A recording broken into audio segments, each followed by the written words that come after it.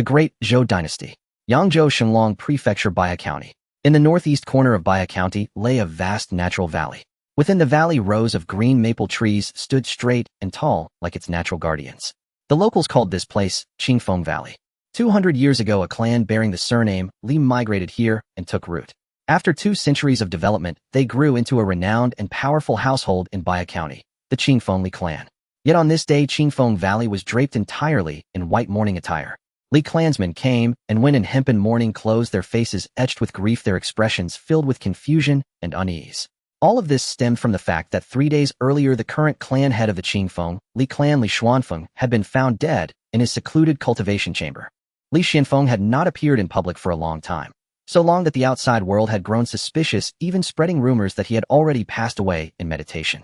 Only when the Li clan could no longer withstand the mounting pressure did they, after repeated calls went unanswered, enter his secluded chamber and discover that he had been dead for many days. His death had come far too suddenly. For Li Xuanfeng was not only the clan head of the Qingfeng Li clan, but also its strongest cultivator. With the new generation yet to mature, his passing was a tremendous blow to the clan.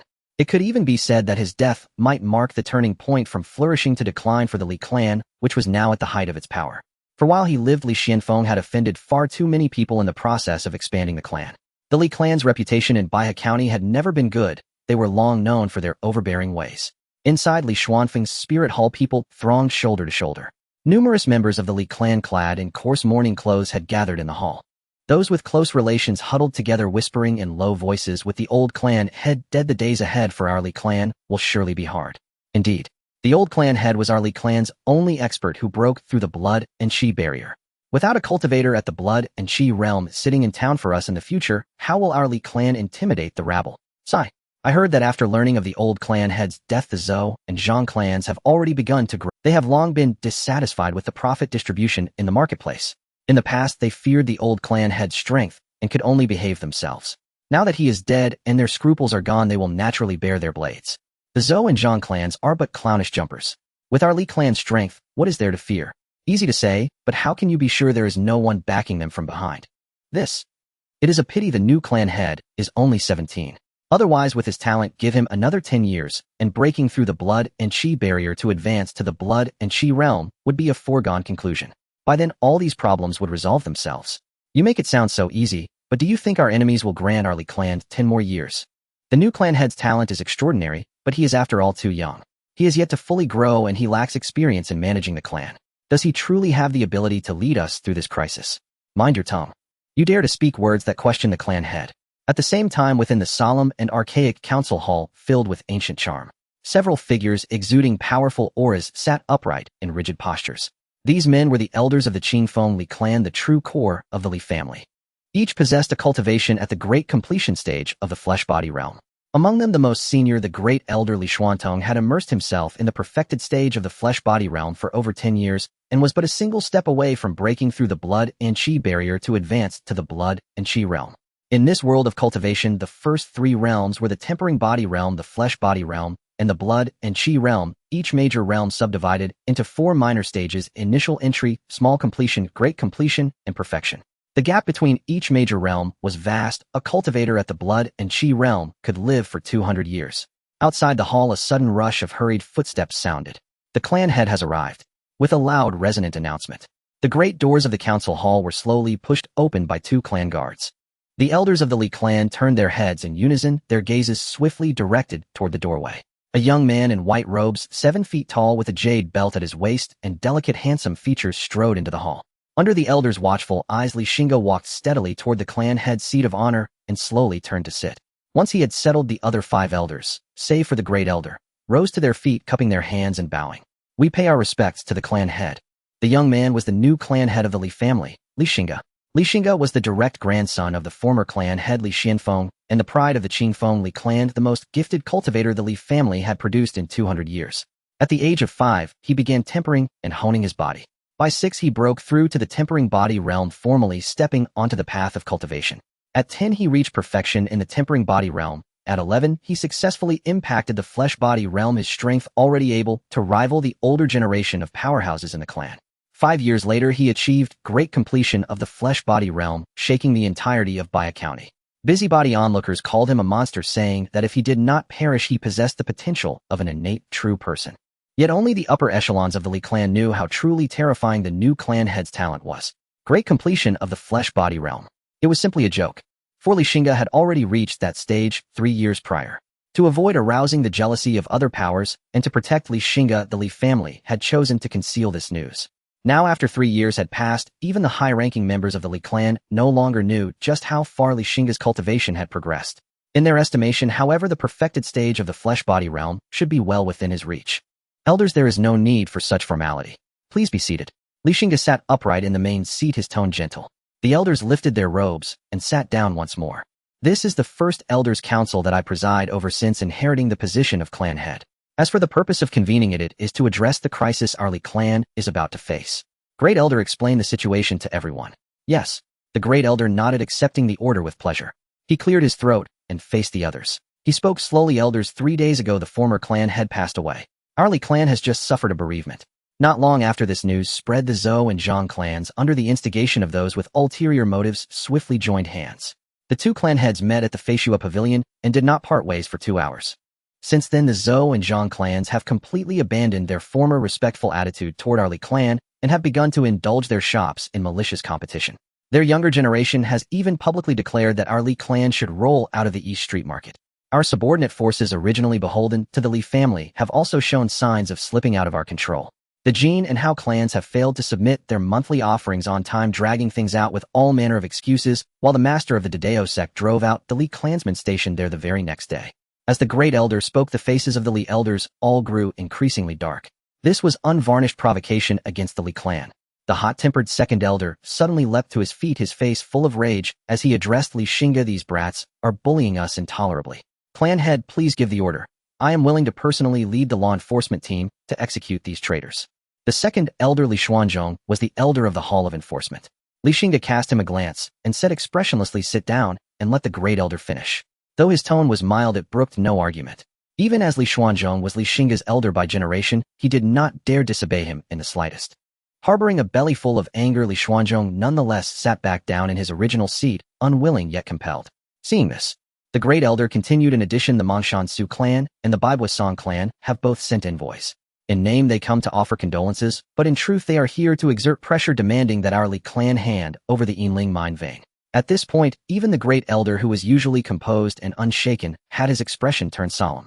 The Mongshan and Baibuasong clans were not like the Zhou and Zhang families. These two were genuine powers in Baya County.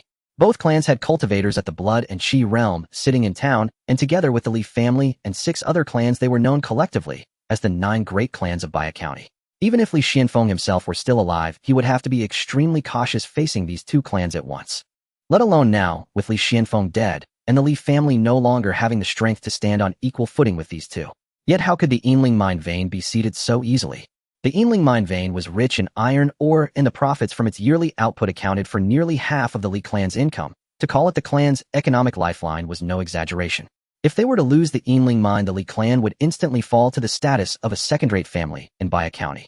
As expected, this time the other elders could no longer sit still. They spoke one after another. Clan head, Great Elder, all other conditions may be negotiated, but this Yinling mine vein must never be handed over. The Yinling mine vein is the economic lifeline of our Li clan. How can it be ceded to another? If we lose the Yinling mine vein, our Li clan will have no chance to rise again. The Su and Song clans have gone too far. Even if it means mutual destruction, our Li clan must never hand over the Yinling mine vein. Otherwise, how will we have the face to meet the ancestors of the Li clan after death? Indeed, we beseech the clan head and Great Elder to reconsider. Watching their agitated reactions, the Great Elder could not help but sigh. He rubbed his forehead and closed his eyes with a pained expression, his tone sinking low. Mutual destruction. They would love nothing more than for us to choose such a path. Easy words to say. In our current state, does the Li clan still have the ability to drag the Su and Song clans down with us? It would be like an egg smashing against a rock. I know you do not fear death, but dying is a small matter. Dragging the clan into annihilation and cutting off our bloodline, that is what would make us the true sinners of the Li family for all ages. The elder's words came to an abrupt halt. The Great Elder was right. If they chose mutual destruction, their deaths might be swift and satisfying. But the more than 1,000 members of the Li clan would surely be slaughtered to the last by the 2 families. The council hall fell into a strange silence. Are we truly to hand over the Yinling mine vein? After a long moment, the second elder finally spoke, his face full of unwillingness. A commoner is not guilty, but carrying jade invites his doom. Without a cultivator at the blood and chi realm seated in town, our Li clan has no qualification to negotiate terms. The great elder's tone was suffused with desolation. It is all because this old man is incompetent, unable to break through the bottleneck of the flesh-body realm. Otherwise, how would the Su and Song clans dare to humiliate our Qingfeng Li clan so? Great elder, there is no need to belittle yourself. Everyone has seen how much you have done for the clan over the years. After a long silence, clan head Li Xingge finally spoke. For the great elder to cultivate to the perfected stage of the flesh-body realm, his talent was naturally not poor. In no way was he inferior to his grandfather Li Xianfeng. However, the clan's resources were limited. Now that he was advanced in years, and his blood and chi had declined, he had missed the best time to impact the blood and chi realm. The great elder opened his mouth wanting to say more, but Li Xingge raised a hand to stop him. Great elder, there is no need to say more. The fault does not lie with you. Our Li clan has fallen into today's perilous situation for one reason. Because there is no blood and chi realm cultivator seated in town. The solution is simple: I will become one. At these words, hope flared in the elder's eyes. But soon that light dimmed once more. If a new blood and chi realm cultivator were to emerge in the Li clan, the crisis they now faced would vanish in an instant. Yet the blood and chi realm was not so easily attained. The Li family had resided in Qingfeng Valley for over 200 years, yet in all that time only 7 cultivators at the blood and chi realm had ever emerged. At present, only 2 people in the clan were qualified to attempt a breakthrough. One was the great elder, the other was clan head Li Xingge. The great elder's blood and chi were already in decline, and his chance of succeeding in breaking through to the blood and chi realm was less than 10%. As for Li Xingge, he was still very young. To have reached the perfected flesh-body realm at his age was already shocking. To hope that he would break through to the blood and chi realm was something they dared not even dream of. As though seeing through their thoughts, Li Xingge chuckled softly. His aura suddenly began to change. From his entire body, strands of crimson blood and chi power surged forth, rising around him and condensing in midair into the ferocious, domineering phantom of a lion. The lion lifted its head and let out a long roar toward the heavens, and in that instant a terrifying pressure crashed over everyone like a storm-tossed tide. Under the weight of this pressure, they felt as if their hearts were being gripped tightly by an invisible hand, making it impossible to breathe. Their eyes widened. This kind of oppressive aura was something they had felt only from the former clan head Li Xianfeng. The great elder was the first to react, his clouded eyes fixed firmly on Li Xingge. His voice trembled, his face full of shock as he stammered, blood and chi manifestation. This is blood and chi manifestation. Clan head, could it be that you? Under the great elder's anxious, expectant, and fearful gaze, Li Xingge slowly nodded. Yesterday, I successfully broke through the blood and chi barrier and advanced to the blood and chi realm. Though they had guessed as much, hearing Li Xingge personally confirm it left the great elder momentarily dumbfounded before he burst into hearty laughter. As he laughed, his eyes grew moist. Good, good, good. Our Li clan has successors. Our Li clan has successors. If even the great elder was so beside himself, the other elders were all the more overwhelmed. I'm not dreaming, am I? The clan head has truly broken through to the blood and chi realm. The second elder gave his own cheek a hard slap to see if he was dreaming. When the burning pain confirmed that this was reality, tears streamed down his aged face. Who could understand it? The contrast between what had just been and what now was simply too great. A moment ago, he had still been worrying over the Li clan's future. The next moment, he was told that the clan head had broken through to the blood and chi realm, that the Li family now had a new blood and chi realm cultivator. All their problems would cease to be problems. Who could remain unmoved? Our Li clan has a new blood and chi realm cultivator. The ancestors bless us, the heavens bless us. Heaven does not abandon our Qingfeng Li clan. The clan head is indeed our Li family's prodigy. A blood and chi realm cultivator at 17. Never have I heard of such a thing in all my long years. A blood and chi realm cultivator at 17 is unheard of even across several hundred years of Baya County's history. With the clan head's talent, he may well have hope of stepping into the innate realm. If our Li clan truly gives rise to an innate cultivator, who in Baya County will be able to stand in our way? Even in Shenglong Prefecture, our Li family will surely have a place in the future. I will immediately spread the news of the clan head's breakthrough to the blood and chi realm to steady the hearts of our clansmen and intimidate the rabble. The great elder, recovering from his excitement, spoke eagerly. But just as he lifted his foot to leave, Li Xingge called out, "Great elder, wait." The great elder halted and turned back to look at Li Xingge, only to hear him say slowly, "For now, we will seal off the news of my breakthrough to the blood and chi realm." The great elder furrowed his brows, puzzled. Thus he asked clan head, "Why is that?" Li Xingge let out a cold laugh. The former clan head has only just passed, and already some petty clowns cannot wait to jump out to provoke our Li clan, wanting to carve flesh from our bodies and drink our blood. This is intolerable. It seems our clan has been too low-key these past years, and they have forgotten what it means to feel fear. The great elder paused, understanding dawned. He drew in a deep breath and said softly, the clan head intends to use them to establish our might. Exactly. Xingge's expression grew incomparably cold. Until now, though reputed to be a genius in the eyes of outsiders, he was still but a junior. Even if he inherited the position of clan head, there would surely be those who, leaning on their seniority, would not take him seriously. Now that someone had delivered their heads to his doorstep for him to establish authority, why would he not gladly accept? The great elder pondered for a moment, then nodded, expressing his agreement. The clan head's considerations are far-reaching, this old one is far inferior. The clan head was right. In recent years, the Li family had been silent for too long. So long that people were beginning to forget whether the Li clan's blade was still sharp. After everything was settled, the crowd gradually dispersed.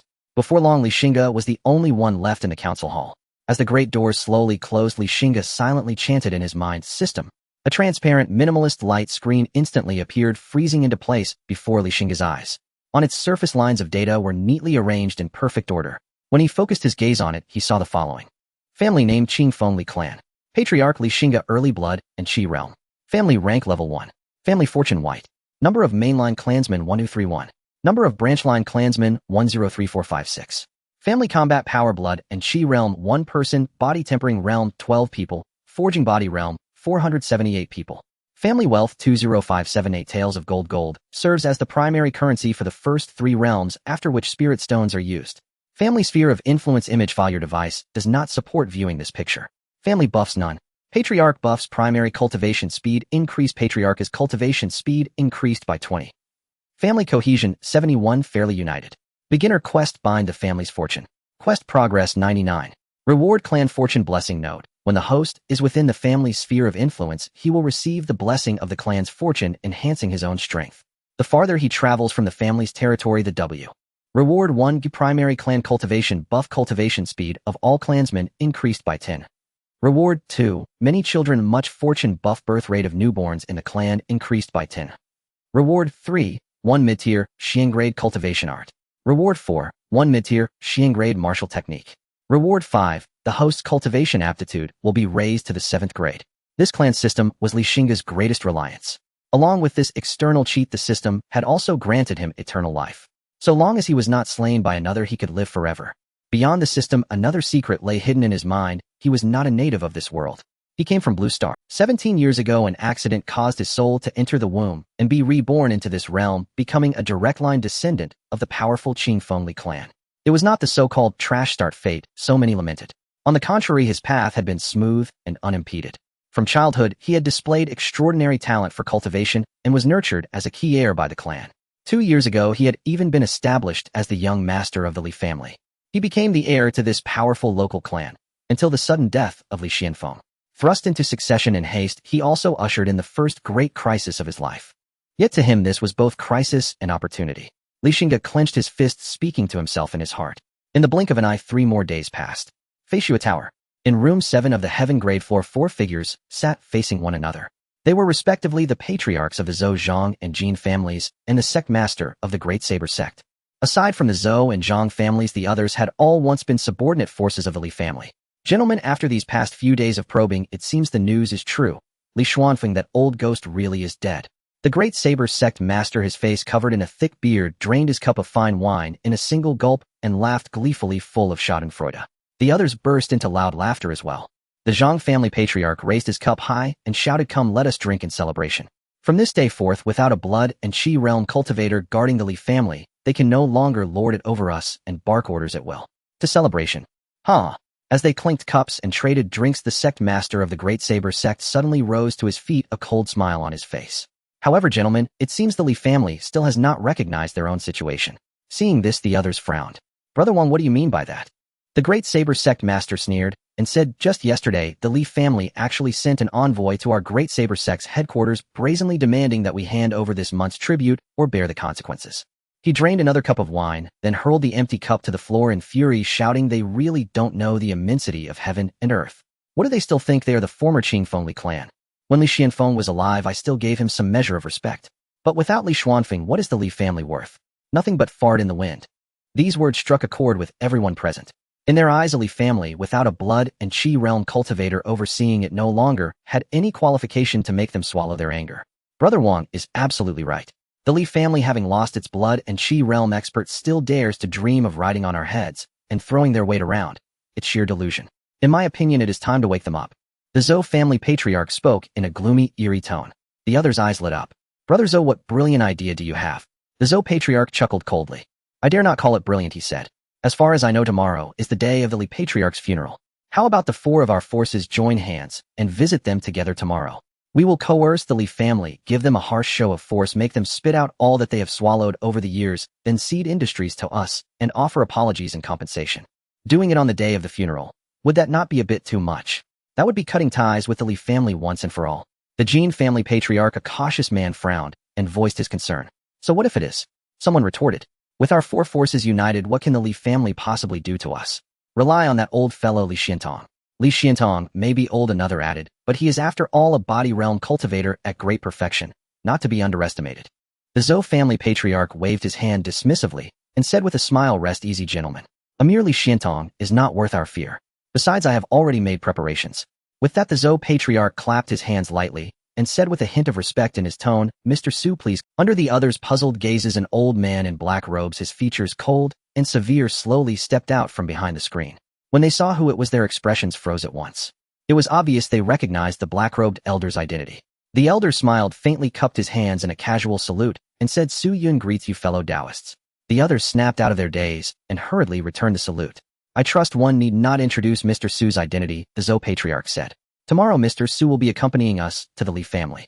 The Jin patriarch said with a smile, Mr. Su's name is known to every man, woman, and child in Baya County. To have the chance to meet you today is truly a blessing of 3 lifetimes. Indeed, indeed. With Mr. Su overseeing matters, tomorrow's affair is sure to succeed. Their words were full of compliments. It was clear that the identity of the black-robed elder was anything but ordinary. Su Yun was the great elder of the Mongshan Su clan, a 50-year-old body realm cultivator at great perfection. Rumor had it that he had already sensed a trace of blood and Qi power, and his strength far surpassed others of the same realm. Though smiles adorned their faces, the patriarch's hearts began to pound. They had not expected that behind this gathering to scheme against the Li family, the Su clan would also have a hand. The Su clan was no minor household, but a colossal force guarded by a blood and Qi realm cultivator. His participation made them realize that matters might not be so simple. Their suspicions were soon confirmed. Su Yun chuckled and said, Gentlemen, you should be well aware of the relationship between our Su clan and the Li family. It has long been one of mutual hostility. Now that Li Xianfeng is dead, this is an excellent opportunity to eradicate the Li family. Naturally, our Su clan will not let such a chance slip by. However, for certain reasons, our Su clan is not suited to act openly. I will instead hide in the shadows. Tomorrow, all you need to do is provoke the Li family, leave Li Xiantong to me. Once the Li family is destroyed, aside from the Yinling mine vein, our Su clan will not take a single coin of the spoils. Su Yun's words set their hearts pounding wildly. The Li family was an old powerhouse that had endured for more than 2 centuries. The wealth and resources they had amassed over such a long time were surely immense. If they could obtain it, it would be a tremendous boost both to themselves and to the forces behind them. Moreover, in their eyes, with Su Yun attacking from the shadows, wiping out the Li family would not be difficult. This was a deal requiring no investment at all. Their decision was made almost in an instant. The men exchanged glances, then rose and cupped their fists in unison. We shall follow Mr. Su's commands. Satisfied with their answer, Su Yun burst into hearty laughter. Gentlemen, you will not regret the decision you have made today. In the room, the men continued to drink and trade cups, their laughter and chatter incessant. Before long, the next day arrived. It was the 18th day of the 6th lunar month, a day auspicious for ancestral rites, funeral processions, burials, and groundbreaking ceremonies, the final resting day of Li Xuanfeng, patriarch of the Li clan. At dawn, the sun rose in the east, bathing the land in golden light. Within Xingfeng Valley, voices surged like a tide. Every member of the Li clan had gathered clad in coarse hemp mourning garments to bid their venerable patriarch a solemn farewell. Meanwhile, beyond the valley's rim, uninvited guests arrived without warning. Zhou clan's patriarch gazed upon the resplendent Xingfeng Valley, avarice flickering in his eyes. Soon this place will be mine. He had coveted this fengshuobless land for years. Extinguishing the Li clan would grant him dominion over it, a sanctuary to recuperate and flourish. In time, the Zhou clan might well ascend to become the preeminent power in Baya County. To ensure absolute success, the 4 allied factions deployed their elite forces in full force. Among them stood over 20 body refinement realm cultivators, and hidden in the shadows, poised to strike, was Su Yun. Together, they possessed overwhelming strength sufficient to obliterate any clan lacking a blood Qi realm master. They advanced unimpeded, encountering no resistance. In short order, they reached the gates of the Li residence where two black-robed warriors, both at the body forging stage, stood guard. The intruder's hostile bearing instantly roused the guard's vigilance. One stepped forward, halting the procession with stern authority. Halt. This is the domain of the Qingfeng Li clan. Entry is forbidden without explicit permission from the clan elders. Then let us see whether you can truly stop me, laughed the grandmaster of the Great Saber sect. Before the guard, he lunged forward with astonishing speed and struck the guard squarely in the chest with a thunderous palm strike. The poor guard, only at the body forging stage, stood no chance against a master who had perfected the mortal frame. The immense force hurled him backward, smashing through the gate and crashing deep into the courtyard, skidding several meters across the stone floor. The second guard, startled into action, drew his blade in fury. Dare you? But before he could utter another word, he met the same fate. Having effortlessly eliminated these two obstacles, the grandmaster brushed dust from his hands, glanced up at the gilded characters above the gate, Li residence, and a flash of contemptuous resentment crossed his face. Then with disarming nonchalance he declared, "Gentlemen, you may enter."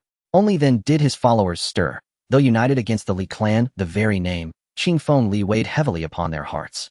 After all, the Li clan had reigned as Baihe County's foremost martial house for over 2 centuries. Now its dignity lay shattered beneath the grandmaster's casual disdain, evoking a chilling illusion. Even the 9 great clans were not invincible. Inside the residence, chaos erupted. All mourners, still steeped in sorrow, stood frozen, staring at the 2 guards lying motionless on the ground. A heartbeat passed in stunned silence. Then fury, white-hot and boundless, surged forth. Who dared such brazen insolence? To assault the Li clan on the very day their patriarch ascended to the mountains was tantamount to declaring eternal enmity. Then came the sight of the invaders flooding inward, brandishing blades of every shape and origin. The Li clan's shock curdled into outrage. A Li steward recognized the intruders and faced darkening spat. "Wang Wu, you dare storm our gates? You've grown reckless indeed, if not outright suicidal." Wang Wu was the grandmaster's name. Hearing this, he exchanged glances with his allies, as if someone had just recounted an absurd jest. Clutching his belly, Wang Wu roared with laughter. "Even now your arrogance remains undimmed. When old Li Xianfeng still drew breath, I granted your clan 3 measures of respect. But now that he has departed, your house means nothing to me." His words dripped with scorn, so potent that veins bulged along the Li clansmen's forearms. It had been decades since anyone dared so openly insult or challenge the Li clan. As the steward opened his mouth to retort, Wang Wu sneered, "You are unworthy to address me. Go, summon Li Xiantong to greet this grandmaster." The steward's face paled, not with fear but with seething rage and a quiet, hollow despair. Before this, his duty had been to oversee the Great Saber sect's affairs, and Wang Wu had treated him with deference bordering on filial reverence. Yet the moment news of the patriarch's death spread, Wang Wu transformed overnight into a rabid hound turning on its master. Though fury burned within him, urging him to tear Wang Wu limb from limb, he knew full well the chasm between their strengths. In combat, he would fall before Wang Wu's first strike. To die was trivial, but to stain the Li clan's honor was unforgivable. Just as desperation tightened its grip, a calm, aged voice pierced the tension, granting the steward instant relief. "Wang Wu, years have passed, yet your cultivation has scarcely advanced while your audacity swells beyond measure. Pray tell whose backing emboldens you so." Slowly emerging from the depths of the residence, Elder Li Xiantong regarded Wang Wu with icy detachment. The elder's arrival pressed down upon Wang Wu and his allies like a mountain. Though they mocked Li Xiantong in speech, his actual presence compelled instinctive gravity, even among those who feigned indifference. For he was no ordinary master, a true body perfection realm sovereign. Though only one minor realm separated body perfection from body mastery, the former wielded crushing supremacy over the latter. "Li Xuantong, I'll waste no breath. Li Xianfeng is dead. The Qingfeng Li clan is no longer the lofty, untouchable power it once was. For decades you bled us dry, treating us as insects beneath your heel. Now you shall vomit back every drop you stole." Wang Wu snarled at the aged elder. Zhou Zhang and Jin clan's patriarchs echoed his vitriol, launching blistering verbal assaults upon the Li clan. Elder Li Xiantong watched their frantic posturing with faint, unsettling amusement. Then, voice level and unshaken, he said, "Wang Wu, I understand others' grudges against my clan, but 20 years ago, when your Great Saber sect offended the Huang clan and faced annihilation, you knelt for 3 days and nights before our gates begging to become our vassal. Only Patriarch Li Xianfeng intervened to spare your sect. Am I mistaken?" Wang Wu recoiled under the weight of assembled gazes, feeling stripped bare, exposed. "Lies," he hit. "No matter how wildly you fabricate today, Li Xuantong, it changes nothing. The Li clan will fall. Yet I offer you one mercy: surrender your cultivators' lives, and the rest may live." The elder raised a brow. "Pray elaborate." Wang Wu licked his lips, a cold, mirthless grin spreading across his face. "Let every Li cultivator take their own life, and I shall spare the rest." Clan's patriarch frowned. That had not been the plan. Cut the grass, but leave the roots, and spring wind will revive them. How could Wang Wu ignore such fundamental wisdom? Before he could speak, Wang Wu waved dismissively, silencing them. His magnanimity was feigned. The Li clan remained formidable, though Li Xianfeng had perished. Over a dozen body refinement realm cultivators still stood ready. An elderly Xuantong, a body perfection realm sovereign, loomed as an immovable pillar. Should the Li clan resist to the death, even their numerical advantage would exact grievous losses. Every warrior they brought today was a prized elite. Each casualty a wound, each dozen a crippling blow. If the Li cultivators surrendered their cultivation and broke their own Danshan's, victory would be bloodless and effortless. As for promises made, once powerless, the Li clan would be clay in their hands, molded, crushed, or discarded at whim. Before the elder could reply, the Li clansmen erupted. Eyes blazing, they roared, "Elder, do not yield. A Li son fears no death. Fight them to the last. Fight. Who dares disgrace the Li clan shall die." Wang Wu met their murderous glares with unflinching calm. He fixed the elder with a frigid stare. "Li Xiantong, what say you to my proposal?" "Not favorable," replied the elder, his smile widening, edged with lethal intent. "You refuse the cup of grace, so you shall drink the cup of punishment." Realizing his gambit had failed, Wang Wu's expression hardened into fury. "I offered you a path, yet you spurned it. From this day forth the Qingfeng Li clan ceases to exist in Baya County." An audacious claim. Deep within the manor, a bone-chilling voice exploded like thunder in the ears of all present. Instantly, heaven and earth fell into utter silence. A figure clad in mourning robes emerged silently from the crowd. No one knew when or how. He stood with hands clasped behind his back, gazing coldly upon Wang Wu and his entourage. At the sight of this figure, hope flared fiercely in the eyes of the Li clan members. "The patriarch. It is the patriarch. The patriarch has arrived. We pay our respects to the patriarch." The newcomer was none other than Xingge. Wang Wu and his companions stared at this young man. Strangely, though he appeared utterly devoid of cultivation, his mere presence pressed down upon them with crushing weight. "So, you are the new patriarch of the Li clan?" Wang Wu asked, steeling himself. His words met with no reply. Frustration flared within him, and he sneered, "Truly the Li clan has sunk so low as to install a green, untested youth as its patriarch." At that, the onlookers burst into raucous laughter. Xingge narrowed his eyes and spoke slowly. "My venerable ancestors' bones have yet to cool. An already a cur once raised by the Li clan has turned fangs upon its master." Wang Wu's face flushed crimson with fury. How dare this youth compare him, a peerless master of the flesh-refining realm, to a mere gate dog? Yet deeper still cut the sting of truth. In Patriarch Li Xuanfeng's lifetime, Wang Wu had indeed behaved less like a rival and more like a loyal hound. The Li clan had long anticipated their enemies would strike first after Patriarch Li Xuanfeng's death. But never, not even in their darkest imaginings, had they foreseen it would be Wang Wu, ever the most obsequious servant, who lunged forward with such ruthless haste. "You insolent whelp, utterly delusional. I've heard you're a prodigy unseen in centuries for the Li clan. Today I shall test your reputation myself, and see whether it holds any grain of truth." Blinded by rage, Wang Wu drew his great saber and launched himself straight at Xingge. His speed was breathtaking. In the blink of an eye, he closed the distance and loomed before Xingge, raising his ghost head, severing saber high, then bringing it down with devastating force toward the young patriarch's skull. Though Wang Wu held no illusions about Xingge's strength, he never underestimated an opponent. This strike carried the full might of his perfected cultivation. Even a peer-level martial artist caught unawares would fall lifeless beneath such a blow.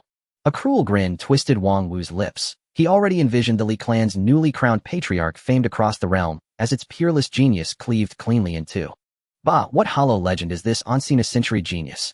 A pretender peddling false glory, merely another soul destined to perish beneath my blade. But then, Wang Wu's grin froze, replaced by abject terror, as if plummeting into an abyss. Before him, Xingge lifted his hand with unhurried grace. That saber, capable of cleaving mountains and shattering boulders, was arrested effortlessly between Xingge's two fingers. Wang Wu strained with every sinew, face contorted crimson, yet could not wrench it free. Xingge regarded Wang Wu's frantic exertion, shook his head, and said, "Master Wang, your training remains incomplete." Then before Wang Wu's widening eyes, Xingge tightened his grip, and the legendary blade, forged over decades from hundredfold refined steel and drenched in countless foes' blood, snapped cleanly in two. Next, Xingge seized Wang Wu by the throat. A suffocating pressure slammed into his consciousness. Wang Wu thrashed wildly, clawing desperately at that ironclad hand. Yet it remained immovable, as unyielding as mountain iron.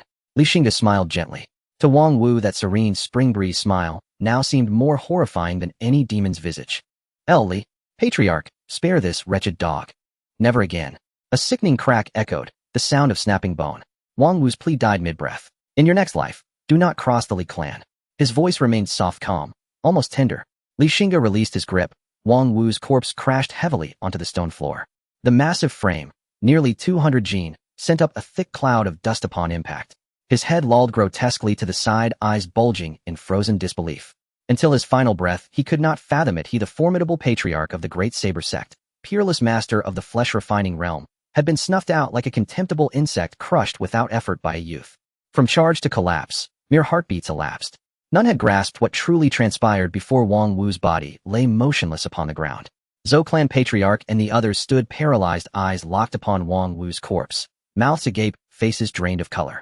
They had never imagined the very man who moments earlier had arrogantly declared the Li patriarch's execution would himself lie dead, on the spot, before the sun shifted its course. Wang Wu, the great saber sect's patriarch, a flesh-refining realm paragon. Among the elite of Baihe County, he ranked among the highest. And yet he perished, like a speck of dust beneath a fingertip. Meanwhile, the Li clan erupted in deafening, earth-shaking cheers. Countless Li clansmen gazed upon that unruffled young man with feverish adoration. Long live the patriarch! Long live the patriarch! Long live the patriarch! That thunderous unified cry finally shattered Zhou clan patriarch's stupor, replacing awe with raw primal dread. They had calculated every variable, except one. That one variable was the Li clan's prodigy, their new patriarch.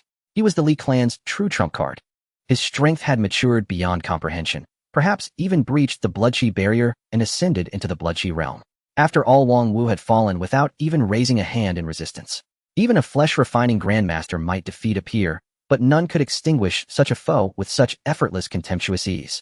Reality settled upon them. Annihilating the Li clan was now sheer fantasy. Even with Su Yun present, a master whose foot already hovered at the threshold of the blood-chi realm. Li Xingge's power was too terrifying. To persist would invite Wang Wu's fate, and so retreat became instinctive, unanimous.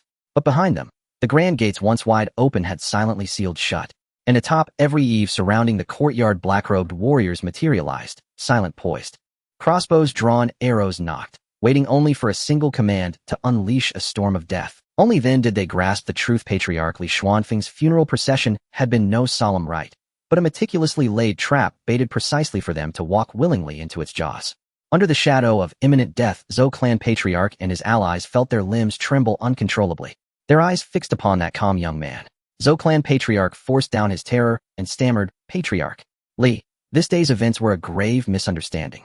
We acted solely under Wang Wu's incitement. Please, do not hold us accountable."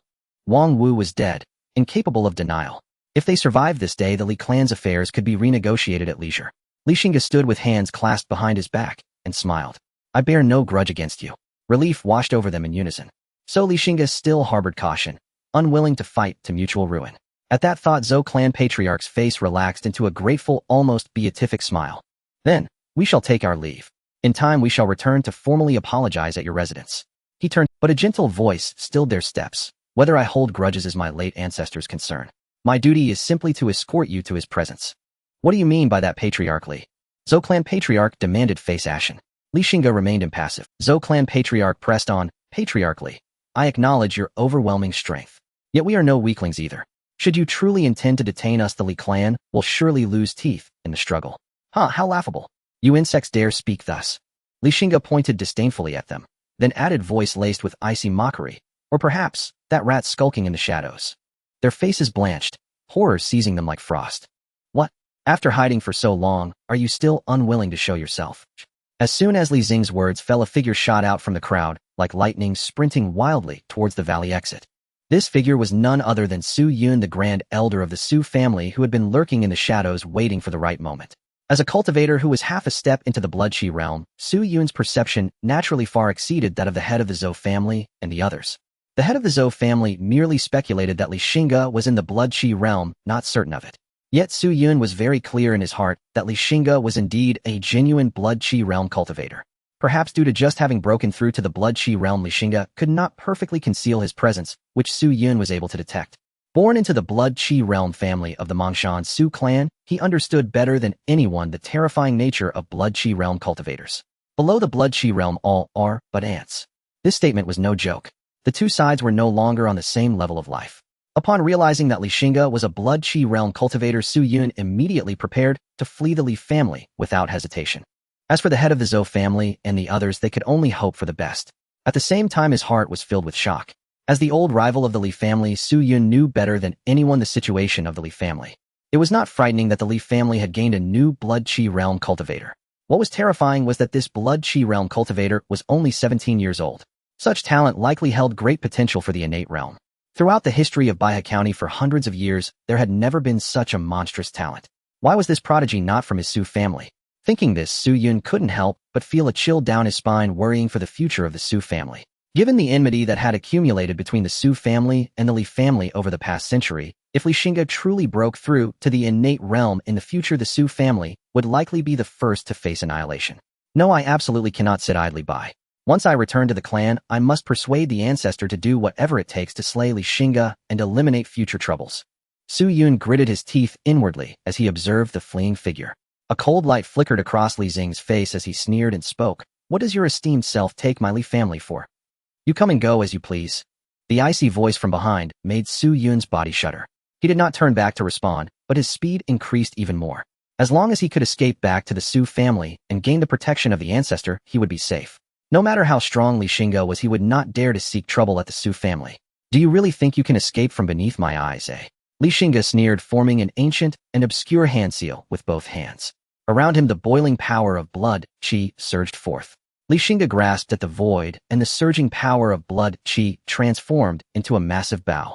Li Xingge took hold of the bow, nocked an arrow, and aimed the arrowhead directly at Su Yun. When he had gathered his energy to its peak with a whoosh, it seemed as if the void would shatter, and the arrow shot out like a meteor streaking across the sky. In the blink of an eye, a suffocating, killing intent enveloped Su Yun. Sensing the danger behind him, Su Yun's heart raced, and he hurriedly turned around. The imminent threat felt so close that Su Yun's face twisted in horror. No! The mournful cry echoed throughout Qingfeng Valley. The arrow pierced directly through Su Yun's body, and with unstoppable momentum, it brutally pinned Su Yun to the ground. The marble-paved ground exploded into a crater several meters in diameter, raising a cloud of dust. As the dust gradually settled, the feathered arrow formed from the power of blood chi transformed into countless starlights, disappearing from sight. All that remained on Su Yun's chest was a gory wound, oozing blood profusely.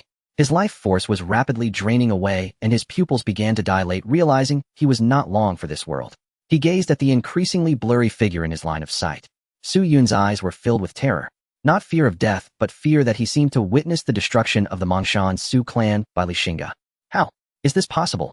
The head of the Zhou family and the others witnessing all this could hardly believe at this moment their hearts were filled with utmost fear. Others may not know Su Yun's identity, but these few were well aware. He was the grand elder of the Mongshan Su clan, a top expert, half a step into the blood chi realm. Yet he was so easily subdued by Li Xingge. This was far more shocking than the feeling of Wang Wu being killed in an instant. Li Xingge had truly mastered the blood chi realm. At this moment they felt as if the sky above had collapsed. Gentlemen, shall we take our leave? The road to the underworld is long, and if we delay too long you may not catch up with your ancestors. The grim words rang out once more. The head of the Zhou family looked at Li Xingge in fear and pleaded, Masterly, spare us our lives. From now on we are willing to follow the Li family loyally. Li Xingge shook his head. The head of the Zhou family with a pale face said, Li Xingge, do not go too far. Do you know who you just killed? A member of the Su family. The head of the Zhou family narrowed his eyes, his voice trembling. Knowing this, you still dare to kill him. You are bringing calamity to the Li family. Upon hearing this, Li Xingge laughed. Some people are so brainless, holding a knife to others' throats, yet they don't allow others to fight back. Seeing that begging for mercy was futile, the head of the Zhou family's expression turned ferocious. If you want to kill me, it won't be that easy. Even in death, I will take 3 of your Li family's teeth with me. After saying this, the aura of his fully developed physical body erupted. He drew out the treasured sword at his waist and charged directly at the Li family's members. The others, seeing this, knew today was a fight for their lives. They all brandished their weapons and charged.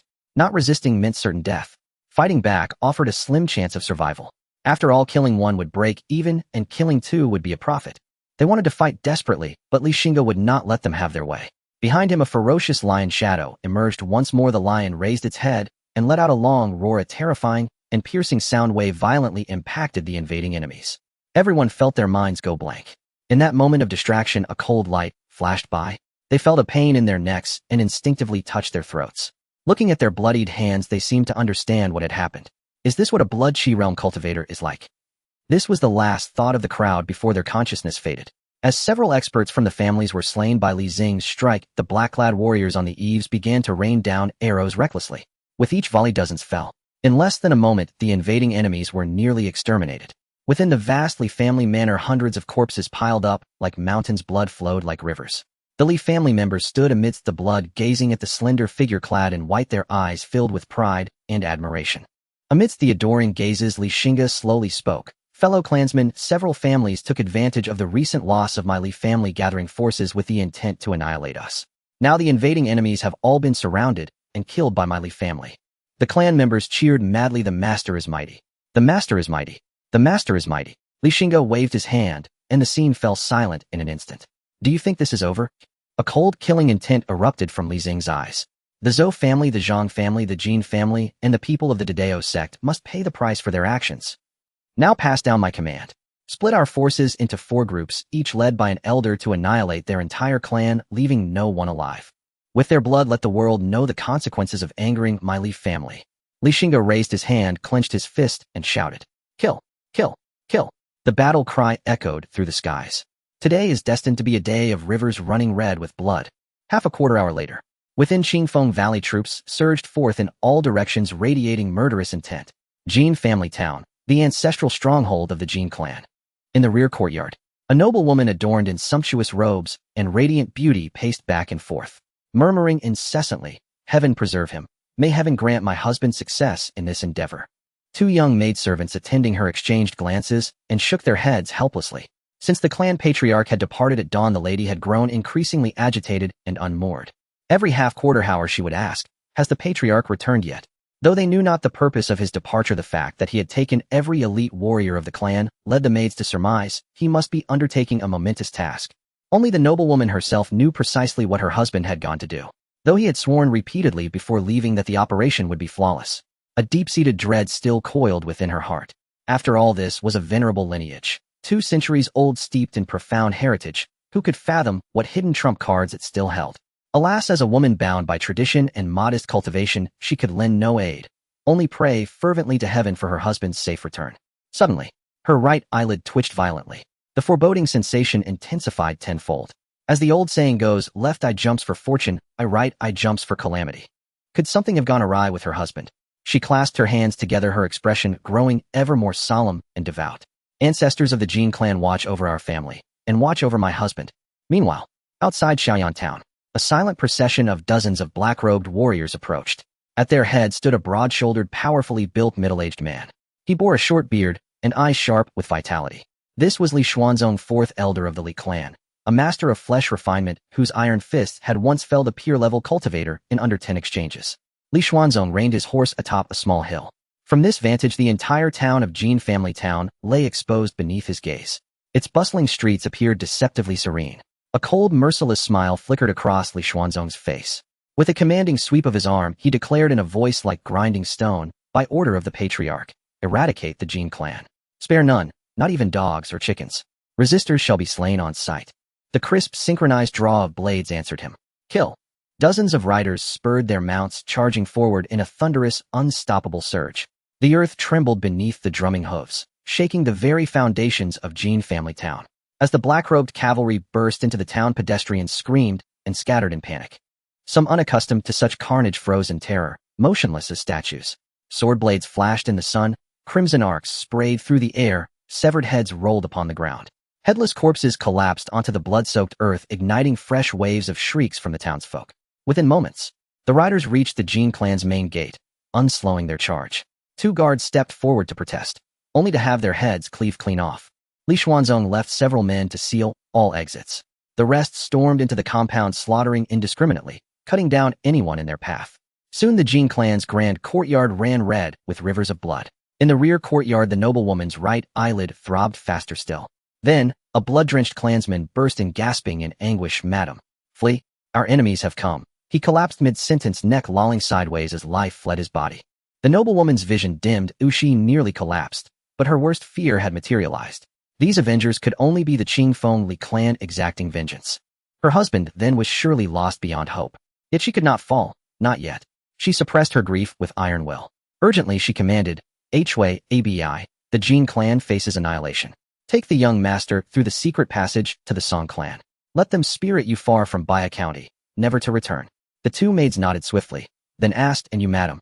She laughed, a brittle sorrow-laced sound. I am a wife of the Xingge clan. I shall live and die with it. She seized a sword from the weapon rack and strode resolutely outward. By now the massacre within the Xingge clan compound had reached its grim conclusion. Limb-strewn bodies piled, blood pooling beneath fallen clansmen. The Xingge clan's inner defenses were hollow, utterly defenseless against these ruthless black-robed warriors. Emerging into the courtyard, the noblewoman witnessed one black-robed swordsman beheading a child of 4 or 5. Her fists clenched until bone creaked.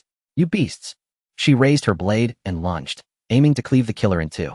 The swordsman barely dodged, yet before the blade could strike home, a pair of iron fists intercepted it with a thunderous clang, sending sparks flying. Remarkable. I did not expect the Xingge matriarch herself to be a flesh refinement expert. Li Xuanzong remarked, visibly surprised as he regarded the elegant, fierce noblewoman before him. Li Xuanzong, slaughtering children of 5 years.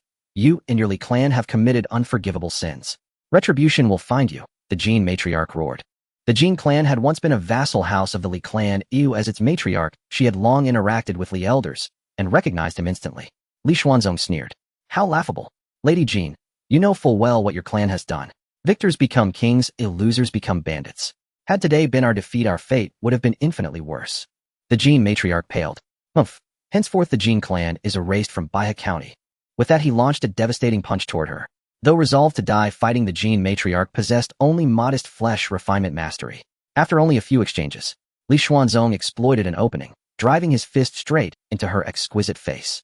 The sheer force shattered her skull instantly, splattering crimson and ivory across the ground.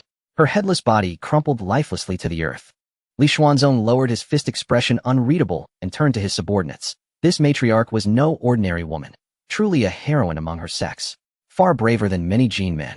10 minutes later, a subordinate reported, Elder, the Xingge clan numbered 171 souls.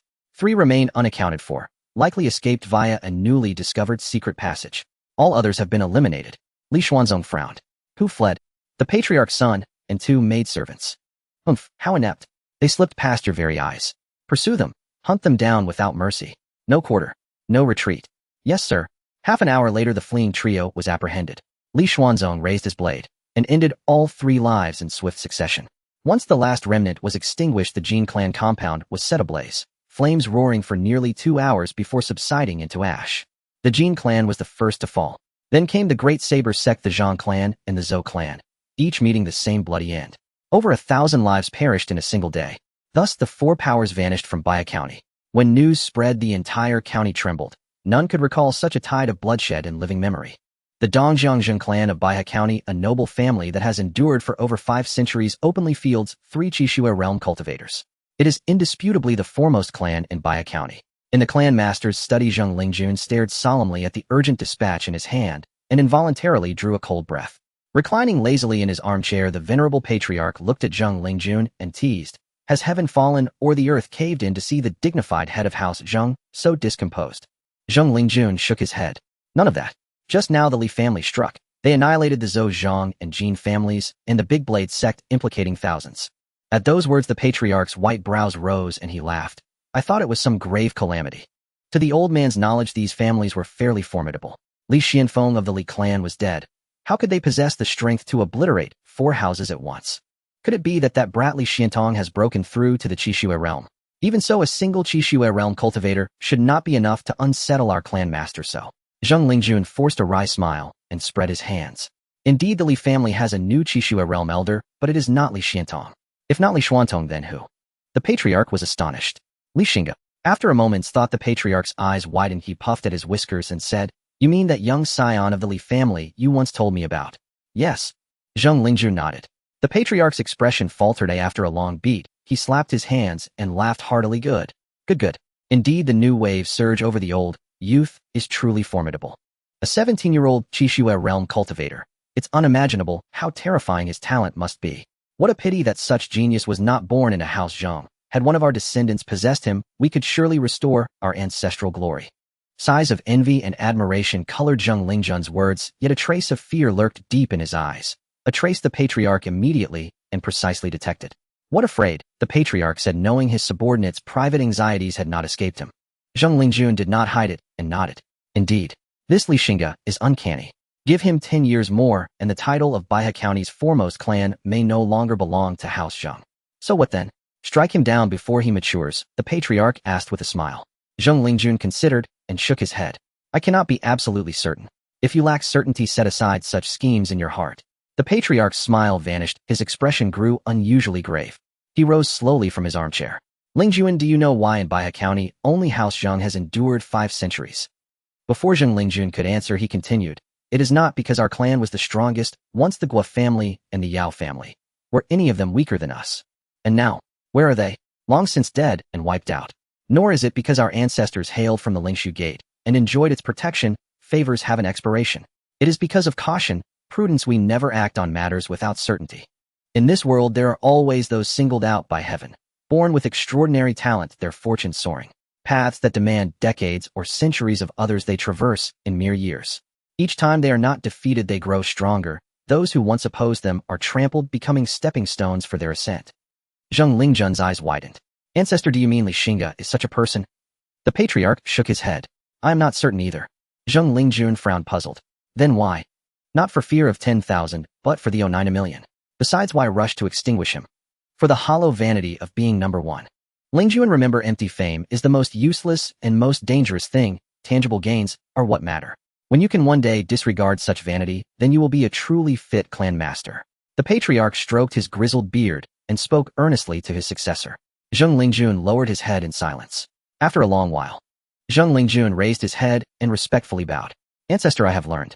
I will send emissaries to make friendly overtures to the Li family's new head. If he is, as you describe, our house may follow his lead, and perhaps emerge beyond Baihe County to restore our forebears' glory. If not, we stand to lose little. The patriarch laughed. Promising indeed. Mongshan lies at the northeast corner of Baihe County. The renowned Su clan of Mongshan sat among these towering peaks. When Xu, head of the Su family, learned of Su Yun's death, he flew into a rage. He smashed the table before him with a palm and roared, "What despicable wretch dares slay the pillar of House Su?" The Su family's elders bowed their heads in silence before their furious lord, each guessing what could have provoked such. After venting, Su's anger cooled somewhat. Squinting at them, he said, "Gentlemen, the reports are true. The Grand Elder fell to the Li family." The elders stood stunned. Grand Elder is dead. Impossible. Apart from that wretch Li Xuanfeng, who in the Li family could have slain him? One elder said in disbelief. Su sighed. It's undeniably true. The Li family's prodigy Li Xingge has broken through to the Qixue realm. The Grand Elder could not escape. He died by his hand. The Su elders were silent. After a while someone croaked, "Clan head, how is this possible? Li Xingge is only 17. Though I scarcely believe it is the fact. Clan head, given the grudges between our houses, Li Xingge will surely become our great enemy. We must prepare now, otherwise when he matures, House Su will be undone. We cannot let our ancestors' legacy perish by our hands." The second elder of House Su said anxiously, "I know. I bitterly regret that we did not spare everything to kill this scourge when we had the chance. Now that Li Xingge has risen, it's too late for remorse." Su's face was filled with vexation. The others sighed as well. At that moment, a short, sallow-faced elder in a purple robe emerged slowly from the rear door. He glanced at the worried assembly and snorted coldly. "Enough. One mere youth has made you lose your nerve. If word gets out, you'll be laughed to scorn." At his arrival, the Su elders rose hastily and bowed with utmost reverence. "We pay respects to the Supreme Elder." The newcomer was Su Chongqing, the Su family's sole Qixue realm cultivator and the Supreme Elder. Su Chongqing seated himself on the clan leader's throne, while Suja hurried to stand respectfully at his side. Suja asked cautiously, "Elder, why have you come?" Su Chongqing glared and sneered. "If I had not come, the Su clan would have been ruined by you fools." At Su Chongqing's rebuke, the assembly bowed their heads. "Why was I not informed of the plan to strike the Li family?" Su Chongqing narrowed his eyes and spoke coldly. Seeing the elder prepare to punish them, Suja hurriedly explained, "The elder was in seclusion, we dared not disturb him." "Fools, incompetents!" Su Chongqing cried, slapping Suja across the face with such force that he was sent sprawling to the ground. Watching Suja's face swell visibly, Su Chongqing berated him with disappointment. "Back then the old man fought opposition to make you a concubine son, the clan head, because he thought you had vision, judgment, and restraint. Now it seems the old man erred. Even placing a pig in your stead would have done better than you." Having been struck, Suja dared not show resentment. Prostrating himself, he begged, "My incompetence, elder. Please be appeased." "Appeased, eh? Will appeasing you bring Su Yun back to life? Do you not understand what Su Yun meant to our clan? The old man has but a few years left. He was only waiting for Su Yun to break through to the Qixue realm and hand the burden over so he could go in peace. Now Su Yun is dead. Tell me, What becomes of House Su's future? Have you not watched the Li family, or do you suppose House Su could also produce another Su Xingge? The assembly's faces went pale. A lion fights a rabbit with all its might. Moreover, the Li family is no unknown clan. Your complacent underestimation treats our thousands of clansmen as a jest. Su Changqing's oppressive gaze swept over them. Seeing them helpless, he sighed at length. Enough. A grave error has been made, and nothing further can be said. Grant me another half-month. If I can break through to the small accomplishment realm, I can shelter the clan for another 10 years. A merely Xingge would then be extinguishable with a snap of the fingers. If I fail summon the burning blood pill, this is the last thing I can do for the family. With that, he paid them no more heed and departed. Watching the stooped small figure recede into the distance, the assembly looked grief-stricken. 2 hot tears traced down Su's cheeks. Elder, I know my fault. The Supreme Elder's stride seemed to hesitate, but soon he vanished from sight. The Baihe County Yamen. County Magistrate Gu Zhiding read the news with a face clouded and clearing. A 17-year-old Qishue realm cultivator. What a prodigy. At his side, the clerk with 2 wisps of a mustache seized the moment. Your Excellency, the Li family acted with such impunity, slaughtering thousands in broad daylight. They show no regard for you, nor the court. Gu Zhiding stared impassively at the enraged clerk, his gaze unmoving until the man's scalp tingled. Then he slowly asked, in your view, what should be done? The clerk's eyes brightened. The Li family has violated imperial law. Send the county troops to hang them, as an example. Gu retorted sarcastically, rely on that motley thousand of the Baihe garrison. The clerk gave an embarrassed smile, then obsequiously said, Your Excellency's prowess is peerless. If you would personally act to destroy the mere Li family, it would be effortless. Gu Zhiding laughed aloud. I am old and my Qishue has long waned. Since you have zeal for loyalty and state, how about I entrust this task to you? If you destroy the Li family, I will petition the court to commend you. The clerk froze. When he recovered, Gu Zhiding was already walking away. Watching the blue-robed magistrates retreating back, the clerk spat on the ground and snarled, Bah, what a thing. Silence. In Qingfeng Valley, the main courtyard of the family head, the 4 elders who led the team on the extermination mission have gradually returned to Qingfeng Valley. Each elder returned with smiles on their faces. It is evident that this trip yielded substantial rewards. After several individuals tallied the results after annihilating the 4 major forces, they had gathered 5,500 taels of gold along with various land deeds, shops, weapons, pills, and cultivation resources totaling close to 11,000 taels in value. Even Li Xingge, upon learning of the harvest from this trip, revealed a hint of a smile. The usually composed elder smiled so broadly that it almost reached his ears. It should be noted that the Li family has operated in Baihe County for over 200 years with total assets just over 20,000 gold. This time's harvest nearly equals half of the Li family's assets, making it a tremendous profit. Elders, based on the current situation, the crisis facing my Li family has been temporarily resolved. Li Xingge smiled from his seat while looking at the assembled elders. It is all thanks to the family head's divine might. Without your intervention, my Li family would be in peril. Several elders cupped their hands in respect, their tone filled with reverence. However, we cannot afford to relax. Li Xing's tone shifted, becoming serious. Although the crisis of my Li family is temporarily lifted, we have now completely severed ties with the Mongshan Su family after killing their elder Su Yun. From my understanding of the Mongshan Su family, it won't be long before a bloody battle erupts between the Qingfeng Li clan and the Mongshan Su family. Upon hearing this, the others also ceased their smiles, their expressions turning grave. The Mongshan Su family is not comparable to the 4 major forces that were just annihilated. They are a powerful clan with true experts in the Qi blood realm. Their clan is filled with experts, and if we engage them in a death match, even if we win, the Li family would likely suffer severe losses. Not to mention, the elder of the Mongshan Su family has been entrenched in the Qi blood realm for many years. It is rumored that he is only a step away from achieving minor success in the Qi blood realm. While our family head possesses extraordinary talent, he is still merely at the initial stage of the Qi blood realm. Family head, we should prepare early to guard against the Mongshan Su family, the elder said. Li Xingge nodded.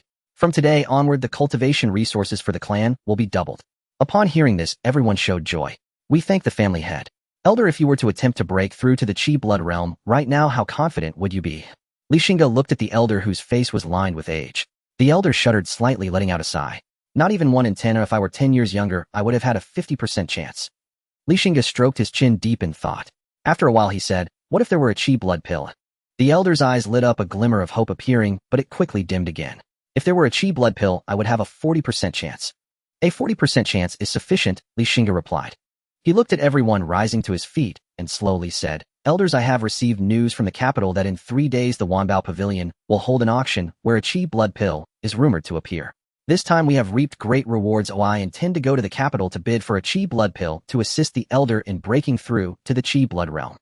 As soon as he finished speaking before others could respond, the elder suddenly stood up with a whoosh. Waving his hands repeatedly, he said, "Family head, you must not. The chi blood pill is quite valuable, easily worth over 10,000 taels of gold. I am already quite old. Even if I were to take the chi blood pill and miraculously break through to the chi blood realm, I could only protect the family for 20 years. It would truly be a waste. I urge the family head to reconsider." It would be a lie to say he wasn't tempted. After all, no cultivator can refuse the lure of advancement. If the Li family were prosperous, the elder would naturally have accepted without hesitation. However, considering the current state of the Li family, a single chi blood pill would deplete all of their liquid assets. This is what the elder did not wish to see. The other elders looked at the elder with a hint of respect in their eyes. Upon hearing this, Xingge was momentarily, then he smiled and said, "Elder, do not rush to decline. Let me finish. Although my Li family has temporarily stepped out of the crisis, we have also completely torn our relationship with the Mongshansu family. A battle is inevitable. If we do not enhance our strength in time, my Li family is likely to suffer heavy casualties. If the elder can quickly advance to the Chi blood realm, then the threat of the Mongshansu family will be negligible. Currently, only the elder is qualified to attempt the breakthrough to the Chi blood realm, so I hope you will not decline." Although the other elders were also envious of the Chi blood pill, they were all merely at the perfected stage of the physical body realm, far from advancing to the Chi blood realm. Thus, after a brief moment of jealousy, they began to persuade the elder. The family head is right. Only the elder has the qualifications to break through to the Chi blood realm. For the sake of the family, please do not decline any further. Elder, think it over. We hope the elder does not miss this opportunity.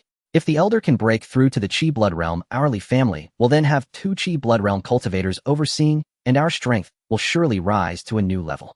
That's right, elder, please agree. Faced with the persuasive words of the crowd, the elder finally nodded. A hint of moisture appeared in his eyes unbidden. All his words finally condensed into one phrase: "I will not disappoint the family's expectations." Seeing the elder relent, Xingge finally breathed a sigh of relief. He understood very well how stubborn and obstinate the elder was. "Since the elder has agreed, please prepare 12,000 taels of gold for the family. I will depart for the capital tomorrow," Xingge commanded. Generally speaking, a chi blood pill is valued at around 10,000 taels of gold. However, due to the pill's rarity, it is often priced without a market. Thus, Xingge prepared an additional 2,000 taels of gold to account for any unforeseen circumstances. "Sixth elder, you manage the business in the capital. You are familiar with it, so you will accompany me." Xingge looked at the 6th elder, Li Yanzhao, who had a short beard and a scholarly appearance. Li Yanzhao is the only elder of the Li family with the surname Yan, and he is quite young, only 37 this year. Upon hearing the family head's decree, Li Yanzhao accepted without hesitation. "When I and the 6th elder go to the capital, all family affairs will be decided by the elder.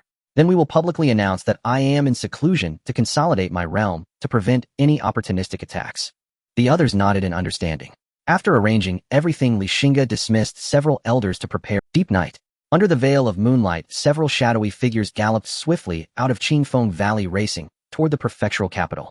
2 days later, exhausted and dust-streaked, the group finally arrived beneath the towering walls of Shanglong Prefecture, the administrative seat of the entire commandery, whose prosperity far surpassed that of Baya County.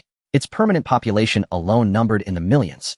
Gazing upon the imposing soaring ramparts before him, a fierce burning ambition ignited in Xingge's eyes.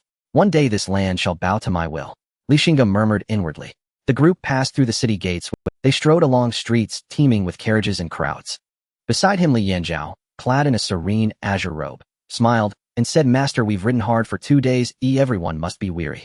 Since the auction won't begin until tomorrow, might we first dine and rest at a tavern?" Xingge glanced at his tired companions and nodded. Soon, under Li Yanzhao's guidance, they halted before a tavern named Green Willow Pavilion. Li Yanzhao gestured warmly. "Master, the medicinal cuisine here is famed throughout Shanglong Prefecture." In truth, at his cultivation level, ordinary medicinal dishes held no benefit, but satisfying one's palate remained a quiet human necessity. Cultivators at the Chi blood realm had yet to attain the ability to abstain from food. As they approached the entrance, a sycophantic waiter scurried forward with an ingratiating smile. "Honored guests, dining or lodging?" "Dining. Prepare a private chamber and serve all your signature dishes," Li Yanzhao replied. Noting the group's commanding presence, the waiter bowed even lower. His posture grew increasingly deferential. "This way, honored guests. Please follow me." He extended a hand, gesturing forward. The group followed. In moments, the waiter ushered Xingge and his entourage into an elegant private chamber. "Please wait a moment. I've already instructed the kitchen. Your meal will arrive shortly. I'll remain just outside. Call for me if you need anything." With that, he turned and withdrew quietly, closing the door behind him. Xingge and Li Yanzhao seated themselves while the guards stood respectfully at attention. Xingge did not wait long. Within half a quarter of steaming medicinal delicacies, rich with aromatic fragrance, were carried in by attendants. Jade white Xingge soup, coiling dragon eel, steamed spirit fish, 10 exquisite dishes filled. Your meal is served, honored guests. Please enjoy at your leisure. Later Miss when she, the most celebrated Qin master of Shenlong Prefecture, will grace Green Willow Pavilion with her performance. The attendant bowed deeply and departed. Before Xingge lay a feast of dazzling color, aroma, and flavor. His appetite stirred instantly. What followed, however, slipped entirely from his awareness. He began savoring the dishes. As Li Yanzhao had claimed, their taste was indeed exceptional, and they offered tangible benefits to cultivators refining their physical bodies. Yet such effects applied only to the flesh-forging and body-tempering realms. For the Qi blood realm, their efficacy was virtually negligible. Meanwhile, beyond the chamber, a mellifluous Qin melody began to rise. The music flowed like a gentle brook through the air, now soaring with exhilarating intensity like a waterfall plunging down a mountain ravine, now sinking into tender hushed resonance like a candle flame trembling in the night wind. Green Willow Pavilion fell into sudden, profound tranquility. Patrons seemed entranced, utterly lost within the spell of that haunting melody.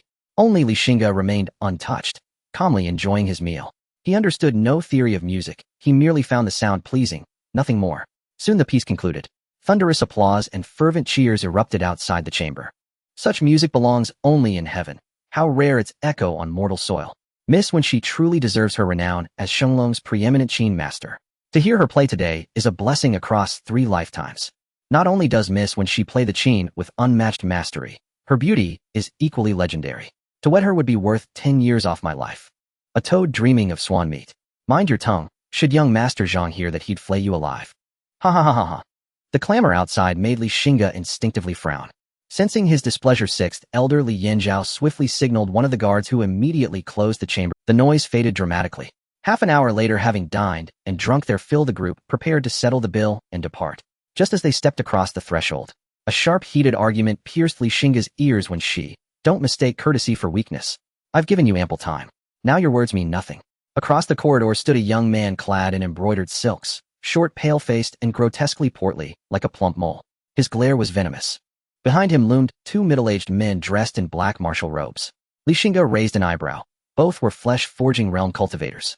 In Baihe County, such cultivators formed the very backbone of local powers. Here, however, they served merely as personal escorts. Clearly, this silk-robed youth bore extraordinary status. When she leaned against the wall, eyes glistening with tears, her expression frozen in raw terror. When she, "I ask you once more, will you come with me?" She recoiled like a startled kitten, shaking her head violently, voice trembling. "No." The youth's patience snapped. With impatient strides, he advanced toward her. As he drew near, when she clenched her teeth, summoning courage she didn't know she possessed, and shoved him hard. Caught off guard, he tumbled backward onto the floor. Seizing the moment, she scrambled to flee, only to find the 2 guards blocking her path, impassive and unmoving. Her gaze darted to the gleaming steel blades in their hands. Instinctively, she staggered back, lost her balance, and collapsed onto the ground. Desperately, her eyes sought help among the patrons who had just praised her, many of them high-ranking officials and nobles. Yet each averted their gaze, faces tight, with apprehension feigning obliviousness. In that abyss of despair, her peripheral vision caught sight of Xingge's group. Suddenly, they shimmered like salvation itself. She scrambled upright, and before Xingge could react, seized his robe and darted behind him. Peeking out with tearful urgency, she pleaded, "Young master, please have mercy. Save me. This young Master Zhang is a notorious scion of Shenlong. None who fall into his hands escape unscathed." Indeed, the woman possessed undeniable grace, and paired with her pitiful, trembling demeanor, refusal felt nearly impossible. At once the 2 guards advanced, hostile intent radiating from them. Instantly, Xingge's own guards drew their blades and stepped forward, forming a protective line before him. Violence hung suspended, ready to erupt. Meanwhile, the fallen portly youth finally rose, and glancing at one she cowering behind Xingge, he scowled with fury, then opened his mouth to speak. But Xingge merely smiled faintly, reached back, seized when she's cascading hair, and thrust her forward, straight into the youth's arms. A searing, scalp-rending pain wrenched a shriek from her lips as she stumbled, collapsing limply into the youth's embrace. "Esteemed Sir," Xingge said calmly, "I bear no relation to this lady. I now return her to you. May her surrender not spoil your evening's pleasure." The youth stared dumbfounded. After a long pause, he burst into raucous laughter, then cast a stern glance at his 2 blade-drawn attendants. "Sheath your swords. This gentleman is now my friend." The 2 flesh-forging cultivators slid their blades home and stood obediently behind the youth. Xingge's guards likewise resumed their positions. The tension dissolved as swiftly as smoke. The youth tossed when she toward his guards, then turned to Xingge with a genial bow. My household servants acted rudely. I apologize on their behalf. Pray forgive their impertinence. I am Zhang Qinhu, second son of my house. If you deem me worthy, call me Zhang Er. And may I ask your esteemed name? Hearing the name, Xingge suppressed a silent chuckle, his face remaining perfectly composed. Beside him, Li Yanzhao, who had maintained calm composure until now, paled visibly. Xingge simply, my humble surname is Xingge. Zhang Qinhu's mind raced, searching fruitlessly for any prominent Li family in Shenglong Prefecture. Yet his expression betrayed nothing. Only warmth deepened. Ah, brotherly. My interruption of your meal was unforgivable. As recompense, allow me to host you tonight at Green Willow Pavilion. We shall drink heartily. Xingge shook his head gently. A flicker of displeasure crossed Zhang Qinhu's face. I'm deeply grateful for your generosity, but I've already dined well and cannot eat another bite. Moreover, pressing matters await me. Perhaps another day, I shall host you myself to make amends. Zhang Qinhu's smile returned instantly. Very well, I shall not press further. He then called out sharply. Instantly, a kindly-looking elder rushed forth. Spotting Zhang Qinhu, he broke into a fawning grin and bowed low. Second young master, what is your command? Zhang Qinhu's gaze flickered toward Xingge. Smiling, he declared, charge tonight's meal to my account. Right away, the innkeeper hastened to comply. This time Xingge accepted without protest. It seems I've inconvenienced you. Zhang Qinhu laughed heartily. Brotherly speaks nonsense. We've taken an instant liking to one another. What are a few dishes? Since you're pressed for time, I won't detain you further. Let us meet again soon. Until next time. They exchanged farewells and parted ways. Watching Xingge's retreating figure, Zhang Qinhu's expression turned pensive. Beside him, Wenxi's gaze locked onto Xingge, not with gratitude, but with venomous, unrelenting hatred. Young master, this young man is no ordinary fellow. I cannot fathom his depth. Yet the attendant beside him is undoubtedly a masterful martial artist. After Xingge and his entourage had departed, Zhang Qinhu's guard spoke gravely to his master. How does he compare to you?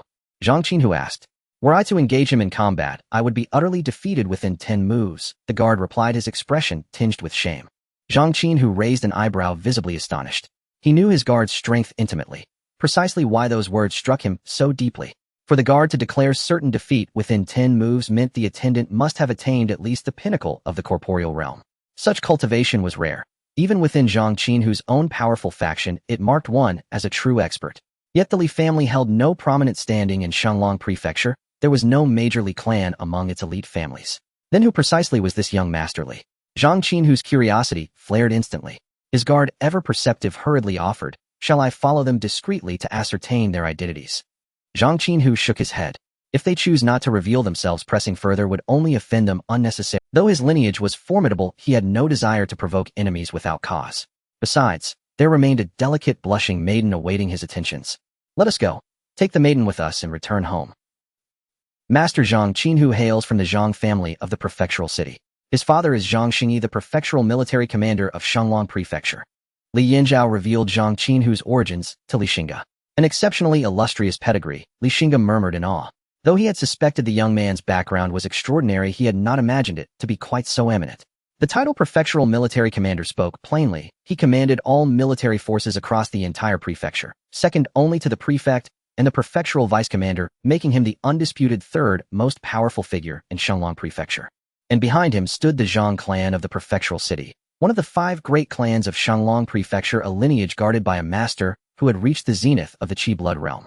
Put simply, had Xingge chosen confrontation today, the Li clan would cease to exist by tomorrow. This was a venerable clan like the prefectural city Zhangs could crush the Li clan with no more effort than flicking a Master, I sense that second young master Zhang harbors genuine goodwill toward you. If we can cultivate ties through him, our Li clan's dominance over Baya County will be assured before long. Li Yanzhao spoke, eyes alight with fervent excitement. Xingge cast a cool glance at Li Yanzhao and replied calmly, I am well aware of my course. Forging an alliance with the prefectural city Zhangs is a matter for the long term. Our immediate priority remains securing the Qi blood pill to aid Elder Master's ascension into the Qi blood realm. After all, true power remains the sole unassailable truth. Li Yanzhao realized he had spoken too hastily and gave an awkward self-conscious smile. The group then found and rested briefly and awaited the auction the following day. Southwest corner of the prefectural city, the famed ancestral estate of the Zhang clan lay nestled here. Pavilions and terraces stretched seamlessly across the landscape. Majestic stone lions stood sentinel on either side, silent, yet eloquent testaments to the clan's august prestige. Within Zhang Qinhu's private courtyard, when she gazed upon the plump, arrogant, second young master Zhang beside her, her eyes flickering with barely concealed revulsion, yet forced to feign charm, mindful of his terrifying lineage. What? Is it truly such a hardship, having surrendered yourself to me? Zhang Qin, who glanced at the delicate beauty beside him, patted her shapely hip and laughed. To belong to you, young master, is my utmost honor, she replied, voice honeyed and face radiant with practiced coquetry, though inwardly loathing churned like poison. Zhang Qin, who burst into hearty laughter. In the Green Willow Pavilion, you spoke quite differently. I confess, I preferred your defiant spirit. Young master, I know I was wrong. From this day forward, I am wholly yours. Please cherish me. Seeing the woman who had once scorned him now bowing in submission, Zhang Qin, who felt none of the triumph he had anticipated. Yet aloud he said lightly, rest assured. Under my protection, wealth and glory shall be yours without end. Thank you, young master. A fleeting, dazzling smile bloomed across Wen Shi's face, then vanished as a sharp, lingering ache tugged at her scalp, dragging her back into the bitter memory. Her expression darkened instantly. Her mind raced, then settled upon a plan. With a soft, melodic voice she murmured, young master, might you grant me one small favor first? What favor? I want Li Xingge dead. Her voice dripped venom. She hated Li Xingge far more than Zhang Qin, who, if he had not abandoned her in her hour of need, she would never have fallen into the clutches of this grotesque swine. Young master, he knew I was your chosen one, and yet he treated me so brutally. It is sheer contempt, for you, not me. Recalling Li Xingge's dismissive, disdainful gaze when she ground her teeth in fury, a peerless beauty throwing herself into his arms, and he had spurned her like refuse. Even if her intent had been merely to use him as a shield against this porcine suitor, that alone should have been his highest honor. At these words, Zhang Qin, whose face hardened into icy stillness.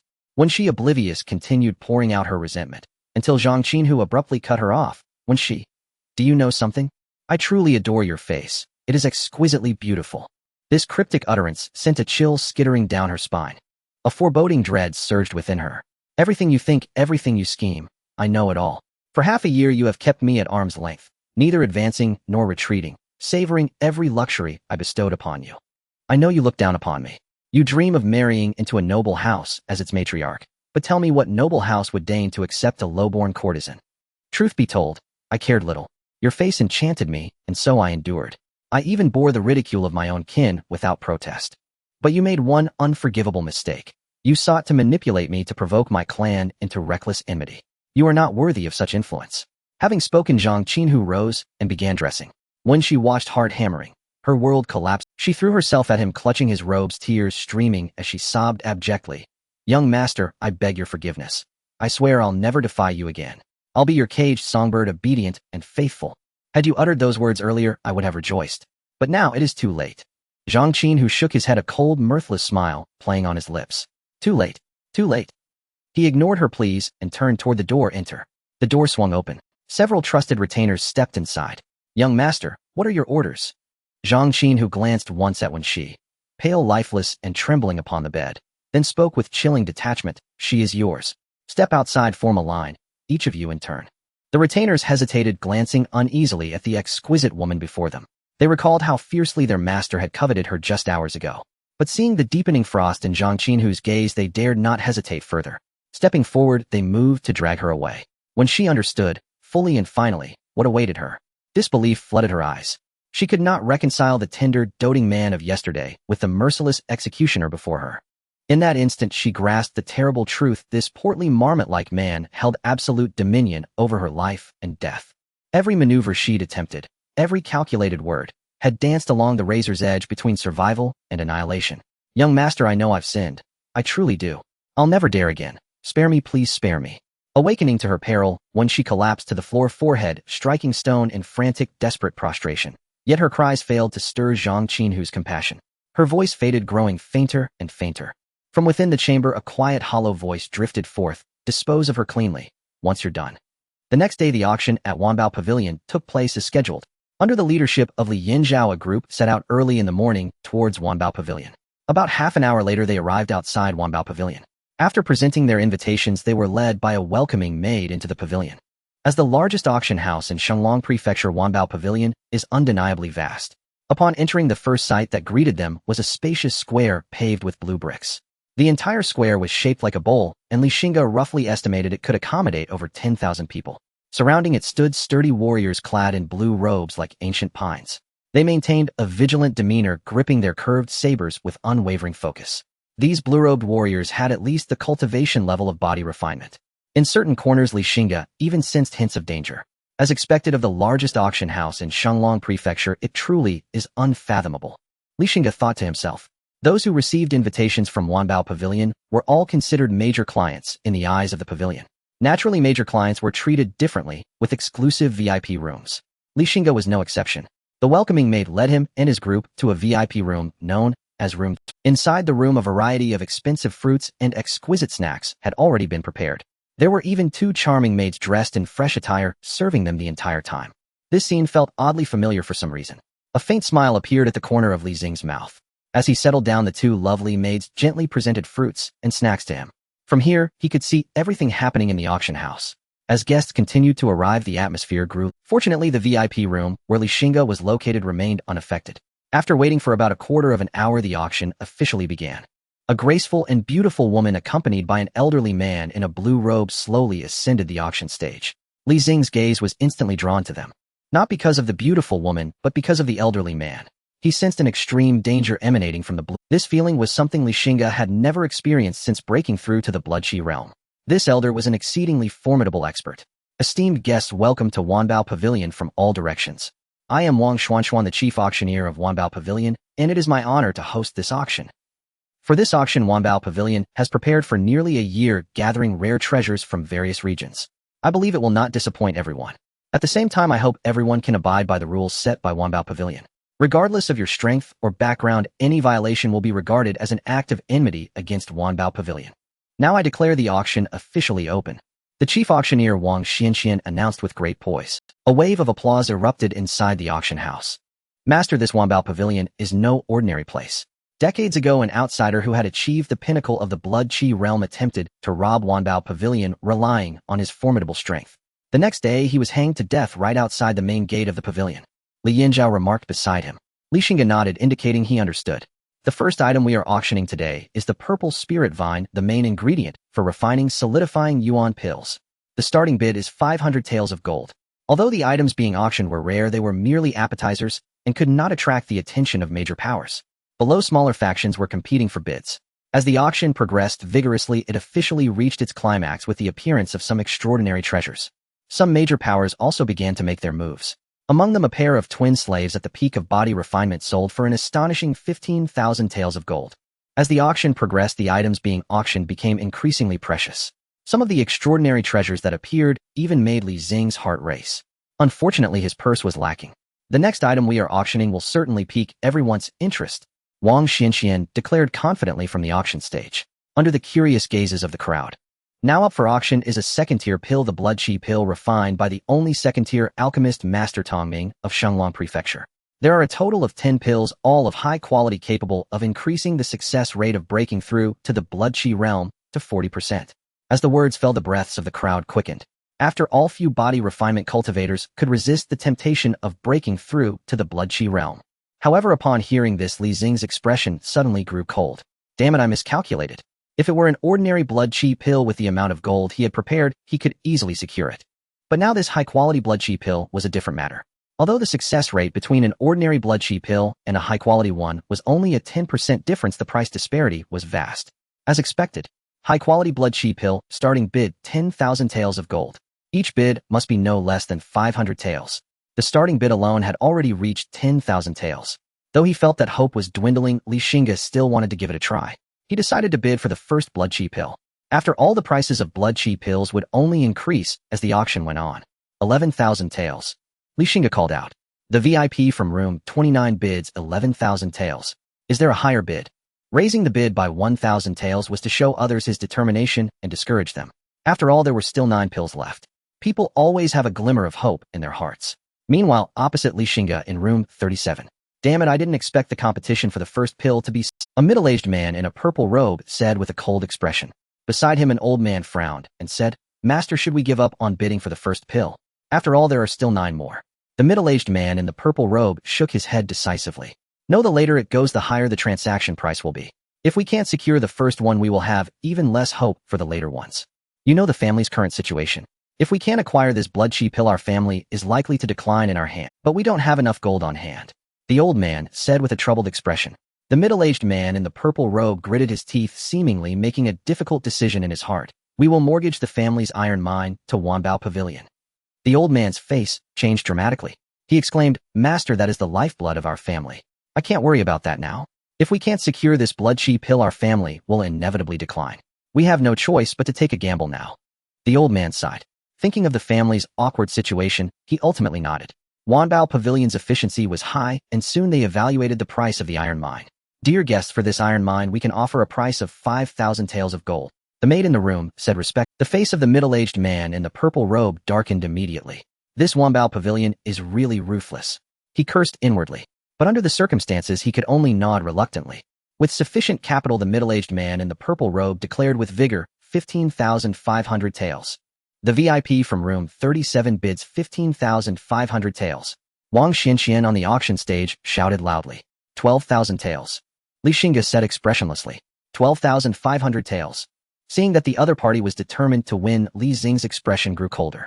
Li Yanzhao hurriedly said, "Master, we don't have enough gold on us to keep raising the bid, but Wanbao Pavilion accepts asset mortgages." "No need." Li Xingge chuckled coldly. "Then doesn't that mean our trip is fruitless?" Li Yanzhao said with some disappointment. "Who says so? It's just letting them hold on to it for us for a while."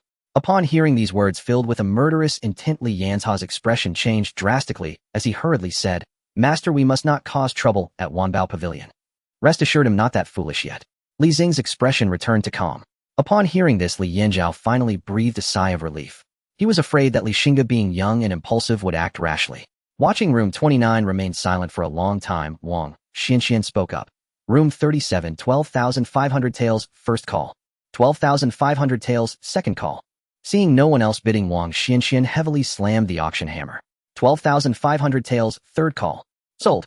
Let's congratulate the guest in room 37 for winning the first blood chi pill." Upon hearing this, the middle-aged man in the purple robe let out a sigh of relief. Finally secured it. Soon a warrior from Wanbao Pavilion brought over a delicate sandalwood box. The middle-aged man in the purple robe carefully received it. He trembled as he opened the box, and at the moment it opened, a rich aroma of the pill wafted out. The middle-aged man quickly closed it. He decisively said to the enviously staring old man beside him, "Let's go. Return to the family immediately." Meanwhile, Li Xingge looked towards room 37, his gaze seemingly able to see through everything. To his surprise, he noticed lines of red characters floating above the head of the middle-aged man in the purple robe. "I didn't expect it to be an acquaintance." Li Xingge chuckled lightly. However, the murderous intent hidden beneath that smile could not be concealed. After the purple-robed middle-aged man and his retinue departed Wanbao Pavilion, they made no halt in the provincial city and rode straight out. Unbeknownst to them, the party bearing precious cargo had already been marked by unseen eyes. They rode like a gale.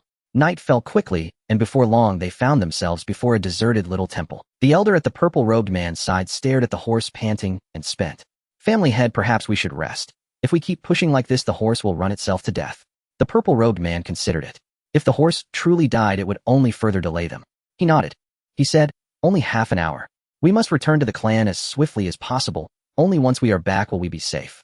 At his assent, the others breathed out in relief. They produced water and rations and collapsed onto the ground, ravenously devouring what they had.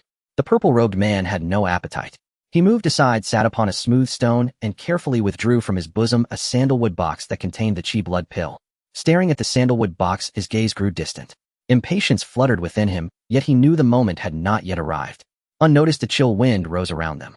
The moon slipped behind a veil of clouds. A few crows cried out in the silent night, their calls hoarse and keen. An overwhelming sense of unease surged through him. He scanned his surroundings. The boundless darkness felt as if it had been shrouded by a glacial, murderous intent, and every hair on his body stood on end. "We cannot stay here." The purple-robed man rose and turned to call the others to depart at once. At the instant he turned, his body froze. Before him, as if conjured from the blackness, stood a strange silhouette. The figure had its hands clasped behind its back to him. When he looked toward his companions, he saw them strewn across the ground, eyes wide and unseeing, utterly lifeless. Large beads of cold sweat trickled down his forehead. "Who are you?" he demanded, forcing down the terror that clawed at him, his voice trembling. The shadow laughed softly, then slowly turned to reveal a delicate, familiar face. "Su family head, have you already forgotten me so soon?" At the sight of that face, Su Zhe was stunned. He cried out in disbelief, "Li Xingge, it cannot be. That visage, how could he not know it? Even if it were reduced to ash, he would recognize it." The identity of the purple-robed man now stood bare for all to see. It was none other than Su Zhe, family head of the Manshansu clan. "What do you intend, Li Xingge? Our clan elder is still alive." Su Zhe barked, his fury thinly disguising an inward tremor. He understood with dreadful clarity that Li Xing's appearance spelled peril. In that instant, he placed his hope upon his own clan elder intimidatingly. Yet he also knew such hope was nearly vain, for the enmity between their two houses had long since become a feud of annihilation. Li Xingge smiled. Su family head, I once thought you a clever man, but I was mistaken. Hand over the item, and I will leave you with a whole corpse. Suja was both shocked and furious. How had Li Xingge known he carried the chi blood pill? Suddenly comprehension struck him. Eyes wide he spat. Was it you in room D29? Li Xingge merely nodded with a smile. Damn it. How did you learn my movements? Suja's face darkened. Wanbao Pavilion kept its guests' identities and whereabouts secret to protect them. A possibility rose inside him, and he ground his teeth. Wanbao Pavilion. It must be Wanbao Pavilion. Damn them, they broke their rules. He was certain Wanbao Pavilion had leaked his identity and route. Wanbao Pavilion would never sully its own reputation so lightly. Yet Li Xingge would not reveal his methods. You will not have the chi blood pill, Suja vowed. As family head, he well understood the might of a cultivator of the chi. Even he, a practitioner at the great perfection of the body realm, attempting to flee under the very gaze of a chi blood realm cultivator was a fantasy bordering on the impossible. With escape a dead prospect, he glared at the sandalwood box and bared his teeth. You will never get the chi blood pill. He wrenched at the box, trying to crush the sandalwood and destroy the pill within. Li Xingge would not stand idly by. Li snorted. Like a phantom, he surged forward and in the next instant stood before Suja. A single palm struck crashing hard into Suja's chest. Suja's body flew backward, slamming into the stone wall before he halted. He staggered, struggling to rise. The world went black before his eyes. Li Xingge planted a foot upon Suja's face. A humiliation this pampered, exalted man had never suffered. In that instant, Suja wished only for death. Li Xingge, you will not die well. He spat, venomous and defeated. Li squatted down, smiling. Pressing a face is oddly satisfying. His eyes fixed on the sandalwood box clutched stubbornly in Suja's hand. Li's expression brightened. One by one, he snapped Suja's fingers and wrested the box free. Now it is mine, Li Xingge said with an innocently cruel smile as he held the box aloft. Rage tore at Suja. He had squandered his family's fortune and mortgaged their veins to acquire the chi blood pill, and now it had fallen into the hands of his sworn enemy. A choking fury seized him. Spitting froth of blood, his limbs convulsed. With a final kick, his breath left him. The once formidable Suja, clan head of the Mongshan Su clan, a great perfection of the body realm, had been literally enraged to death. Even Li Xingge felt a flicker of surprise. He looked at Suja's corpse, eyes fixed in unappeased hatred, yet no emotion softened within him. He only shook his head. What a narrow soul you had. Walk slowly along the road to the Yellow Springs. I will soon send your kin to join you. No need to thank me. I am after all a good man. Li Yinzhao had appeared at Li Xing's side before anyone noticed. He stared at Suja's corpse, pupils constricting, and then asked, family head, did you secure it? Li Xingge raised the sandalwood box. Li Yinzhao accepted it with trembling hands and carefully opened it, revealing a perfectly round blood-red pill nestled within. Li Yinzhao could not contain himself. He laughed aloud. Family head, it's true. This is the chi blood pill. With it, barring misfortune, our Li family will gain another cultivator of the chi blood realm. 2 chi blood practitioners within a single clan had once been beyond Li Yanzha's imagination. Now it seemed within reach. He looked at the young family head, whose features still bore a certain youthfulness. In that moment, he seemed to glimpse the Li family's future. Perhaps under the family head's leadership, the Li family can leave Baya County and step beyond Shenglong Prefecture. With a swift gallop, by the afternoon of the second day, Li Xingge and his companions finally returned to Qingfeng Valley. During the days of Li Xing's absence, nothing significant happened within the family. Aside from the 4th elder who was out inspecting the family territory, the other elders were summoned by Li Xingge to the council hall. Everyone took their seats in turn. Seeing the elders hesitant to speak, Li Xingge laughed heartily and took out a sandalwood box containing blood chi pill. Elders, this is the blood chi pill. Suddenly the atmosphere became tense as everyone's breaths grew heavier. Li Xingge opened the box, and at that moment an intense fragrance of the pills wafted out. Instantly the fragrance filled the entire council hall, and everyone greedily inhaled its scent. The 2nd elder exclaimed in awe, truly worthy of a 2nd-grade treasure pill. Ooh, just a whiff is worth 3 days of my hard training. The pills are indeed excellent, but they are too expensive. Just this one alone has emptied the Li family's coffer. The 3rd elder with a pained expression remarked. The 3rd elder, Li Xuanyong, was in charge of the family's finances and was famously known as a miser. So what if it's expensive? If it can allow the family to gain another practitioner at the blood chi realm, it's worth any price, Elder Li Xuanqi said with a smile. The Grand Elder, well-versed in various matters, had seen a blood chi pill once, but its fragrance was far inferior to the one in Li Xing's hand. Master, could this be a top-quality blood chi pill? The Grand Elder furrowed his brow. Li Xingge raised an eyebrow, appearing slightly surprised. The Grand Elder has good eyes. Indeed, this is a top-quality blood chi pill, which can increase the success rate of breakthroughs by 40%. Upon hearing this, everyone gasped in astonishment. A top-quality blood chi pill. The money we brought might not be enough. The third elder spoke with a dry tone. Haha, this blood chi pill cost nothing. Seeing the third elder's expression, Li Yinzhao, who was sitting nearby, could no longer contain his laughter. Cost nothing. Everyone was puzzled. Then where did this blood chi pill come from? Seeing the confused looks from everyone, Li Yinzhao began to recount the events of their journey. After listening, everyone applauded in approval.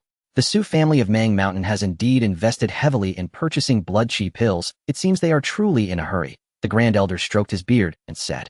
But who would have thought that in the end they would suffer losses both in personnel and finances? The third elder expressed with delight. Fortunately, the master broke through to the blood chi realm, turning the tide. Otherwise, facing the Su family of Mang Mountain, the Li family would have faced annihilation. Elder Li Xuanqi sighed. Li Xingge waved his hand humbly, saying, the family raised and nurtured me. This is what I should do. Without the family's cultivation, how could there be today's Li Xingge? These words were truly heartfelt. After speaking, he shifted the topic. As I mentioned before, if we obtain the blood chi pill, it will be given to the Grand Elder to consume. Now everyone has no objections, right? We have no objections, everyone replied in unison. Li Xingge nodded in satisfaction and handed the blood chi pill to the Grand Elder. The Grand Elder carefully accepted it, and at that moment his hands trembled. This blood chi pill carried the hopes of too many people. Please rest assured, Master and fellow clansmen, I will surely live up to your expectations, the Grand Elder declared firmly. After this, the Grand Elder entered seclusion. During the days of the Grand Elder's retreat, the clouds of war quietly approached. The Su family of Mang Mountain began to gather their strength, waiting for the Grand Elder to emerge before engaging in a death battle with the Li family. Naturally, the Li family would not sit idly by. The family's cultivation resources were supplied, without limit, all to ensure that the clansmen gained more strength before the impending battle. In addition, both families frequently contacted other major powers seeking to ally with some allies, but those who could manage a major power were all shrewd individuals. All chose to sit back and watch the tigers fight. They were happy to see the Su and Li families fight to the death, and they would gain from it, so why would they intervene? No matter who won or lost, both families would suffer heavy losses. This was beneficial to them and posed no downside. Days went by. On this day, within Qingfeng Valley, in the main courtyard of the family, Li Xingge was dealing with clan affairs. Suddenly sensing something, Li Xingge lifted his head and looked towards the direction of the back mountain. Seeing the blood energy soaring into the sky, a smile crept onto Li Xing's lips. He walked out of the main courtyard with his hands behind his back, and after a few leaps disappeared from sight. Minutes later, Li Xingge arrived in front of a sealed stone chamber, waiting quietly. Meanwhile, several elders of the family also felt the changes occurring in the back mountain and rushed over. A quarter of an hour later, inside the stone chamber, an uncontrollable surge of powerful blood energy suddenly erupted with a thunderous boom, directly breaking through the hard stone door. The heavy door was blasted into pieces, sending dust flying everywhere, with rubble scattered all around. The Grand Elder slowly walked out from the dust. When everyone saw clearly, the Grand Elder's once aged face had become much younger, and his stooped back had straightened. The aura from his recent breakthrough pressed down on everyone except Li Xingge, causing them to struggle to breathe. Noticing the flushed faces of everyone, the Grand Elder quickly restrained his aura. With an awkward smile, he said, Master, fellow elders, I have not failed your expectations, and have successfully broken through the blood chi heavenly barrier.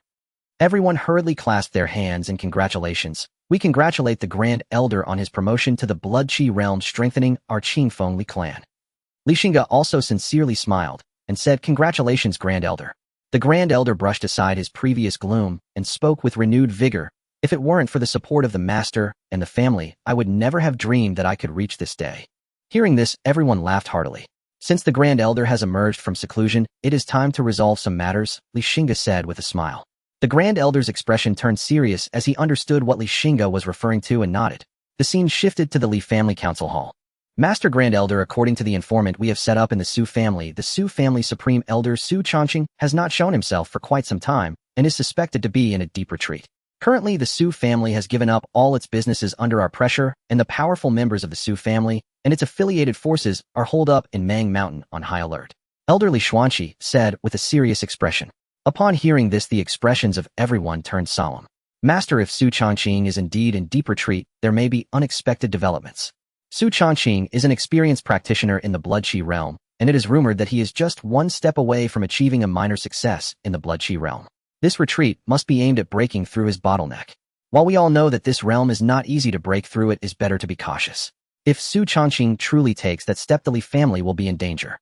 The Grand Elder spoke in a deep voice. The Grand Elder's concerns are not unfounded. Li Xingge nodded in agreement. If Su Changqing does not break through, the combined strength of the two of them can still handle it.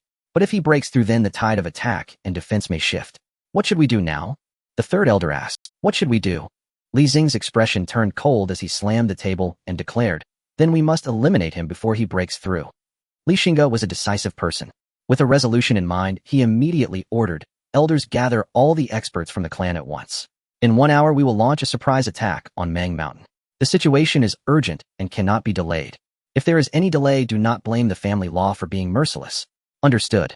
The 6 elders with serious expressions clasped their fists in acknowledgement before turning and leaving the council hall. A great battle was about to erupt.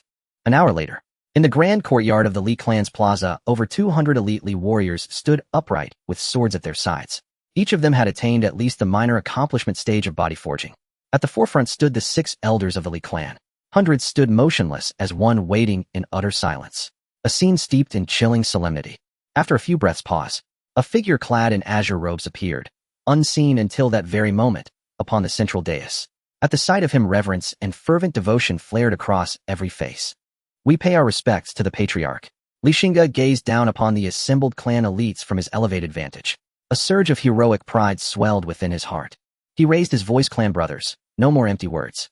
Today we march to eradicate the Su clan of Mongshan Mountain and avenge our clan's century-old grudge. At once the warriors ignited like wildfire. Waving their weapons high, they roared in unison. Kill! Kill! Kill! The thunderous battle cries pierced the heavens above Qingfeng Valley, sending flocks of birds scattering into the sky, circling endlessly, too terrified to return to their groves.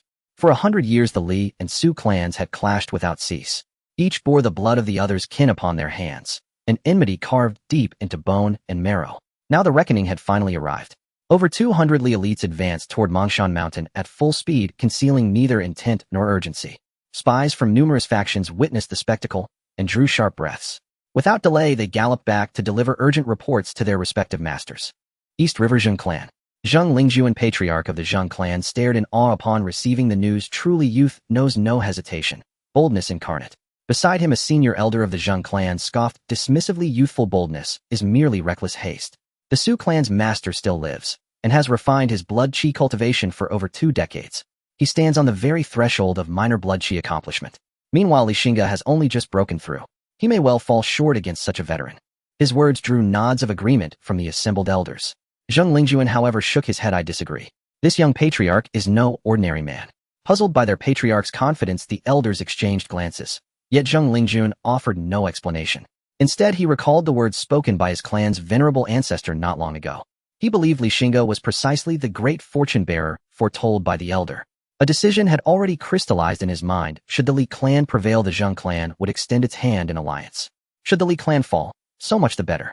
He would intervene to save Li Xingge, securing the enduring loyalty of a future powerhouse. As for the Su clan, he gave a faint knowing laugh. A clan past its prime, with but a single aging blood qi cultivator, dares it defy the Xingge clan? As the saying goes, one may deceive the aged, but never the young. Zheng Lingjuan wielded that proverb with masterful precision. With a sudden burst of laughter, he declared, my lords, shall we journey together to Mongshan Mountain to witness this clash? None declined. After all, today's confrontation would pit blood qi cultivators of both clans in mortal combat, a rare spectacle whose very resonance could deepen their own cultivation. County Yamen. Gu Zitten, the county magistrate, sighed wistfully upon hearing the news. While still reclining amid dancing maidens and flowing music, what an age of turmoil this is.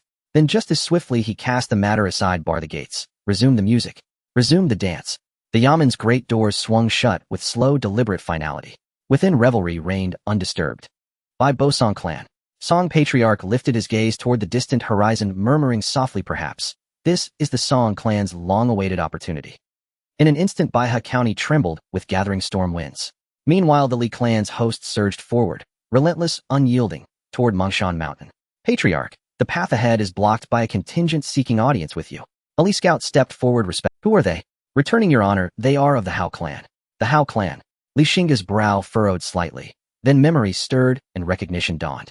The Hao clan had once been a vassal force under the Li clan, alongside the Jin clan and the Great Saber sect, both now extinguished by Li's hand. Yet after Li Xuanfeng's death and the Li clan's decline, the Jin clan and Great Saber sect had betrayed without hesitation, allying themselves with the Zhang and Zhou clans. The Hao clan, lacking such audacity, or perhaps exercising greater caution, had merely suspended tribute and retreated into watchful neutrality. Even so, such passive defiance was intolerable to Xingge. He had long intended to settle accounts with the Hao clan, only delayed by circumstance. He turned to the senior elder beside him and let out a cold, mirthless laugh. I hadn't yet sought them out, but here they come delivering themselves to my door. Bring forth their patriarch. I shall see what scheme they dare unfold. Moments later, a man in his 30s or 40s, clutching a lacquered chest, hurried forward, guided by a Li warrior. You are the Hao patriarch. Xingge sat astride his mount, surveying the man below with icy detachment. Lean frame, sun-darkened face. He bore no resemblance to a clan leader, rather he looked like a weathered peasant from the countryside. Xingge's suspicion deepened. In his memory, the former Hao patriarch had been a portly, prosperous, middle-aged man. I greet the patriarch, the man replied deferentially. I am Hao Ergo, newly appointed patriarch of the Hao clan. A ripple of stifled laughter ran through the ranks, until Xingge's glacial gaze silenced it instantly. Patriarch? I bear no such title. And if you are the new patriarch, where is the former? Here. Hao Ergo gestured to the chest in his hands, and opened it. Inside lay a ghastly, bloodless head, eyes wide open in frozen disbelief. Hao Cheng conspired with outsiders to betray our liege clan, and I executed him in accordance with ancestral. Xingge's pupils contracted sharply. What relation did you bear to Hao Cheng? He was my half-brother, born of the same father, different mother. Hao Ergo spoke without inflection, as though the severed head were no more than a stranger's discarded relic. Xingge nodded slowly, thoughtful. Why do you bar our path? Hao Ergo bowed deeply. I bring the traitor's head to atone before the patriarch. En route, I learned of your campaign against the Sioux clan of Mongshan, and have mustered our finest warriors to serve you unto death. Xingge studied Hao Ergo long and hard, then broke into a quiet, knowing smile. Well done, Hao Ergo. Your clan's transgressions are hereby forgiven. But mark this, there will be no second chance. Should you falter again, the Hao clan shall be erased from existence. Hao Ergo felt a chill trace his spine, and exhaled the tension in his chest, dissolving at last. For days the Hao clan had lived as ants upon a scorching pan. The grisly fates of the Jin clan and Great Saber sect remained vivid in memory. Though Hao had not rebelled, how could they be certain the Li clan would not punish mere hesitation? By heaven itself, I swear the Hao clan shall serve the Li clan as loyal hounds for all generations. Should we ever break faith, may heaven strike us down. Hao Ergo dropped to one knee and raised his hand to the sky. In this world where heaven's Tao manifested visibly, an oath sworn beneath the heavens carried dire consequences should it be broken. For the first time, Xingge's composure softened, just slightly. He regarded Hao Ergo with quiet intensity, and spoke slowly. Hao Ergo is an unworthy name. From this day forth, you shall be known as Hao Zhongli.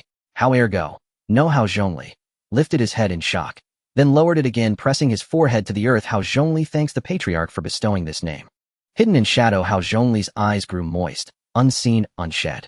On the other side, the Su family of Mang Mountain also received news of the impending attack from the Li family. The second elder Su, who was temporarily in charge of the clan affairs, summoned many high-ranking members of the Su family to discuss countermeasures. The supreme elder is in closed-door meditation and has not yet emerged. The family head and the fourth elder went to the capital and have not returned since.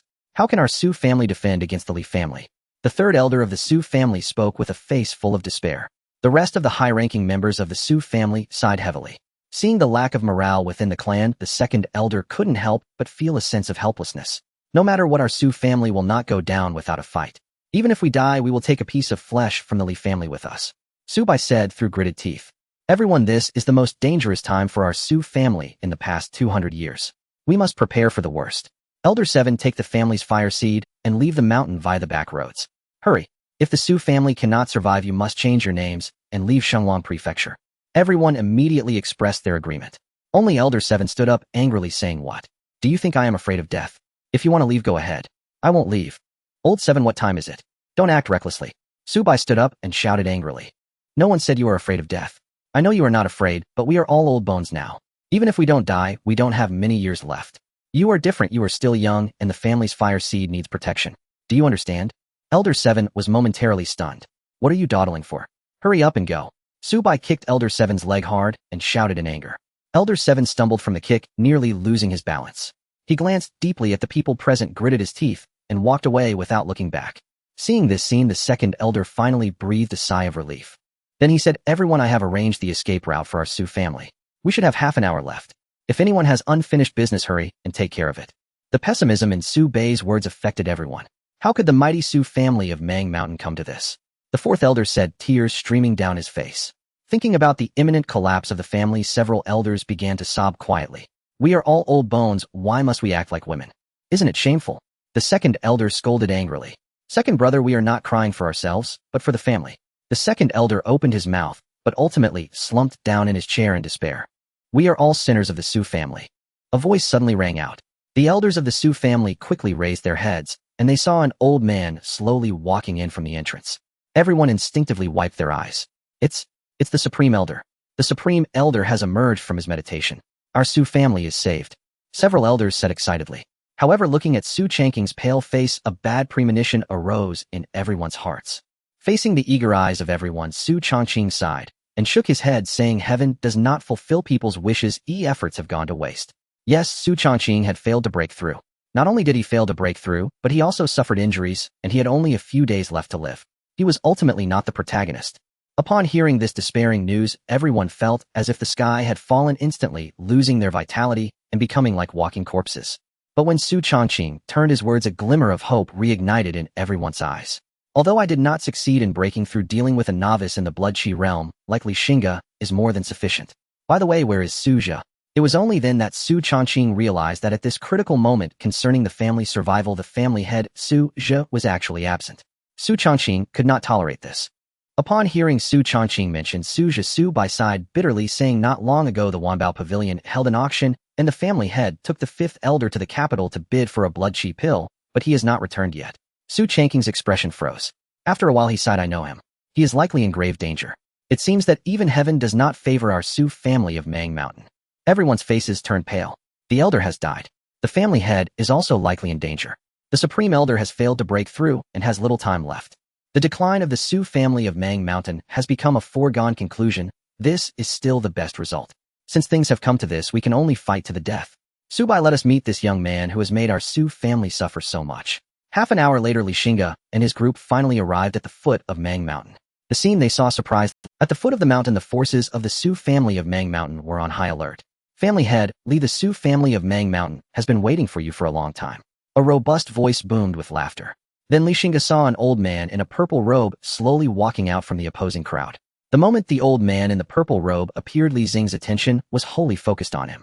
Although he had never seen him before, Xingge knew who he was. Supreme Elder of the Su family, I pay my respects. Xingge cupped his hands from a distance. Looking at the handsome and spirited Xingge, Su Changqing had to admit that he was indeed a true Qilin child. Ultimately, our two families have reached this point. Su Changqing sighed a bit. If it weren't for your Su family's relentless pressing, why would we have to meet with swords drawn? Su Changqing did not respond to Li Xing's words. If the positions were reversed, if the Su family were in trouble, the Li family would certainly not miss the opportunity to kick them when they are down. Unfortunately, fate did not favor them. The Li family had a Li Xingge, causing their efforts to go to waste. I have long heard of your esteemed reputation today. Let me seek some advice from you. A fierce battle intent ignited in Li Xing's eyes. Since breaking through to the blood chi realm, the enemies he encountered had all been one-sided crushes.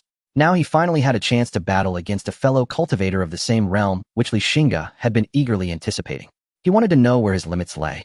That is exactly what I mean, and let me experience the skills of the Qilin child of the Li family. Su Changqing laughed heartily. As his words fell, a hint of coldness flashed in his eyes, as if he had transformed into a different person. Su Changqing's aura was unleashed without reservation, pouring out like a raging storm, an overwhelming sense of oppression. The strength of an experienced cultivator in the blood chi realm is beyond doubt. Li Xingge, naturally unwilling to be outdone, immediately released his own aura in response. The two auras clashed violently in the air like two rolling torrents. Just a mere hint of their power could easily obliterate a strong practitioner of the physical realm. Both sides quickly retreated, watching the confrontation of auras from a distance. This silent contest lasted for a long time until Li Xingge and Su Changqing both took a step back, simultaneously bringing it to a halt. The two exchanged glances, both filled with caution. The silent contest had ended. The real showdown was about. The two individuals struck simultaneously, unleashing an overwhelming force of blood energy that erupted from their bodies as if capable of melting everything in its path. Their figures shot forth like meteors, colliding with a thunderous crash. Two practitioners of the blood energy realm engaged in a fierce battle. Meanwhile, others were not idle.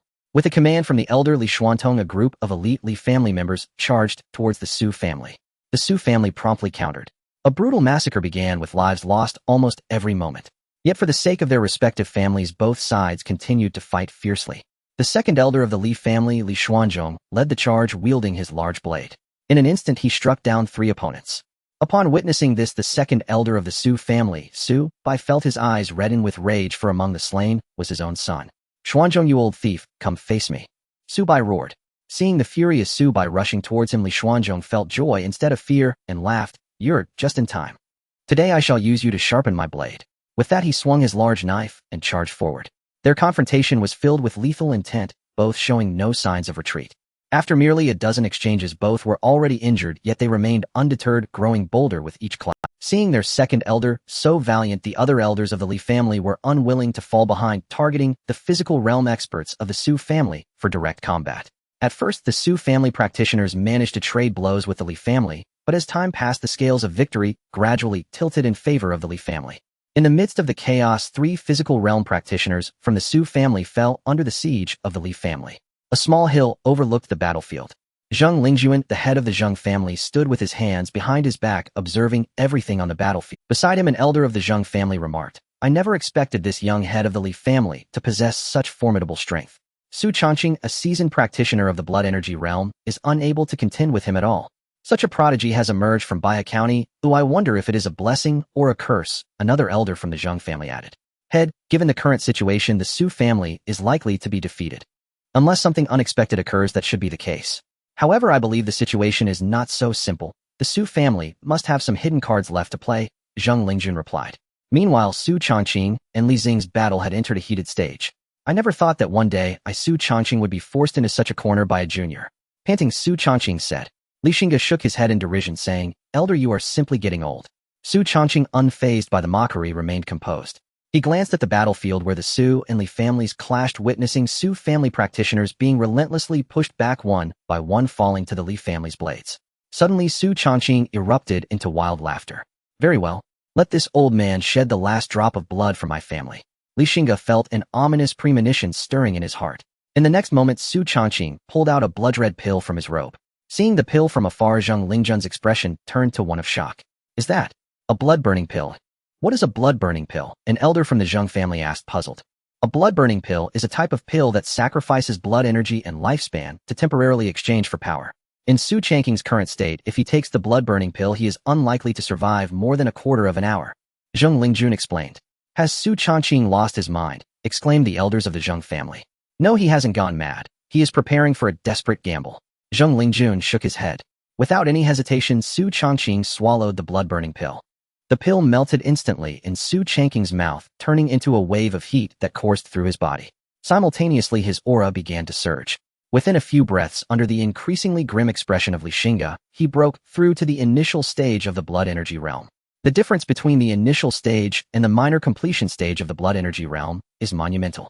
The aura emanating from Su Changqing now resembled a towering mountain, instilling a sense of despair in those who felt it. Overwhelmed by the immense power within him, Su Changqing couldn't help but revel in it. He murmured, Is this the realm I have longed for? However, he quickly regained his focus, knowing that this state would... He realized he must kill Li Xingge before the effects of the pill wore off to eliminate future threats to his family. Coldly, he gazed at Li Xingge, his eyes filled with murderous intent. He stepped forward, transforming into a streak of lightning, appearing right in front of Li Xingge. The searing blood energy enveloped his hand, radiating a terrifying energy fluctuation. He formed a fist and struck at Li Xingge. If this punch connected, Li Xingge would surely be reduced to nothing. He wanted to dodge, but it was already too late. He gritted his teeth, and the blood energy surged from within, instantly coalescing into a crimson shield before his chest. Su Changqing's fist crashed directly into the shield. The overwhelming force violently impacted the crimson shield. With a crack, a tiny fissure appeared on the incredibly sturdy shield, quickly spreading outward. Boom! A tremendous explosion echoed throughout the battlefield.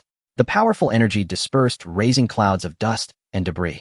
Li Xingge staggered back hundreds of steps before finally coming to a halt. Although he had withstood the blow, he was severely injured. At that moment, his face turned pale and his breath became erratic. Looking at Li Xingge, who was merely heavily wounded and not dead, Su Changqing's expression darkened.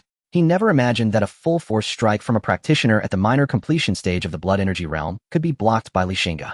To think a practitioner at the initial stage of the blood energy realm could withstand a full-force blow from a minor completion stage practitioner. I have never heard of such a thing. Li Xingge, you are indeed a prodigy. Given enough time, you would reach the innate realm without question. But alas, you will not have that chance. If I can take you down with me, my life will have been worth it. With a wicked grin, Su Changqing slowly approached Li Xingge. As Su Changqing drew nearly Xingge's expression, just as Li Xingge prepared to use his trump card, he noticed a figure rushing towards Su Changqing from behind. In his excitement to eliminate the prodigy, Su Changqing remained oblivious to the impending danger.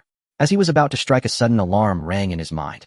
Su Changqing instinctively turned around, and his pupils constricted in shock. He hurriedly attempted to defend himself, but it was too late.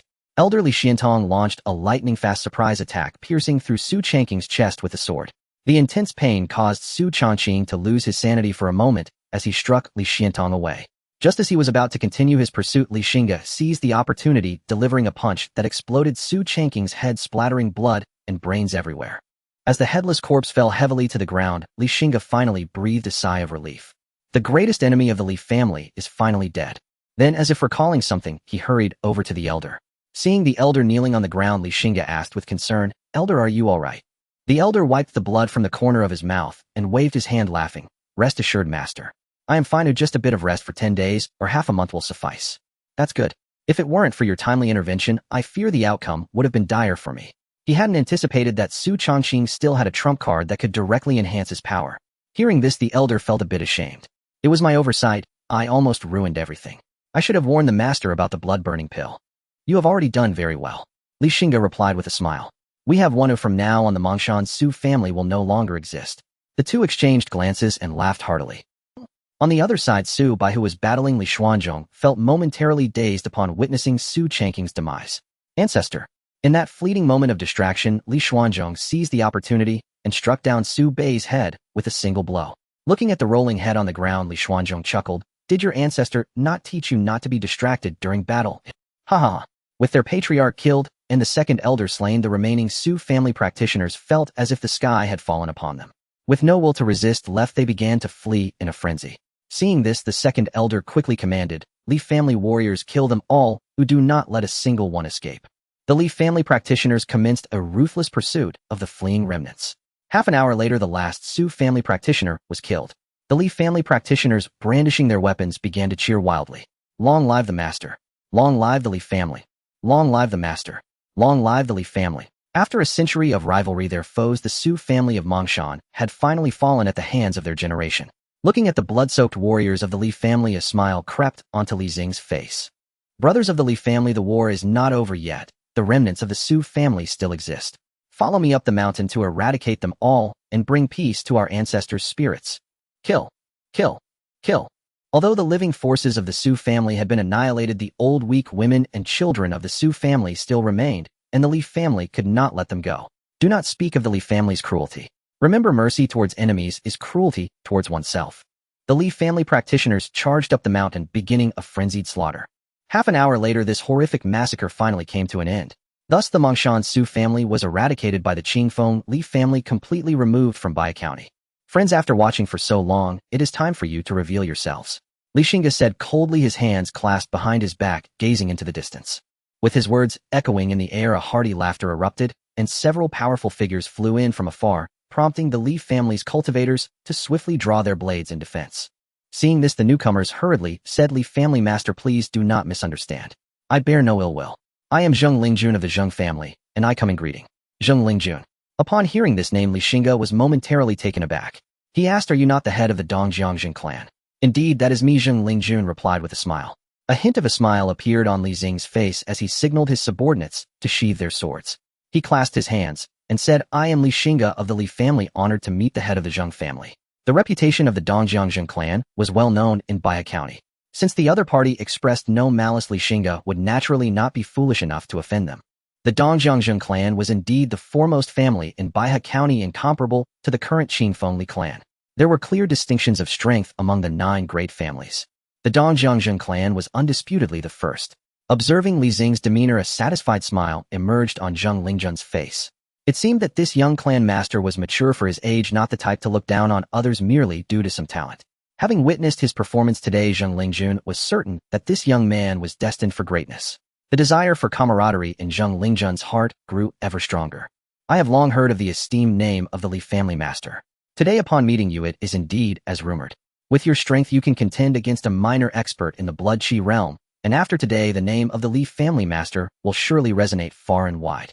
Before this, although Li Xingge had the reputation of a genius, he ultimately lacked any significant achievements. In the eyes of some old-timers, he was still regarded as a junior. However, in today's battle, Xingge confronted an established practitioner of the blood chi realm without falling behind. Even though the latter used pills to forcibly enhance his strength, Xingge was still able to withstand his attack and seize the opportunity to slay him. All of this was enough to prove that Li Xing's strength could rival that of the older generation. Xingge waved his hand modestly, saying, "I must humbly admit, were it not for the assistance of my family's elder, I would have been in danger today." He then shifted the topic, introducing the elder beside him to Zheng Lingjuan, saying, "This is my family's elder, Li Xiantong of the Li family, honored to meet the head of the Zheng family." The elder stepped forward, cupping his fists and speaking respectfully. Compared to Li Xingge, the elder understood better what the head of the Dongjiang Zheng clan represented in Baihe County. To speak a blasphemous truth, in Baihe County, the words of the Zheng family head might carry more weight than those of the Zhou dynasty court. Not to mention, he himself was a formidable practitioner in the blood chi realm. Even the elder Li Xuanfeng, while still alive, would have to show utmost respect when facing the head of the Zheng family. "Brother Xuantong, you are too polite. I must congratulate you on your advancement to the blood chi realm," Zheng Lingjun said with a friendly expression. He thought to himself that elder Li Xiantong's blood chi had deteriorated, and the success rate of advancing to the blood chi realm was less than 10%, yet this meager chance had actually led to success. It seemed that Li Xingge was indeed the fated child mentioned by the ancestor, one whose rise would elevate even the lowly. If only he could board this great ship before Li Xingge grew stronger. Then in the future, that elusive innate realm might become a possibility. Feeling Zheng Lingjuan's fervent gaze upon him, Li Xingge couldn't help but shiver, a chill running down his spine. Could it be that this well-known head of the Zheng family had some unusual preferences? Li Xingge instinctively distanced himself from Zheng Lingjuan. Zheng Lingjuan, however, did not perceive the wariness in Li Xing's eyes at all. He smiled and said, "Li family master elder Xuantong, to celebrate your defeat of a century-old rival, I have prepared a humble gift, and I hope you will not find it unworthy." Without waiting for the two to refuse, a Zheng clan elder approached, cradling a box in both hands. Zheng Lingjun took the box and opened it. A glimmer of cold light suddenly emanating, stinging the eyes, revealing a sword within. The sword emitted a chilling glow that made one hesitate to look directly at it. This sword was fortuitously obtained by my Zheng family's ancestor, forged from a meteorite from beyond the heavens. It can cut through iron like mud.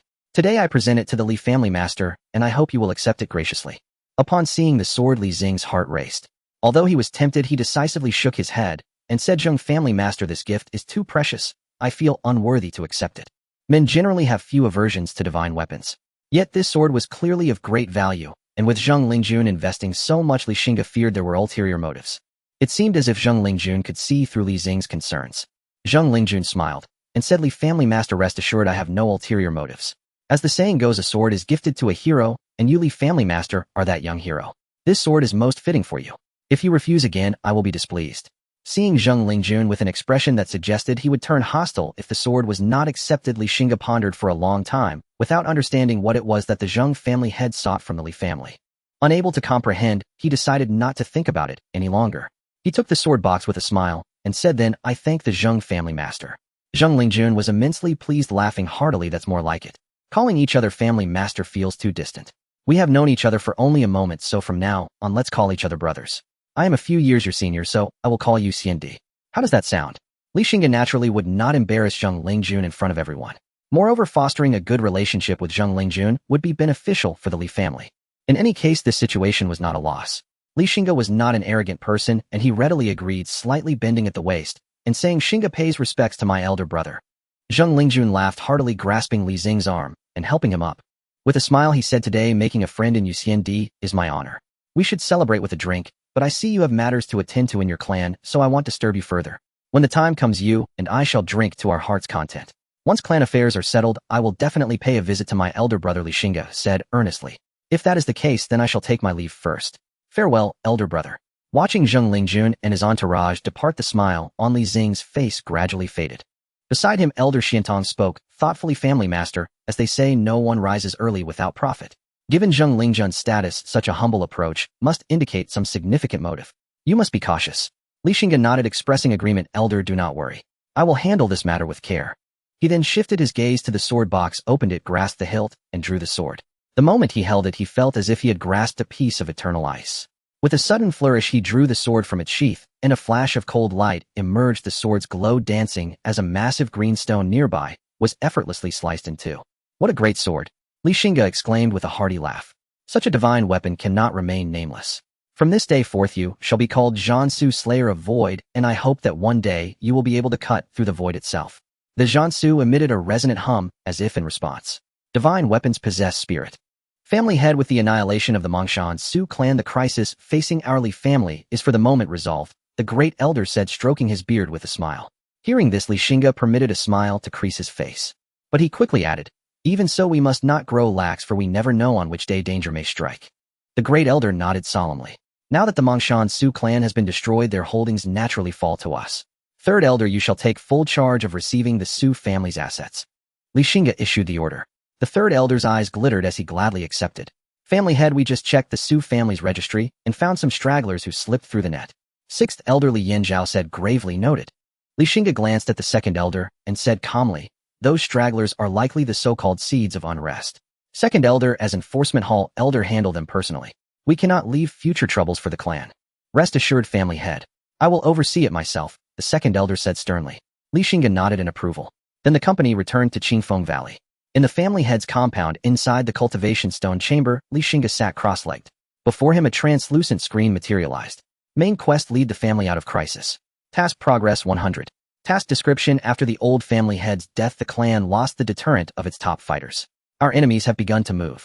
Host: lead the family out of this crisis at once. Reward 1: primary family cultivation buff. All clan members' cultivation speed increased by 10. Reward 2: more children, more blessings buff. Clan newborn birth rate increased by 10. Reward 3: Xian rank intermediate cultivation method 1. Reward 4: Xian rank intermediate martial skill 1. Reward 5: host cultivation talent elevated to the 7th tier.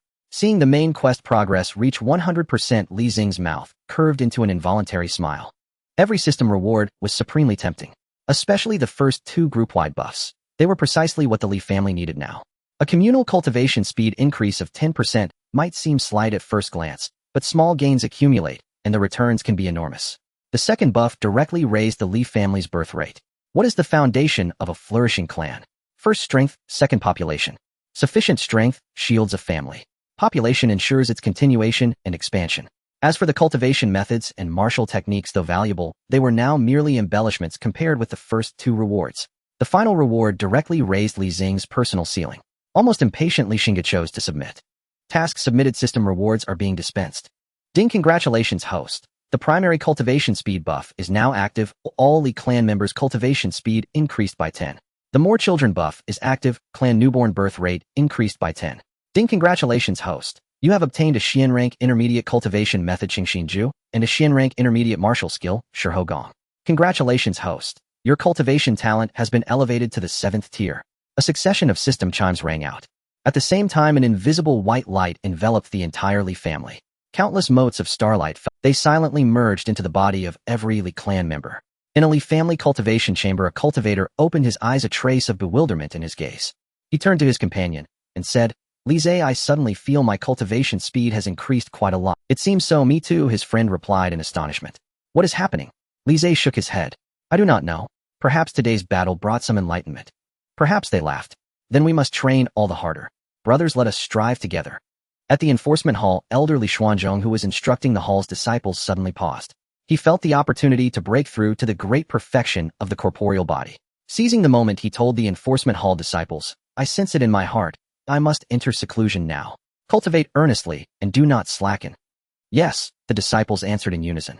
Li Xuanzhong nodded with satisfaction and hurried from the hall to begin his seclusion. You scoundrel, in broad daylight. What are you doing? A woman scolded, her cheeks flushed. A middle-aged Li clansman rubbed his reddened hand and chuckled. My dear, I do not know why, but a feeling suddenly came over me. Bear with me. It'll be quick. Bear with you, my foot. She retorted. Ouch. You want say? You're so quick. I also do not know. It feels as if I've suddenly returned to when I was 17 or 18. Sniff. Hold on a bit more. Shut up. Meanwhile, elsewhere, a dozen or so people exhausted huddled in a hidden cave's corner, their eyes hollow as they stared outward. Their leader was a middle-aged man. After a while, hurried footsteps sounded outside the cave. The middle-aged man sprang up, drew the blade at his waist, and watched the mouth of the cave with tense vigilance. The footsteps drew nearer. The man rasped, Who goes there? A voice outside replied, Elder, it is I. Hearing the familiar voice, the man finally relaxed a little, though he did not sheath his blade. He lowered his voice and said, Come in. Soon after, a youth dressed like a beggar slipped into the cave. At the sight of the middle-aged man, tears at last burst from the youth's eyes. He fell to his knees and wailed, "Elder, the Su family is gone. Taishang and the second elder are dead. The Li family spared none. Not the old, not the weak, not the women and children. The entire Mongshan Su clan has been razed flat. It is unbearable, truly unbearable." The middle-aged man was Su Qiong's seventh elder of the Mongshan Su clan. At the news, his face drained of color and his body trembled violently. In that moment, he seemed to age 20 years. The others wept with him. After a long while, bloodshot-eyed Su Qiong howled to the heavens, "Li family's villains. The annihilation of our clan is a hatred that cannot be shared. Until it is avenged, we shall not call ourselves men." He glared at the still crying people and snarled, "What good is crying? Will our clansmen return because you weep? Will the Mongshan Su clan be restored by tears? Stop behaving like cowards." In the Su family's lexicon, there is no such word as cry. His fierceness stunned them into silence. No one dared make a sound. Su Qiong drew a deep breath and said slowly, "Remember today's annihilation and the disgrace of a broken house. Train with every ounce of your will. One day we will return to the Li family tenfold, 100-fold the suffering they have inflicted. Do you understand?" At the thought of murdered kin and of living like beaten dogs, a raging flame of hatred kindled in the eyes of. "From now on we will kill every member of the Li family." An 8 or 9-year-old Su boy spat fiercely. "Yes, Xiao Jiao is right. Kill them all and avenge our people. Kill them all. Kill them all." Watching the vengeful young embers of the Su family, Su Qiong felt a faint comfort. The Su family's embers still glowed. The Mongshan Su clan was not wholly extinguished. "Elder, what do we do now?" The youth who had scouted earlier stifled his sobs and asked. "Baihe County no longer offers us a foothold. We must leave this place immediately," Su Qiong said. "But the roads out of Baihe County have all been sealed by the Li family. At present, the Li family is openly hunting for our whereabouts." Su Qiong's expression darkened. He fell into thought for a moment. He said slowly, "Then we shall first seek the Jiang family. The Jiang and our Mongshan Su have been bound by marriage for generations. They are our allies. They may find a way to get us away. There is no time to lose. Let us go at once." The Jiang family is a rising clan that emerged over a century ago. Within the clan, there is currently a perfected practitioner of the body refinement stage presiding. Its strength ranks second only to the 9 great families in Baihe County. No, it is now 8 great families. The Jiang family stronghold is located in Qishan town southeast of Baihe County. At dusk, as the sun sets, 2 guards stand with arms crossed in front of the Jiang family's gate, their eyes fixed ahead, while several servants leisurely sweep the fallen leaves in front of the vermilion door. A middle-aged beggar hobbled towards the Jiang residence. One guard, seeing the disheveled and unkempt beggar, revealed a hint of disgust in his eyes. He quickly stepped forward, frowning, and said, "Stop. This is the Jiang family. No idle persons allowed near here." The beggar knelt on the ground, pleading, "Big brother, please have mercy. I haven't eaten for days." After saying this, he tugged at the guard's sleeve. Just as the guard was about to explode with anger, he felt something cold being pressed into his hand. Opening his hand, he found a beautifully crafted jade pendant that clearly looked valuable. "Big brother, take this jade pendant and go inform your family master. Just say an old acquaintance wishes to see him. He will certainly meet me." The guard showed a conflicted expression, but looking at the beggar's earnest eyes. Ultimately, he gritted his teeth and nodded, but added, "You stay right here and don't move. I will go inside to report to the family master. If I find out that you are deceiving me, I will make sure you suffer the consequences." After saying this, he gave a signal to his companion to keep an eye on the beggar, who understood the cue. "Thank you for your trouble, guard brother," the beggar said politely. Afterward, he leaned against the blood-red beam of the vermilion door and closed his eyes to rest. Inside the main courtyard of the Jiang family, the family master Jiang Qinghe was handling clan affairs. Suddenly, a guard came to report that a beggar was asking to see him, claiming to be an old acquaintance. Jiang Qinghe was puzzled. In his memory, he did not have an acquaintance who was a beggar, but upon seeing the jade pendant presented by the guard, his expression suddenly changed. He lowered his voice and said, "Bring him and do not delay." The guard nodded, relieved that he had not offended the beggar earlier, given the family master's serious demeanor. Soon, the middle-aged beggar was brought to Jiang Cheng's study, and the guard respectfully closed the door before it. Once the door was closed, Jiang Qinghe spoke, "Elder brother, why this beggar's disguise?" This beggar was none other than Su Qiong, the last elder of the Su family. Su Qiong sighed and said, "To evade the Li family's pursuit, it was a necessity." Jiang Qinghe remained silent. After a long pause, he finally said awkwardly, "I have heard about the Su family's plight. Elder brother, please accept my condolences." Su Qiong's face was filled with grief and anger as he gritted his teeth and said, "Condolences? How can I be consoled? The entire Su family was tragically slaughtered, leaving only a handful of us alive. I only resent my own powerlessness, unable to avenge my family's blood feud. As long as the Green Mountains remain, one need not fear the lack of firewood. As long as the Su family has bloodline continuity, there will surely be a day of resurgence." Jiang Qinghe did not know what else to say and could only offer this consolation. Su Qiong shook his head saying, "Brother-in-law, I have come here to ask for a favor." Su Qiong's younger sister married Jiang Qinghe, hence he addressed him as brother-in-law. "Elder brother, please speak. Wherever the Jiang family can assist, we will do our utmost to help." Jiang Qinghe, "The Li family has now sealed off all the major routes and set up a net to catch us. I would like to ask you to help us leave Baya County." Jiang Qing's expression changed upon hearing this. Seeing his expression, Su Qiong quickly said, "Brother-in-law, please, for the sake of Yuer, spare the last remnants of the Su family's bloodline." After saying this to Jiang Qing's astonished gaze, Su Qiong actually knelt down straight away. Jiang Qinghe came to his senses and hurriedly tried to help Su Qiong up, but found he could not budge him. "Elder brother, what are you doing? You are embarrassing me. Embarrassing me. If you do not agree, I will not get up." Su Qiong said, tears welling in his eyes. After a long while, Jiang Qinghe let out a deep sigh, looking somewhat helpless, and said, "All right, elder brother, you may get up. I will agree to your request." Su Qiong was overjoyed and quickly said, "Thank you, brother-in-law. This great kindness today shall surely be repaid in the future. Do not speak of repayment, as long as you do not disclose today's matter, that will suffice. The current Li family is not someone my Jiang family can offend. Now you may get upright." Jiang Qinghe spoke in a low tone. Su Qiong then stood up. Jiang Qinghe continued, "Tomorrow morning my Jiang family has a batch of goods to send to the capital. At that time I would trouble you to disguise yourselves as my Jiang family's merchant guards to pass through unnoticed." Su Qiong thought for a moment and felt that Jiang Qing's idea was quite good. He immediately nodded in agreement. "Then I will trouble you, brother-in-law, tomorrow." The two confirmed their plan, unaware that there were ears on the other side of the wall. Outside the room, a shadow quietly, "Is what you said true?" In a large residence, a middle-aged man looked shocked. "Second master, it is absolutely true. I heard it with my own ears." The man known as the second master slammed his thigh and exclaimed, "Elder brother is being foolish. Isn't this asking for trouble? Who doesn't know that the Li family's power is at its peak? Helping the remnants of the Su family is tantamount to opposing the Li family, right?" The informant's face turned pale as he thought of the dire consequences of going against the Li family. He immediately said, "Second master, we must stop the family master, otherwise my Jiang family will be in danger." The middle-aged man shook his head.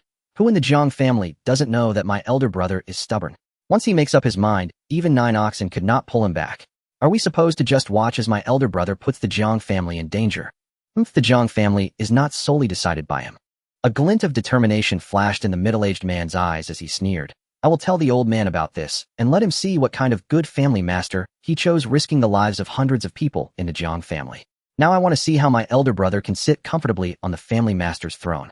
The old man referred to by the middle-aged man was the perfected practitioner of the body refinement stage in the Jiang family. Is Qinghe really going to do this? The Jiang family elder furrowed his brow angrily. "Old family master, this is what I heard with my own ears. They have already plotted to disguise the remnants of the Su family as my Jiang family's merchant guards to sneak out tomorrow." "Nonsense." The Jiang family elder was furious and slammed his palm on the table before him, instantly shattered. "I thought he was prudent in his actions, which is why I passed the family master position to him. I never expected him to be so impulsive. The Li family's new family master is vengeful. If he learns of this, my Jiang family may soon face great disaster." Seeing the furious Jiang elder, a glimmer of delight flashed in Jiang Heir's eyes. He hurriedly said, "Father, please calm down." The Jiang elder slightly eased his anger. He asked, "Where are the remnants of the Su family?" "They were just settled in the eastern wing by elder brother." "Father, I will go now and capture those remnants of the Su family," Jiang Heir requested. "No," the Jiang elder quickly interrupted. Shaking his head, he said, "Anyone can act against those remnants of the Su family, but not us, the Jiang family." "Why is that?" Jiang Heir asked in confusion. Looking at his somewhat slow-witted second son, the Jiang elder felt a pang of disappointment in his heart. "Do not ask too much. You must immediately go to Qingfeng Valley and inform the Li family of the news about these remnants of the Su family." Seeing the Jiang elder's resolute gaze, Jiang Heir could only nod. "I will go now." After saying this, he turned and left. "After this matter, all affairs of the clan will be handled." The Jiang elder's aged voice echoed softly behind him. Jiang Heir's breath quickened, and he could not help but. The second elder, Li Xuanzhong, who had just emerged from seclusion, received news that the Jiang family from Qishan town said the remnants of the Su family were staying with them, preparing to disguise themselves as the Jiang family's merchant guards to escape tomorrow. If I remember correctly, the Jiang family and the Su family have a close relationship, right? "Yes, elder. These two families have been intermarried for generations." Upon hearing this, Li Xuanzhong revealed a hint of disdain in his eyes. "Gather a team and come with me to Qishan town to eliminate the remnants of the Su family." "Understood." Late at night, the moon hung high. Inside a secluded room of the Jiang family. "Su-san, what are you doing? Why are you still awake?" Su Qiong looked angrily at a Su family spark who was sitting cross-legged on the bed with wide-open eyes. I am cultivating.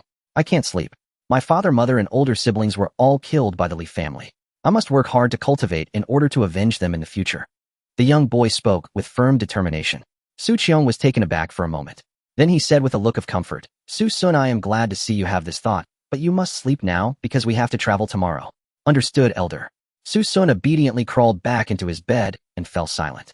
Just as Su Qiong thought he had fallen asleep and was about to leave, Su Sun's head popped out from under the blanket. Elder, what is it now? When can we come back? For some reason at this moment he thought of the demon who had plunged the Su family into endless despair. Will the Su family really have a day of vengeance? Su Qiong asked himself in his heart. However, no one could answer this. Su Qiong stepped out of the room, feeling a bit restless. He looked up at the bright moon in the sky, and the silver moonlight spilled onto his weathered face, causing 2 lines of tears to flow uncontrollably down his cheeks. Second brother, you are so selfish. You died and it was all over for you, but why leave me behind? He stood there like a statue, motionless for a long time, until a gust of cold wind swept by. Su Qiong shivered. He glanced around, feeling something was off, but he couldn't pinpoint exactly what was wrong. Suddenly, from the corner of his eye, he caught a glimpse of a shadow swiftly disappearing into the darkness. Su Qiong's heart instantly leapt to his throat. He realized what was wrong. Today the Zhang family was too quiet to be frightening. I cannot stay in the Zhang family any longer. This was Su Qiong's first reaction. Without hesitation, he turned and prepared to go back to the room to wake the sleeping sparks of the Su family. Whooshed! A cold arrow shot through the air, aiming straight at Su Qiong. Su Qiong reacted with lightning speed, rolling across the ground to evade the cold arrow. He whirled around sharply, his face instantly paling with dread. The main gate creaked open slowly. A tall, imposing elder entered, flanked by several black-robed Su Qiong, the youngest body refinement realm cultivator of the Su clan. With a narrow, icy gaze, the elder identified him at once. Su Qiong instantly recognized the elder Li Xuanzhong, second elder of the Li clan. His heart plummeted into icy despair. If the Li clan had found him here, it meant the Zhang clan had betrayed him. After all their families had intermarried for generations, Su Qiong let out a bitter, self-mocking smile. Su Qiong, there is no escape left for you. Surrender now, and I shall grant you dignity in death. Li Xuanzhong spoke calmly. Su Qiong responded with a sneer, delusional. Then you leave me no choice. A glacial aura of slaughter flickered in Li Xuanzhong's eyes. Without another word, he unleashed the overwhelming pressure of a body refinement realm grand perfection cultivator and struck Su Qiong directly. Feeling that crushing aura, Su Qiong's breath caught in his throat. Body refinement realm grand perfection. When had the Li clan's second elder broken through to such a pinnacle? Before he could even think, Li Xuanzhong was already before him. His fist lashed out, a howling gale of lethal force roaring through the air. Su Qiong tried to dodge, but it was too late. Gritting his teeth, he braced himself to take the blow. Yet how could a cultivator at the peak of body refinement realm possibly withstand one who had reached its ultimate perfection? Li Xuanzhong's fist shattered Su Qiong's arm, then crashed thunderously into his chest. The immense force hurled him backward like a rag doll, slamming him hard against a pillar inside the chamber. Ugh! A mist of blood burst from his lips. In that instant, Su Qiong felt as though every organ within him had been pulverized. He strained to rise, but his body refused to obey, utterly drained of strength. His vitality bled away, swift and merciless. Faintly, he glimpsed his elder brothers waving to him from beyond the veil. I'm sorry, brother two. I failed you. As Su Qiong's breath faded into silence, Li Xuanzhong spoke without expression. The remaining Su clan remnants are yours to deal with. Understood. Behind him, the black-robed Li cultivators surged into the chamber. One by one, the Su clan's last heirs were slaughtered in their sleep. Moments later, all Su clan remnants have been eradicated. A black-robed cultivator reported, head bowed in reverence. Li Xuanzhong nodded in satisfaction. He could now return and report to the patriarch. The party withdrew from the chamber, only to encounter the Jiang clan rushing forward in haste. At their head stood the Jiang clan's venerable ancestor. Upon seeing Li Xuanzhong, the elder Jiang rushed forward with deep deference. Jiang Zhanghe of the Jiang clan pays homage to elder Li. And so, the venerable patriarch of the Jiang clan, your assistance in purging the Su clan remnants was indispensable. Li Xuanzhong replied courteously. It is our honor to serve the Li clan. Observing Jiang Zhanghe's humble demeanor, Li Xuanzhong inwardly mused. Though both were body refinement realm grand perfection cultivators, Jiang Zhanghe still bent his head before him. Such was the unshakable confidence granted by a mighty ancestral clan behind one's back. I shall report this to the patriarch. The Li clan will never forget your contribution. Jiang Zhanghe's eyes lit up, and his smile widened accordingly. After exchanging further pleasantries, Li Xuanzhong departed with his entourage. Only when Li Xuanzhong's retinue vanished from sight did Jiang Zhanghe exhale, deeply releasing a long-held breath. Beside him, Jiang clan's second patriarch could no longer contain himself. Father, these Li clan elders carry themselves with astonishing arrogance. What merit does a mere elder hold? Before he could finish, Jiang Zhanghe's gaze turned glacial, prompting the second patriarch to fall silent at once. Jiang Zhanghe then said, voice low and unyielding, I do not bow to him. I bow to the Li clan behind him, and to the monstrous genius who stands above them all. He turned to the Jiang clan patriarch beside him, who had remained silent throughout, and added coolly, you owe your brother gratitude, for had it not been for him the Jiang clan would have perished by your hand. Jiang Xingge glanced at his smug younger brother, and sighed, Father, the Jiang and Su clans have been sworn allies for over a century. Must we truly obliterate them so utterly? Silence. Jiang Zhanghe rebuked him fiercely. Sentimental folly, womanish mercy. How did I never see such foolishness in you before? Faced with his father's ruthless public reprimand, Jiang Xinghe's face darkened, but he dared not utter a word in reply. Tell me, Su Yu's health has always been frail, has it not? Jiang Zhanghe suddenly asked, a question that left Jiang Xinghe bewildered. Yuer's health has always been. But under Jiang Zhanghe's cold, unblinking stare, Jiang Xinghe suddenly understood. A chill seized him, like falling into an abyssal ice vault, freezing his very marrow. His voice trembled. Father, she is my wife, mother of my son Minner. And what of it? The Jiang clan cannot afford even a single hidden danger. Do not mistake this for coercion. I offer you two paths. First, you yourself escort her to the afterlife. Second, you resign as patriarch and be stricken from the Jiang genealogy. I will permit you to flee far away with her. Jiang Zhanghe declared. Choose wisely, Xingge. With that, he turned and walked away, leaving Jiang Xinghe frozen in place, statue still.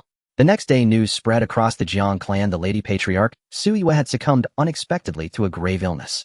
Qingfeng Valley, the patriarch's residence. Li Xingge studied Li Xuanzhong before him, his aura now markedly stronger. After probing his cultivation, he smiled with genuine delight. Second elder, you've broken through. Li Xuanzhong laughed heartily. After that bloody battle, enlightenment stirred within me. I broke through shortly upon returning home. Li Xingge clapped his hands and cried, excellent, excellent, excellent. The Li clan gains yet another body, refinement realm, grand perfection, cultivator. Truly cause for celebration. Second elder chuckled, all thanks to the patriarch's grace. When did the venerable enforcement hall elder begin flattering others? Li Xingge sighed, half amused. My lord patriarch, I speak only truth. Li Xuanzhong replied solemnly. Were it not for the patriarch's decisive intervention, not only would my breakthrough have been impossible, but my grave would already be overgrown with 3 feet of wild grass. Enough, enough. Li Xingge waved a hand, halting Li Xuanzhong's words, then changed the subject. What brings you to me, second elder? My lord patriarch, I come to report on the matter of the Su clan remnants. Li Xingge rose and asked, have you obtained intelligence on them? Indeed, and I led the operation personally. Every last remnant has been eradicated, none escaped. Li Xuanzhong smiled confidently. Hearing this, Li Xingge's face softened into a satisfied smile. Well done. Li Xuanzhong's grin broadened. My lord patriarch, this was merely duty fulfilled. That the Su remnants were captured so effortlessly was due entirely to the Jiang clan's timely intelligence. If not for them, they might well have slipped away. Oh, Li Xingge raised an eyebrow, curiosity piqued. Pray tell me more. And as Li Xuanzhong recounted the events in measured detail, Li Xingge shook his head, smiling faintly. The Jiang clan proves adept at reading the winds. Yet only clans of such pragmatic wisdom endure across centuries. Since the Jiang clan has aided us this time, the Li clan must reciprocate generously. The Su clan's holdings in Qishan town shall be transferred to them entirely. Third elder will surely grumble bitterly before you again once he hears of this, Li Xuanzhong remarked, clearly relishing the prospect. Li Xingge sighed, rubbing his forehead in mild exasperation. That third elder, flawless in every respect save for one, his miserly nature. He haggled over every triviality. Even now, with the Li clan vast and prosperous, his stinginess remained incorrigible. Yet Li Xingge knew well, when matters of principle arose, the third elder never wavered. Just recently, when purchasing blood chi pills in the prefectural capital, he had handed over 12,000 taels of gold without hesitation. Rarely did Li Xuanzhong glimpse such youthful vigor in his patriarch, and inwardly he sighed. While children of other clans still sheltered beneath their elders' wings, their own patriarch had already shouldered the fate of over 1,000 Li clan members alone. Truly, it was their generation's failure. Oh, and second elder, tomorrow morning, I shall convene a high-level clan assembly in the Hall of Deliberation. All senior members must attend. I've notified everyone, except you. Li Xuanzhong nodded gravely. I understand, my lord patriarch. I shall arrive punctually. Very well. You may withdraw. I have much clan business still awaiting resolution. Li Xingge said, somewhat overwhelmed. Lately, the clan's expansion had accelerated dramatically. Every major decision required his personal approval. He endured this burden, painfully yet joyfully. The next morning, in the Qingfeng Valley, the family council hall, the 6 elders of the family had already arrived early to wait in the council hall. Second elder, I didn't expect you to silently break through to the great perfection of the physical body. It is truly a cause for celebration. Several elders congratulated the second elder with smiling faces. The second elder laughed heartily, stroked his beard, and humbly said, "It's just luck. You all need to work harder. Time is not on our side, and the time left for us old folks is running out." The third elder Li Xuanyong sighed and shook his head, saying, "My aptitude is too poor. It seems this life will be like this. I might as well take good care of the family head's purse." Everyone smiled upon hearing this. They chatted idly until a loud voice sounded from outside the door. "The family head has arrived." Li Xingge walked in with steady steps. After Li Xingge sat down in the family head's position, the other elders except for the grand elder all stood up and clasped their fists, saying, "We have met the family head." "Please all elders take a seat," Li Xingge said with a smile. Seeing everyone sit back down, Li Xingge announced that today's family council was officially starting. Family head, the specific casualties from the battle with the Su family of Mang Mountain have been tallied. The grand elder spoke first. In this battle, 17 members of the Li family were killed and 9 were injured, all of whom were body refining stage cultivators. Li Xingge nodded after hearing this, his expression somewhat heavy. For those killed in battle, the Li family will issue a total of 50 taels as compensation, and for those injured, 20 taels, along with arranging suitable tasks based on their circumstances. All participating family members will receive a reward of 5 taels. Everyone had no objections to Li Xing's arrangements. At this moment, the grand elder spoke again. "Family head, the Hao family fought alongside our Li family and also suffered considerable casualties. Shouldn't our Li family show some appreciation? Otherwise it may leave the world with a cold heart, saying our Li family is ungrateful." Li Xingge thought for a moment and felt the grand elder was right. In the battle against the Su family, the Hao family contributed significantly. The Hao family head, who he named Hao Zhongli, even killed a Su family cultivator at the body refining stage. He nodded and said, "The grand elder makes a good point. Let's award 500 taels and additionally grant the Hao family the small iron mine at Xingge Mountain." How does everyone feel about that? An award of 500 taels can already be considered quite generous. For a small family like the Hao family, their annual income is probably just about that. As for the iron mine at Xingge Mountain, its reserves are low and the extraction process is complicated. To the Li family, it is like a chicken rib, tasteless to eat but a pity to discard. It would be better to give it to the Hao family, doing them a favor and winning their hearts. Even the stingy third elder had nothing to say this time. Seeing that no one had any objections, Li Xingge said, "Does the grand elder have anything else to add?" The grand elder shook his head. "Nothing else." Then the next one, Li Xingge said casually. "Second elder, does the law enforcement hall have any issue?" "We are short-staffed," the second elder replied. Li Xingge chose to directly ignore this. The current Li family had expanded significantly, and they were short on personnel everywhere. The third elder spoke. "Family head, the assets of the Su family have been successfully taken over, and everything went smoothly. However, we probably can't handle the largest mine owned by the Su family." Upon hearing this, Li Xingge furrowed his brows. He was aware of the Su family's mine. It was their most valuable. "Is someone obstructing this?" Li Xingge asked in a cold voice. The third elder shook his head. "Not exactly, but it's just that the Su family's mine has already been mortgaged." "Mortgaged?" Li Xingge asked, somewhat confused. "Yes, it has been mortgaged to the Wanbao Pavilion." Li Xing's mouth twitched slightly. On the other side, upon hearing this, the sixth elder Li Yinzhao slammed his thigh hard. Suddenly enlightened, he exclaimed, "I knew they were so extravagant that day. It turns out a prodigal son mortgaged the family's lifeline." Everyone burst into laughter. "Since it has been mortgaged to Wanbao Pavilion, then let's give up. We the Li family cannot afford to offend Wanbao Pavilion." Li Xingge shook his head. He was different from some protagonists in novels. Those who couldn't afford to offend were worth offending. Without a protagonist, Halo 1 would likely not survive 3 minutes in this fantasy world. As a qualified family head, one must first have a clear understanding of their own family's strength. Wanbao Pavilion can casually kill a cultivator at the great completion of the blood chi stage, let alone the Li family's meager strength. Although somewhat unwilling, everyone knew what kind of existence Wanbao Pavilion was. The fourth elder did not speak. It was now the fifth elder Li Zuanqi's turn. The fifth elder Li Xuanqi also served as the chief overseer of the Li family's vital Silver Ridge mine, wielding the power of life and death over thousands of mine slaves. He stood up and clasped his fists, saying, "Family head, recently, there has been a significant loss of mine slaves in the Silver Ridge mine. I would like to request the family to purchase 2,000 mine slaves, and additionally the family needs to send a team of elite members to suppress the mine. The Silver Ridge mine is of great importance and cannot afford any mistakes." Therefore, Li Xingge approved the fifth elder's request as the discussions continued. One by one, the family matters were gradually settled. After seeing that no one else spoke, Li Xingge cleared his throat and slowly said, "Elders, I have 2 matters to discuss with you next." The 6 elders straightened their faces and sat up properly. "Firstly, for this first matter, I wish to adjust the resource supply for the cultivators in the family. Starting today, the training resources for the family cultivators will be increased by another 50% on the basis of the previous supply. Upon hearing this, everyone was taken aback. Family head increased by 50%. Isn't that too much? The Grand Elder asked somewhat uncertainly. Not too much. The family's strength has expanded by more than 50%, but the overall strength has not kept pace. It may not be apparent in the short term, but if this continues, the family will inevitably face problems. Xingge said. The Grand Elder looked at the Third Elder and asked, if we double the supply, can the family's finances keep up? The Third Elder gritted his teeth. At this moment he felt as if his heart was bleeding. But soon he decisively replied, we can keep up. Upon hearing the Third Elder's response, the Grand Elder nodded. In that case, the old man has no objections. The family head and the Grand Elder both nodded, and the other elders naturally had no objections either. If they had objections tomorrow, they might be drowned in the spittle of the clan members. The first matter was passed unanimously. Since everyone has no objections, then I will speak about the second matter. I wish to implement a population growth incentive policy in the family. Xingge said with a smile. The family population is simply too small, just over 1,000. After the family's strength expanded, it became a bit stretched. Now there is a shortage of people everywhere. If the population does not keep up, how can we talk about strengthening the family? Therefore, I plan to have the family issue a population incentive policy. Several elders nodded in agreement. In a family, strong individuals are indeed important.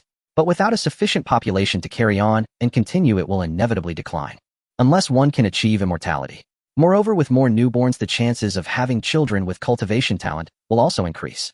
What exceptional children mean for the family, I believe I need not elaborate. Xingge said with a smile. The elders nodded vigorously as they were most in agreement with this point, because a living example stands right before their eyes. As for the specific regulations, you can draft them.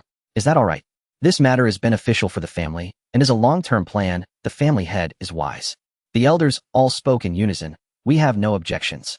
In that case, elders, please each take on your responsibilities. Is it true? From now on, the clan will double the cultivation resources allocated to us. Elite clan martial artist at the body forging realm asked in disbelief. It must be true. I heard it from my elder brother who serves under Elder 3. He was the one instructed to leak If Elder 3 himself said it, then it is almost certainly genuine. Excellent. With increased cultivation resources from the clan, I stand a real chance of breaking through to the grand completion of body forging this very month. The Li clan martialist spoke, his face alight with excitement. I extend my early congratulations, senior brother, and I humbly ask for your continued guidance and patronage in the days ahead. His companion replied, eyes gleaming with envy. Achieving grand completion of body forging secured one's standing within the Li clan. Husband, have you heard the news? The patriarch has announced a new fertility incentive policy. Every child born into the clan will be rewarded with a generous stipend. Inside a modest dwelling belonging to an ordinary Li clan member, a woman stitched quietly while speaking softly to her husband. I know. Our clan's influence has expanded rapidly lately. So much so that manpower is critically short. Posts across the domain are understaffed. I've been stretched so thin, I feel like the steward has split me in two. It's high time the Li clan welcomed more children. Her husband murmured low and gruff. She shot him a playful, exasperated glance and teased, then what are you waiting for? His breath caught, then quickened sharply. Half a month passed in the blink of an eye. On this day, Xingge sat deep in meditation within his secluded chamber. No matter how pressing his duties, he never allowed cultivation to lapse, even for a moment. He knew well strength was the sole, unshakable foundation. Upon completing a full cycle of qi circulation, he exhaled slowly, a long, heavy breath laden with impurities.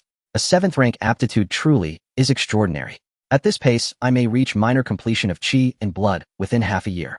Xingge murmured to himself.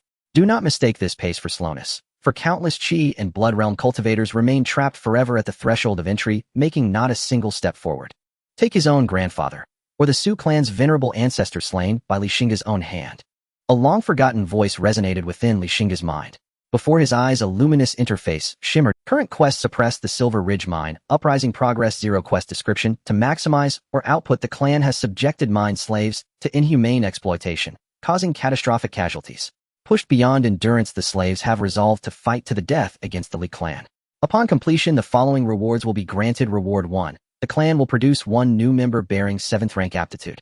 Reward 2. 3 mu of spirit fields. Crops grown upon them absorb ambient spiritual energy, evolving into spirit plants. Consuming such plants dramatically accelerates cultivation. Reward 3. Introductory spirit horticulture art. Mastery of this technique qualifies one as a 1st-rank spirit horticulturist. A new quest had arrived. Xingge rose, hands clasped behind his back, his gaze sharpening with icy disdain. When had mere tools dared rise up against the Li clan? He was fully aware of the brutal conditions imposed upon the mine slaves, and had tacitly approved them. After all, the clan stood at the cusp of rapid ascent, funds were needed everywhere. And the Silver Ridge mine was the clan's lifeline. Thus the slaves' suffering was deemed an acceptable cost. Yet their rebellion, this he had not foreseen. To ensure stability, the Li clan had invested heavily in the mine. Elder 5, the clan's peerless body refinement grand completion expert, had maintained permanent residence there. 30 body forging realm martial artists and 300 heavily armored mine sentinels patrolled day and night, an impenetrable watch. Death while mining remained only a possibility. But rebellion, that was certain death. As the saying goes, better a wretched life than noble death. So, who had granted them the audacity to rebel? Xingge pondered silently. Silver Ridge Mountain. At a vast open-pit mine, over 1,000 bare-chested laborers, clad only in ragged loincloths, swung their tools beneath the scorching sun, hacking relentlessly at the rock. Sweat drenched their bodies. One emaciated slave, overwhelmed by heat and exhaustion, suddenly blacked out and collapsed face down, never stirring again. 2 roving sentinels rushed over. One lashed his whip viciously across the fallen slave's back. Dare you die on duty? Get up, back to work. The slave lay motionless. The second sentinel knelt, checked his breath, and shook his head at his comrade. He can't be fully gone yet. My father always said dying like this is agony. I'll do him a kindness. Sever his head cleanly, let him pass swiftly. The whip-wielding sentinel grinned, savagely drew the blade, sheathed at his waist. The shrill rasp of steel, leaving its scabbard, jolted the other slaves. They scrambled upright and dropped to their knees trembling. Tears and snot streamed down their faces as they kowtowed frantically. Mercy, grandfather. Mercy. I'll never slack again. I'll work harder than ever. Playing tricks before us seals your fate. Unmoved by their pleas, the sentinel showed no mercy. He raised his steel blade and severed the kneeling slave's head in a single stroke. Before the skull struck the ground, he seized it midair. Hoisting the grisly trophy aloft, blood dripping steadily from its severed neck, he bellowed, "Behold, this is the fate of those who scheme before us. Slack off, and our blade shall show no mercy." The surrounding slaves froze, speechless, shivering, then redoubled their efforts, striking stone with death. Why kill him? After all, he is still the master's property. A lazy, deceitful wretch wastes the master's grain. Better to make an example, to extract his final utility. Didn't you see how hard the others now toil? The killer sneered coldly. His comrade sighed and shook his head. They're all pitiful souls. You understand nothing. These slaves are savage tribesmen from the Eastern Ridge, barbarians who slaughtered 10 million civilians when Dongzhou Prefecture fell. They're beasts, not men. Then I take back what I said. Death is too kind for him. Nearby, several slaves watched the execution, glancing furtively around. Seeing no sentinels nearby, they edged closer, working all the while. Whispering fiercely, I counted 17 dead today, just those I saw. These Li clan hounds treat us as less than animals. Hold on a few more days, until the general fully recovers. Then we'll tear these curs limb from limb. Wasn't today the agreed day? Why the sudden change? The general says the situation shifted. The Li clan elder has returned accompanied by elite cultivators. Launching now would be premature. He lacks confidence. Why bother with these wretches' lives? Let's just charge out. Can that elder truly stop us? That's why you're a fool. The Li clan boasts more than just one elder-level expert. I've heard rumors. There are even Qi and Blood Realm masters within the clan. If one of them intervenes, how far do you but if we incite thousands of these slaves to revolt, storm the mine, the Li clan will be thrown into chaos. Who'll notice us then? Exactly. We'll vanish in the smoke and confusion. Others nodded, comprehension dawning. Deep, moonlit, and star-scattered. Behind the mine lay a desolate burial ground, overgrown with weeds cloaked in utter darkness. Occasional shrieks of night owls pierced the silence, mingling with the scattered bones strewn across the earth, evoking dread and despair. A shadow emerged slowly from the gloom, scanning the terrain, searching. When his gaze fell upon freshly fallen corpses, his lips curled into a rapturous smile. He seated himself beside a corpse, drew a deep breath, closed his eyes, and sighed, intoxicated the scent of fresh qi and blood. Slowly he placed his palm upon the corpse's chest. Strange arcane patterns flared across his hand, glowing with eerie crimson light.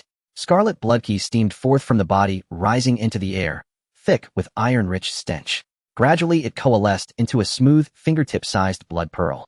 The corpse, meanwhile, had withered completely, leaving only parchment-thin skin stretched taut over brittle bone, ghastly to behold. The shadow moistened his dry lips, overcome with exhilaration, and swallowed the blood pearl whole. Without pause, he moved to the next corpse and repeated the ritual. Half an hour later, dozens of desiccated husks littered the ground. After consuming so much blood qi, I've finally restored my body refinement grand completion state. He murmured, then recalled the humiliations endured recently. Fury burned in his eyes. Cursed Li clan. A tiger fallen into the gutter, mocked by dogs. Once I reclaim my full power, every ounce of shame you inflicted upon me shall be repaid, tenfold. He clenched his teeth and dissolved once more into the consuming dark. The next day, at the mine, enslaved miners labored feverishly under the whips of overseers and guards extracting ore that was carted in steady streams to the stockpile yard. Hurry up. I'm talking to you, dawdling again. Do you want to die? A corpulent overseer brandished his whip, shouting furiously at a middle-aged miner. Two armed guards stood behind him. The miner cast a deep, lingering glance at him, then quickened his pace. Yet the overseer bristled at that. For no discernible reason, a flicker of fear had stirred within him when that lowly miner looked upon him, a sensation he could not abide. Fuming, he strode toward the miner. With a sharp crack, the whip lashed across the miner's bare back. The blow sent the man staggering sideways. A livid crimson gash welled instantly on his sun-darkened skin. How many lives do you have? Daring to glare at me? The overseer cackled, whipping the air as he sneered. The miner clenched his fists in silence, so tightly that his knuckles blanched white. He drew a slow, steadying breath, poised to erupt. But then, as if recalling something, his fingers slowly uncurled. Master Overseer, I am but a crude, ignorant man. Please do not hold my rudeness against me. He bowed his head. Grandfather's in a generous mood today. This time I'll spare you. Next time, your dog's life won't last the sunrise. The overseer's smile never reached his eyes. With that, he turned and strode off with his two subordinates. Watching the mountainous silhouette recede into the distance, the miner's gaze darkened with gathering storm. Elsewhere, the overseer and his men walked farther away. One guard chuckled teasingly. Brother, what's gotten into you today? Since when did you grow a saint's heart? Back in the old days, any miner who dared glower at you would have been dead before noon. Lucky for that cur, the overseer snorted. Orders came down from above. We're to keep our heads low. A high-ranking dignitary from the Li clan is inspecting the mine in the next few days. A high-ranking dignitary. The guard's eyes lit up. Brother who? You've always had your ears to every whisper. Who exactly is coming? The overseer preened visibly, eyes crinkling into slits. He pointed upward, voice dropping to a hushed murmur, the highest one imaginable. The guard instantly understood and sucked in a sharp, icy breath. Don't breathe a word of this. Understood, the overseer warned, casting him a sidelong glance. The guard grinned broadly. Brother who, you know me. I've got a lock on my lips. The overseer scoffed on him. The group ambled away laughing. Far off, the middle-aged miner's ears twitched. His hands stilled mid-motion, and his face paled, grimacing as if struck. At last, the day's grueling toil ended with the setting sun. Twilight deepened into night. A silver moon rose slowly over the horizon. Exhausted miners sprawled across the cavern floor after supper, their only moment of ease in an otherwise. The night patrol overseer counted heads, then sneered. Curfew has begun. Lie still and sleep. Anyone caught wandering outside will be executed, and every soul in this cavern will die with him. Understood. Understood. Their voices were hollow, drained. The overseer nodded in satisfaction and moved on to the next post. Once he'd vanished into the gloom, a burly miner sighed. 6 fewer faces today. Perhaps tomorrow it'll. His companion gave a bitter laugh. Had I known surrender meant this, I'd rather have died cleanly on the battlefield. We'll likely never see home again in this lifetime. Better to live wretchedly than die well. One day at a time. Half an hour later, snoring filled the cavern like thunder. Then, quietly, stealthily, several figures rose and slipped deeper into the mine's bowels. Among them was the middle-aged miner who'd been whipped that morning. General, we can wait no longer. Today, while working, I overheard the overseer's conversation. He said a high-ranking dignitary from the Li clan is coming to inspect the mine. The miner spoke with deep reverence to a gaunt elder. The elder frowned. Do you know who this dignitary is? The miner shook his head. They didn't name him, only called him one who stands beneath heaven itself. At once the elder's expression hardened into grave solemnity. It must be a blood-chi realm cultivator of the Li clan. A heavy pall fell over the others at those words. In my prime, I would have faced such a cultivator without flinching, but that great battle left me gravely wounded. Even now, I've barely recovered to the peak of flesh-body mastery. Against him, I would fall without hope. He shook his head in resignation. General, we cannot await death passively. Our concealment technique cannot fool a blood-chi realm cultivator. General Iron Bear pleaded urgently. Others nodded fervently. The elder paused, then gritted his teeth and declared, no choice remains. We must rise early. From my observations, aside from the elder stationed here at the mine, 2 more flesh-body realm cultivators guard the mine. To escape after rising, we must first break through their line. Defeating them is feasible, but killing them, that is the true peril. If even one binds us in combat, none of us will escape. Therefore, to ensure success, I must recover further, ideally to the pinnacle of flesh-body realm. Iron Bear hesitated, then slowly shook his head. At your current state, restoring to peak flesh-body realm demands the vital essence of hundreds. The corpses in the charnel field are far too few, and worse, the Li clan elder has already taken notice of its anomalies.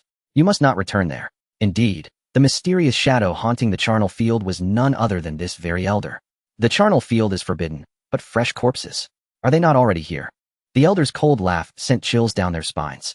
They recoiled several steps, staring at him in horror. He blinked, then erupted, "Fools! What use are your pitiful drops of blood to me?" He turned his gaze toward the sleeping miners huddled deep in the cavern. Understanding dawned at once. Iron Bear faltered, "General, these are all sons and daughters of Dongling." The elder sneered, "If they live." Silence hung thick and heavy, until one by one they stepped forward into the shadows of the sleeping masses. And so beneath the cavern's silent vault a slaughter began. Half an hour later, the elder swallowed the final crimson bead. Before him a grotesque mound of desiccated corpses rose like a macabre hillock. "At last, I have restored to the apex of flesh-body realm." He threw back his head and laughed. "Congratulations, General." "All hail the General," they cried, bowing deeply. "You have done well. Rest assured, I will lead you home to Dongling. Now it begins. We swear eternal loyalty to the General." At the mine entrance, several guards leaned drowsily against the stone wall, half asleep. In their haze, shadows emerged from the darkness. Instantly alert, the guards barked. "Curfew is in effect. No one may leave. Violators will be slain on sight." Their words died mid-sentence. Necks snapped in brutal silence. "Brothers, the Li clan rules with tyranny, treating us as insects to crush at will. To stay is certain death. Let us rise together." A thunderous voice split the night, echoing across the entire mining range. Countless voices roared in answer. "The Li clan is unjust. We rise. Brothers, kill. Slaughter every lackey of the Li clan. Kill." The oppressed miners, incited by these schemers, finally erupted. Thousands of miners revolted crazily, attacking the guards of the mine as if they had lost their minds, venting their long-suppressed fury. However, their resistance was nothing but a joke in front of the heavily armored mine guards. One by one, the rebellious slaves were ruthlessly slaughtered by the guards, as if they were merely cutting vegetables. Though the rebellion was magnificent in scale, it ultimately proved futile. It was only a matter of time before it was suppressed. Nevertheless, the goals of the general and others were achieved. Watching the chaotic mine, the general hiding in the shadows became excited. He laughed heartily and said to his trusted subordinates, "Everyone, our opportunity has come." The breaths of the few quickened suddenly. The general was originally a noble from the Eastern Ridge who, under the summons of the Eastern Ridge royal court, joined the war against the Great Zhou dynasty. However, during the battle with the cultivators of the Great Zhou, he was defeated and severely injured. Although he managed to escape, he soon fell unconscious. When he woke up, he had already become a prisoner of the Zhou army. Fortunately, there was a secret method in his clan that concealed his aura, and there were no masters among the Zhou army, allowing his identity as a cultivator to remain undiscovered and giving him a chance to survive. It is known that the Great Zhou court has always been relentless towards hostile cultivators. Although he had miraculously preserved his life, he was sold into slavery and sent to the Shenglong mansion. Ultimately, he was bought by the Li family and became a miner. To think that a dignified cultivator of the Qi blood realm was reduced to performing the most menial tasks in this world, even being bullied by a group of ants from time to time. Thinking of such humiliation, the killing intent in the general could no longer be concealed. However, it was not yet time for revenge. The urgent matter at hand was to leave this place. Taking advantage of the chaos, the group ran towards the path down the mountain. There was only one path down the mountain, where the Li family had built a solid stronghold. On either side of the stronghold were sheer cliffs. Even a cultivator of the Qi blood realm would meet a tragic end if they accidentally fell. The group hid in the distant woods, cautiously peering out to observe the situation at the stronghold. They saw Tai Xiong looking puzzled, saying, "General, it seems there isn't a single person at the stronghold." The general quickly looked over. Indeed, as Tai Xiong said, the usually heavily guarded Yinling stronghold was now completely deserted. "General, such an unusual situation. Could it be a trap?" said one of his anxious subordinates. The general shot him a glance and proudly said, "Once the bow is drawn, there is no turning back. Even if it is a trap, so what? If the Qi blood realm does not intervene, who can stop me?" After saying this, he strode directly out. The others, seeing this, gritted their teeth and hurriedly followed. They knew that only by following the general could they find a way to survive. The gates of the stronghold were wide open. Once they passed through this door, they could be reborn. However, for some reason, as they got closer to the stronghold, the general felt an inexplicable sense of unease.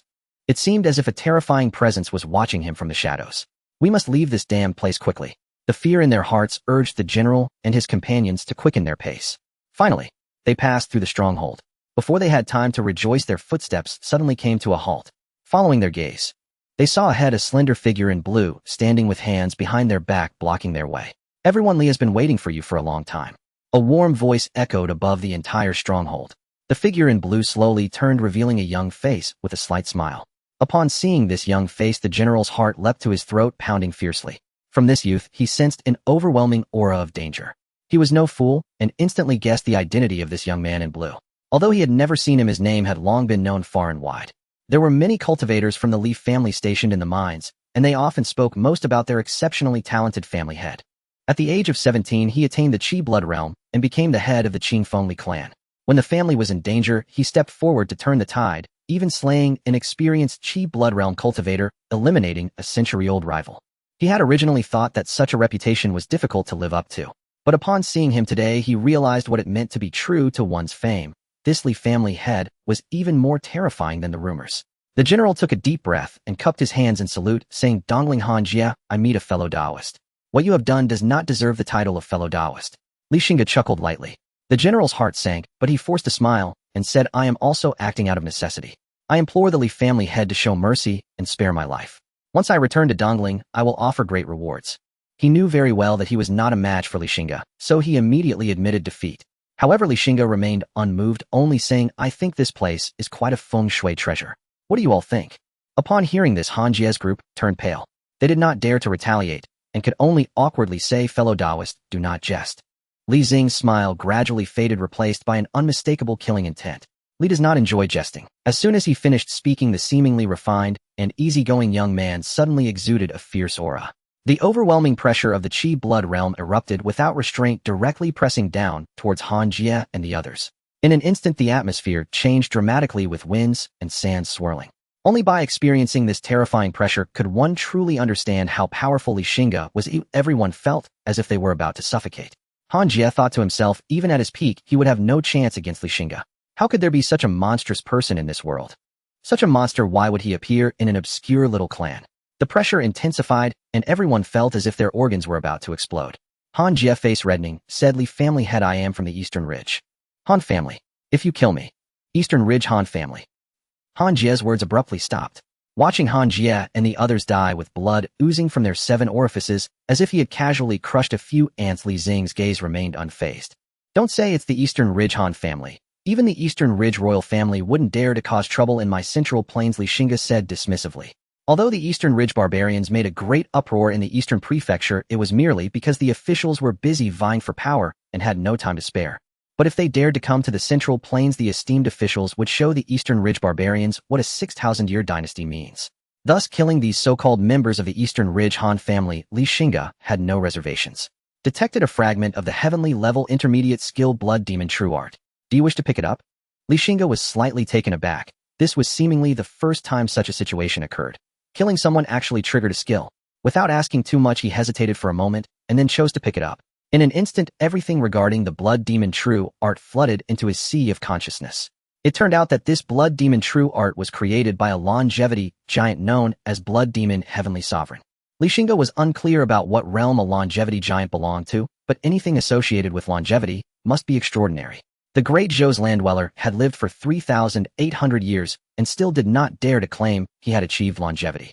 The blood demon heavenly sovereign was born in a poor farming family and lived by herding cattle.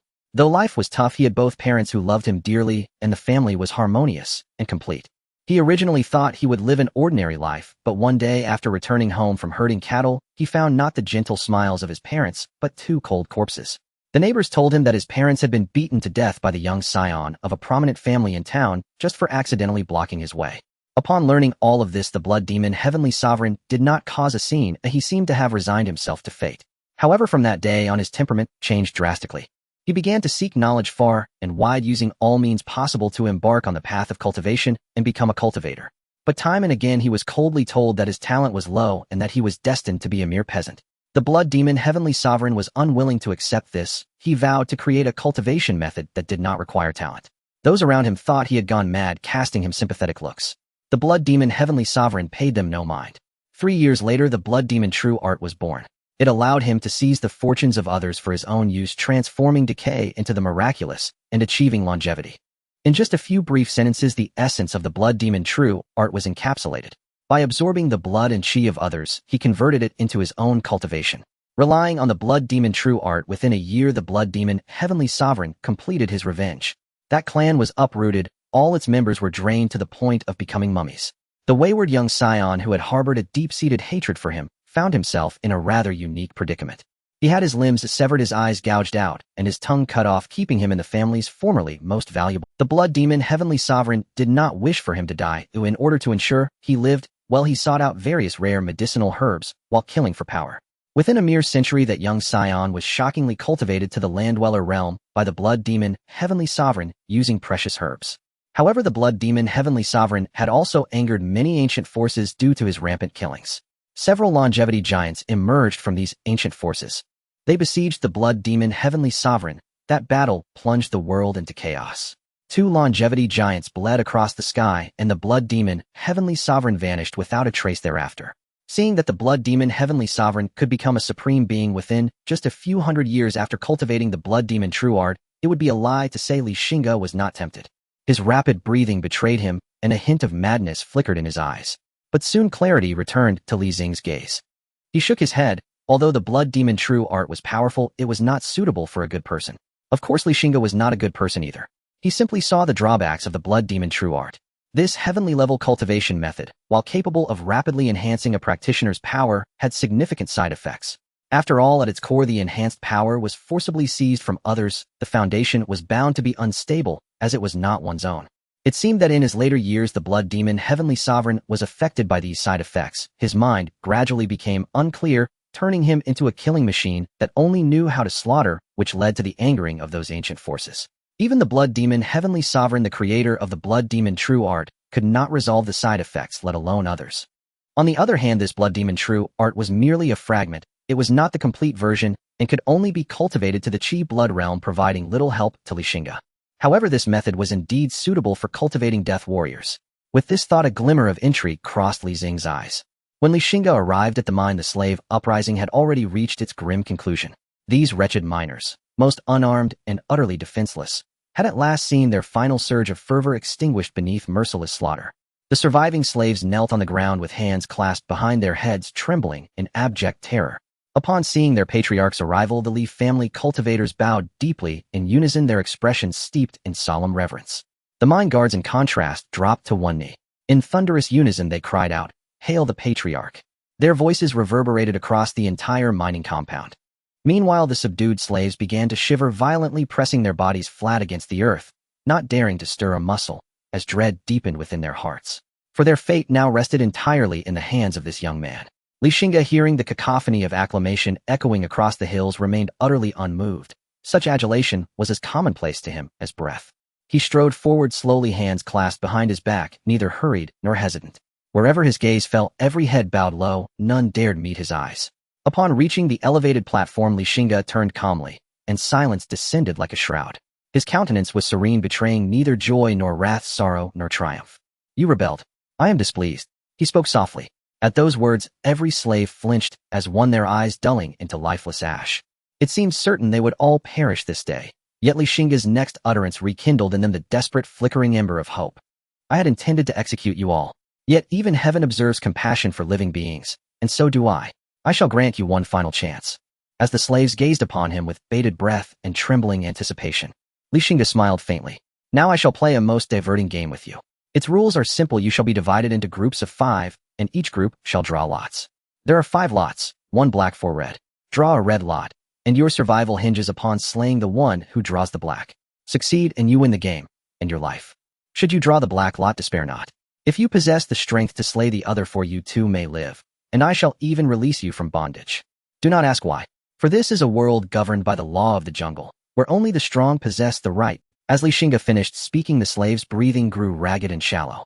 Comrades who had stood shoulder to shoulder moments before now regarded one another with suspicion, scrutiny, and naked hostility.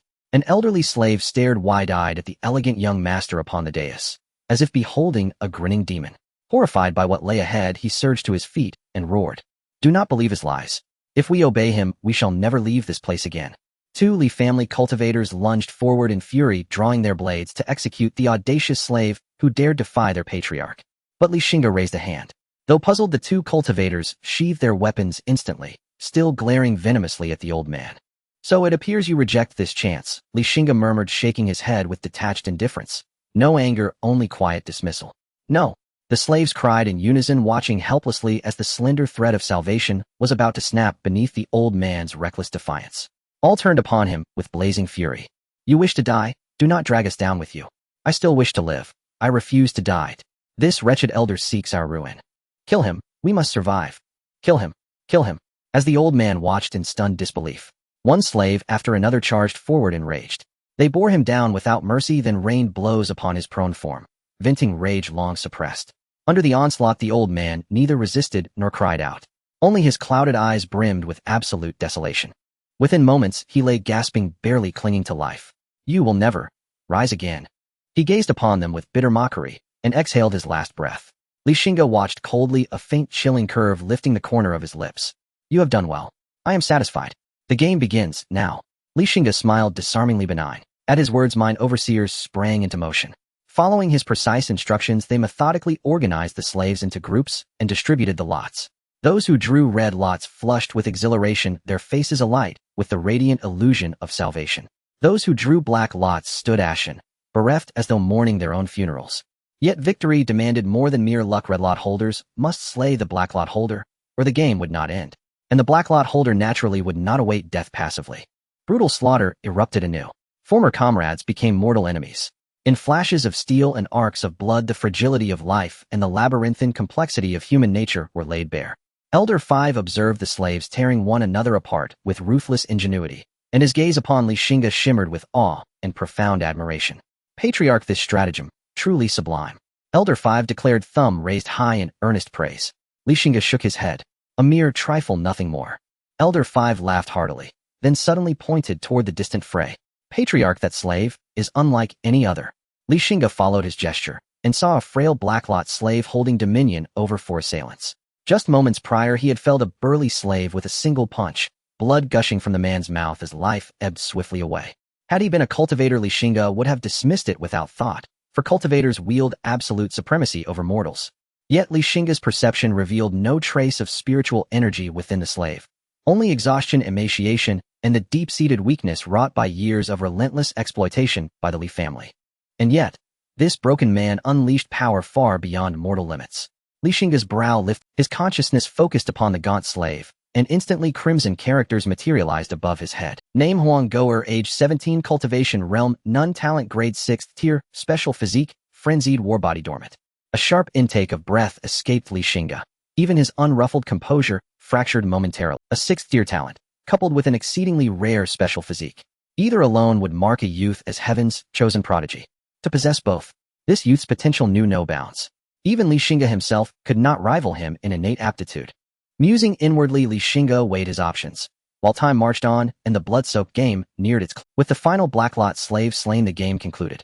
Only 2 had triumphed against overwhelming odds. Unsurprisingly, Huanggoer was among them. Xingge surveyed the survivors, their wary hostile glances exchanged like daggers, and smiled. Stepping forward, he said warmly, I am a man of my word. Congratulations, you have survived the game. Stepping forward, he said warmly, I am a man of my word. Congratulations, you have survived the game. Only those who have stared into death's maw truly understand its weight. Xingge strolled forward, hands clasped behind his back, and halted before Huanggoer and the other blacklot survivor, a broad-shouldered man. As he looked upon them, both men dropped instantly to their knees, bowing low, afraid even to lift their eyes. We humbly greet your eminence. Raise your heads. Xingge spoke calmly. Trembling, they obeyed, only to shiver involuntarily beneath the piercing gaze of this noble, peerless youth. Speak your names. His voice was gentle. This humble servant is Huanggoer. Your eminence, I am Heipai. Xingge nodded once. I said earlier, only the strong possess the right to survive, and the strong may choose their own destiny. Now I offer you both the chance to reshape yours. Will you serve the Li family? His tone was mild, but brooked no refusal. As the saying goes, true wisdom lies in knowing when to yield. The unyielding do not live to see dawn. Without hesitation, both prostrated themselves. We swear eternal fealty to your eminence and to the Li family. Xingge clapped softly, amused. Excellent. I trust your conduct shall merit my approval. Elder 5, since these 2 have pledged loyalty to the Li family, assign them as overseers under your command. Elder 5 bowed without protest. As commanded, Huanggoer and Heipai, overjoyed, bowed again and from wretched mind slaves to trusted overseers, they had ascended overnight. Without lingering, Xingge led Elder 5 and the mine's senior officials toward the assembly hall. Xingge seated himself unchallenged upon the central dais, then spoke icily. Elder 5, have you anything to say? Elderly Xuanqi's heart lurched. He hastened to bow deeply. Patriarch, this rebellion stems from my grave negligence and oversight. I accept full responsibility and beg your punishment. Though Xingge was his junior by generation, elder Li Xuanqi dared not presume seniority or familiarity, not merely because of Xingge's title, but because his authority was forged in ruthless competence and formidable strength, rendering any notion of treating him as a mere youth unthinkable. Xingge closed his eyes and drew a slow, deliberate breath. Seeing even the chief steward tremble, thus the mine's senior officials dared not breathe, each heart hammering against their throats. Moments stretched into silence, until Xingge finally waved a hand. Punishment is waived, for now, but should such failure recur, you shall retreat to the ancestral lands for secluded cultivation. A bead of cold sweat traced Elder Five's temple. I thank the patriarch. Should Silver Ridge Mine ever falter again, I shall present my head upon a platter. Silver Ridge Mine is the Li family's economic lifeline. Though the rebellion was swiftly quelled, heavy casualties among the slaves have crippled production. You must restore operations without delay. As commanded, if there is nothing further you may withdraw, all save Elder Five. We take our leave. As the hall emptied, only Xingge and Elder Five remained. What further command does the patriarch wish to impart? Elder Five asked respectfully. Xingge rubbed his temples, his mind locked in quiet deliberation. After a long pause, resolute at last, he said quietly, deal with Huanggoer. Find an opportunity and eliminate him. Elder Five concealed his bewilderment. Why target a mere slave? But obeyed instantly without question. Yes, sir. It was not envy that drove this order. Initially, Xingge had indeed intended to recruit. His talent was staggering. Should he mature, he could become a sovereign force in his own right. Alas, he did not bear the surname Li. The Li family would never invest vast resources to cultivate an outsider. Moreover, Huanggoer had endured decades of life-family enslavement. How could resentment not fester in his heart? Thus, the sole prudent course was to eradicate this latent threat. Days later, the overseer of the mine, Huanggoer, suddenly fell ill and died. His death did not stir even a ripple. Detected that the system task progress has reached 100. System task completed. System rewards are being distributed. Congratulations to the host for obtaining 3 acres of superior spiritual farmland. Congratulations to the host for acquiring a beginner-level spirit planting technique. The host's family will give birth to a member with a 7th grade talent. The cold voice of the system resonated deep within Li Xing's mind, and a smile appeared at the corner of his mouth. Among these 3 rewards, the most important was the beginner-level spirit planting technique. If he could use the spirit planting technique to cultivate a spirit planter for the family, it would greatly enhance the family's foundation. After all, a spirit planter is a being that can be compared to an alchemist.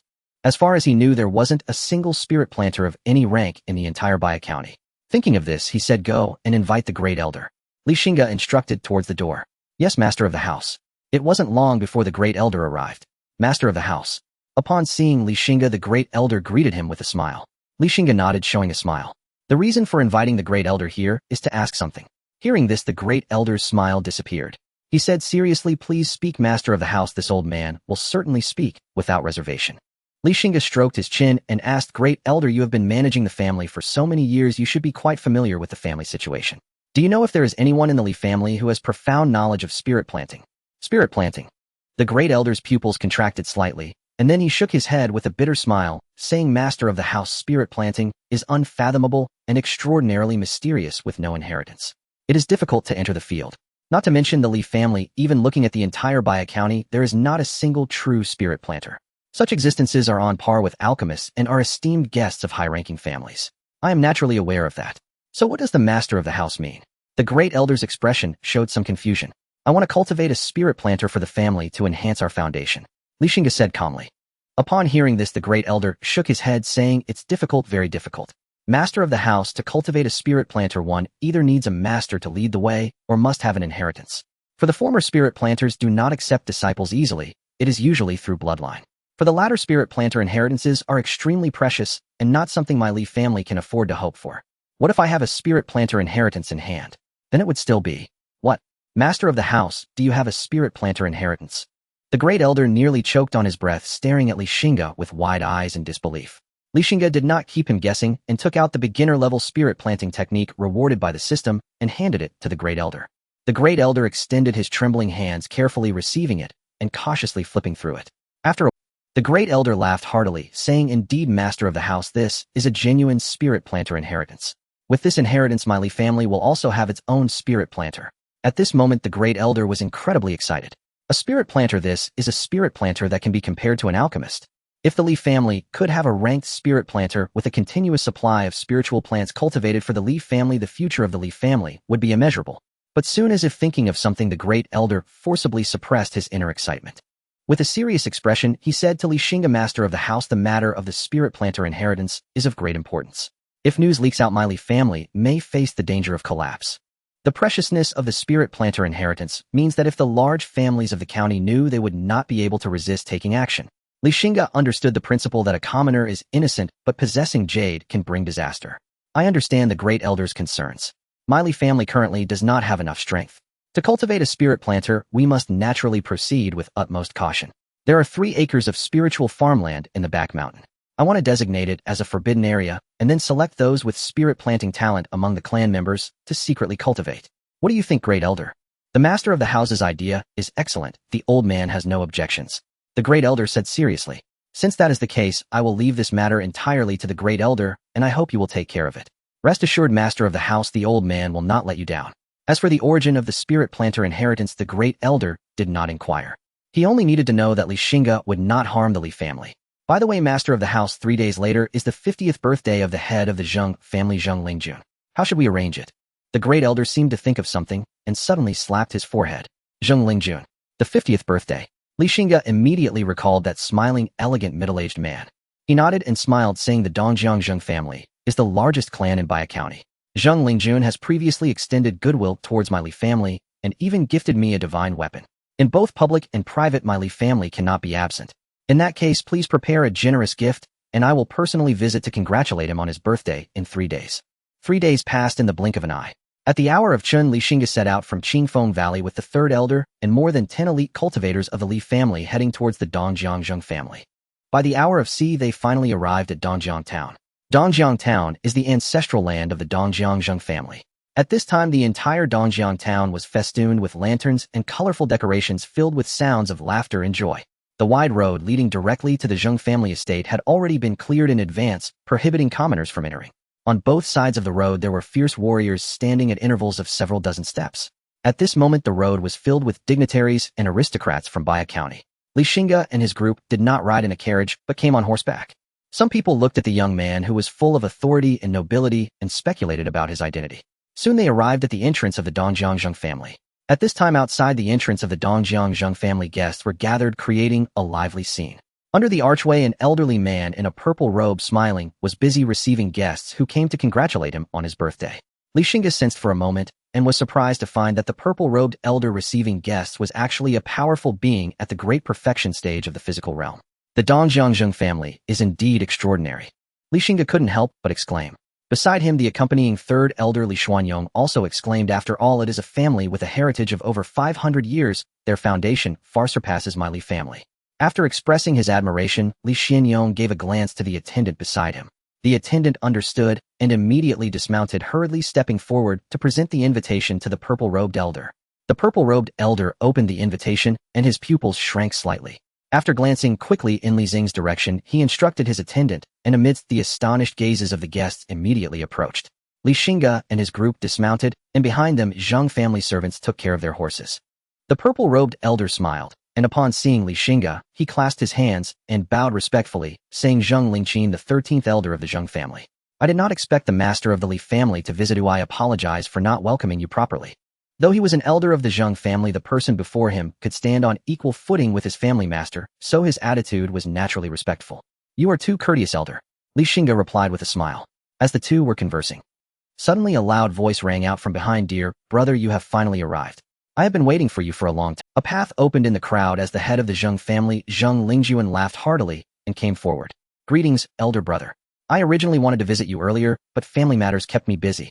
Please forgive me. Li Xingge clasped his fist in salutation. You are too polite, younger brother. You are so young yet manage such a large family business, unlike me who was still a playboy in the Zheng family at your age. After some pleasantries and mutual compliments, they entered the Zheng family estate under Zheng Lingjun's lead. After the group walked far away, the crowd began to discuss in hushed tones. Who is this young man that even the head of the Zheng family personally came to greet him? A guest exclaimed in shock. This brother, it is clear you are not from Baya County. The one just now is no ordinary person. He is the master of the Qingfeng Li family, a young prodigy. Someone replied. I have heard of the Qingfeng Li family, but how can someone so young manage a family? Don't be fooled by his youth, he is truly remarkable. At barely the age of 20, he broke through the blood realm, and led the Li family to eliminate a century-old rival, even overcoming a strong enemy with minor achievements in the Blood Realm with his initial strength. Those unfamiliar with Xingge gasped in awe. In Baihe County there was such a genius. Such talent would surely shine brightly even in the capital city. After arranging a resting place for Xingge and the others, Zheng Lingjun excused himself to greet the other guests. Those who could dine in the VIP hall were all nobles from Baihe County. Xingge undoubtedly was among the very top tier. Upon his arrival, everyone stood up to greet him, and Xingge responded to each one. Only one person lay sideways on a chair squinting at Xingge unmoved. This person was naturally known to Xingge. He was the master of the Bai Bo Song family, Song Tianbo, a familiar face from the Li family. The Bai Bo Song family was the one that initially allied with the Mang Mountain Su family to attack the Li family. Later, after breaking ties with the Su family, the Song family made no moves. Xingge speculated that the Song family might want to sit back and watch the tiger fight, waiting for the Su and Li families to inflict mutual damage so the Song family could reap the benefits. However, he did not expect the Su family to fall so quickly. Since Song Tianbo was disrespectful to him, he would naturally return the gesture. Ignoring Song Tianbo's cold gaze, he went straight to his designated seat. The seating arrangement set by the Zheng family was quite interesting, placing him at the upper left position. Xingge did not hesitate and took his seat directly. As he did, the expressions of the crowd began to change to something. Meanwhile, Song Tianbo's face turned as dark as coal. The reactions of the crowd in his eyes seemed like silent mockery. He could not help but snort coldly and sneered. Today's younger generation really does not understand manners. Relying on a bit of strength, they think they can climb over us. He expected to provoke agreement among the crowd, yet to his surprise the hall fell silent. This made Song Tianbo feel somewhat embarrassed, and his face instantly flushed red. The people present were not fools. Song Tianbo was clearly trying to drag them into trouble with Xingge, but they had little enmity with the Li family, and certainly would not fall into Song Tianbo's trap. To offend someone without any vested interest is foolish. Those who could sit here were all shrewd individuals. Xingge glanced at him. Under normal circumstances, if someone dared to provoke him, even the master of the Bai Bo Song family would not receive any courtesy from him. However, today was Zheng Lingjun's birthday. Xingge had to give him some face. But if Song Tianbo pushed his luck, he could not blame Xingge for retaliating. At this moment, Song Tianbo found himself in a dilemma. He initially wanted to use the crowd's strength to embarrass Xingge. However, he did not expect that these oldtimers would fear this young scion of the Li family. Just when things were difficult, the timely arrival of the head of the family provided Song Tianbo with a way out. The family head has arrived. Everyone in the hall stood up. Amidst the crowd of elders from the Zheng family, Zheng Lingjun walked in from the back of the hall. We have seen the Zheng family head. May the Zheng family head have fortunes as vast as the East Sea and longevity like the South Mountain. Zheng Lingjun smiled and returned the gesture. Esteemed guests, please take your seats. The crowd promptly sat down.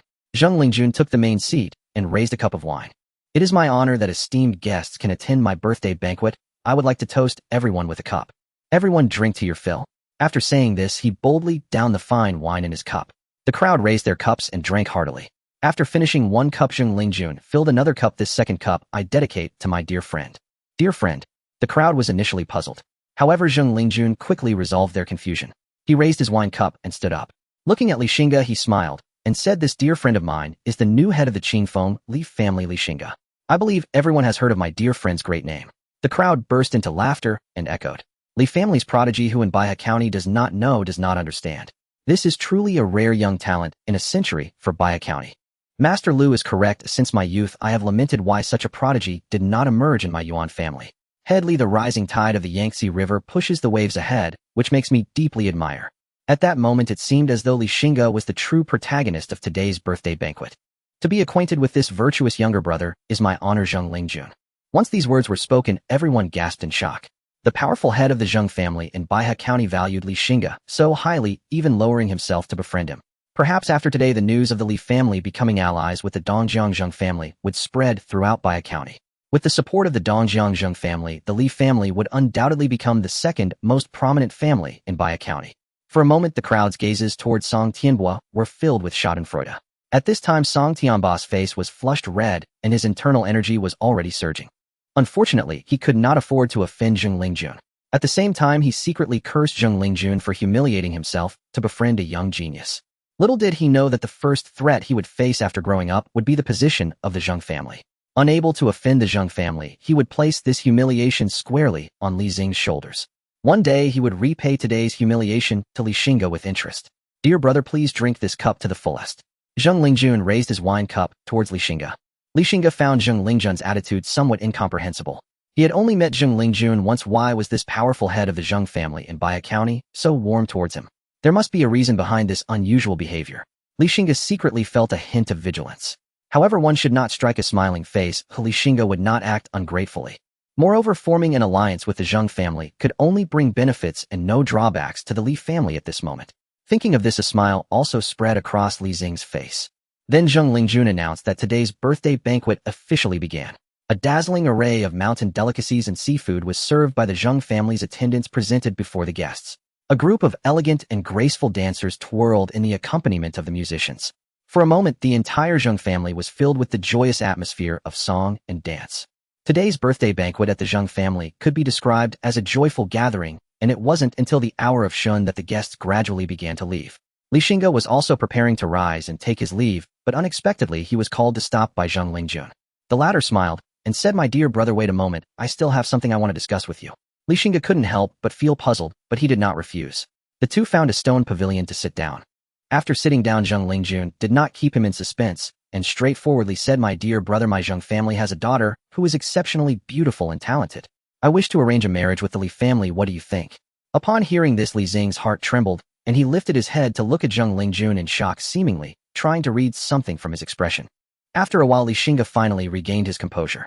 He let out a bitter smile and shook his head, saying, "Brother, I appreciate your good intentions, but my father had already arranged a marriage for me while he was alive. I cannot go against my father's last wish, and I hope you can understand." This statement was not a deception from Li Xingge. His grandfather Li Xuanfeng had mentioned the marriage contract before, but that was all. He didn't even know the surname or appearance of the other party. However, today it happened to become a reason to refuse Zheng Lingjun. The daughter of the Xingge family held a noble status, and all prominent families in Baya County were vying to marry her. After all, marrying a daughter from the Xingge family would be akin to having a great support. However, Li Xingge did not see it that way. His future was destined not to stop here. If he married a Xingge family girl a century later, he would remain youthful, while his partner may have turned into an old woman, which would only add to his sorrow. Zheng Lingjun was not angry at being rejected. He never thought that it would be so simple to bind Li Xingge to the Xingge. In his heart, he was already convinced that Li Xingge was the child of fortune mentioned by the ancestors. Since he could not bind Li Xingge, he would bind the Li family instead. In Zheng Lingjun's view, Li Xingge was a person who valued relationships, especially family. Binding the Li family was tantamount to binding Li Xingge. As long as in the future Li Xingge could remember the assistance the Xingge family provided him during their humble times, then the Xingge family could very well restore the glory of their ancestors. Thinking of this, Zheng Lingjun smiled again and said, "Since my dear brother already has a marriage contract, I will be presumptuous. However, my second brother also has a daughter who is the Xingge family's legitimate daughter. How about we match her with the young talents of the Li family, thus strengthening our brotherhood?" With Zheng Lingjun having said this, if Li Xingge were to refuse again, it would be as if he were disregarding both the Xingge family and Zheng Lingjun. The consequences of angering the Xingge family were something he could not afford. Moreover, for the current Li family, marrying the Xingge family's legitimate daughter would definitely be considered a downward match. A marriage between the two families would also make their relationship more intimate. His mind raced as he began to contemplate which young men from the Li family would be suitable for the marriage. Suddenly he thought of someone. The grandson of the elder Li Xingtsong, who was 19 years old this year. Li Xingtsong had extraordinary talent and had already achieved the great perfection of the body refinement realm. If nothing unexpected happened, he would soon break through to the physical realm. Li Xingtong's identity and talent were barely compatible with the Xingge family's legitimate daughter, and it would not disgrace the Xingge family. With this in mind, he informed Zheng Lingjun of Li Xingtong's situation. Zheng Lingjun was quite satisfied with Li Xingtong's situation. Although he was far from being as exceptional as Li Xingge, he could still be considered a young talent within the county. From the choice of candidate, it could be seen that Li Xingge was not brushing him off. The goal of deepening their relationship was thus achieved. "I am quite satisfied with this child, Xingtsong." Zheng Lingjun nodded with a smile. Hearing Zheng Lingjun express satisfaction, Li Xingge also felt a sense of relief in his heart. The two quickly finalized the marriage arrangement. As for the opinions of the parties involved, they directly ignored them. "By the way, my dear brother, I noticed that Song Tianbua seems to be quite displeased with you at today's banquet." Li Xingge, upon hearing this, sneered disdainfully. "It's nothing more than him being upset that I overshadowed him, just a clown. I overlooked it indeed," Zheng Lingjun said with some self-reproach. Li Xingge waved his hands repeatedly, saying, "This matter has nothing to do with you, brother. My Li family and the Song family have long-standing grievances. We are like fire and water, and it was only a matter of time. As long as you don't hold a grudge, it's fine. Song Tianbua is a petty person. His emotions are all written on his face. He is truly a villain." If it weren't for his decent talent, he wouldn't even have a chance to become the head of the Song family, but his achievements will stop. What you should be wary of is that old ghost from the Song family. He has been in the blood-chi small success realm for many years, far beyond the half-baked individual from the Su family. Even I am somewhat wary of him. Upon hearing Zheng Lingjun's words, Li Xingge nodded in agreement. An established, strong practitioner in the blood-chi realm could indeed not be underestimated. It seemed he needed to quickly improve his strength. As long as his strength became formidable, he could overcome any malevolent spirits. Thank you for the reminder, brother. I will definitely be cautious and prepared. That's good, but if that old ghost truly breaks the rules our Zheng family is not to be trifled with, we will not stand. Hearing this, even Li Xingge, who usually speculated about others with the worst intentions, couldn't help but be moved. Zheng Lingjun was clearly backing him up, even at the risk of tearing faces with the Song family. What exactly was Zheng Lingjun trying to achieve? Although he felt puzzled in his heart, Li Xingge could only bury it deep within. Thank you, brother. I will remember your great kindness, and in the future, if you have any requests, I will not hesitate to venture through fire and water if I am able. Provided you do not have ulterior motives. Li Xingge silently thought. This statement made Zheng Lingjun's heart bloom with joy. He had invested so much and even lowered his stance. Wasn't he waiting for this very sentence? In the future, if you rise to prominence, remember to let me have a taste of the soup as well. Zheng Lingjun laughed heartily, yet on the surface he maintained a calm demeanor and said solemnly, what you said, my dear brother, is unnecessary. If you call me brother, I will treat you as my kin. All of this is what I ought to do. The two exchanged pleasantries once more. Noticing that it was getting late, Zheng Lingjun prepared to have Li Xingge stay overnight and leave in the morning. However, Li Xingge declined, citing family affairs as too busy. Zheng Lingjun personally saw Li Xingge out of the Zheng family's main gate. After their farewell, as they watched Li Xing's receding figure, the smile on Zheng Lingjun's face grew even wider. Lingjun, your choice was not wrong. This young man is not simple, even I cannot see through him. At some point, an old figure had quietly appeared behind Zheng Lingjun. Zheng Lingjun, hearing the movement behind him, quickly turned around looking at the newcomer and said, Ancestor, how did you come out? The newcomer was none other than the ancestor of the Zheng family. I haven't seen such an outstanding young person in a long time. The ancestor of the Zheng family said with a smile. Lingjun, you did well in befriending Li Xingge. Perhaps the future wish of our Zheng family to return to the Lingshu sect truly rests on him. The ancestor of the Zheng family spoke in a deep tone. At the same time, the departing Li Xingge seemed to sense something and turned to gaze back toward the Zheng family's courtyard. He murmured, truly unfathomable. After returning to Qingfeng Valley, Li Xingge summoned the Grand Elder that very night, informing him of the Zheng family's plan to ally with the Li family through marriage. Upon hearing this news, the Grand Elder chuckled and said, Master, this is a splendid development for our Li family. Who wouldn't want to climb the ranks of the first family in Baya County? The person I have chosen for the marriage is Xingge. The Grand Elder's expression briefly faltered before returning to normal, yet Li Xingge clearly caught it. However, Li Xingge did not indulge in the nonsense of refusing. He simply gazed calmly at the Grand Elder. The old man has no objections. It's just that it will be a bit of a burden on my cousin. You exaggerate, Master. How can there be any burden? The Zheng family's legitimate daughter marrying Xingge is more like a favorable match. The old man should be delighted. Besides Xingge, there are truly no suitable marriage candidates in the clan. Either their status is too low or their talent is insufficient. I can't help it. We cannot offend the Zheng family, and this is a good thing for the family. Li Xingge rarely offered an explanation. He held a genuine respect for the Grand Elder. Without the Grand Elder's strong support, he would not have been able to secure his position as the family head. No need to say more, Master. I understand your concerns. Everything is for the family. Indeed, everything is for the two exchanged smiles. In Qingfeng Valley, there was a large courtyard at the central core of the Li family, which served as the residence of the Grand Elder. Upon returning to the courtyard, the Grand Elder instructed the steward beside him, go summon Xingge for me. Moments later, a refined and extraordinary young man entered, guided by the old steward. Offer, you may step back. Yes, Master. The old steward closed the door respectfully and exited, leaving only the Grand Elder and Li Xingge in the room. Grandfather, did you call me so late? Because there's something to discuss. Li Xingge asked, somewhat puzzled. Yes, there are some matters I need to discuss with you. Please go ahead, Grandfather. No rush. You seem to be on the verge of a breakthrough. Noticing the sharp aura emanating from Li Xingge, the Grand Elder inquired. Hearing his grandfather's question, Li Xingge replied with a smile, I can finally assure you that within a month I will break through to the body realm. The Grand Elder nodded in satisfaction. He was extremely pleased with this grandson, not only for his talent, but also for his character. His regard for him even exceeded that for his own sons. With proper training, he could become a strong right-hand man for the family head in the future. After all, he was already getting old.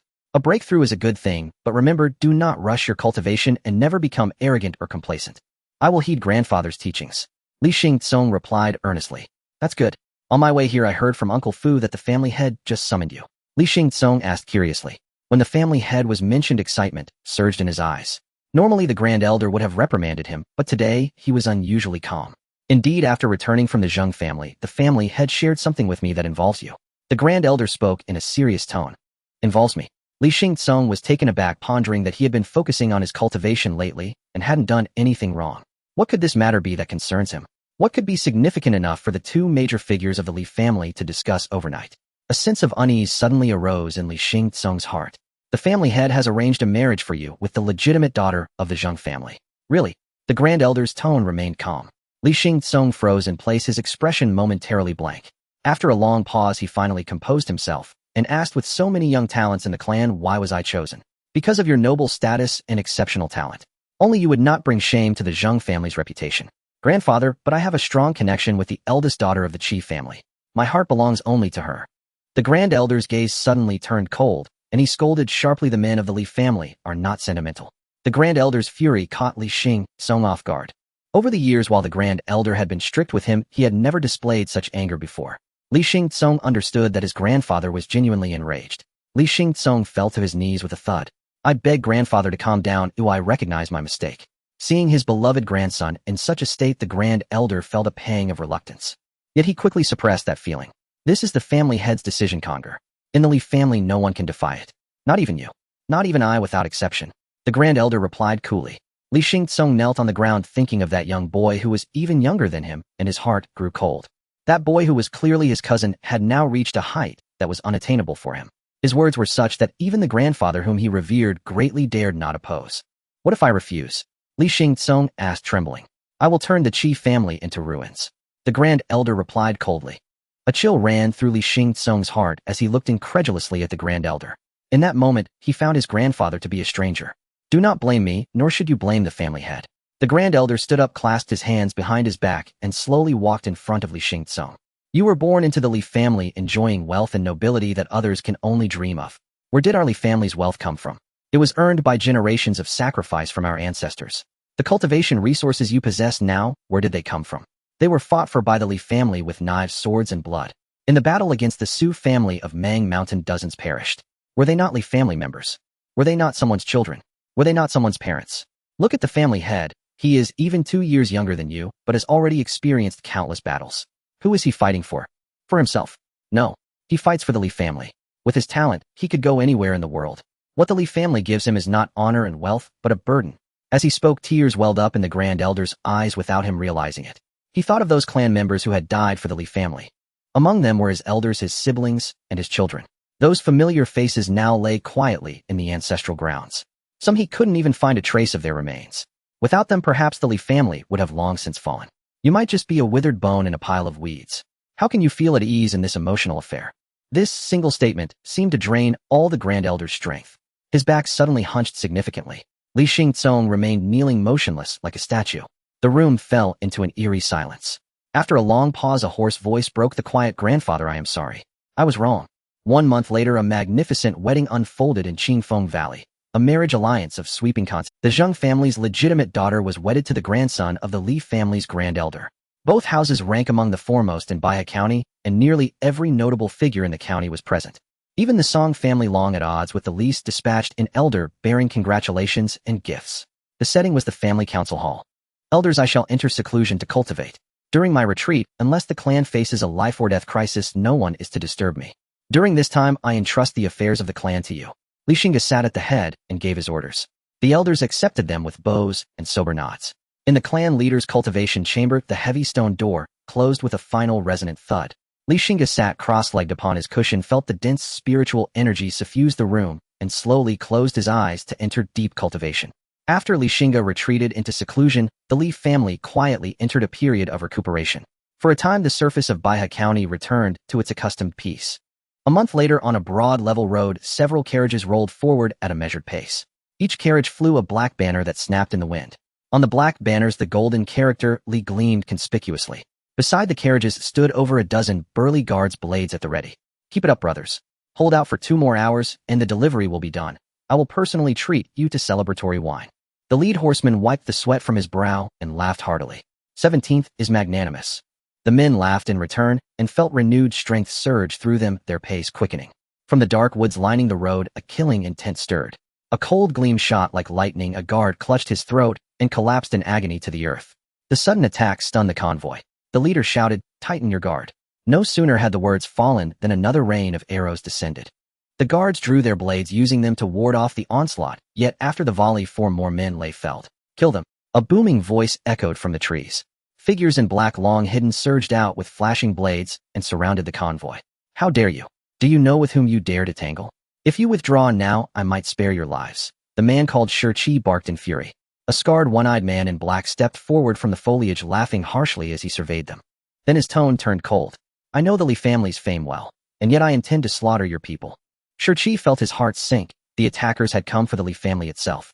Realizing there would be no mercy, Xingge made a swift decision and roared, "Brothers, cut them down." He spurred forward at the head of the charge. 2 black-clad men rushed to meet him, but a flash of steel sent both of them reeling, severed from life. The leader of the black-clad band bore his face like iron, yet his eyes took on a harder chill. "You do possess some skill, but today you must die." He drew a great cleaving blade from behind him and brought it down toward Xingge. Blades met, sparks flew, and the air rang with the shriek of metal. Xingge was driven back several paces, his expression sour. "My corporeal cultivation is only rudimentary," he warned. The black-clad leader sneered, "Spare me the words. Give me your life." Taking the advantage, the leader pressed on relentlessly, unleashing a brutal set of saber techniques that left Xingge struggling and pained. "Li family men amount to no more than this," the leader taunted. Enraged beyond measure, Xingge spat, "You invite your own death," and struck back with a crushing blow. Locked in a fight that traded life for life, the 2 combatants surprisingly matched one another for a time. From behind, a desperate voice cried, "17th, cease fighting. Leave us and run." Xingge turned and was chilled to the bone. His escorts had been virtually wiped out under the murderous onslaught. The last companion fell with his skull cleft before Xingge's very eyes. "No," he howled, a man's grief breaking through, and tears welled in his fierce gaze. "Qingfeng Valley." For Li disciples, their auras deep and steady stood guard over the valley's sole approach. A rider thundered toward them in the distance. A Li disciple shouted, "Halt! Dismount!" But the rider showed no sign of stopping. As they moved to forcibly intercept him, the rider suddenly lost all strength and toppled from his mount. They closed in warily. When they saw his face, they cried out in alarm, "It is Uncle Xingge." The fallen rider was indeed the convoy's leader, Xingge. He muttered in a ragged whisper, "Filong Gorge. The herbs were ambushed." And then his head lolled as he slipped into unconsciousness. "Quick, something terrible has happened. Report to the elders at once." An emergency summons went out. The clan council convened in haste. "Elders, our disciples have just reported that the Li family's herb convoy was ambushed in Filong Gorge. The herbs were seized and Xingge sustained grievous wounds. He hangs between life and death," the head elder declared with a grave face. The elders were incensed. The hot-tempered second elder sprang to his feet, face contorted with fury. "Who did this? I want them dead." He slammed his palm down and shattered the table before him. The head elder shot him a withering look. The head elder scolded, "Second elder, control your temper. Xingge is your son, and I understand your grief, but this is the council chamber, a place to deliberate clan affairs, not to vent your rage." The rebuke cooled the second elder for the moment. He swallowed his roaring anger and reluctantly resumed his. Sixth elder Li Yanzhao asked with a solemn expression, "Do we know who did this?" The head elder shook his head. "Not yet. The only one who might know, young Xingge, remains unconscious." Third elder interjected, "Those herbs are crucial to the Li family. Many juniors were counting on them to temper their bodies. If the cultivation is delayed until the head emerges from seclusion, how shall we explain it?" "Could we procure a replacement batch?" someone asked. "Too late," sixth elder replied, shaking his head. "The apothecary's supply cannot meet demand. The Li family can only purchase on a 6-month cycle." A darker mood settled over the chamber. "We must recover those herbs," second elder said through clenched teeth. "Whose territory is Filong Gorge?" the head elder asked, narrowing his eyes. Third elder answered in a low voice, "Haizhai." The head elder continued, "And the chief of Haizhai is Zhenshanhu, is he not?" Several elders spoke at once. "Zhenshanhu has grown brazen. He cannot think himself beyond reach. We should mobilize our finest and level Haizhai." The head elder raised a hand to still them. "Do not be swept away by fury. Though Zhenshanhu is arrogant, over the years he has not meddled with our affairs. There is something odd about this." An elder agreed. "The head speaks sensibly. By all accounts, Zhenshanhu should not have dared such an attack upon." In former days, Zhenshanhu had left the Li family unmolested. Now, with the Li family resurgent after the marriage alliance with the Xingges, it would be unthinkable, unless Zhenshanhu had lost his wits. The head elder's voice turned cold. "Regardless, the incident occurred within Haizhai's domain, so we must go demand answers from Zhenshanhu.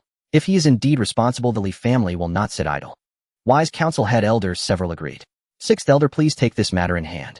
I accept, Li Yinzhao replied, rising to his duty. Deep within the mountains there lies a secluded stronghold nestled at the most perilous heights where the cliffs are steep. Only a winding path leads to the mountain's peaks, serving as the sole exit of the stronghold, easily defensible, yet difficult to attack. A swift figure darts through the dense woods.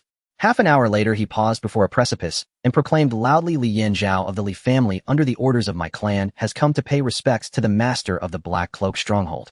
His resonant voice echoed through the mountains, startling countless birds into flight. After speaking, Li Yinzhao took out a letter of homage from his sleeve and hurled it fiercely. The letter struck the smooth and sheer cliff like a flash of lightning. A figure hidden in the shadows revealed itself and retrieved the letter. Please wait, let me inform the master, he said. After a moment, on the cliff, a wooden cage slowly descended. Without hesitation, Li Yinzhao stepped boldly into the cage. Once he steadied himself, the cage began to rise, and Li Yinzhao's field of vision expanded. As he gazed at the steep mountain terrain, Li Yinzhao's expression grew increasingly grave. The treacherous conditions of the Black Cloak stronghold far exceeded his expectations. If he truly believed that the Li family could easily subdue this Black Cloak stronghold, he would surely suffer a great loss. Esteemed guest, you have arrived. Please cooperate with us and cover your eyes. A bandit from the Black Cloak stronghold spoke respectfully. Li Yinzhao did not refuse being on someone else's territory. He naturally had to abide by their rules. He obediently covered his eyes and followed the bandit deeper into the Black Cloak stronghold. As soon as he entered the stronghold, he heard the sounds of training and battle cries. As they proceeded, the sky gradually darkened. After a quarter of an hour, the guiding bandit removed the black cloth covering Li Yinzhao's eyes. Esteemed guest, we have arrived. Please take a moment to rest. The master will be here shortly. Li Yinzhao nodded. Thank you for your trouble. Before long, two reasonably attractive maidservants brought tea and snacks. Li Yinzhao quietly sipped his tea, awaiting the arrival of the master of the Black Cloak. He did not have to wait long. A loud, hearty laughter resonated from the back door. Huh. I wondered why there were magpies chirping today. It turns out a distinguished guest has arrived. A tall, muscular man with a thick beard and a robust build stepped through the back door. Noticing the man's imposing and domineering aura, Li Yinzhao surmised that this must be the legendary master of the Black Cloak stronghold, Xingge Hu. He stood to greet, neither servile nor overbearing, saying, I am Li Yinzhao, the sixth elder of the Qingfeng Li family, paying my respects to the master. Elderly, you are too courteous. I have long heard of the illustrious name of the Qingfeng Li family, Xingge Hu replied with a hearty laugh. Please take a seat. Both men took their seats. Elderly, you are quite a rare visitor. I wonder what brings you to this desolate place of mine. Recalling the purpose of his visit to the Black Cloak stronghold, Li Yinzhao's spirit lifted, and he smiled, saying, Master, you are too kind. I dare not presume to instruct. I have come under orders from my clan to inquire about a matter. Please speak freely. I assure you I will leave nothing unspoken, Xingge, who said, his expression slightly serious. Very well. Li Yinzhao took a sip of tea to moisten his throat, then said slowly, today a batch of important goods belonging to my Li family passed through your territory and was seized. One of our clan members was gravely injured and is in critical condition. Shouldn't the master provide us with an explanation? Xingge Hu's pupils constricted slightly, revealing some shock, but he quickly regained his composure. However, his earlier warmth had faded and his tone turned somewhat cold. So elderly has come to seek retribution. I dare not seek retribution. The Filong Gorge is your domain, master. I merely wish for an explanation for my Li family, Li Yinzhao replied calmly. The Li family truly has a grand air about them. Things were lost on my territory, yet you demand an explanation from me. Do you think the Black Cloak stronghold is your Li family's subordinate? What can you do if I refuse? Xingge Hu's gaze turned icy, his tone exceedingly domineering. Next time it may well be a Qi and Blood Realm cultivator from the Li family who comes knocking. Faced with Xingge Hu's domineering words, Li Yinzhao remained unflinching, answering without fear. Hearing this, Xingge Hu's expression darkened significantly. Though the Black Cloak stronghold had natural defenses, such barriers could not stop a Qi and Blood Realm cultivator, which was the reason Xingge, who had avoided provoking such families over the years. Having become the leader of a stronghold commanding thousands, Xingge, who was certainly not as simple-minded as he appeared. With a renewed smile, he said, Elderly, please do not be angry. I was merely making a small joke. Such jokes should be kept to a minimum. If the head of my Li family were here today, this joke might not end well, Li Yinzhao replied in a somber tone. Xingge Hu's lips twitched, who didn't know that the young head of the Li family had a notorious reputation for retaliation, with a black heart and vicious hands. Realizing this, Xingge Hu forced a smile, saying, Yes, elderly, please do not mind it. I will gather my men to investigate this matter and provide you with an explanation. Li Yinzhao nodded in satisfaction. Thank you, master. That batch of goods is of great importance to the Li family. If we cannot recover it, the Li family will not rest easy. The implication of threat in your words is clear, he remarked. I understand, Xingge Hu replied with a smile, turning away. Yet in that instant his smile vanished. Watching Jinshan who stride away, Li Yanzhao took a sip of tea, revealing a hint of disdain in his gaze. Just a bandit, yet he truly saw himself as a big shot.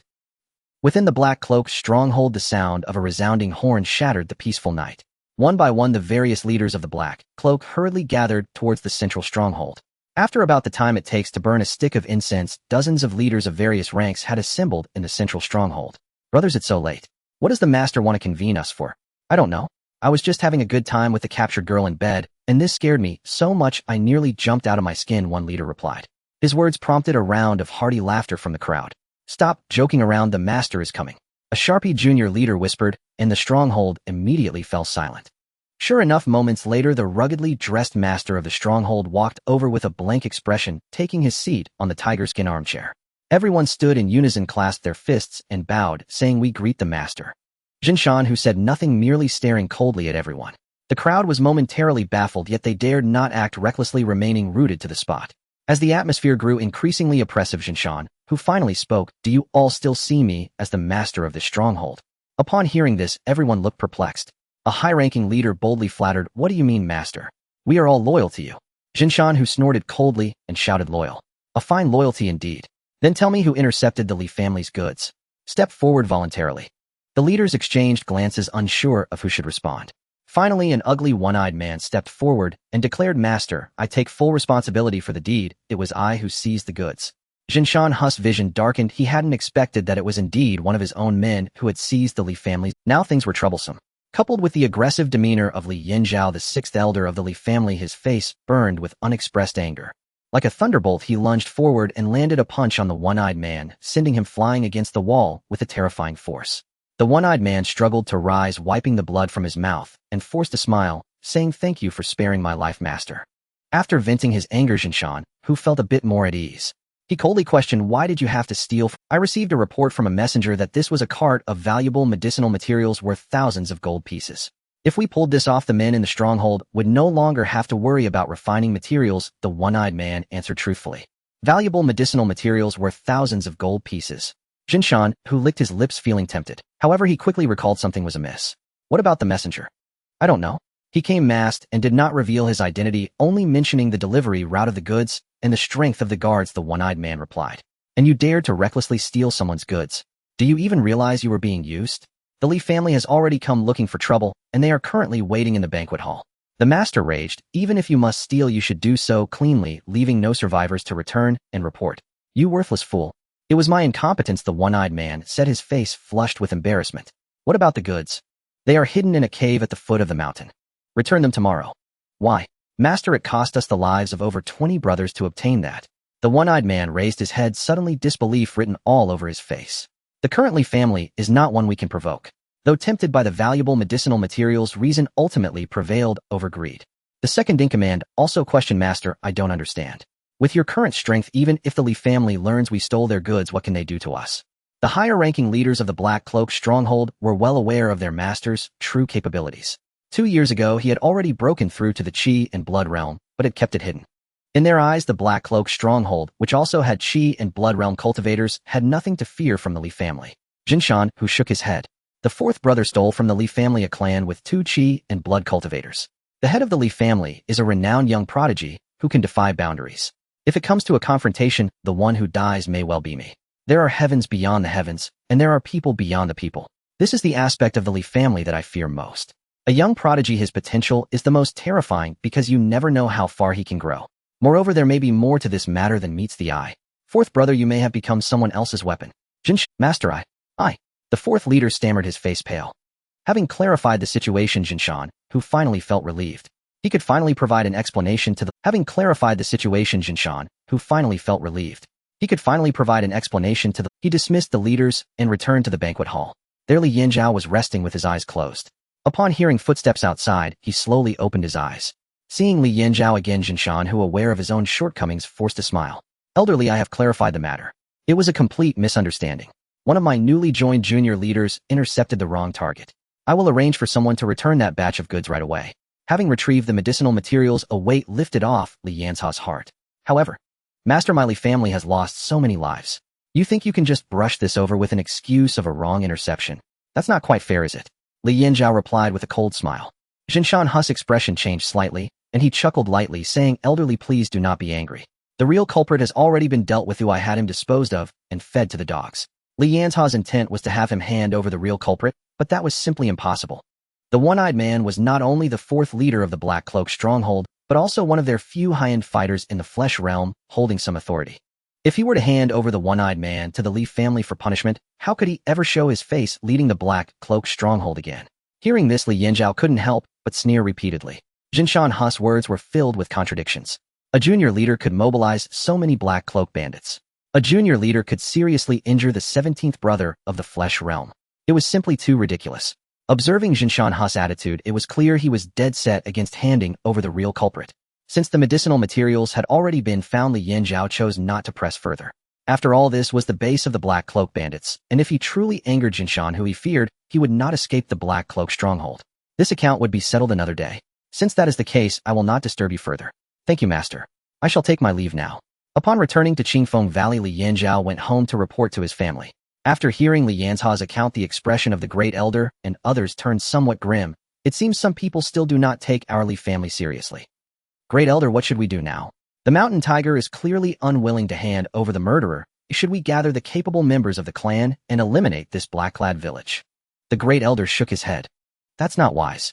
Now that the medicinal materials have been retrieved, there's no need to create a ruckus. The Bai Bo Song clan is already eyeing our Li family covetously, and the family head is in seclusion. We must not act rashly. Until the family head exits seclusion, we must prioritize stability. All right, let the Mountain Tiger enjoy his time for a few days. Li Yanzhao replied somewhat unwillingly. In the family head's seclusion chamber, within Qingfeng Valley, the intense aura of blood vitality filled the entire room, and a dim oil lamp flickered, illuminating Li Xing's handsome face.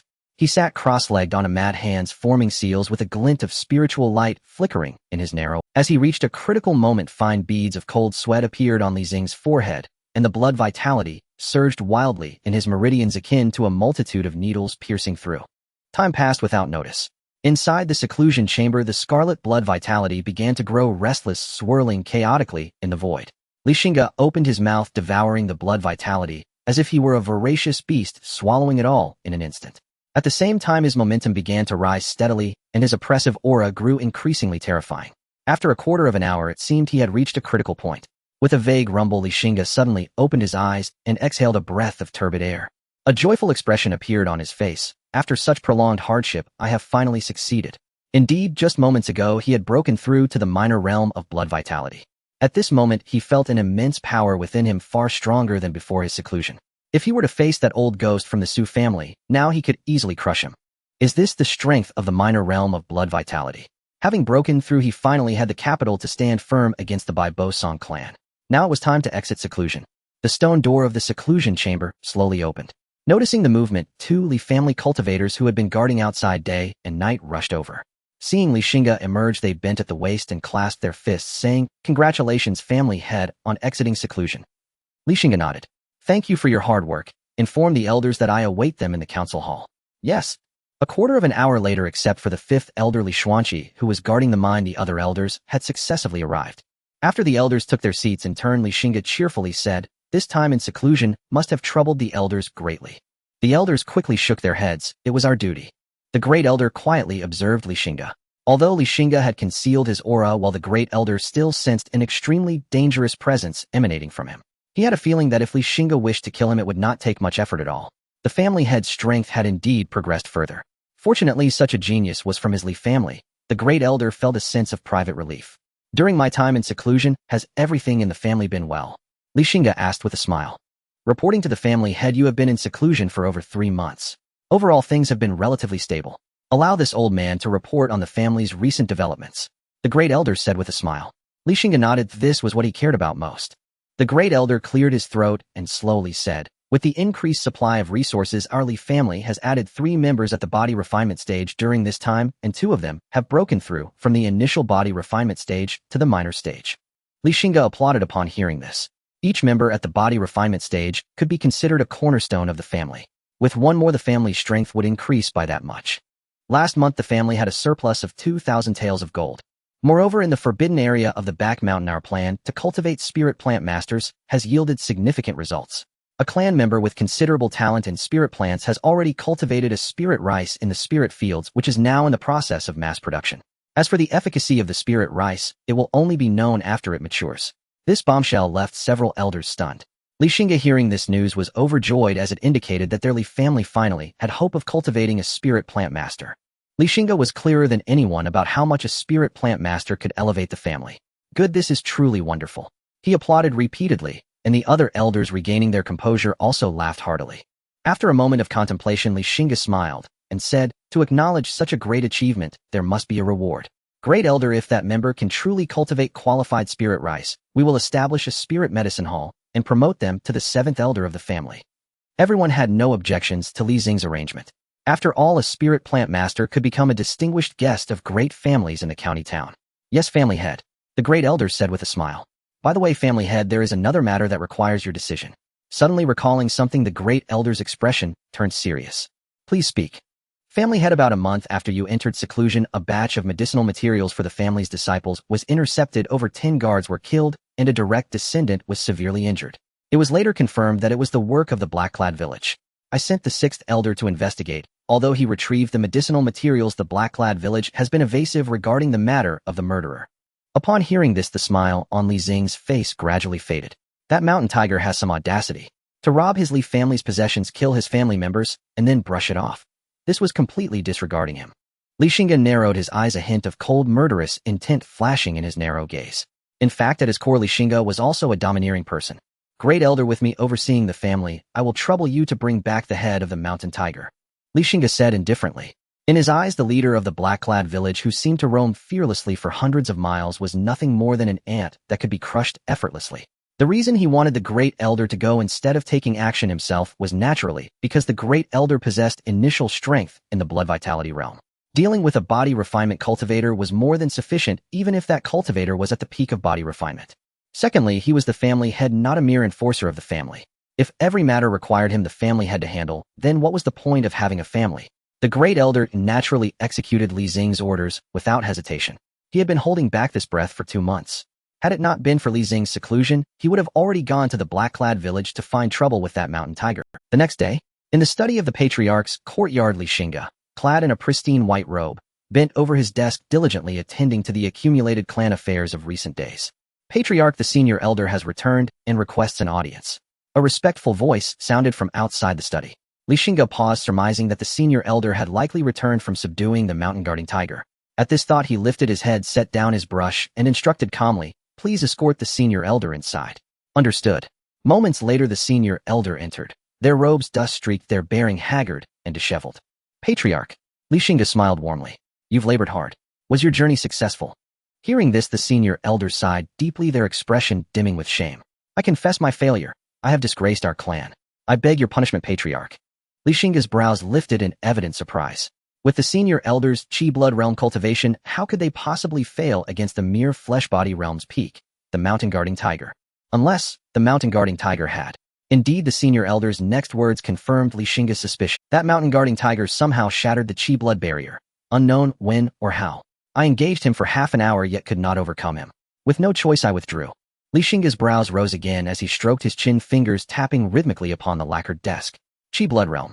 So this is the arrogance that emboldens you to scorn the Li clan." He let out a cold, mirthless laugh. Then, seeing the senior elder's deep humiliation, Xingge offered a gentle, reassuring smile. "There is no need for such remorse, elder. The oversight was mine. I did not anticipate that a mere bandit would ascend to the chi blood realm.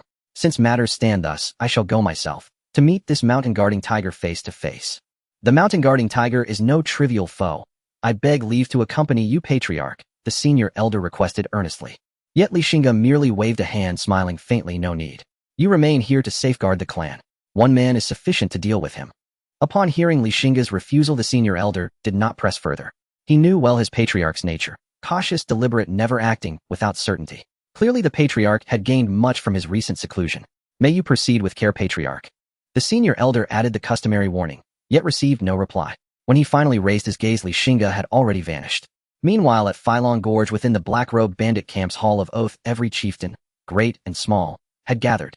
Zhen Shan, who the camp's chief, sat reclined upon a tiger skin, throne, his gaze distant, inscrutable. "Chief, today you displayed unparalleled might. defeating that haughty senior elder of the Li clan. Truly you have magnified the prestige of our black-robed bandit camp. Indeed, in your eyes these so-called noble clans are nothing more than hollow pretenders. From this day forth who dares look down upon us? Ha, ha, ha, ha. Chieftains clamored, each vying to voice their exhilaration. Unbeknownst to them, Zhenshanhu's countenance darkened with every word. Beside him the second chief, who excelled in reading subtle cues, drew near puzzled. Chief, defeating the Li clan senior elder is cause for celebration. Why do you seem so troubled? Zhenshanhu gave a wry smile. Brother two, do you truly believe it is cause for celebration? Is it not? The Li clan's influence in Baiha County blazes like the sun, yet you have trampled them beneath your feet. Once word spreads, heroes and warriors will flock to our banner. Perhaps one day the black-robed bandit camp shall reign supreme across this land. Lost in reverie of future glory, the second chief spoke with rapturous awe. Zhenshanhu sighed heavily, shaking his head. Reign supreme? Foolish. Our camp stands on the precipice of utter ruin. At these words, every chieftain stared. Defeating a mere senior elder means nothing. The Li clan's true terror lies in its patriarch Xingge. His tone grew hushed, laced with profound dread. Why bolster others' confidence while sapping our own? These noble clans thrive on empty grandeur. Xingge may be famed, but how much of that fame is mere smoke and mirrors? Precisely. Chief, you are peerless in valor, invincible in strength. Why fear this Xingge? We hold the fortress. We need fear no one. If he dares approach, I'll wrench off his head and kick it like a ball. A drunken chieftain slurred the boast. Zhenshanhu frowned about to rebuke him, when suddenly a chilling unease surged through his heart. Ha, ha, ha, ha. Excellent. I'd very much like to see how you wrench off my head and kick it like a ball. A voice, arrogant, domineering, thunderous, rolled in from afar, echoing through every corner of the hall. The devastating sonic wave shattered doors and windows, hammering against eardrums.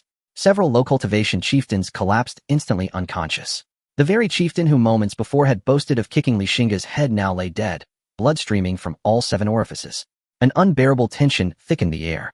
The boisterous hall fell into absolute death-like silence. Survivors' faces twisted in terror. Instinctively, they tightened their grips on weapons, as if steel alone could shield them from dread. Slowly Zhenshanhu raised his head and gazed toward the distance. Upon the towering stone statue of the mountain god in the central plaza stood a lone youthful figure. He looked down upon them all, like a god surveying mortals. Tall and slender, his skin fair as jade, he stood with hands clasped behind his back, clad in a flowing white robe. A magnificent jade belt cinched his waist, from which hung a treasured sword. His long black hair streamed freely in the wind. What a peerless gentleman of this turbid world! Even Zhenshanhu could not help but marvel. Perhaps the ancient verse, his grace rivals fine jade, no other prince compares, had been written for this very man. Hui Dao, chief of the black-robed bandit camp, pays homage to Patriarch Li. Zhenshanhu's expression grew complex as he beheld the distant figure. His identity revealed the instant he appeared. Xingge, the young prodigy patriarch of the Qingfeng Li clan. Only he possessed such overwhelming aura. Though expected, his arrival was swifter than imagined. Bitterness flooded Zhenshanhu's heart. Others struck the junior first, then provoked the elder. But he had struck the elder first, only to face a junior far more terrifying, far more formidable. Hui Dao, you hold the Li clan in contempt. Hence I am here. Xingge stood motionless, hands behind his back, voice icy and detached. That frigid, lethal tone sent a shiver through Hui Dao. Instinctively, he stepped back several paces. Patriarch Li, please understand. Our camp bears no ill intent toward your clan. For years we have harmed no Li clan member. That incident was regrettable, a mistake by an untrained subordinate. I offer lavish restitution as apology, begging you spare us your wrath. Xingge ignored the plea entirely. He only laughed coldly, voice devoid of mercy. Hui Dao, I wish to hear no excuses. Choose kneel and live. Fight and die. Confronted by such relentless pressure, Hui Dao's breathing quickened. His fists clenched, so tightly that sinews bulged starkly beneath his skin. At that moment, a figure stepped forward, placing himself squarely before Hui Dao. He glared at Xingge, eyes bloodshot, burning with hatred and fury. Xingge, this is my doing alone. I seized the herbs, I slew the men. If you seek vengeance, come for me. This man was none other than Du Yan, the 4th chief of the black-robed bandit camp. Xingge sneered at the sudden interloper. A speck of dust dares roar before me. Instantly his sword Jiangsu quivered, cold light flashed. Du Yan swung his blade in desperate defense. The flash passed. Du Yan glanced down unharmed and scoffed. So the mighty patriarch of the Li clan is nothing more than. Before he could finish, a sharp pain pierced his throat. Instinctively he reached up, only to see a headless corpse lying at his feet. The headless corpse crashed to the ground, and this bizarre sword strike terrified everyone present. Even Hui Dao gasped in shock, as he had not seen Xingge make any movement to draw his sword. with the first move being a zero-frame strike. Who wouldn't be afraid? He took a deep breath and said masterly, "You have already killed the person, now can we call it off?" "Call it off? Ridiculous. Hui Dao, now it's your turn," Xingge said with a light laugh. "Xingge, do not bully me too much." Hui Dao could no longer hold back and let out a deep muffled roar. He too was a formidable figure, but had been cornered by a young man to such an extent. However, in Xingge's eyes, Hu Yidao's fury seemed more like a joke. "Kneel, and you shall live, fight, and you shall die." That phrase once again ignited hatred. "Do you really think I am afraid of you?" Hu Yidao's eyes turned bloodshot and a powerful aura of blood and energy radiated from him. He gripped a blood-red blade, his fighting spirit surging. Hui Dao struck first. This blow, infused with overwhelming anger, came like a thunderous strike aimed directly at Xingge. Had this been before Li Xing's breakthrough, facing Hu Yidao's full-force attack would have required him to muster, but now Hu Yidao's speed appeared excruciatingly slow in Li Xing's eyes. Like a dragonfly skimming the water, Xingge stepped back a few paces, evading Hu Yidao's powerful slash. Hu Yidao's strike missed, cleaving into the towering statue of the mountain god, splitting it cleanly in half. Dust filled the entire square. "Hu Yidao, your swordsmanship is not impressive at all." Xingge casually walked out from the smoke with his hands behind his back. Seeing Xingge unharmed and intact, Hu Yidao looked as if he had seen a ghost. In shock, he exclaimed, "How can this be possible? You are simply too weak." Xingge shook his head. "You are talking nonsense." Hu Yidao, thoroughly enraged, charged at Xingge again. His domineering swordsmanship came like a surging tide, each strike more vicious than the last. Yet time and again Xingge evaded him as if he were merely toying with a child. Another strike missed, and the two passed each other. "Is that all you've got?" Xingge murmured. One must admit Hu Yidao was a top figure among his peers, and the defeat of the elder under him was not unjust. But against him it was still insufficient. The gap in realms was as vast as heaven and earth. "Are you done playing? It's my turn now," Xingge whispered, and an invisible ripple of power emanated from him. In an instant, a fierce wind arose, whipping up the surrounding sand and stones, swirling wildly around him. The air was filled with an oppressive howling. Li Xing's momentum surged within the vortex, quickly reaching its peak. Hu Yidao, kneeling with his sword, gasped for breath as he looked at Xingge, who appeared as a heavenly deity. Sensing the despairing might emanating from Xingge, Hu Yidao suddenly understood, and a bitter smile spread across his lips. "Ha ha, having reached minor success in the Qi and Blood realm, is this the difference between a genius and an ordinary person? How unfair the heavens are. How utterly unfair." Hu Yidao pointed his sword to the sky, howling upwards. At that moment he was truly mad. His life had been legendary, rising from a farmer's son to carve a path with his great sword. He had achieved physical mastery at 21 and entered the Qi and Blood realm at 47. He once thought of himself as a rare genius. If not for his humble origins, how could that young boy have risen to fame? But today the harshness of reality ruthlessly trampled on his pride. In the presence of true genius, he remained a roadside ant, easily crushed underfoot. "Hu Yidao, I offer you one last chance to serve the Li family, and I can spare your life." Hu Yidao possessed considerable strength, which piqued Li Xing's interest in his talent. If he could bring Hu Yidao under his control, it would add significant power to the family. Li Xing's words pulled Hu Yidao back from his madness. He looked at Xingge and grinned. "Xingge, in my lifetime, there are only two things that are hard. One is my pride, and the other is my bones. If you wish for me to be your dog, it is impossible." The overwhelming power of blood and energy began to burn, the scorching heat distorting the very air around him. Hu Yidao's momentum began to rise at an astonishing speed. At the same time, his appearance visibly aged at a rapid pace. In just a few breaths, his once middle-aged figure transformed into that of a frail old man. "Better to stand and die than to kneel and live." Hu Yidao roared, pointing his sword at Xingge, his pupils filled with endless madness. Seeking death. After finally showing a moment of goodwill, Hu Yidao foolishly chose to burn his blood energy. Xingge was not a mindless protagonist waiting for him to finish his grand move. With a swift draw of his sword, it let out a ringing cry. Xingge shot out like lightning, and upon seeing this, Hu Yidao quickly swung his sword to defend. The two passed each other. Both man and sword shattered, and a good head soared into the sky. The sword returned to its sheath, and the blood that had stained it was silently devoured by the blade, almost seeming to gain a hint of spirit. The body, resembling a small mountain, crashed to the ground, kicking up a cloud of dust. The remaining leaders witnessed this scene, their eyes filled with fury. "Avenge our leader." The second in command, with bloodshot eyes, was the first to charge at Xingge. Except for a few, the others showed no hesitation and rushed forward like moths to a flame. "You overestimate yourselves," Xingge sneered. He raised both hands, and then swung them down fiercely. In an instant, the flying sand and stones transformed into a lethal force, ruthlessly slaughtering all the leaders. Looking at the corpses littered around, Li Xing's expression was devoid of sadness or joy. The small minions who rushed over upon hearing the commotion were terrified upon seeing the bodies on the ground. They threw away their helmets and armor, scattering in all directions. They feared that if they were a moment too late, they would be executed by the Grim Reaper. Xingge had no interest in killing these small minions. His target was the treasure trove of the black-clothed stronghold. After all, they had committed evil for so many years and had surely amassed a considerable fortune. This wealth even he found quite tempting. His gaze fell upon a corner where a figure was curled up, shivering in fear. Xingge slowly approached, and upon seeing him come closer, the person knelt on the ground, begging in desperation, "Sir, please do not kill me. Do not kill me. Take me to the treasure trove," Xingge said with a smile. However, to this person his smile was more terrifying than that of a devil. Yes. Yes, my lord, please follow me. The treasure trove was not hidden, or it was located in a cave behind the mountain. Xingge shattered the heavy stone door with a single palm and stepped inside. Inside the simple stone cave, gold, silver, and jewels piled up like a mountain, along with some valuable cultivation techniques and spiritual herbs. Although there were many varieties, very few could be used by a Qi and Blood Realm practitioner.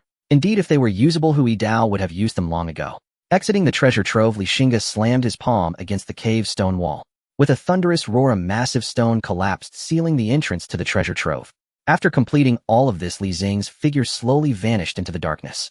When he reappeared, Xingge was already strolling along the streets of Qinghua town. The town bustled with life. Lanterns blazed brightly, crowds surged ceaselessly, and carriages and horses flowed like rivers. Beat him to death, this little beggar." A discordant shout pierced Xingge's ears, prompting an instinctive frown. Following the sound, he saw in a shadowed alley corner several half-grown boys cornering a ragged, emaciated child beggar against the wall, punching, kicking, relentless. The child could only curl himself into a tight ball, straining desperately to shield his vital organs. After the brutal assault, the ringleader planted his hands on his hips, glaring with arrogant disdain as he ordered his lackey, Aliang, "Fetch back my things." "Yes, young master," the lackey replied, bowing obsequiously. But the moment he turned toward the beggar, his expression twisted into pure malice. "Dog, hand over what belongs to our young master, now, or I'll end your wretched life." Tears welled in the beggar's eyes. He said nothing, only shook his head fiercely. "Then don't blame me for showing no mercy." The lackey cracked his knuckles, bared a cruel grin, and drove a vicious kick into the beggar's ribs. The blow sent the child sprawling onto the ground. Kneeling beside him, the lackey seized the beggar's hand and one by one pried open each trembling finger. There, cradled in the child's palm, lay half a steamed bun, crushed and misshapen from the force of the grip. Ignoring the beggar's look of utter despair, the lackey snatched it and turned away. He flashed a sycophantic smile. "Young master, your servant has retrieved it. Here you go." The boy glanced at the grimy, soot-blackened half-bun and recoiled in disgust. "Fool, do you think I'm starving for a single bun?" With that, he slapped the lackey hard across the face. The blow spun him dizzily, stars exploding before his eyes. "Clueless wretch, you deserve every strike." Clutching his swollen, burning cheek, the lackey dared not protest. Instead, he forced a trembling smile. "Well struck, young master. Well struck indeed." The boy scoffed coldly, dismissing the lackey, and fixed his gaze upon the beggar sprawled on the ground. "Little beggar, what I discard is still beyond the reach of a low-born wretch like you. But, if you amuse me, I might deign to bestow this half-bun upon you as an act of magnanimity." The beggar's eyes locked onto the bun in the boy's hand. Starving, she involuntarily swallowed, then nodded weakly. The boy lifted his foot, thrusting his soiled shoe inches from the beggar's face, his tone laced with mocking amusement. "Lick my shoe clean with your tongue, and this half-bun is yours. Hurry up, beggar. To lick our young master's shoe is fortune earned across lifetimes." "Exactly. Others would kill for such honor. Wouldn't you agree?" "Ha ha ha." Their heartless laughter turned the beggar's sallow face ashen. She shook her head violently, desperate, defiant. Enraged by her refusal, the boy stomped down hard on her face, then ground his heel back and forth, snarling, "In all Qinghua town no one dares defy me. Refuse, and I'll kill you where you lie." Terror flooded the beggar's already shattered heart. In that instant, she surrendered utterly to a world steeped in cruelty. Her head turned aside, her spirit extinguished. Humiliated before his lackeys, the boy seethed, "You spurn grace. Then die." He seized a club the size of a clenched fist and swung it down with murderous force, aimed straight at the beggar's skull. One blow would pulp her head beyond recognition. The beggar trembled, squeezed her eyes shut, and waited for death. Yet the expected agony never came. "Such youth, and yet you treat human life as mere chaff," a calm voice murmured beside her. She snapped her eyes open. There, suspended midair, was the club, firmly gripped in a steady, elegant hand. Before her stood a figure whose presence now loomed like a celestial deity, shielding her with his back. The boy strained with all his might, but could not wrench the club free from that immaculate pale hand. How dare you interfere in my affairs? Do you even know how many eyes Lord Ma possesses?" He bared his teeth, sneering at the stranger who'd appeared without warning.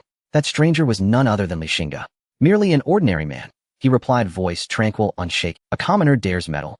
Kneel now, 3 full prostrations call me grandfather, and perhaps I'll grant you a corpse intact. The boy's face contorted with fury.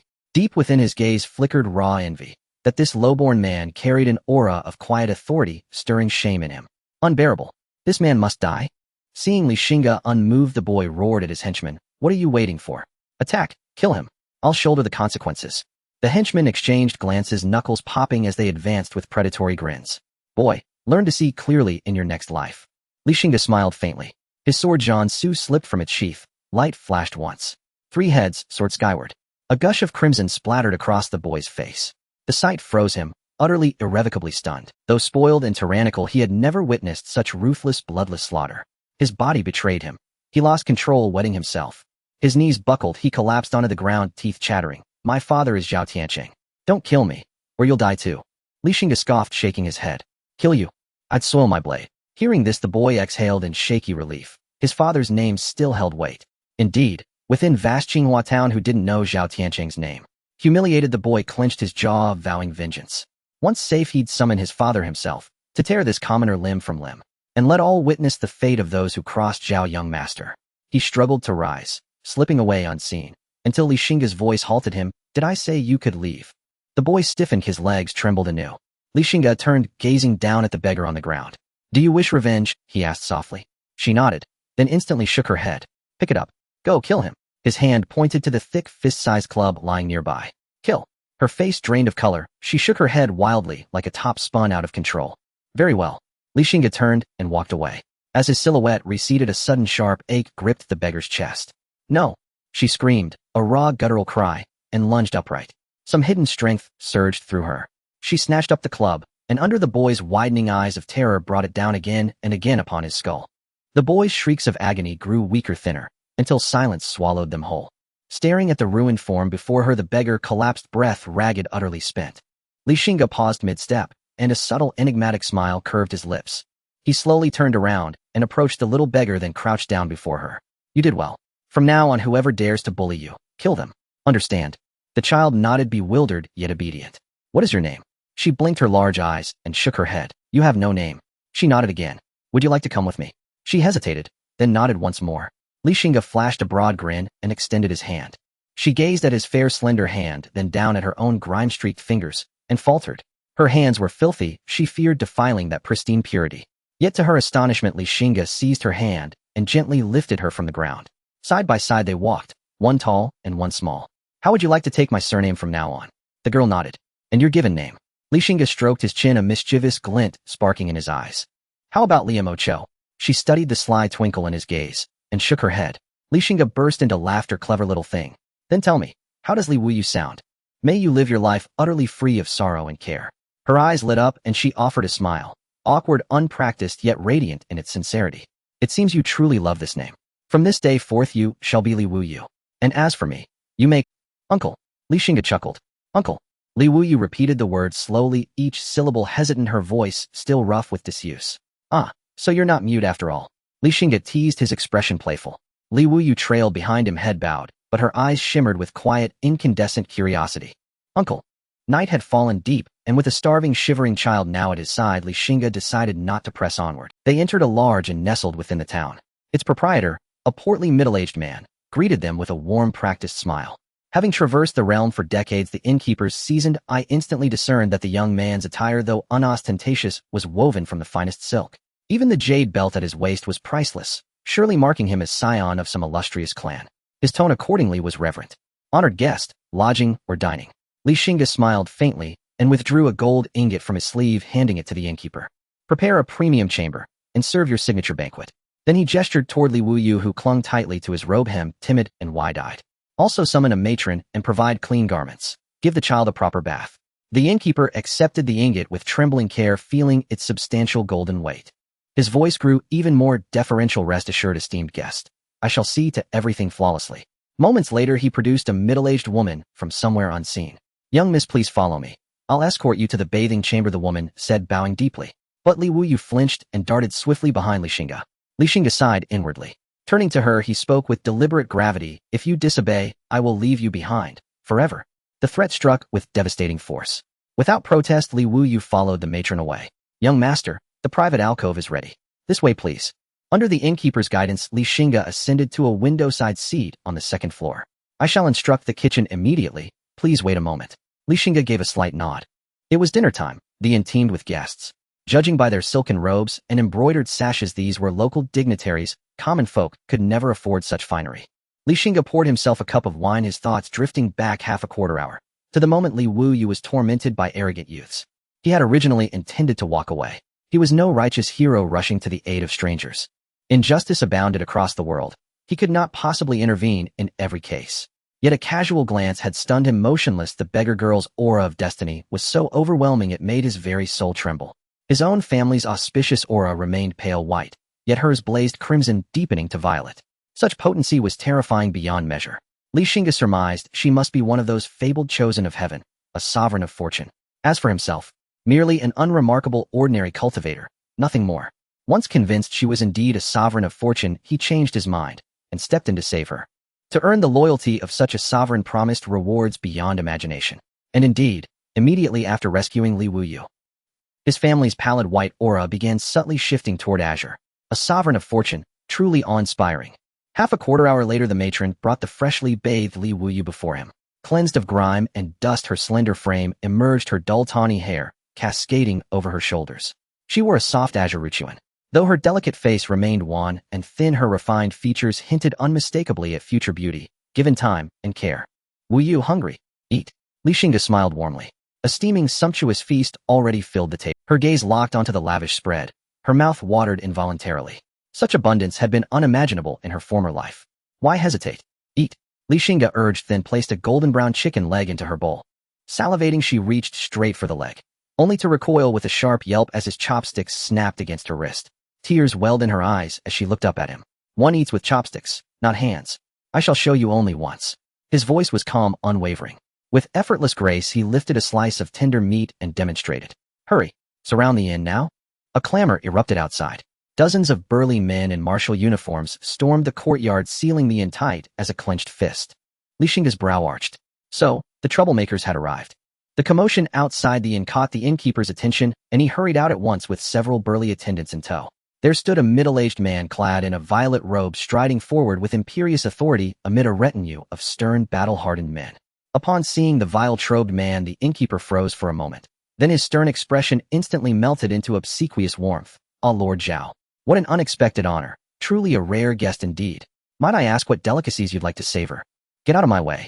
The vile-robed man glared at him with undisguised impatience. The innkeeper promptly stepped aside. This was a man he dared not offend. The vile-robed man strode into the inn, and at once every patron turned their gaze upon him.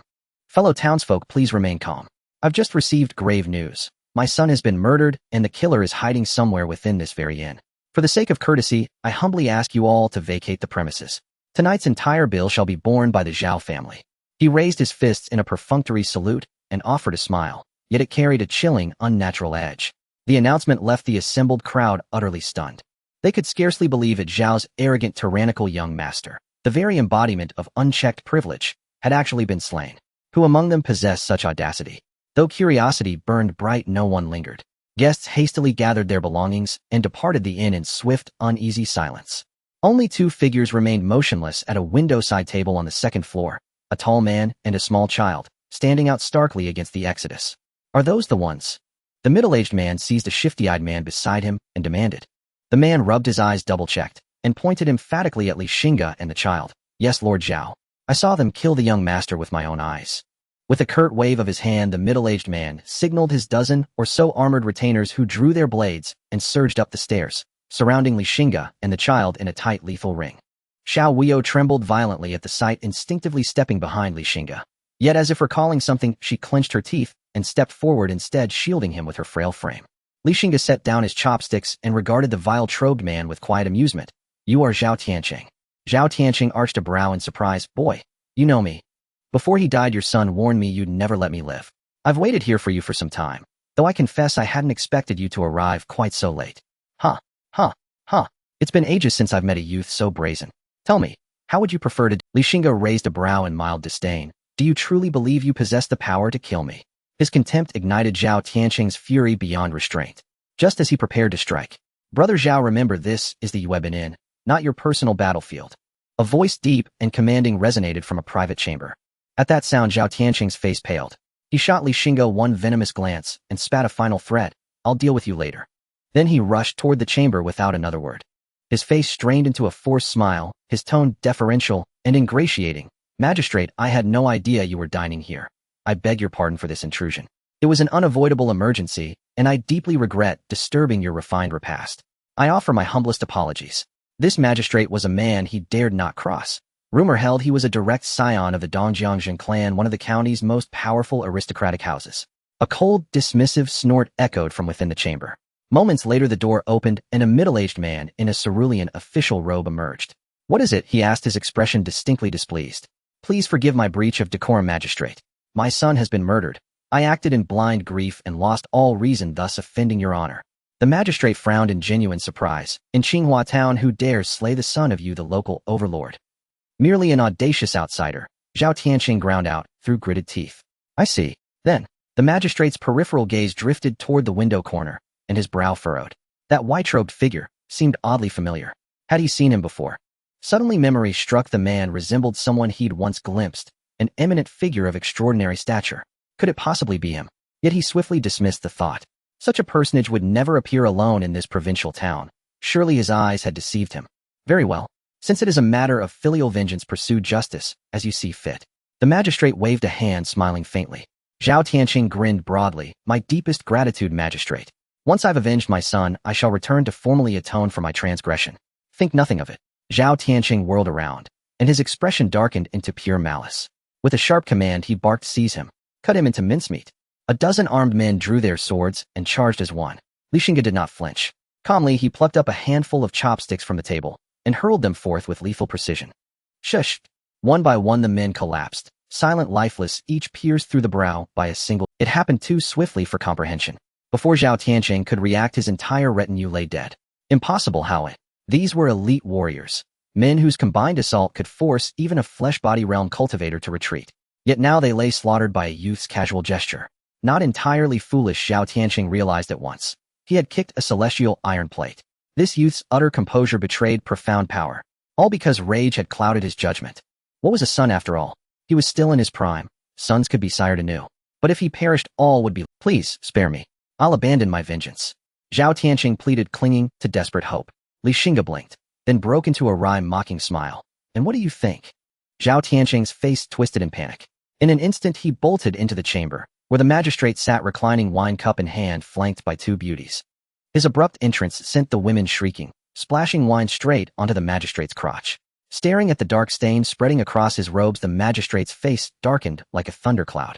Zhao Tianqing had tested his patience twice already. Did the man truly believe him, so easily manipulated? Just as he prepared to erupt, Zhao Tianqing dropped to his knees. Tears streamed down his face as he wailed, Magistrate, in the name of all the past favors I've rendered you, spare my life. The magistrate paused, baffled. What has happened? The man who killed my son is far too formidable. I stand no chance against him. Zhao Tianqing lamented bitterly. This. Sensing the magistrate's hesitation, Zhao Tianqing grimaced and declared, voice thick with sacrifice. If you intervene, I will surrender half the Zhao family's entire fortune as tribute. The magistrate's heart leapt. Very well, I shall make an exception this once. In Baihe County, no one dares defy the prestige of the Xingge family. He spoke with unmistakable pride. My eternal gratitude, magistrate. I shall never forget this kindness. Together they strode toward Li Xingge. The magistrate smiled benignly at Li Xingge, who sat quietly sipping wine, head bowed. Young sir, I am Zheng Yuntao, magistrate of Baihe County and scion of the Dongjiangjin clan. Might I ask you to grant me the courtesy of sparing Lord Zhao's life? Li Xingge gave no sign of having heard, continuing to drink as if the magistrate were invisible. Beside him, Zhao Tianqing watched, heart swelling with secret triumph. He stepped forward and barked, boy, how dare you show such insolence before the magistrate himself? You risk annihilation, not just for yourself, but for your entire bloodline. The magistrate shot him a warning glare, then turned back to Li Xingge, who let out a soft, mirthless laugh and slowly lifted his head. Annihilate my clan, he sneered. The last man who uttered those words is already reunited with his kin, 6 feet beneath the earth. Such arrogance. Before the magistrate himself, you dare speak so recklessly. You've already signed your death warrant. Silence. The magistrate roared, and suddenly a bead of cold sweat glistened on his temple. His shout startled Zhao Tianqing, who assumed his provocation had succeeded. Eager to fan the flames, he urged, look how enraged the magistrate has become. Kneel now and beg his forgiveness. Li Xingge fixed his gaze upon the magistrate and asked, eyes twinkling, "Are you certain?" The magistrate snapped back to awareness, and with all his strength slapped Zhao Tianqing hard across the face, leaving him dazed, stars bursting before his eyes, unable to regain his senses for a long while. What followed rooted Zhao Tianqing to the spot. The magistrate wiped the sweat from his brow, bowed, deeply clasped his fists, and addressed Li Xingge with abject subservience. "Zheng Yuntao of the Zheng clan, honored to meet the patriarch of the Li family. You know me. I had the privilege of seeing you once, at your esteemed father's birthday banquet." Li Xingge's gaze turned icy. "How dare I accept such reverence from a magistrate of your standing? Before you I am but a petty official, nothing more. Patriarch Li, I was utterly deceived by this wretch. Please, for the sake of the long-standing friendship between the Zheng and Li clans, do not hold me accountable." In that moment, Zheng Yuntao mentally cursed Zhao Tianqing's ancestors to the ninth circle of hell. This fool had truly torn open the heavens themselves. Li Xingge smiled faintly. "Were it not for brother Lingju and Sake, would you even be standing here speaking to me now?" Zheng Yuntao chuckled awkwardly. Everyone in Baihe County knew well enough this man's temper was legendary. "Please convey my regards to brother Lingjun. And as for him," Li Xingge gestured coolly toward Zhao Tianqing, trembling uncontrollably beside them, "I entrust him to you. Did I hear correctly? He threatened to exterminate my entire lineage. You have my solemn word. I shall not disappoint you. Good. I shall retire now. Xiao Wuyo, let us go," Li Xingge said to Xiao Wuyo, who had long since finished her meal, and took her small hand as they ascended to their After Li Xingge departed, Zheng Yuntao exhaled deeply, smoothed his official robe, and finally stood upright again, only then realizing how immense the pressure had been in that man's presence. His eyes flickered with icy fury as he stared at Zhao Tianqing, frozen in dumbfounded shock. This accursed fool had nearly cost him his life. Zhao Tianqing, truly you sired an exceptional son. Without him you might never have laid eyes upon such a towering figure. And magistrate, who is he? Zhao Tianqing's jaw rattled, his voice came out a broken stammer. "Since you're about to die, I'll grant you the dignity of knowing the man you just insulted is the patriarch of the Qingfeng Li clan, a peer in rank and influence to my own patriarch." Zhao Tianqing's eyes rolled back, and he collapsed unconscious. "Guards, by order of the magistrate, the Zhao clan stands accused of colluding with demonic cultivators and plotting treason. Its entire lineage shall be eradicated." In the Yuebin building on the third floor in a guest room. After a day of turmoil, Xiao Wuyo curled up on the couch and had already fallen asleep, while Li Xingge sat cross-legged on the windowsill cultivating. At his level, sleep had become optional. Meanwhile, in Qingfeng Valley at the residence of the third elder, at this moment it was already deep into the night. However, the Li Xianyong family had no thoughts of sleeping, for tonight was the day his granddaughter-in-law was to give birth. Li Xuanyong, clad in a purple robe, sat upright in an armchair. Though his expression was calm, it was difficult to conceal the excitement within. He had only one son and one daughter. His daughter married far away for the family, and his son sacrificed his life for the family many years ago. Upon hearing the tragic news, his daughter-in-law took her own life, leaving him with a 7-month-old grandson, whom he and his wife raised. Now that his grandson was getting married and was about to have his own children, Li Xianyong felt that even if he were to die now, he could do so with his eyes closed. In anxious waiting, a loud cry of a newborn resonated from the yard, invigorating the whole family as they turned towards the delivery room. "Congratulations, master. Congratulations, young master. It's a baby boy." The midwife emerged with a beaming smile, holding a baby. Li Xianyong slapped his thigh, his usual composure vanished, and excitement overflowed. He who was usually stingy exclaimed loudly, "Great, wonderful. Reward them generously." "Thank you, master," the midwife replied with a bright smile. Looking at the baby in the midwife's arms, Li Xianyong could hardly wait to hold him. Smack. "What do you, an old man, know about holding a child? Don't scare my precious grandson." Beside him, an elderly woman with silver hair and kind eyes expressed her dissatisfaction. Li Xianyong smiled awkwardly while the house servants struggled to stifle their laughter. Who in the Li family didn't know that the third elder was most afraid of his wife? The old woman took the baby from the midwife's hands, her eyes squinting with happiness as she looked at the healthy infant. "Xingdong, come and see your son," the old woman called. However, after a while, with no response, she turned to find her grandson had already run into the delivery room. "This kid only thinks about his wife and doesn't even care about his son," the old woman muttered softly. Although her voice was low, Li Xianyong still heard it. The latter proudly replied, "Isn't that because he takes after me? My Li Zuanyang's lineage is filled with passionate seeds."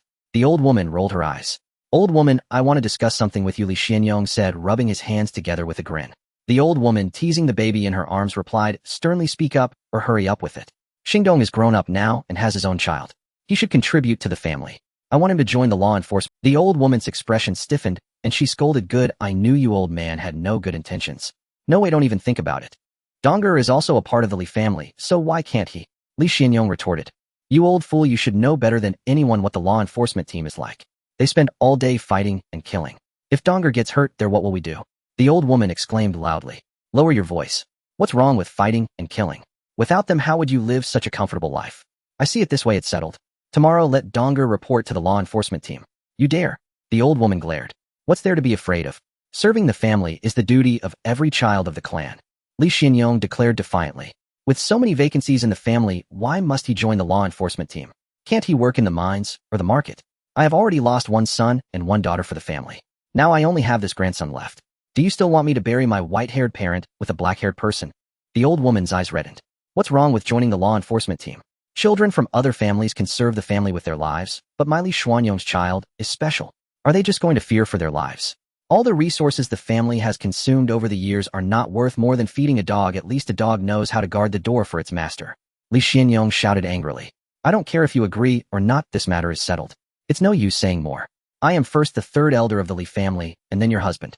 In front of his wife who had dominated him for a lifetime, Li Xuanyong's attitude was now incredibly assertive. Li Xuanyong, you bastard. The old woman was furious, grinding her teeth in anger. Grandmother, don't be angry with grandfather. I took the initiative to bring this up to uncle. A deep voice interrupted their argument. A sturdy young man, broad-shouldered, and with thick brows and large eyes, appeared looking somewhat naive. The old woman was taken aback for a moment, then urged Donger, do you know what the law enforcement team is like? Back in the— Grandmother, please don't say any more. I know my own choice very well. Moreover, I have never blamed my father for sacrificing for the family. Even though I have no idea what he looks like, I have always been proud to have such a father. In fact, I have always wanted to join the law enforcement team to serve the family. But I have always worried that if something were to happen to me, the bloodline of my grandfather's lineage would be cut off. In that case, even if I die, I would have no face to meet my father. Now I also have a son. If something were to happen to me, let him take my place and be filial to grandmother. Please grant me this. Li Xingdong knelt on the ground with a thud, his tiger-like eyes filled with tears. The old woman stood in shock for a long time, finally letting out a long sigh. With a choked voice, she said, you 3 generations of grandfather and grandson are all the same. Back then your father was like this, and now you are too. What more can I say? If you want to go, then go. Thank you, grandmother. Li Xingdong's eyes turned red. Get up quickly and see your son. Only then did Li Xingdong stand up, looking at the baby's red and wrinkled little face. He frowned and said, he's really ugly. Didn't you look like this when you were young? The old woman rolled her eyes. By the way, I haven't checked my great-grandson's root bone yet. Li Xianyong slapped his forehead in realization. The old woman also reacted quickly and urged, yes, quickly check my dear golden grandson's root bone. Don't let him end up like you, unable to succeed in literature or martial arts. You. Li Xuanyong's eyes widened in anger, trembling his finger at the old woman, unable to speak for a long time. What do you mean? Try glaring at me again and see what happens. Li Xuanyong's lips twitched. It's shameful to argue with a woman like you. Humph. After saying that, Li Xianyong reached out to the baby, feeling around him. Li Xuanyong's expression gradually became serious. Seeing him like this, Li Xingdong's heart instantly— could it be that this child has poor root bone? Xingdong immediately go summon the eldest elder. Grandfather, could it be? Li Xingdong's breathing quickened. Hurry up. Yes. The old woman, seemingly understanding something, dismissed all the servants nearby. After a short while, the eldest elder arrived. Eldest elder, please check this child's root bone. I am somewhat uncertain. Li Xianyong said in a low voice.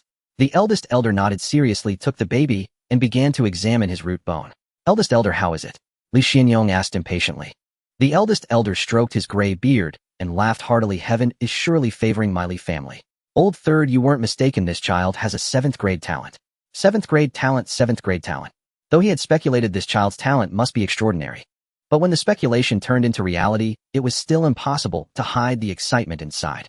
Li Xuanyong, limited by his own qualifications, had lived his life like this. Yet his great-grandson possessed a 7th grade talent. He understood very well what it meant for the Li family. Xingdong, you and your daughter-in-law have done a great service for my Li family. If the family head knew, he would surely be delighted and reward you heavily. The eldest elder smiled, patting Li Xingdong's shoulder. Li Xingdong scratched his head and smiled foolishly. As for the reward, he did not care. He only hoped that his child could grow up safely and become someone useful for the family in the future.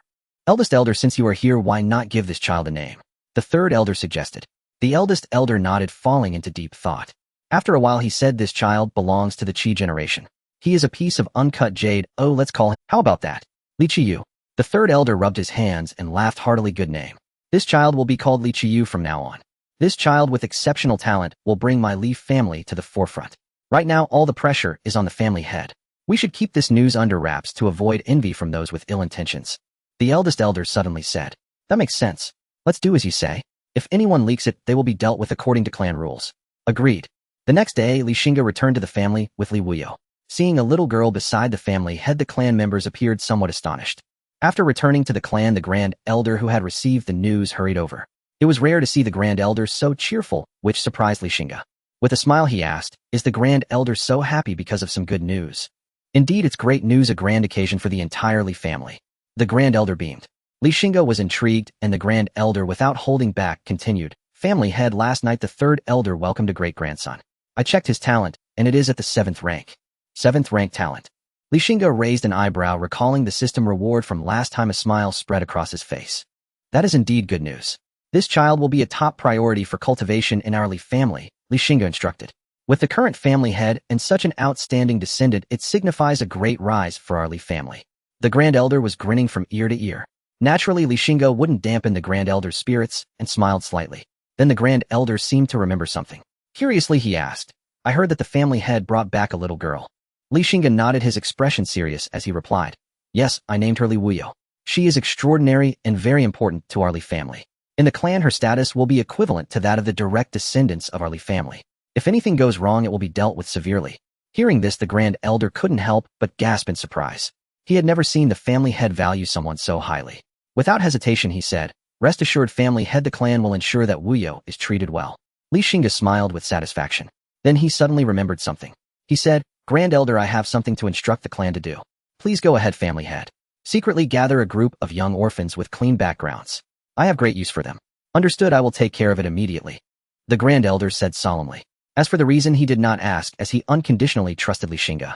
After the Grand Elder left, Xingge took out a scroll of cultivation technique from his sleeve, which was the Blood Demon True Art. The Xingge mountain range, located east of Baihe County, spans several counties. The mountains are massive and broad, resembling the backbone of this vast land. Dense forests cover the mountains with ancient trees towering and lush. In the depths of the forest, a team of about 6 or 7 herbalists was slowly advancing among the trees. They were herbalists, a group of mountain dwellers who made a living by collecting medicinal herbs. Suddenly the team stopped. The leading herbalist moved forward with focused eyes, staring at a patch of weeds, and the others stopped as well. The leading herbalist cautiously approached the weeds and carefully pushed aside the grass. With a face full of surprise, he exclaimed, "It's cylindrical with branches below, brownish yellow in color, and has 7 leaves. It's the 7-leaf grass." Upon hearing this, the others gathered around, excitedly chattering. "Xingge, you have a good eye. How it really is 7. This is a top-grade material for body refining with excellent effects. What a windfall. Just this one 7-leaf grass is worth at least 10 gold. Indeed, with this 7-leaf grass, this trip is not in vain." Xingge shook his head and licked his dry lips, saying, "Are you satisfied with just this one 7-leaf grass? This is just the beginning. If we go further in, there might be even better things." As he spoke, he carefully used a shovel to dig out the 7-leaf grass and placed it into the basket on his back. "Xingge, but we've already come quite far. If we go further, it might be dangerous," said a young herbalist wearing a straw hat, his face filled with worry. The others also showed hesitation. After all, there were demon beasts in these mountains. If they encountered a demon beast with their strength, it would be a life-or-death situation. Seeing this, Xingge said coolly, "If you are afraid, you can go back the way you came. It's still not too late to return now." A few herbalists exchanged glances and shook their heads in unison, saying, "We are willing to follow Xingge. Since my brothers trust me, I will not let you down. Everyone, let's pick up the pace. I can guarantee that deep within the mountains there are many more good things." Yes, the group quickened their pace. In a short while they vanished into the dense forest. Not knowing how long they had walked, they were all drenched in sweat from the scorching sun, gasping for breath. The young herbalist held a gourd in one hand, tilted his head back, and eagerly watched as the last drop of water dripped down from the gourd. "Xingge, if we can't find water soon, we are going to die of thirst," complained a herbalist. Xingge wiped the sweat from his forehead and glanced into the distance, saying, "There is a water source not far ahead. You can drink your fill when we get there." Everyone's eyes brightened, and they immediately perked up. A quarter of an hour later, looking at the rushing waterfall before them, the group erupted into joyous cheers. Everyone buried their faces in the water pool, gulping down the water. The young herbalist even jumped direct. After a while, he emerged from the water. "Refreshing," the young herbalist laughed. Xingge stood on the shore, jokingly scolding, "Who knows how deep this pool is? Don't drown in there." "Don't worry, Xingge, I'm a good swimmer. Everyone calls me the fish in the waves." Upon hearing this, everyone burst into laughter. The young herbalist swam joyfully in the water like a slippery fish. Suddenly, he caught a glimpse of a glimmer behind the waterfall out of the corner of his eye. Curiosity urged him to swim through the waterfall. To his astonishment, behind the waterfall lay a narrow gorge, just enough for a person to pass through. After walking several dozen steps, his vision suddenly cleared. It was an enormous valley. Beneath his feet lay a patch of green herbs exuding an enticing fragrance. Snake gall grass, the young herbalist exclaimed joyfully. Snake gall grass was not a rare herb, but such a large patch was quite valuable. Upon closer inspection, he discovered that not far away there were even more precious herbs. He was overjoyed and couldn't wait to share this good news. Outside the waterfall, Xingge and the others were anxiously searching for the young herbalist who had disappeared for quite some time. Xingge, we haven't found this kid. He wouldn't have really drowned, would he? One of the men who had emerged from the waters said. I told him not to play in the deep pool. It's also my fault. I should have stopped, Xingge said with a look of self-reproach. Xingge, it's not your fault. He didn't listen to advice. Xingge, I've found a great place. The young herbalist emerged from behind the waterfall excitedly shouting. Liang, where did you pop up from? You scared us. We thought you had drowned in the water, said an herbalist annoyed. Liang's face reddened as he scratched the back of his head and said, I'm sorry, brothers. I got carried away, but I have some good news to tell you. What good news? Someone asked curiously. I found a super large valley behind the waterfall filled with countless herbs. I was stunned when I saw it. Upon hearing this, everyone turned to look at Liang, breathing a bit faster and asking, Are you serious? Of course I wouldn't lie to you. Everyone follow me. Liang patted his chest proudly. Xingge was the first to jump into the water. A herbalist gazed blankly, muttering, We struck gold, Xingge, we are going to make a fortune. Oh my, am I not dreaming? Even the usually composed Xingge showed a look of shock. He happily patted Liang on the shoulder, praising, You lad have done a great service. Liang chuckled. Everyone don't rush to dig yet. This is a naturally formed medicinal field. Based on my years of experience in herb gathering, there must be a treasure in this field, Xingge said with utmost certainty. Upon hearing this, the faces of the crowd displayed a strong greed. How much could something be worth to be called a treasure by Xingge? Follow me. Xingge waved his hand. The crowd carefully maneuvered through the medicinal field, afraid of trampling on this divine gift from heaven. After advancing several hundred meters in a gigantic natural cave, a wondrous fruit tree grew atop a massive biological carcass. Its branches were lush, and each leaf seemed to be carved from jade, emitting a faint glow as if each leaf contained boundless vitality and spirit. On the branches, the blood-red fruit glimmered like precious gems, flashing a dazzling crimson light. It seemed to gather all the essence of heaven and earth. Exuding an exotic fragrance, a gentle breeze carried waves of aroma that intoxicated all who inhaled it. This is the blood spirit fruit. Xingge could hardly believe his eyes, nearly biting his own tongue. Blood spirit fruit. What is this? Why have we never heard of it before? An older herbalist asked, puzzled. He had gathered herbs for half his life, and this was the first time he had heard of and seen the blood spirit fruit.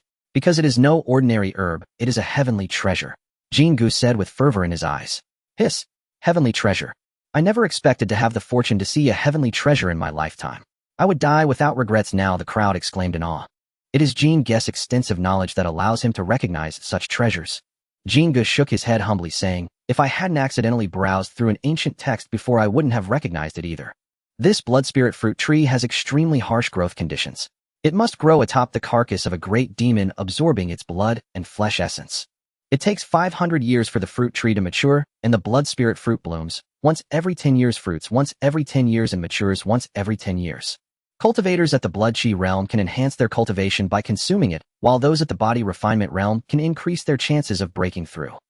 The herbalists were left dumbfounded by Xingge's description of the blood spirit fruit tree. So you must keep this a secret. If the news of the blood spirit fruit tree gets out, we will likely face utter disaster, Xingge warned with some unease. Don't worry, Xingge, we've followed you for so many years, you should know what kind of people. Several herbalists patted their chests in assurance. Then Xingge, what if we eat the blood spirit fruit? Young herbalist Liang looked at the bright red fruit, with drool dripping from his mouth. Xingge scoffed, smacking his head lightly. With our body refinement cultivation, consuming the blood spirit fruit would lead to instant explosion and death. Liang shuddered at the thought of that scene. Forget it. All right, no more wasting time, let's hurry and pick the fruit. According to the ancient text, treasures like this are generally guarded by powerful beasts. If we wait for those beasts to arrive, we will surely perish. The crowd nodded and rushed into the cave in a frenzy. As soon as they got close to the cave, they saw a massive skeleton resembling a small mountain. They all felt an overwhelming pressure that made it difficult to move an inch. Even in death, the tigers might remains. As expected of the legendary great demon, it still carries such majesty after so many years. If it were alive, a single breath would likely annihilate us. Xingge exclaimed in horror. Don't go and wait here, I will go pick the fruit. After saying this, he gritted his teeth and stepped inside, each step feeling incredibly heavy. At the moment of nearly touching the blood spirit fruit, hiss, A piercing and chilling hiss echoed from deep within the cave, and the air was filled with a cold and dangerous aura. Xingge froze. He looked into the depths of the cave, his face turning pale and ghastly. There deep within the cave, a pair of blood-red eyes the size of copper bells were fixated on him. Cold sweat flowed down his cheeks as an ominous premonition grew in his heart. Suddenly the cave began to tremble as if a great dragon was turning over. No, it wasn't a dragon turning over. Xingge's heart filled with terror. It was the mysterious creature hidden within the cave that had stirred. Xingge retreated repeatedly, and the mysterious creature followed closely behind. When the mysterious creature finally revealed its form from the darkness, everyone was stunned. It was a massive snake over several dozen zhang long. Its entire body was dark red, covered in scales as hard as armor, and its crimson eyes exuded a chilling, killing intent. Fire spirit flame python. These despicable monkeys dare to steal its treasures. The intelligent red serpent flicked its tongue, instantly locking onto the figures of the herbalists. It's a beast. Run! Xingge shouted in terror. The stunned crowd snapped back to reality and began to flee with a speed like never before. The snake leaped into the air like a red lightning bolt, pouncing towards the herbalists. 2 herbalists failed to evade and were knocked unconscious on the spot, then swallowed whole by the snake. After devouring 2 people, the snake's ferocity increased. Hiss! It launched another pursuit. One herbalist in a panic stumbled over a dry vine and fell to the ground, crying out in fear, "Help me!" But who could care for him at such a moment? The snake was hot on his heels.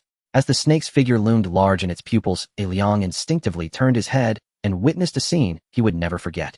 He saw the fallen herbalist had already been devoured by the snake, leaving only 2 legs struggling in the air. Liang felt his scalp tingle. In that instant, the snake had already caught up, consuming 3 people in a row. Moments later, 2 more herbalists were swallowed. Xingge and Liang finally escaped to the valley gorge. As the 2 entered the valley gorge, the massive snake followed closely behind. Its enormous body crashed violently against the mountain wall, accompanied by a violent shaking of the earth, rocks rolling and trees trembling. Outside the valley, 2 men fled in desperate panic, running for an unknown distance until their strength gave out and they finally collapsed. Liang, having narrowly escaped death, broke down completely. He slumped onto the ground and wailed uncontrollably, "Brother Jean, 3rd brother, and the others. They're all dead." Brother Jean gasped for breath, then gently consoled him, "Liang, do not grieve. This is the fate of every herb gatherer. It's all my fault. If I hadn't discovered that accursed place, none of them would have died. I killed them myself." Liang's face twisted with guilt and remorse. His eyes reddened as rage swelled within him. And through clenched teeth he vowed, "Brother Jean, I will slay that great serpent and avenge them." "You've lost your mind. The beast is beyond the reach of ordinary mortals." Brother Jean shook his head in firm refusal. "I'm not mad. If we cannot prevail, that does not mean no one can." Liang clenched his fists tightly. Brother Jin's expression darkened instantly. "What are you planning? You said it yourself. The blood spirit fruit is a rare celestial treasure. If we spread word of its existence, powerful cultivators will surely descend upon the mountain, and that serpent will be doomed." Rage had consumed Liang's gaze entirely, blinding him to the chilling, calculating coldness now gleaming in Brother Jin's eyes behind him.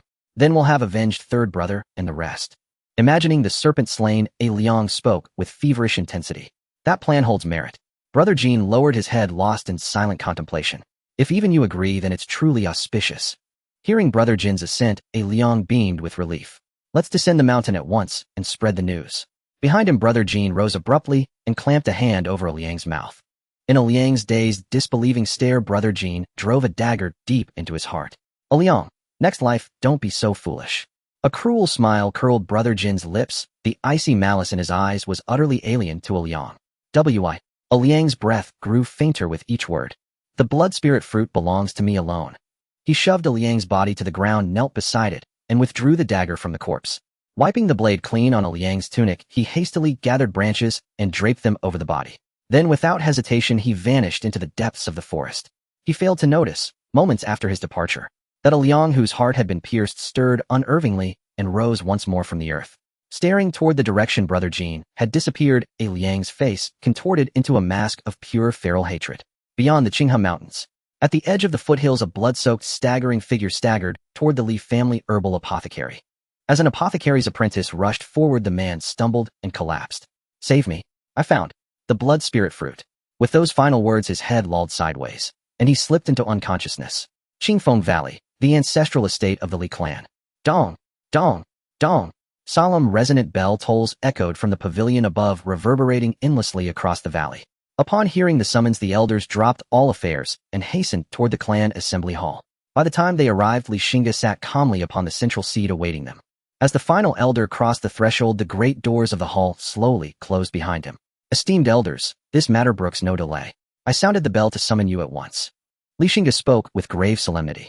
Just moments ago, word reached our Li clan market. Someone has discovered the blood spirit fruit deep within the Xinghe mountains. Those words struck like thunder in still air. Shocked, the elders rose as one. The legendary Tier 3 spirit fruit, the blood spirit fruit. Elder 3's breath came in ragged gasps. The others stared unblinkingly at Xingge. Indeed, Xingge gave a single decisive nod.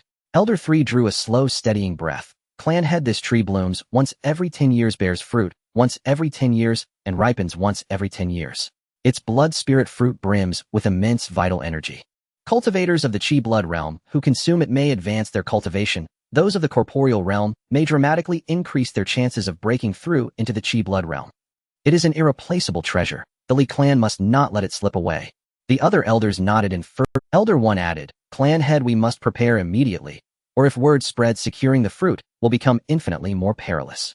Precisely. Then not only local powers but distant sects and clans will descend to claim their share. Xingge paused in quiet reflection. According to the herb gatherer who discovered it, only 2 people knew of the blood spirit fruit's existence. The second gatherer attempted to seize it alone, ambushing the first. Fortunately, the survivor lived. Since that man seeks sole possession, the secret should remain contained, for now.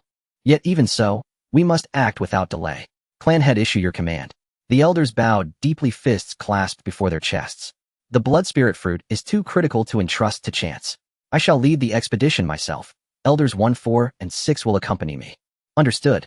Elder 2 shall remain to guard the estate, and select 40 elite enforcers from the law enforcement hall to join us. I shall see to it immediately. Elders, time is of the essence. Prepare swiftly.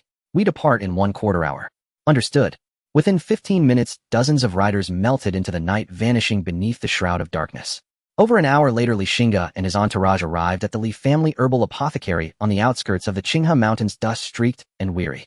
The apothecary's manager had been waiting anxiously. Greetings, clan head. Enough formalities. Where is he? Xingge waved dismissively and demanded directly. He is being treated in the rear courtyard. The manager replied with deference. How many others know of the blood spirit fruit? 2 apprentices and 1 assistant. The manager wiped sweat from his brow as he answered. Execute them all. Xingge's voice was glacial. Inside the rear courtyard, they found a Liang lying pale and motionless upon a cot, while a physician tended to his wounds. Physician, you are no longer needed here. Please withdraw. But he, seeing Xingge's forbidding countenance, the physician swallowed his protest and fled the chamber in haste. Once the physician departed, Xingge, robed in black, stood silently over a Liang towering and did you witness the blood spirit fruit with your own eyes, eh? A Liang, awed by the young man's overwhelming aura of authority, stammered, why? Where is it located? Xingge pressed. Deep within the Xinghe mountains, behind a waterfall, can you retrace the paths? And no, I don't recall clearly. A Liang whispered, trembling with fear. Xingge's brow furrowed. Behind him, a Li clan elite unsheathed his blade. My lord, I know. That other man. He remembers every step. A Liang hurried on, the one who ambushed me. He led us into the mountains. He knows the terrain intimately. Excellent. What is his name? And where does he dwell? I know precisely, my lord. Hatred burned fiercely in a Liang's eyes, his thoughts consumed by a single searing word, revenge. Lead us there now. Xingge commanded. Why, yes, my lord. A Liang struggled to rise, but jostled. Fresh blood welled anew, streaming down his chest. The sharp agony made him break into cold sweat. From behind, Elder 6 withdrew a porcelain vial and sprinkled its contents over a Liang's wound. Miraculously, the wound began sealing itself before their very eyes, crusting over, knitting together. A Liang stared dumbfounded, then touched his chest in disbelief. It no longer hurt at all. His awe of Xingge deepened immeasurably. Should you dare deceive me, you will learn what true suffering means. Xingge spoke without inflection. A Liang shuddered violently. I would never dare. Every word I speak is truth. I swear it. See that it remains so. Now, lead us to this brother Jean of yours, immediately. Half an hour later, under a Liang's lead, Xingge and the others finally located Zhou Jin's home. It sat in a remote mountain hamlet far from prying eyes. It was the dead of night, and the villagers had long since retired. Though barking dogs roused a few, each wary villager peered out only to see looming black silhouettes and quickly retreated indoors in dread. In the northern corner of the village, an old oil lamp burned dim, casting a faint wavering light. Zhou Jin sat poring over an ancient volume, utterly absorbed. Why are you still awake, husband? His wife murmured from the bed. You go to sleep, I'll just read for a little while longer. Zhou Jin replied with impatience. His wife rolled her eyes and grumbled, I don't know what's come over them. Those blasted dogs have been making a racket all night. I can't get a moment's rest. Xingge was so engrossed in the book that he did not heed her words. At last something in the text caught his eye, and he slapped his thigh in sudden excitement. He cried aloud with joy, I've found a way. Finally a way. Shui Ling Yanmong, the blood spirit flame serpent, falls into a 3-day hibernation every 3 months. That will be the moment to act. What are you muttering about? His wife asked, curious at his secretive manner. Xingge snapped at her, woman, keep your mouth. By the way, what did you just say? She pressed. Those dogs were making an awful din tonight. It's strange they've never been like this before. His wife looked puzzled. For reasons he could not explain, a cold foreboding rose in Xingge's chest the instant he heard that sentence. It felt as if some dreadful thing were about to unfold. He had always trusted his instincts. My dear, pack my things quickly. I must leave at once. You only just returned today. Where could you possibly go at this hour? His wife protested, reluctant, but obediently rising to help him bundle his belongings. Xingge shouldered his pack and opened the door. He froze in the threshold, 1 foot stepping out, and then drawing back as if rooted to the spot. Outside the gate stood dozens of black-robed figures, each radiating menace.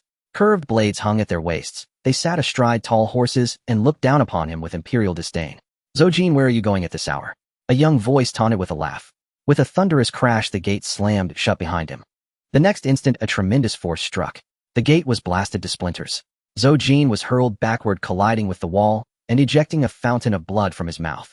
One after another, his sleeping parents, his son, and his wife were dragged from the house and forced down to their knees, their heads held down by the black-clad men. One after another, his sleeping parents, his son, and his wife were dragged from the house and forced down to their knees, their heads held down by the black-clad men. Seeing the terror and panic in his loved one's eyes, Xingge's face contorted with rage. He roared, who are you? Breaking into a family's home in the dead of night. Do you have no sense of law? Law. The black-robed men laughed as if the word were the height of comedy. The leader stepped forward. He waved a hand, and the laughter died away.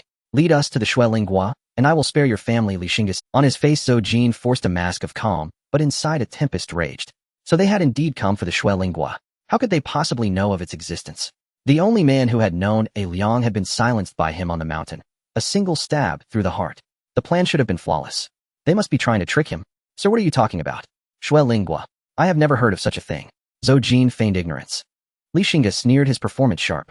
He clapped once, and a man Xingge knew well stepped forth from behind. You should know this man, shouldn't you?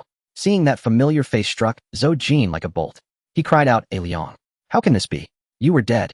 A Liang answered with a bitter mocking laugh. Your knife was well placed, but you missed. My heart sits on the right. Sudden comprehension washed over Xingge. Of course. If only I had cut off his head, he thought in bitter regret. His earlier lapse now threatened to unleash a catastrophe. Now will you lead us to the Shui Lingua? Xingge asked evenly. Sir, do not trust his lies, Xingge protested, greedily grasping at any hope. He deceives you. There is no Shui Lingua. He seeks only to use you to avenge his own death. I have gathered herbs all my life, and I have never seen such a fruit. He clung to the slimmest hope. The Shui Lingua was a legendary, priceless treasure, his only chance to change the course of his family's fate. He could not bear to surrender it. It seems you will not be convinced until you see the coffin, Xingge said. His scarce patience had finally been exhausted by Xingge's evasion. He gestured, and 2 of Li's black-robed cultivators stepped forward, drawing their blades. Before Xingge's horrified eyes, they cleanly severed the heads of his parents with a single ruthless stroke. Blood splattered onto his wife, who fainted from shock. Staring at the 2 gray-haired heads on the ground, Xingge cried out in unrestrained anguish, Father, Mother, remember now? Xingge asked with a smile. I have never seen Shui Lingua. I don't know where it is, Xingge howled. Xingge applauded softly. Good, very good. I admire your stubbornness. Now kill another to jog his memory. Yes, family head. The black-robed man hissed, advancing on Xingge's wife with a cruel grin. He slapped her, and she woke with a scream as the ghastly scene flashed back into her mind. The blade fell, and the world fell silent again as another head thudded to the ground. Do you remember now? Xingge asked, smiling. To Xingge, that smile was the visage of a demon crawled up from hell. Even A Liang, despite his old hatred of Xingge, was taken aback by the savagery of these men. Xingge's feeling had turned to numbness. The black-robed men dragged out his son, who had fainted in terror. Xingge surveyed the boy and clicked his tongue. Your son takes after you very closely, as if cast from the same mold. Tell us. Say it. The demand was the final straw that shattered Xingge's last defenses. Breaking down in helpless sobs, he blurted, I know where the Shui Lingua is. I know the way. I beg you, do not kill my son. He is my only child. Xingge chuckled lightly. See, if you had spoken sooner, they would not have had to die. Xingge wept aloud, racked by guilt and despair. Now lead the way. Under the guidance of Zhou Jin, the group entered the Xinghe mountain range, torches in hand, concealed by the night. As they stepped into the mountains, a chilling wolf howl echoed through the air. The deep mountains at night are a paradise for fierce beasts. Since it was late at night, the team's pace was slow. After walking for half an hour, Xingge suddenly raised his hand. The Li family cultivators immediately drew their swords, their expressions vigilant as they guarded against all directions. Whoa! A long, mournful wolf howl resonated through the forest, lingering endlessly. Following this, pairs of red glowing eyes emerged from the darkness. They focused on the intruders who had entered their territory, their eyes flickering with menace, ready to pounce. The Grand Elder stepped forward, releasing his aura without reservation, startling the wolf pack into retreat. The group continued onward, unaware of how long they had been walking in the dark. As dawn approached, Zhou Jin pointed to a waterfall ahead and said slowly, "We have arrived. The blood spirit fruit is in the valley behind this waterfall." Xingge glanced at Liang. The latter nodded, saying, "My lord, he hasn't lied to you, but he hasn't mentioned one thing: the blood spirit fruit is guarded by a very powerful demon snake." Xingge shot a cold glance at Zhou Jin. The latter clearly felt guilty and turned his head aside. Recalling the strength and ferocity of the demon snake, Zhou Jin's face turned slightly pale, but he dared not go against Li Xing's wishes. He could only brace himself and jump into the water pool, followed by the others. Passing through the rushing waterfall, they entered the canyon. Xingge instructed Zhou Jin and Liang to walk in front. The group entered the valley in an orderly fashion. Looking at the seemingly endless sea of medicinal herbs before them, even though they had mentally prepared themselves, they were still taken aback. As they moved further, they finally saw the legendary blood spirit fruit tree. The exotic fragrance carried by the wind sent their blood and chi surging within. "Master, it is indeed the blood spirit fruit," the Grand Elder exclaimed with excitement. Xingge took a deep breath of the enticing aroma, feeling somewhat intoxicated. This blood spirit fruit, if consumed, could replace several months of his arduous cultivation. In an instant, Li Xing's gaze towards the blood spirit fruit became fervent and greedy. He soared into the air, his body hovering above the massive corpse of the demon, reaching out to pluck the tempting blood spirit fruit. However, an unexpected change occurred. Hiss! An angry hiss from a snake echoed from deep within the cave. Immediately after, the massive body of the demon snake charged out of the cave with brute force. Xingge quickly retreated. The demon snake coiled its body in front of the blood spirit fruit tree, unusually refraining from attacking, merely flicking its tongue and emitting warning hisses. With a high degree of intelligence, it sensed a dangerous aura emanating from Xingge. This hairless monkey was not to be trifled with. Xingge narrowed his eyes, sizing up the colossal creature before him. To it, the human figure seemed as small as an ant. Meanwhile, the Grand Elder immediately recognized the origins of this enormous creature. With a grave expression, he said to Xingge, "Master, be careful. It is an adult blood spirit fire python. Skilled in fire manipulation, an adult blood spirit fire python possesses strength comparable to a human cultivator in the chi and blood realm. However, according to the records, such a large adult should not exist. It must be due to consuming the blood spirit fruit that it has undergone a mutation resulting in its enormous size," Xingge speculated. "Indeed, this blood spirit fire python is not easy to deal with." The Grand Elder spoke heavily. "It's merely a beast after all," Xingge asserted with confidence. With that, Li Xing's figure shot into the sky, an overwhelming pressure radiating from him, sweeping across the entire valley. Under this terrifying pressure, everyone felt as if they were nothing but ants. Looking at the figure in midair, their eyes were filled with awe. Even the Grand Elder, a cultivator in the chi and blood realm, felt a sense of helplessness at this moment. The master's strength had likely reached an unimaginable level. The Grand Elder stroked his beard in astonishment. Li Xing's gaze was sharp as he drew his sword from his waist, grasping the blade that could cut through iron like mud. He swung it down from the sky, the sword aura roaring like thunder, striking towards the demon snake. Hiss! Faced with this descending attack, the blood spirit fire python displayed a wary expression in its enormous copper-like eyes. It opened its mouth, spewing forth a torrent of scorching flames resembling an erupting volcano capable of melting anything. The sword aura clashed with the flames, the two forces continually battling, but ultimately Xingge held the upper hand.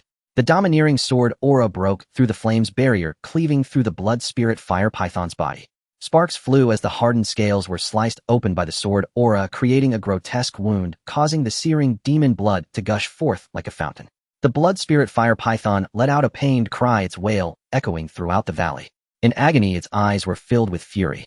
With a powerful sweep of its thick tail, it struck against the stone wall, shattering it with immense force, sending countless stones falling like rain. The Li family cultivators quickly waved their swords to defend themselves. However, a massive stone weighing thousands of pounds crashed down like Mount Tai. This was beyond what a cultivator in the physical body realm could withstand. Fortunately, the Grand Elder stepped forward in time. With a mighty surge of chi and blood, he leaped up, fists clenched, striking the massive stone with which exploded into fragments. Meanwhile, a new round of confrontation began between Xingge and the blood spirit fire python. One wielded a sword while the other breathed fire, and they struggled fiercely in a short span. This mutated blood spirit fire python was incredibly powerful. Even Xingge, a minor success in the Qi and blood realm, could not defeat it in a short time. Master, I will assist you, the Grand Elder bellowed. He flew into the battlefield. Under the siege of two cultivators in the Qi and blood realm, the demon snake struggled to defend itself, sustaining many wounds, and gradually falling into a disadvantage, its breath weakening. Intelligent as it was, it understood that continuing the fight would cost it its life. Although it was reluctant to part with the blood spirit fruit, its own life was far more important. After pushing the two back once more, the blood spirit fire python let out a roar, and to the astonishment of the two, swiftly retreated into its cave. This demon snake is quite clever, Xingge remarked with a smile as he sheathed his sword. What should we do now? Should we pursue and slay this snake, demon? The Grand Elder suggested. Xingge shook his head, saying, not advisable. In the cave we cannot unleash our full power, making it difficult to kill it. This demon snake is truly cunning, the Grand Elder said angrily. No matter, our goal is not to kill it, but to obtain the blood spirit fruit. Now the blood spirit fruit belongs to us.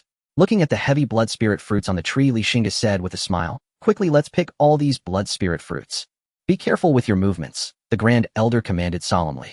Two Li family cultivators began to carefully harvest the blood spirit fruits.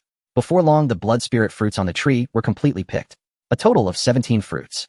Each spirit fruit is worth a fortune. This time the Li family can be said to have struck it rich. Xingge examined the golden spirit fruit tree and suddenly said, Grand Elder, if we only pick the fruits, that would be too much of a loss. Why not transplant this spirit fruit tree back to the clan for a long-term gain? Upon hearing this, the Grand Elder was quite tempted, but quickly shook his head. This blood spirit fruit tree has extremely strict growth conditions. It must grow on the flesh of a great demon. This great demon has decayed, and its blood and flesh seep into the earth, continuously providing nutrients for the blood spirit fruit tree, allowing it to bear fruit. If we remove it, the blood spirit fruit tree will surely perish. What a pity, Xingge said regretfully. If it can't be moved back, it might fall into someone else's hands. But destroying it would be too wasteful. In his moment of worry, Xingge glanced into the depths of the cave, where a pair of crimson eyes were fiercely glaring at him, suddenly curling up into a smirk. He slowly spoke, Fire Python, I know you possess a high level of intelligence and can understand my words. How about we make a deal? No response came from within the cave. The blood spirit Fire Python remained hidden. If you do not come out, I will resort to more forceful means to slay you. In that case, it would be a pity for your century-long cultivation to be in vain. Xingge threatened in a chilling tone. Hiss! The blood spirit fire python reluctantly emerged from the cave, its gaze filled with apprehension as it stared at Xingge. As a creature that responds to coercion rather than persuasion, Xingge cursed inwardly. He took out 2 blood spirit fruits and said, Fire Python, let's make a deal. These 2 blood spirit fruits in exchange for you guarding this valley. How about it? Seeing the 2 blood spirit fruits in Li Xingge's hand, the blood spirit fire python's eyes widened, drooling uncontrollably. It flicked its long tongue, instinctively wanting to snatch them. Moi! Xingge snorted coldly. The blood spirit fire python instantly sobered up. This hairless monkey was too powerful, it couldn't win. You must agree first to receive them, Xingge said with a smile. After a fierce internal struggle, the blood spirit fire python nodded. Hiss! The fire python agreed, but not out of submission to violence. Xingge readily tossed the 2 blood spirit fruits to the blood spirit fire python, which swallowed them whole, revealing a face of delight. Fire Python, I know you are a smart snake. You should be well aware of the consequences of breaching the agreement. Hiss! The blood spirit fire python nodded its head. Pleased with the blood spirit fire python's understanding, Xingge took out a command token from his sleeve. The token was black with twin dragons entwined around it, and prominently displayed a golden character for Li. Only those holding this command token may freely enter and exit the valley. Anyone without this token will be killed without mercy. The blood spirit fire python stared at the token, seeming to memorize its appearance. Hiss! The fire python committed it to memory. Li Xingge's expression brightened again. Trading 2 blood spirit fruits to win over the blood spirit fire python seemed like a loss. But in reality, Xingge exchanged 2 blood spirit fruits for an ally equivalent to a minor success in the Qi and blood realm, a blood spirit fruit tree, and a piece of naturally regenerating medicinal field. To celebrate our pleasant cooperation, these little snacks are for you, Xingge said with a light laugh. Behind him, a Liang Zhou Jin and his young son were pushed out, looking bewildered. Upon seeing a Liang and Zhou Jin, the blood spirit fire python was momentarily stunned. Then it realized they were the hairless monkeys that had escaped from it yesterday. It was precisely because of these 2 escaping hairless monkeys that this cursed calamity had come stealing away the blood spirit fruit it had guarded for years. Damn it, the blood spirit fire python was furious. Hiss. Zhou Jin felt his entire being turn cold. He stammered. And master, what do you mean? To have already found the blood spirit fruit for you. Yes, but you know too much and I can't be at ease. I only trust the dead to keep secrets, Li Xingge said. You promised to spare my life, you can't go back on your word. Zhou Jin roared, his face flushed. Just because I agreed doesn't mean others did. Li Xingge sneered repeatedly. I was truly blind to believe your lies.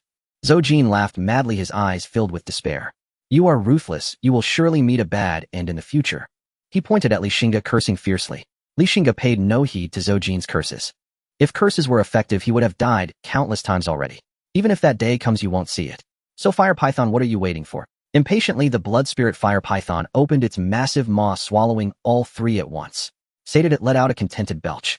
Before his death, Zhou Jin thought that if he had not been blinded by greed, perhaps he would not have met such a tragic end. Unfortunately, there are no pills for regret. Having secured the blood spirit fruits, Li Xingge and his party galloped swiftly back to Qingfeng Valley. As for the herbs scattered throughout the valley, Li clan's professional foragers would collect them in due course. Qingfeng Valley, Li clan's assembly hall. 6 elders sat in solemn order. I have allocated 2 blood spirit fruits to the blood spirit flame serpent, 15 remain. I propose the following distribution, Li Xingge declared gravely. All elders leaned forward attentively. I shall take 6 elder master 3 and each of the remaining 5 elders 1. And the final fruit shall be reserved for an outstanding young clansman. What say you? Elder master rose first, clasping his fists in salute. Clan lord, this old man contributed little. Accepting such a gift fills me with deep shame. The blood spirit fruit is exquisitely rare. Bestowing it upon a withered elder like myself would be nothing short of sacrilege. You, clan lord, are still young. The future of our clan rests upon your shoulders. These fruits belong most fittingly to you. Hearing elder master's words, the other elders likewise expressed sincere willingness to yield their portions. Li Xingge watched this scene unfold, profoundly moved by the elders' selflessness. Out in the world, a single blood spirit fruit could incite madness, sparking bloodshed and chaos. Yet within the Li clan, its true rarity lay not in the immense power it conferred, but in the precious, unbreakable bonds of kinship it embodied. Enough, esteemed elders. I gratefully accept your goodwill. 6 fruits suffice for me. Any more would merely be gilding the lily. But for you, they hold boundless potential. Should our clan produce another Qi blood realm cultivator, my burden would lighten considerably, Li Xingge added with a gentle smile. With the clan lord having spoken so plainly, the elders ceased their refusals and silently resolved not to betray his trust. Clan lord, in 3 days begins the annual new blood selection ceremony. May we ask whom you appoint to oversee? Elder master spoke up suddenly. The new blood selection ceremony was Li clan's method of drawing fresh talent from its mortal cadet branches. A great family spanning over 2 centuries could never consist of merely 1,000 members. Over 200 years, Li clan members lacking cultivation aptitude had gradually descended the mountain, integrating into the mortal world and branching out into collateral lines. Today, those collateral lines numbered over 100,000. The new blood selection ceremony served precisely to identify gifted cadet line descendants and welcome them back to the ancestral lands to strengthen the main branch. Elder 4 Li Xuanzong himself emerged as a paragon from that very ceremony. Li Xingge's gaze swept across the assembly. Elder 6 Li Yinzhao stood and requested, Clan Lord, permit me to lead this year's new blood selection. He turned to the others. What say you? Agreed. Approved. Li Xingge struck the gavel. Then Elder 6 shall assume full authority over the new blood selection. After deliberating several other clan affairs, the assembly concluded. The elders departed one by one, eager to harness the blood spirit fruit's potency to break through their cultivation realms. Li Xingge too entered seclusion. 6 blood spirit fruits promised a quantum leap in his strength. Xiaotown. In the courtyard of a dilapidated earthen brick house, a boy of barely 7 or 8 stood bare-chested beneath the scorching sun, hammering relentless fists into a wooden training dummy. His skin was deeply tanned, thick calluses hardened his small knuckles. Nearby, a middle-aged woman wove at her loom, watching the child in the yard. Her face crumpled with sorrow as she turned to her husband, sharpening a blade. Husband, under such fierce sun, must he train now? Let the boy rest a while. He shook his head. No. In 3 days begins the new blood selection. Xingzong must break through the body forging realm within these 2 days. To return to the main clan. She cried, bewildered. Husband, what good is returning to the main clan? Is not a quiet life. Husband plowing, wife weaving. Enough? Our poor child suffers so much at such a tender age. How can you be so heartless a father? Tears streamed down her cheeks. Wife, returning to the main clan has been our family's generations-old aspiration, from my grandfather to my father to me, and now to Xingzong. We all strive toward this dream. He set aside his knife and strode toward the boy. Xingzong, I've told you countless times, when striking root your stance, firmly concentrate force into a single point. Only then can you strike down an enemy in one blow. Why do you never remember? His voice was stern, unyielding. Xingzong's lips trembled, his eyes reddened, brimming with tears.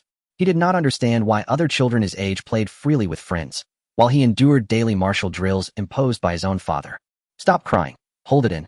A true man sheds no tears lightly. He raised his hand to strike. Seeing this, his wife rushed forward, seized his wrist, and snapped, then strike me instead. At the same time, she signaled Xingzong with her eyes, urging him to flee. His heart leapt. Finally, he could go play with his friends. He dashed joyfully from the house. You spoil him endlessly. Watching Xingzong's cheerful silhouette vanish, the man sighed helplessly. He picked up his sharpened axe and slung a bamboo basket onto his back. Where are you off to at noon? Xingzong's daily training drains him terribly, and we have little means at home.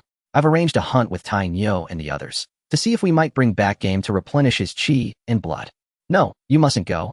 Xiao Si said a man-eating mountain lord has been sighted there lately. It's far too dangerous. Her voice trembled with worry. Don't fret. I know what I'm doing. Without glancing back, he shouldered his bow and stepped out. The sky darkened. The woman prepared dinner, but her husband still hadn't returned. Anxious, she paced restlessly in the courtyard.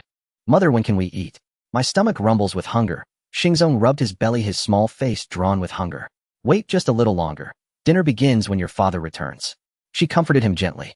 Then, a sound at the door.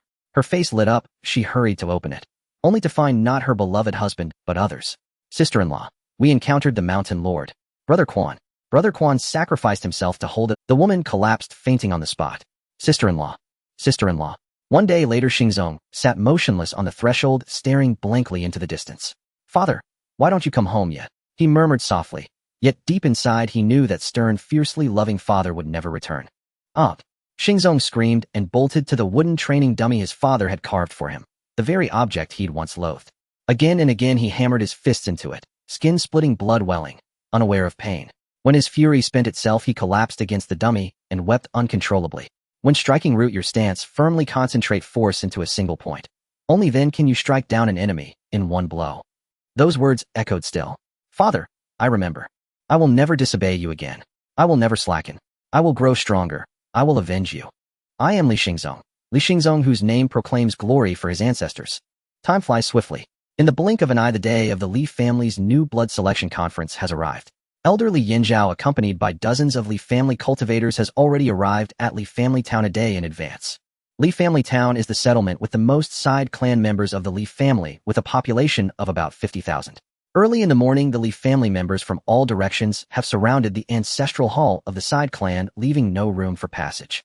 At this time, before Li Yanzhao and the others entered the venue, they were already excitedly chatting with familiar faces. I heard that the one hosting this new blood selection conference is Elder Li. A curious side clan member holding a child inquired. That's right, Elder Li is the youngest elder of the main lineage, and it is rumored that he will become the youngest Qi blood realm cultivator after succeeding the main lineage's family head. Speaking of the main lineage family head, it's truly remarkable. At just over a decade old, he can manage the main lineage, commanding great influence. A slightly younger side clan member said enviously. Indeed, with the talent of the main lineage family head, even the legendary innate realm seems highly probable. At that time, the reputation of the Qingfeng Li family will spread across counties and states.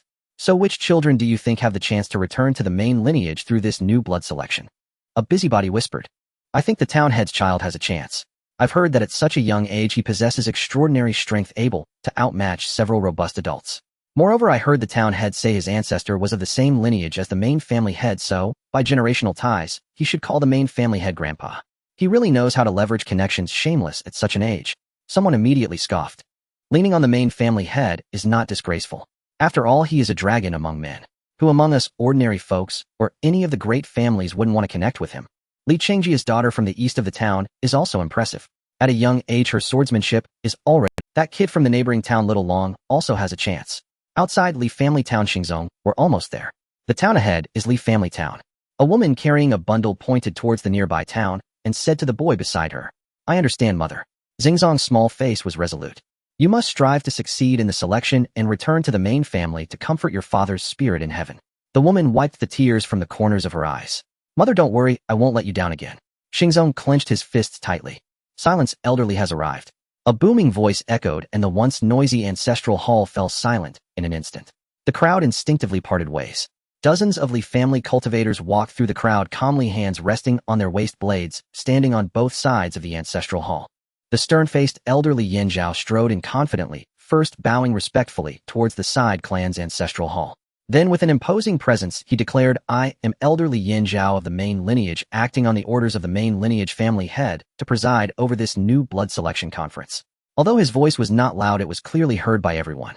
"We pay our respects to elderly." Thousands of attendees bowed in unison, their voices resonating like thunder, shaking the hearts of all. Let me first explain the rules of the new blood selection conference. Regardless of gender, all side clan members aged 5 to 10 may participate in the new blood selection. Participants will drop their blood onto the talent testing stone.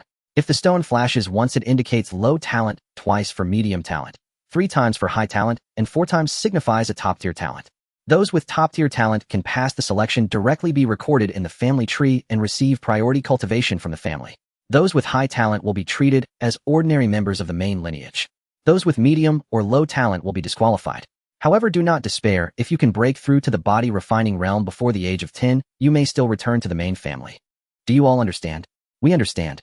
The crowd responded in unison. Li Yinzhao nodded. Now I declare the Qingfeng Li family, the 171st New Blood Selection Conference officially begins. As Li Yanzha's words fell, the deafening sound of firecrackers erupted. After the firecrackers finished, the talent testing began. First up, Li Lin, a Li family steward announced loudly. A boy around 6 or 7 years old walked up, looking somewhat nervous, trembling as he extended his hand and closed his eyes. The Li family cultivator responsible for the talent test pricked his hand with a needle, and blood dripped onto the talent testing stone. The stone flashed once and then showed no further reaction. Li Lin, low talent, disqualified. Next, the cultivator shook his head and declared. His words felt like the pronouncement of fate, cold and merciless. Li Lin walked off the stage with red-rimmed eyes, sobbing into his disappointed father's arms. Li Xin, medium talent, disqualified. Next. Li Shan, low talent, disqualified. Next. Li Heng, low talent, disqualified. Next. Li Yuzhen, high talent, qualified. After filtering through more than 20 children, the first child to pass the selection appeared. His parents were overjoyed to the point of tears. Meanwhile, the onlookers cast envious glances at them, knowing that such a promising child would ensure their family's prosperity in the next generation. Li Yinzhao, however, remained calm. High talent only reached the physical realm, which was not enough to move him.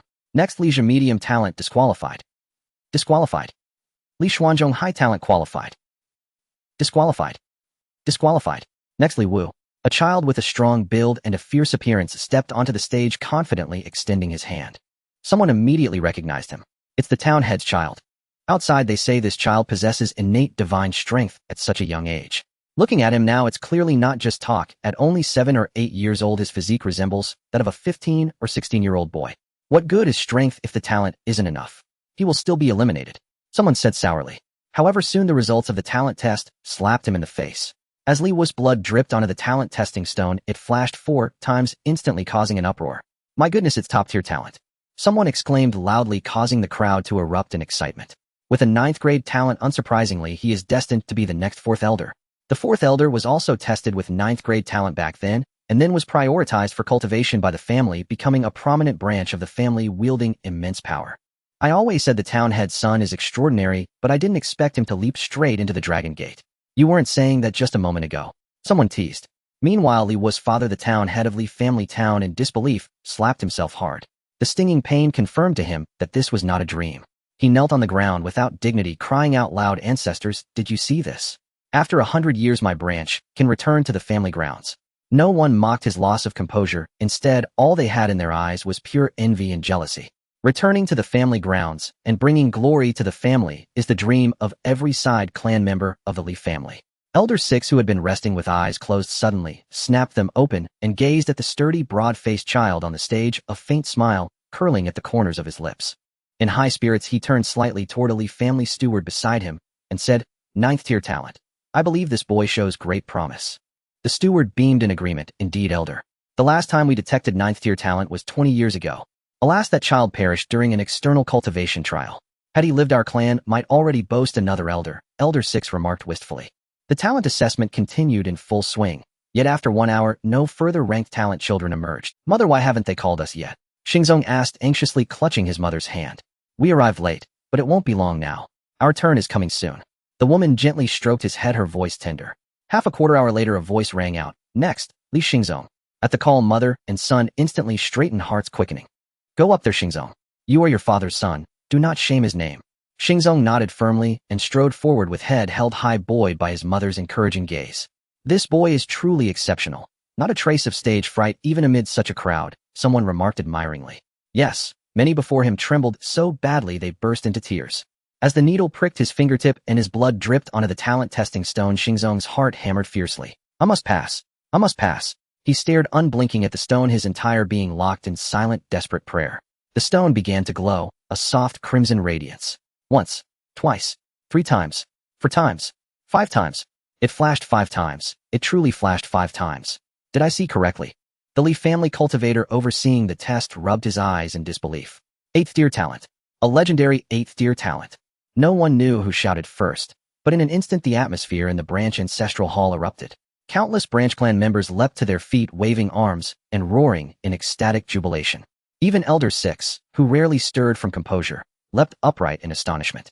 In a single bound, he landed upon the testing platform and seized Xingzong's hand, pressing it firmly onto the talent testing stone. The stone flared again, 5 sharp, brilliant pulses. Li Yanzhao trembled visibly, his voice hushed with awe. 8th tier talent. It is truly 8th tier talent. Truly heaven favors the Qingfeng Li clan. Child, your name is Li Xingzong.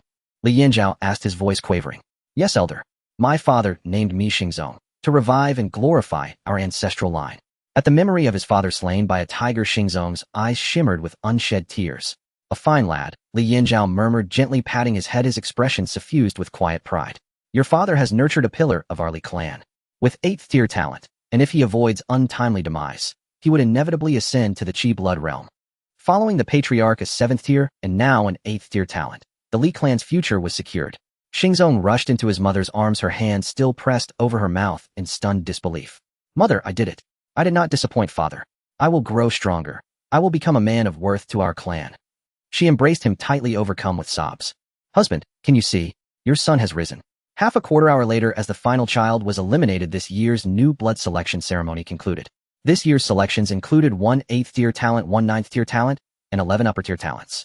All would be taken to Qingfeng Valley. Li Xingzong and Li Wu would be formally inscribed in the clan genealogy.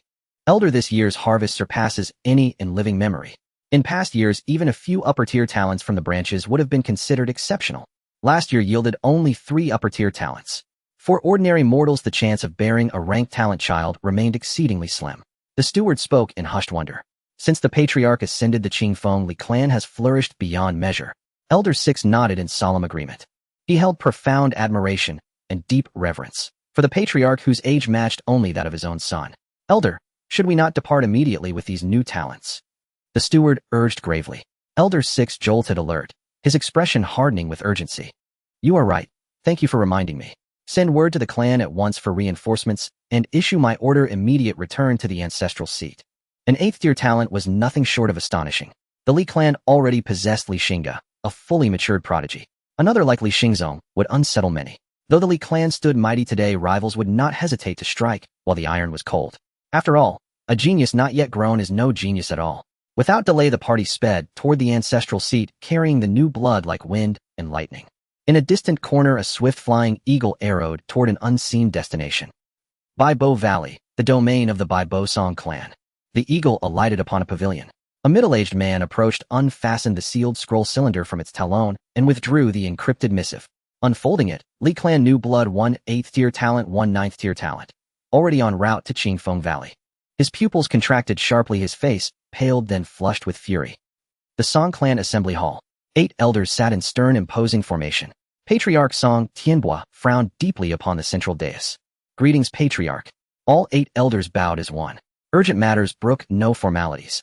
Our hidden agent reports the Li clan's new blood selection has unearthed an 8th tier prodigy. Song Tianbua spoke with grave intensity, his words striking the elders like thunderclaps. Even the senior elder plucked a tuft of white beard in shock. What shall we do, Patriarch? Second elder slammed his palm upon the table, his voice a roar of indignation. Must we even deliberate? This child must not live. Li Xingge alone has crushed us beneath his shadow. Another such genius would leave the Song clan no foothold in Baya County. Second elder speaks wisely. Our feud with the Li clan runs deep. Their rise spells our ruin. Why hesitate? Let us eradicate this entire batch of new blood. Fourth elder mimed a slashing motion across his throat. Patriarch, I beg permission to execute this menace myself. Second elder clasped his fists in salute. A master of the flesh-body realm's peak Elder 6 of the Li clan held no terror for him. Patriarch, if we act war with the Li clan becomes inevitable, cautioned Senior Elder, his brow furrowed with foreboding. Senior Elder, you overthink and hesitate too much. Do you truly believe the Li clan will spare us once they ascend? Second Elder rebuked sharply. But the Grand Elder remains in seclusion. Should we not await his emergence before deciding? Senior, he has meditated for months. By the time he emerges, the feast will be cold. Precisely, we cannot wait. Patriarch, issue the order. All elders chorused in unison. Upon the dais, Song Tianbua drew a slow, deep breath. Silence fell. Each elder watched him intently, knowing full well this moment would shape the fate and future of the Bai Bo Song clan. Kill. Song Tianbua ground out the word. Senior Elder sighed heavily. If this is your decree, old man stands with you. Then let it be done. I shall go myself. To hold the title of Senior Elder demanded formidable strength, third only to the Grand Elder and Song Tianbua himself. Song Tianbua waved his hand dismissively. His gaze turned glacial, murder boiling in his eyes. I shall go myself. The elders recoiled in surprise. Was dispatching a Qi blood realm expert against a mere flesh-body cultivator not akin to slaying a hare with a lion's fangs? As if reading their thoughts, he declared, even a lion devotes its full strength to slaying a hare. Since we commit to action, certainty is paramount, and I am the surest guarantee. A fierce light blazed in Song Tianbua's eyes. The Patriarch's wisdom is absolute. The Wind Riding Pavilion. Li Yanzhao and his group passed through a crucial point on their way back to the Qingfeng Valley. Dozens of riders galloped swiftly along the main road. After the Wind Riding Pavilion, there are only 30 miles left, Li Yanzhao thought to himself. Everyone, let's pick up the... Li Yanzhao urged on with his whip, but the group's speed had already reached its limit. They could not go any faster. At the Wind Riding Pavilion, a mysterious figure cloaked in black stood there, revealing only a pair of eyes that glinted with cold, murderous intent as they watched Li Yanzhao and his companions rush towards them. They have finally arrived. On the other side, Li Yanzhao also sensed something was amiss. He raised his hand, and the dozens of riders behind him quickly halted, drawing their weapons and vigilantly shielding the new blood of the family in the center. Who are you? I am Li Yanzhao, the sixth elder of the Li family. Li Yanzhao proclaimed loudly with cupped hands. The Li family, hee, I am here to kill your Li family members. The mysterious figure rasped with a cold laugh. Following that, an overwhelming aura surged toward Li Yanzhao and his group.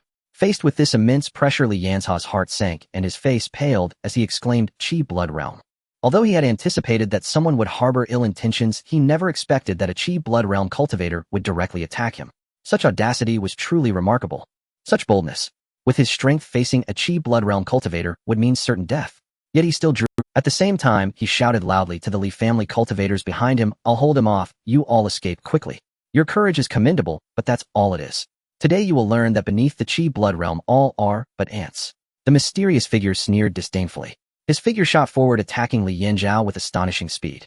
In the blink of an eye, the mysterious figure appeared before Li Yanzhao, fist clenched, striking toward his chest. Li Yanzhao hurriedly swung his sword to defend, but the force of the punch shattered his blade and crashed heavily into his chest. Li Yanzhao's chest was instantly caved in by the immense force, and his body was sent flying hundreds of meters away. PFF. A spray of blood erupted, and Li Yanzhao's face turned pale as he struggled to get up, but he had no strength left. A Qi blood realm cultivator is truly domineering. If it weren't for the blood spirit fruit allowing me to reach the great perfection realm, that punch might have killed me just now. Li Yanzhao was shocked in his heart. Seeing that Li Yanzhao had survived a punch, the mysterious figure was momentarily taken aback, but his target today was not Li Yanzhao. He turned his gaze to the fleeing new blood of the Li family under the protection of the Li family cultivators and immediately abandoned the idea of killing Li Yanzhao, instead pursuing the new blood. Sensing the murderous intent behind them, several Li family cultivators exchanged glances and turned their horses around. Take care of my family. With that, they fearlessly charged at the mysterious figure with their blades raised, still daring to come and seek death. The mysterious figure sneered coldly at the several minor cultivators of the body refinement realm who dared to obstruct him. With a flick of his fingers, several Li family cultivators were thrown off their horses, their eyes wide in shock as a gruesome blood hole appeared on their foreheads. Though several Li family cultivators perished, they managed to buy the others 2 breaths of time against the mysterious figure. More riders resolutely rushed in, only to meet their end under the mysterious figure's fingers. The remaining individuals followed suit, willing to sacrifice their lives to create a slim chance of survival for the new blood. However, the mysterious figure's patience had been worn thin, and a mighty surge of Qi blood energy erupted, transforming in midair into blood arrows. When fully charged, dozens of blood arrows shot out with lightning speed. Just as everyone was about to be annihilated by this devastating attack, 2 furious voices thundered through the mountains like a clap of thunder. Thief, how dare you? Two figures exuding overwhelming presence appeared before the mysterious figure. The two joined forces, creating a shield of chi blood blocking the deadly blood arrows. The appearance of the two caused the mysterious figure's expression to change drastically. Without hesitation, he turned to flee. The moment the two appeared, he knew his assassination plan had failed. Faced with two cultivators of the same realm, no matter how arrogant the mysterious figure was, he did not dare claim he could take on both, as a single misstep could cost him his life. Seeing the mysterious figure flee in panic, the second elder was eager to pursue, but was held back by the grand elder beside him. The latter shook his head, saying, "Don't chase him. He wants to escape. We can't catch up. The urgent matter is to protect the new blood and ensure the young ones don't sacrifice their lives in vain." The second elder looked at the many corpses on the ground, his expression filled with grief and anger. These were all good sons of the Li family. "Where is the sixth elder?" the grand elder asked the surviving Li family cultivators behind them. The cultivator replied, "Sadly, the sixth elder held off that person by himself to buy us time. Now we have no idea if he is alive or dead." The grand elder and second elder's faces changed drastically. They urged, "Quickly search for him. Oh, we want to see him alive or dead." Yes. Before long, the barely conscious Li Yanjiao was carried back. Upon seeing that the new blood was still alive, his vision went black and he fainted. Seeing that Li Yanjiao still had a breath left, the two elders finally breathed a sigh of relief. Losing a single elder, especially a young one, would be a tremendous blow to the Li family. "Gather the bodies of our clansmen and take them back home," the grand elder sighed. "Yes, grand elder." The surviving Li family cultivators with red-rimmed eyes bound the bodies of their dead brothers to their backs in silence. "Let's go home." White Wave Song Clan. The anxious waiting Song family elders finally awaited the return of their patriarch Song Tianbo. Song Tianbo removed his mask, and in the expectant gazes of everyone, he said hoarsely, "I failed." "What?" Several elders were taken aback. To prevent any mishaps, the patriarch, a Chi blood realm cultivator, personally intervened, yet he could not deal with a single Li Yanjiao. Could it be that a Chi blood realm cultivator from the Li family was hidden among them? I was close to success, but the two Chi blood realm cultivators from the Li family arrived and saved them. In the end, I had no choice but to retreat, otherwise I feared I would also meet my demise there. Song Tianbo explained, and everyone suddenly understood. "Did your identity get exposed, patriarch?" the grand elder of the Song family hurriedly asked. Song Tianbo shook his head, saying, "I did not engage with them directly, and I disguised myself. They should not have recognized me." "That's good." All the elders breathed a collective sigh of relief. In truth, they were not yet prepared for a full-scale war with the Li family. However, Song Tianbo's next words left them feeling mournful. "I have some bad news for you. Following Li Xingge and Li Xuantong, the second elder of the Li family has also advanced to the Qi blood realm. It was the two of them who forced me back. Now the Li family has 3 Qi blood realm cultivators." Upon hearing this, the grand elder of the Song family slumped into his chair, a bitter smile on his face, saying, "Heaven treats my Song family so harshly." With his half-step Qi blood realm cultivation, he had failed 3 times at breaking through the Qi blood heavenly barrier. In this lifetime, he had no significant hope of advancing to the Qi blood realm. The other Song family elders also wore worried expressions. Was destiny truly favoring the Qing clan? Lord, the Li family already boasts 3 Qi blood realm cultivators and 1 inscrutable Li Xingge. If we continue to wait, we will be courting death. The Song family's second elder analyzed the matter calmly. "What then do you propose?" asked Song Tianbo, rubbing his temples with mounting irritation. "Strike first before they do. Better to seize the initiative than to suffer later. Rather than watch the Li family grow stronger, we should act now and annihilate them," the second elder said with murderous resolve. Song Tianbo gave a wry smile. "Although I hate to admit it, the Li family's overall strength has already surpassed ours. Even with a surprise assault, our odds are slim." "Who says it must be only our family?" the second elder replied with a glint in his eye. "With the Song family's force alone, it is unrealistic to destroy the Li clan, but what if we coalition with the other major Qi blood realm houses?" Song Tianbo shook his head. "They are not like us. They hold no grudge against the Li family and will not fight to the death on our behalf." The second elder waved his hand. "Clan Lord, you are mistaken. The Li family head has always acted arrogantly and tyrannically. How long has he held that position? He has already wiped out several great powers in our Baya County. He is young and will surely lead the Li family to further expansion.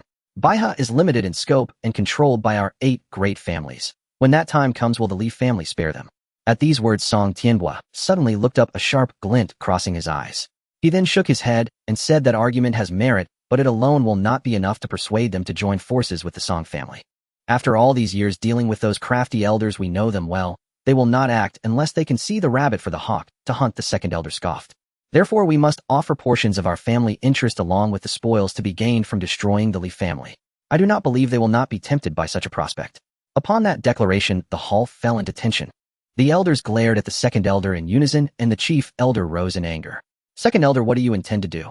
Our Song family's century-old legacy was built with our ancestors' blood and blades, and now you would hand it over. I am the first to oppose, shouted one. Exactly, second elder, you would have us betray the family's interests. Oh, what are your true motives? Someone echoed. Sell out the family's interests, and I cannot agree, either, another declared. Indeed, I would be ashamed to face our ancestors in death if I consented to such a thing. The elders jeered and pressed the second elder, who let out a cold laugh. Do not pretend such righteous airs, he said. Do you think I am ignorant? You are merely afraid of the knife falling on your own necks. Their faces flushed crimson as they hastily retorted. Second elder, stop your wild talk. I suspect you harbor ill intent and seek to shake the foundation of the Song clan. I have a clear conscience, the second elder shot back. You stop that, thundered another voice. Enough, roared Song Tianbua. Do you still even regard me as your clan lord? As the quarrel escalated, Song Tianbua could no longer bear it and raised his voice in rebuke. As one of only 2 Qi blood realm cultivators in the Song family, no one dared defy him, and the crowd fell silent at once. What time is this to be bickering, he said with scorn, smiling coldly. You are all short-sighted, caring only for immediate gains. If the Song family falls, what use are those benefits? No elder dared meet Song Tianbua's gaze, and all bowed their heads. The clan lord speaks truly, an old voice murmured from the rear. When the family faces life or death, any sacrifice that buys a sliver of hope is justified. They turned as the aged voice sounded, and saw a gaunt elderly figure with an unfathomable aura walking slowly toward them, hands clasped behind his back. Song Tianbua brightened and hurried forward with respectful tone. Ancestor, you have emerged from seclusion, he asked. The newcomer was none other than the Song family's progenitor, the pillar of the clan Song Zhong. Song Zhong glanced at him and emitted a cold snort. If this old man had not come out of seclusion, the century-old Song family would have been ruined by you. He then turned and took the clan lord's seat. The second elder informed him, Chunhua has already told me about the Li family, he said, and the assembly turned toward the second elder. Song Tianbua frowned. Second elder, why did you disturb the ancestors' retreat? Song Zhong replied, he did not err. Clan lord, tell me, has our Song family reached its most perilous hour? Song Tianbua clenched his fist and could not conceal the truth. Ancestor, it is my failing. In my view, Song Zhong said calmly, your gravest mistake was during the Li family's assault on the Mongshan Su clan, when you chose to sit back and watch the tiger fight, which led to the Su family's annihilation and the Li family's rise. Song Tianbua sighed with rueful regret. The ancestor's words pierced the heart, he admitted. Had we aided the Su clan, then perhaps the Song family would not be trapped in this peril now. It is too late for regret, Song Zhong said. The Song family and the Li family are destined to clash. The Li have absorbed the Su clan and acquired vast resources. The longer we delay, the more the situation tilts against us. He beckoned to the second elder. Chunhua and my name, go and visit the Lu Yuan Shun and Qin families. Invite their heads to secretly come to our Baibua Song clan and tell them this old man has urgent matters to discuss. Understood, Grand Elder, the second elder said as he cupped his fist, then departed with swift purpose. What of the Shangwan family? Song Tianbua asked. Song Zhong explained that the elder of the Shangwan household is on good terms with the Zhengs, and the Zhengs have close ties with the Li family. If we invite them, the plan may leak and warn our enemy. Song Tianbua pondered.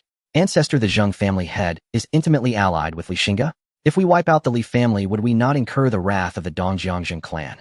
Song Zhong snorted. I know that Zheng head well. His friendship with the Li family was likely motivated by gain. He values practical benefits above all. Befriending the Li was merely to cultivate Li Xing's talent. If we remove Li Xingge, given that man's disposition, he will most likely prefer to let the matter rest. Song Tianbua nodded thoughtfully and asked Ancestor, did your recent seclusion bear any fruit? As he knew, the Ancestor's retreat had been an attempt to break through to the Qi blood great completion stage. If the Ancestor succeeded, the Qingfeng Li clan could be destroyed with a mere snap of the fingers. Song Zhong smiled bitterly and sighed. Achieving Qi blood great completion is not so easy, he said. This old man reckons he has perhaps 10 years left. This barrier may be impossible to cross in this life. With an 8th tier talent, to go further is exceedingly difficult. The path of cultivation is as arduous as ascending to the heavens. A day later, the heads of the 4 great families, Lu Yuan Shun and Shun, received an invitation from the elder Song Zhong of the Song family and secretly gathered at Baibo Valley. The heads of the 4 families sat in the reception hall, engaging in lively conversation.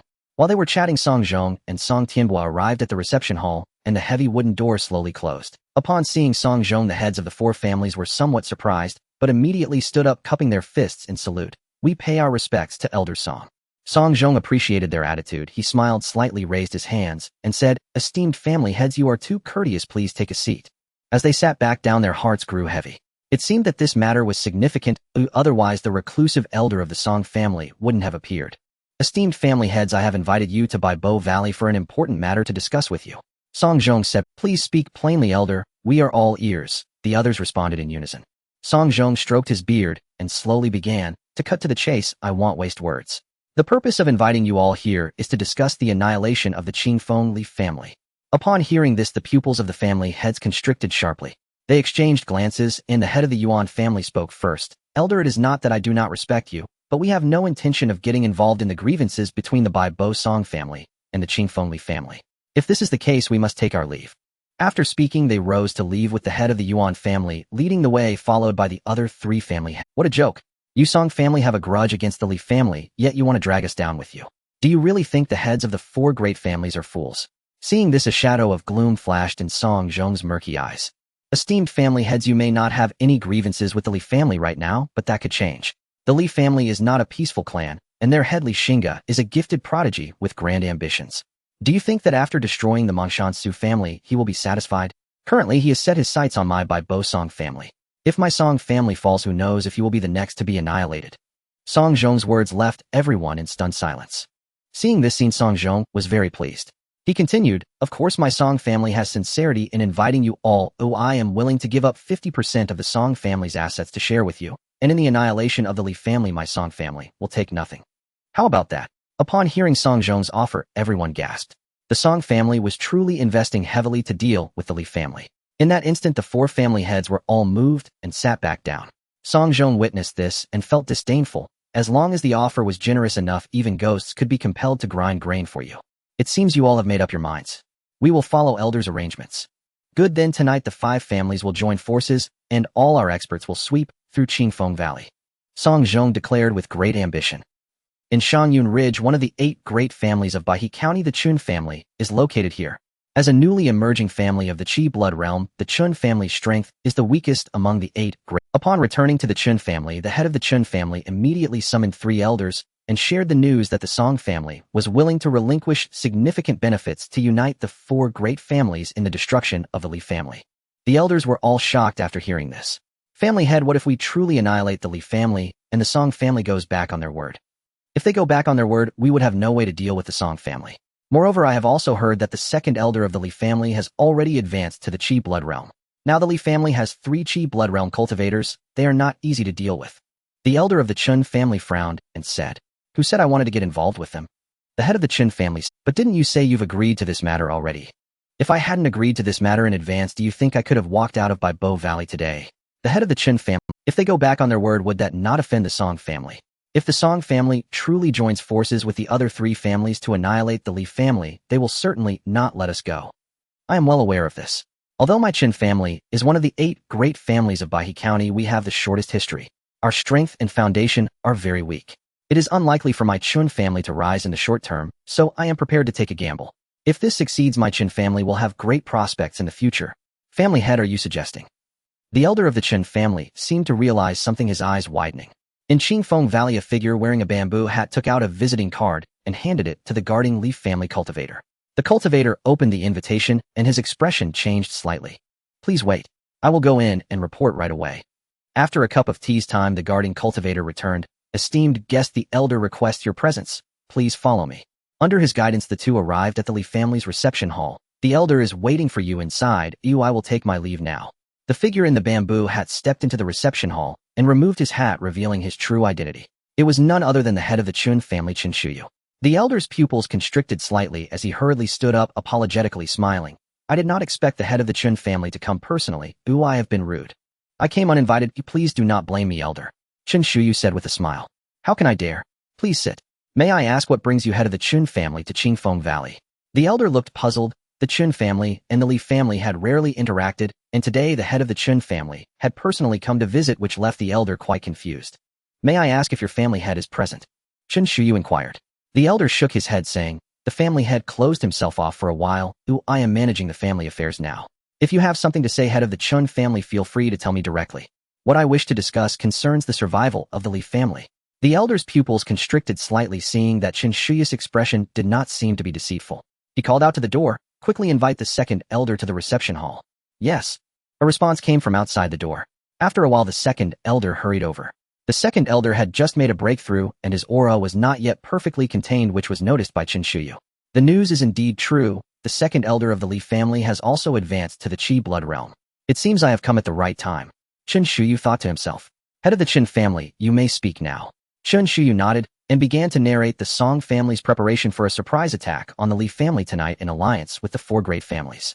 As Chen Shuyu spoke, the elder's expression grew increasingly grave. The second elder slammed his palm on the table in anger, exclaiming, I did not expect the Bai Bo Song family to be so insidious. Chen Shuyu continued, I do not wish to conceal it from you, elder. I have long admired your family head's reputation, but have never had the chance to meet. The Chen family does not have any valuable gifts to offer. However, tonight we will turn against them and lend our support to the Li family. Upon hearing this, both the elder and the second elder were taken aback. Chen Shuyu's declaration indicated he was determined to share life and death with the Li family. The Li family naturally would not refuse. Every bit of strength added increased their odds of victory. Head of the Chen family, if you had not come today to inform us, the Li family would have been caught off guard by the Song family. We will remember this kindness, and from now on the Chen family will be our friend. Upon hearing this, Chen Shuyu smiled broadly. He had taken such great risks waiting for just this acknowledgement. After further discussions, they sent Chen Shuyu off. Their expressions darkened. Go quickly summon the family head to emerge from seclusion.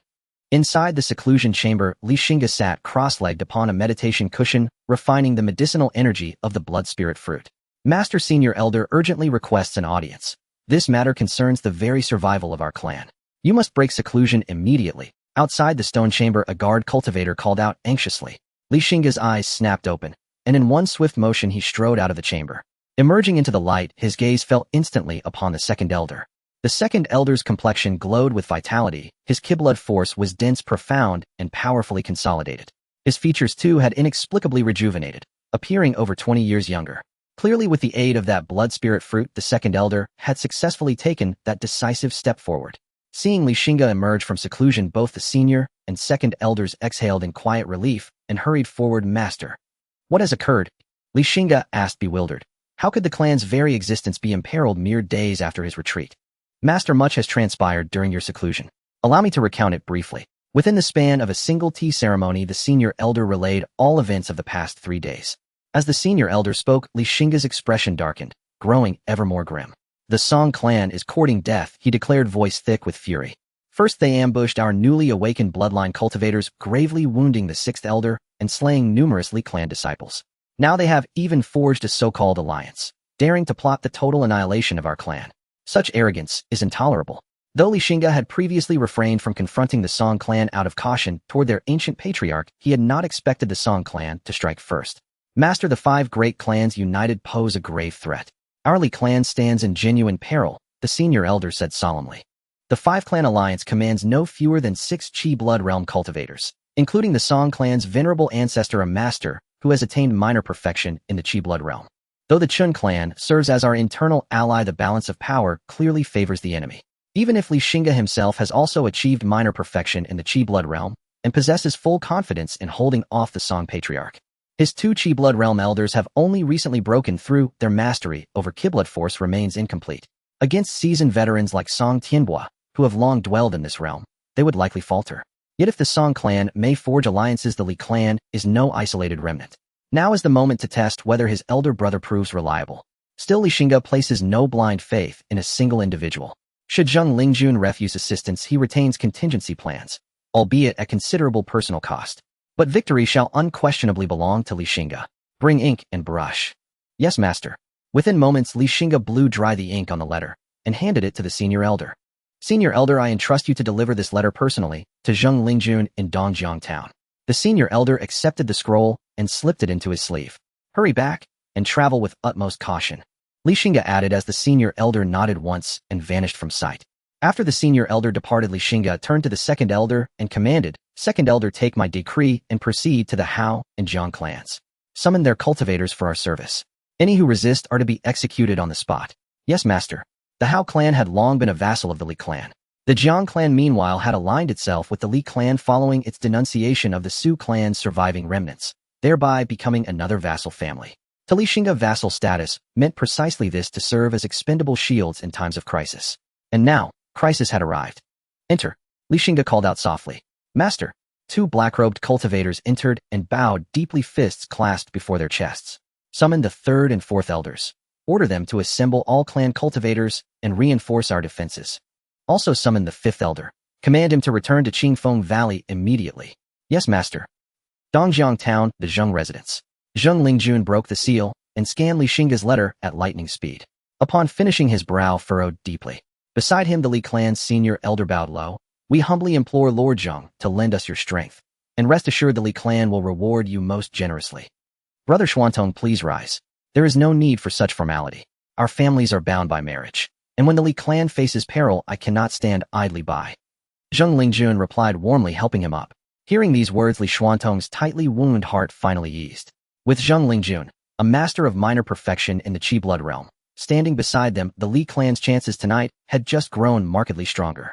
Having achieved his objective, and anxious for his clan's safety, the senior elder prepared to depart. Many thanks, Lord Zheng.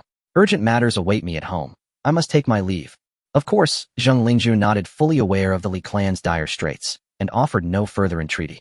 After the senior elder departed, a frail aged figure emerged slowly from behind the screen. The Zheng clan's venerable ancestor. Grand Patriarch, what brings you forth? Zheng Lingjun exclaimed, startled. The old man chuckled softly. I merely happened to conclude my seclusion. You heard everything? Naturally. That old fox of the Song clan still possesses the same audacity as ever. The venerable ancestor mused aloud. Indeed, else why would the Li clan rush to seek my aid? Zheng Lingjun replied wryly. And what is your intention? Since the Zheng clan has already chosen friendship with the Li clan, we must uphold that bond in this hour of crisis. Zheng Lingjun's tone was resolute. I intend to go myself. His resolve was absolute. Is that all? Zheng Lingjun looked at his ancestor puzzled. The elder shook his head. It is not enough. Li Xingge is very likely the prophesied sovereign of fortune. Have you noticed how since his sudden emergence and ascension to leadership of the Li clan, two elders, both long-standing masters of full perfection in the flesh-body realm, have swiftly advanced into the Qi blood realm? How arduous Qi blood cultivation truly is, you and I know well. Li Xiantong and Li Xuanzong are elderly. Their Qi blood has already begun to wane. For them to ascend was nearly impossible, yet they succeeded. Why? This grandson is dull-witted. Please enlighten me, Grand Patriarch. Zheng Lingjun admitted utterly, because Li Xingge's sovereign fortune has blessed the entire Li clan. The elder smiled faintly, his eyes gleaming with quiet envy. Zheng Lingjun's eyes widened in shock. Were Li Xingge born to our Zheng clan, perhaps I might ride his auspicious wind to attain full perfection in the Qi blood realm. Alas, fate denies us this boon. The elder sighed deeply, then continued without pause. To add flowers to brocade is easy, to bring charcoal and snow is rare. This is the Li clan's darkest hour, and the Zheng clan shall be the one to bring that charcoal. Grand Patriarch, what do you mean? Zheng Lingjun drew a slow, steadying breath. You cannot match that old fox of the Song clan. I shall accompany you. The elder stroked his snow-white beard calmly. Zheng Lingjun's pupils contracted sharply. His grandfather had not drawn power in combat for 40 years. Sunset bled into moonrise. A chilling aura of slaughter silently descended upon Qingfeng Valley. Cultivation realms, ascending order, body forging, flesh body, Qi blood, primordial divine palace, and beyond. Each realm comprises 4 stages: initial entry, minor perfection, major perfection, and full perfection. Qi blood realm breakthrough extends lifespan to 130 years. Full perfection grants 200 years. Talent grades: 1 highest, 9 lowest. Grade 9 cultivators may reach Qi blood realm. Grade 8 may achieve Qi blood full perfection. Grade 7 may attain the primordial realm, and so forth. The system's voice echoed in Li Xing's mind, detecting that the host's family was facing great danger, triggering a system task. Li Xing's eyes brightened. The system task had finally arrived. Every time he completed a system task, the rewards provided by the system would greatly enhance the family, a prospect he had long anticipated. Current task: annihilate the 4 major forces. Task progress 0. Task description: the rise of the Li family has posed a serious threat to the 4 great families. Under the suggestion of Song Zhong, the elder of the Song family, the 4 families have united to combine their strength and eradicate the Li clan. Upon seeing the system rewards, Li Xing's expectations were confirmed. Rewards after task completion: Reward 1. The family will receive 3 first-level spirit gathering arrays, each capable of supporting only 1 practitioner, constructed by a first-level array master. These arrays can gather the spiritual energy of heaven and earth, increasing cultivation speed by 100 within them. Reward 2. The family will obtain a first-level protective array, a defensive array constructed by a first-level array master capable of withstanding a full-force strike from a practitioner in early innate stage. Reward 3. The family will receive 100 body refining pills, pills refined by a first-level alchemist capable of rapidly enhancing the cultivation of body refining practitioners. Reward 4. The fortune of all family members will increase by 2. Reward 5. The host receives 1 experience card for early innate practitioners, which grants the power of an innate practitioner for a duration of 15 minutes. The system proclaimed what the system produces is bound to be a masterpiece. Outside Qingfeng Valley, the moon hid behind the clouds, enveloping the world in darkness. In the darkness, agile figures swiftly approached Qingfeng Valley, bringing with them a sense of impending danger. Elder Song, just as you predicted, we have launched a surprise attack, and the Li family is completely unprepared. On a small grassy hill, the head of the Yin family looked at the defenseless Qingfeng Valley in the distance, and chuckled. Elder Song, after tonight, there will be no more Qingfeng Li clan in Baya County. Laughter erupted among the crowd. The battle to annihilate the Qingfeng Li clan saw the 5 major families exerting their utmost efforts. Among them there were 6 practitioners in the Qi and Blood realm, 77 in the body refining realm, and 3,000 in the body tempering realm. This force was sufficient to turn Baya County upside down. To everyone it seemed only a matter of time before the Li clan would be destroyed. Yet no one noticed the head of the Chen family at the back, who lowered his head, a strange smile creeping onto his lips. The crowd quietly slipped into the valley. Whoosh! A bright light shot up from both sides of the valley, accompanied by a piercing shriek, then exploded in the sky, illuminating the night as if it were day. The hidden figures of the crowd were instantly exposed. Archers who had long been lying in ambush revealed themselves from both sides of the valley. They drew their bows, and arrows rained down like a storm in wave after wave. Although the arrows could not effectively harm practitioners in the Qi and Blood realm or the body refining realm, they posed a grave threat to those in the body tempering realm. With each volley of arrows, hundreds fell to the ground, their lives snuffed out. What is happening? Why is there an ambush? Several family heads looked around, their expressions a mixture of shock and anger. Song Zhong's face also turned grim. Who leaked the information? The few of them exchanged glances, suspicion evident in their eyes. Seeing this, Song Zhong inwardly cursed. If everyone began to doubt each other, they would have already lost half the battle. He hurriedly shouted, "What are you panicking about? So what if there is an ambush? I am here." The crowd calmed down at his words. A Song Zhong's strength as a minor success in the Qi and Blood realm served as a stabilizing force. Once the morale was settled, Song Zhong stepped forward, releasing a dominating aura without reservation. Behind him, Song Tianhua and the 4 other family heads were unwilling to lag behind. The combined might of the 6 Qi and Blood realm practitioners surged forth like a colossal dragon pressing towards Qingfeng Valley. In an instant, the valley was engulfed in a tempest, with dust and stones flying everywhere.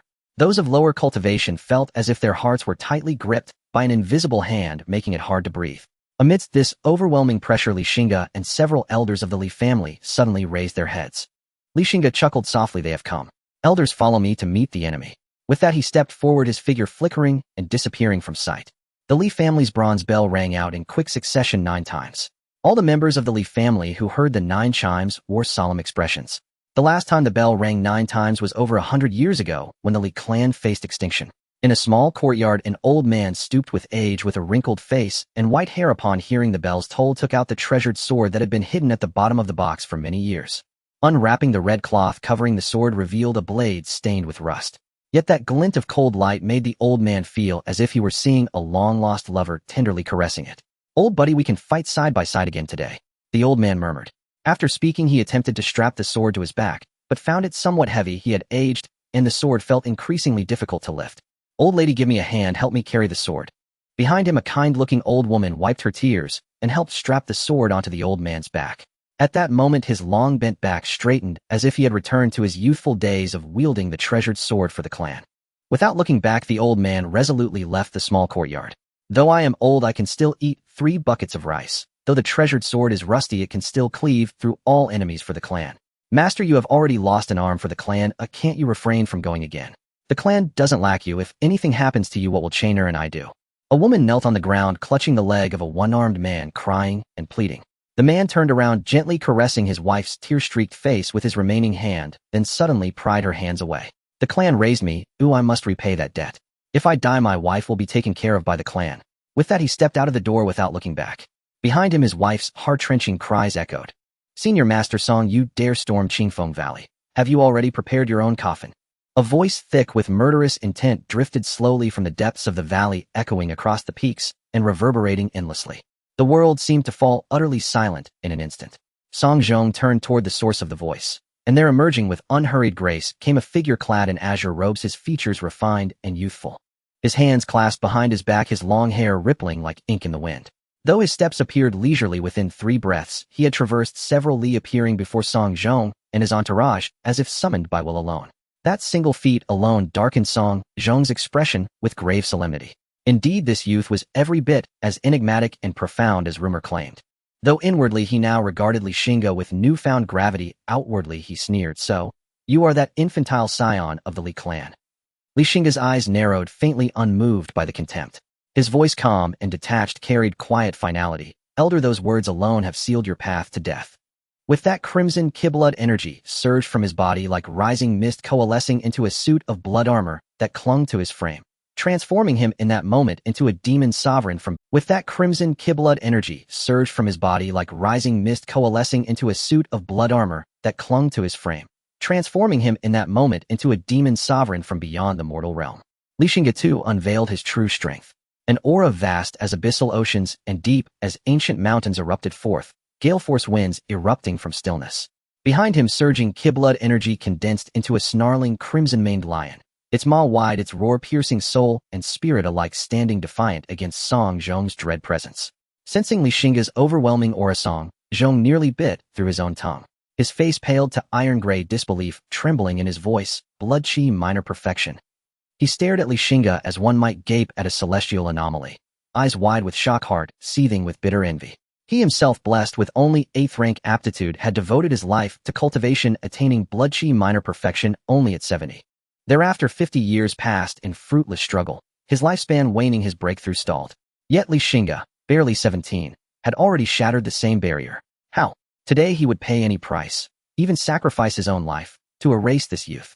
Should Xingge survive and ascend further, the Song clan would plummet into irreversible ruin. They stood locked in distant confrontation, their auras vast as mountain ranges and boundless as oceans. Song Zhong struck first, blurring forward like lightning, his blade cleaving toward Xingge's face, its wind sharp enough to freeze the marrow. Xingge drew Zhan Su, the sword's radiance towering and majestic. Blade met blade. Sparks exploded like falling stars, blindingly brilliant. Each stroke of Zhan Su flew with lethal precision, razor-edged and unrelenting, impossible to anticipate or parry. Song Zhong's saber too roared with unrestrained dominance, broad sweeping strikes capable of shattering heavens and rending earth. Their techniques moved faster than thunderclaps, untraceable, unfathomable. Every collision unleashed shockwaves potent enough to slay any cultivator below the blood chi realm. Fury now burned white-hot between them. Their battle raged upward until they stood atop the valley's highest peak, blade and sword crossing again and again, each movement a merciless killing strike. Xingge's swordplay was cunning and unpredictable, forcing Song Zhong into relentless defense, while Song Zhong's saber rained down like a tempest, frenzied, shifting, overwhelming in its dizzying complexity. Elsewhere, cultivators of the blood chi realm clashed in brutal unity. The five-family alliance fielded 5 such masters against only 2 elders of the Li clan. It was utter domination. The Li elders, besieged by 5, could barely mount resistance. Yet at that very moment, Chen Shuyao, who had been aiding the Lu clan patriarch in cornering Li Xuanzhong, suddenly betrayed them, driving his spear straight through the patriarch's undefended chest. The Lu patriarch, locked in fierce combat with Li Xuanzhong, felt sudden agony bloom in his chest. He looked down, staring at the spearhead piercing his heart, then turned his head trembling to meet Chen Shuyao's icy, mocking gaze. His lips quivered, disbelief raw in his whisper. "You? What, you? Die?" Chen Shuyao sneered, then drove a boot hard into the patriarch's chest, hurling him to the ground, before slicing off his head cleanly with the spear's razor edge. Even for a blood chi realm master whose vitality defied mortality, decapitation meant immediate, irrevocable death. "Chen Shuyao, what are you doing?" roared Song Tianbo, eyes blazing with fury as he witnessed the atrocity. "What am I doing? You saw it yourself, Patriarch Song." Chen Shuyao scoffed, a sound like cracking ice. At that moment, Song Tianbo felt a chill crawl up his spine, freezing his blood. It struck him like lightning. Their supposedly flawless ambush had been anticipated, not because of divine foresight, but because a traitor walked among them. Chen Shuyao. Chen Shuyao's betrayal shattered the battlefield's balance. In an instant, the 5-family alliance's overwhelming advantage collapsed, reducing the clash to a tense 3-3 standoff. "Chen Shuyao, I will see you dead." Enraged beyond reason, Song Tianbo abandoned Li Xiantong and charged toward Chen Shuyao. In that instant, his hatred for Chen Shuyao eclipsed even his loathing for the Li clan. Enraged, Song Tianbo was terrifying. Chen Shuyao could barely parry his onslaught.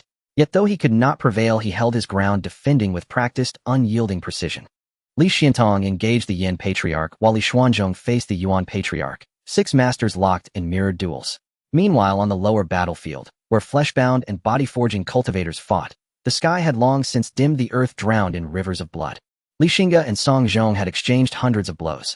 The valley's summit lay flattened, reduced to barren. Truly, Song Zhong's power exceeded even Xingge's expectations, perhaps the absolute pinnacle of blood chi minor perfection. No wonder Zheng Lingjun had warned him to tread carefully around this man. And Song Zhong, too, stood shaken, having exerted every ounce of his strength, yet still unable to subdue a youth of merely 17. One final strike, life or death. Agreed. Li Xingge steadied his turbulent blood-key voice steady as tempered steel. Song Zhong's eyes narrowed, voice glacial, then come. Battle lust blazed in both their gazes. Zhan Su sang, a clear, resonant chime, as Li Xingge's surging blood-key lifted the sword into the air, where it spun wildly, gathering force. Blinding sword light erupted, like a rainbow piercing the sun. Towering sword key surged forth like a tidal wave, coalescing into a 100-zhong blade, suspended high above the heavens. In the next heartbeat, it descended, cleaving downward with apocalyptic force. Its shadow swallowed the entire valley. Facing that cataclysmic assault, Song Zhong's pupils contracted sharply. His saber raised high, its intent soaring heavenward like gales devouring clouds, like autumn winds stripping bare the trees. The two forces collided midair, vast sword key clashing with boundless saber intent. They resisted, intertwined, each pouring absolute will and essence into the collision. This blow would decide victory and end lives. Yet at the very apex of that decisive moment, a shaft of light shot forth like a falling star, hurtling toward Song Zhong's exposed back. In ordinary time, Song Zhong would naturally react, but now he was in the crucial moment of a life-and-death duel with Li Xingge, leaving no room for distraction. By the time he sensed the impending danger, it was already too late to evade. The arrow of light whistled through the air, piercing directly through Song Zhong's chest, the excruciating pain contorting his face. Looking down, he saw a gaping wound on his chest, blood gushing forth. He turned to see not far behind him the head of the Zheng family, Zheng Lingjun, resembling a middle-aged scholar. Zheng Lingjun was also watching him, his gaze filled with mockery. Zheng Lingjun. Song Zhong gritted his teeth, his eyes brimming with hatred. This despicable man actually launched a sneak attack. Above the heavens, the vast sword shadows had gained the upper hand, ripping through the air with a fierce intent, crashing down. Sensing the immense commotion, Song Zhong suddenly raised his head, the sword shadows in his pupils growing larger. No! Boom! A tremendous sound echoed through the heavens and earth, shaking the ground, followed by a blinding flash of light. At that moment, the night was illuminated as if it were day, a spectacular mushroom cloud rising from the ground. A terrifying, invisible shockwave radiated outward from the center of the explosion, destroying everything in its path. This gigantic commotion attracted everyone's attention. They all stopped their actions, staring in awe at the direction the mushroom cloud had risen. After a short while, a figure slowly emerged from the smoke. Everyone fixed their gaze, knowing that the one who could walk out of the smoke unscathed would determine the outcome of this battle.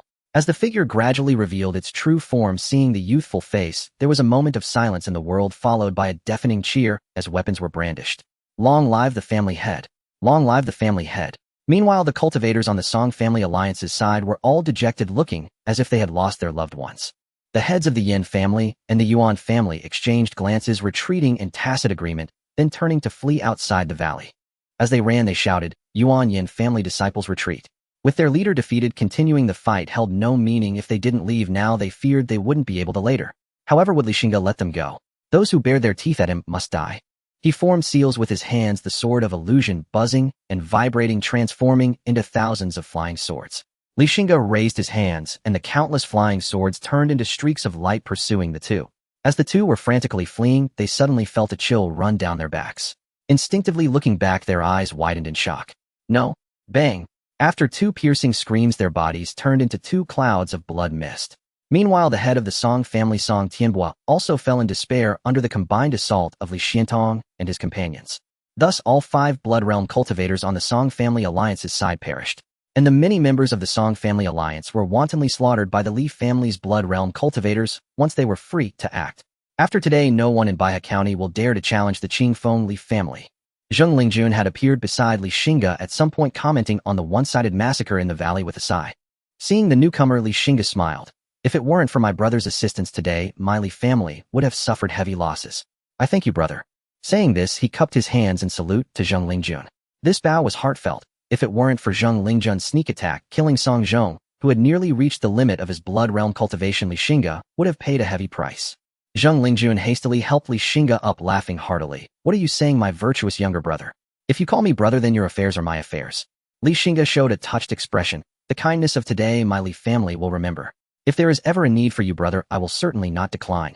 Though Li Xingge appeared moved, he was well aware that in this world there is no love or hate without reason. Zheng Lingjun's friendship and assistance stemmed from his own ulterior motives. Nevertheless, Zheng Lingjun had indeed helped the Li family greatly today. Although Li Xingge acted coldly and valued interests, it did not mean he was ungrateful. In the future, as long as it was within his ability, he wouldn't hesitate to lend the Xingge family a hand. Zheng Lingjun had invested so much precisely waiting for Li Xingge's words. Others valued the present, but the Xingge family valued the future. Now Li Xingge exhibited the signs of a child of destiny, a potential dragon lying in the depths.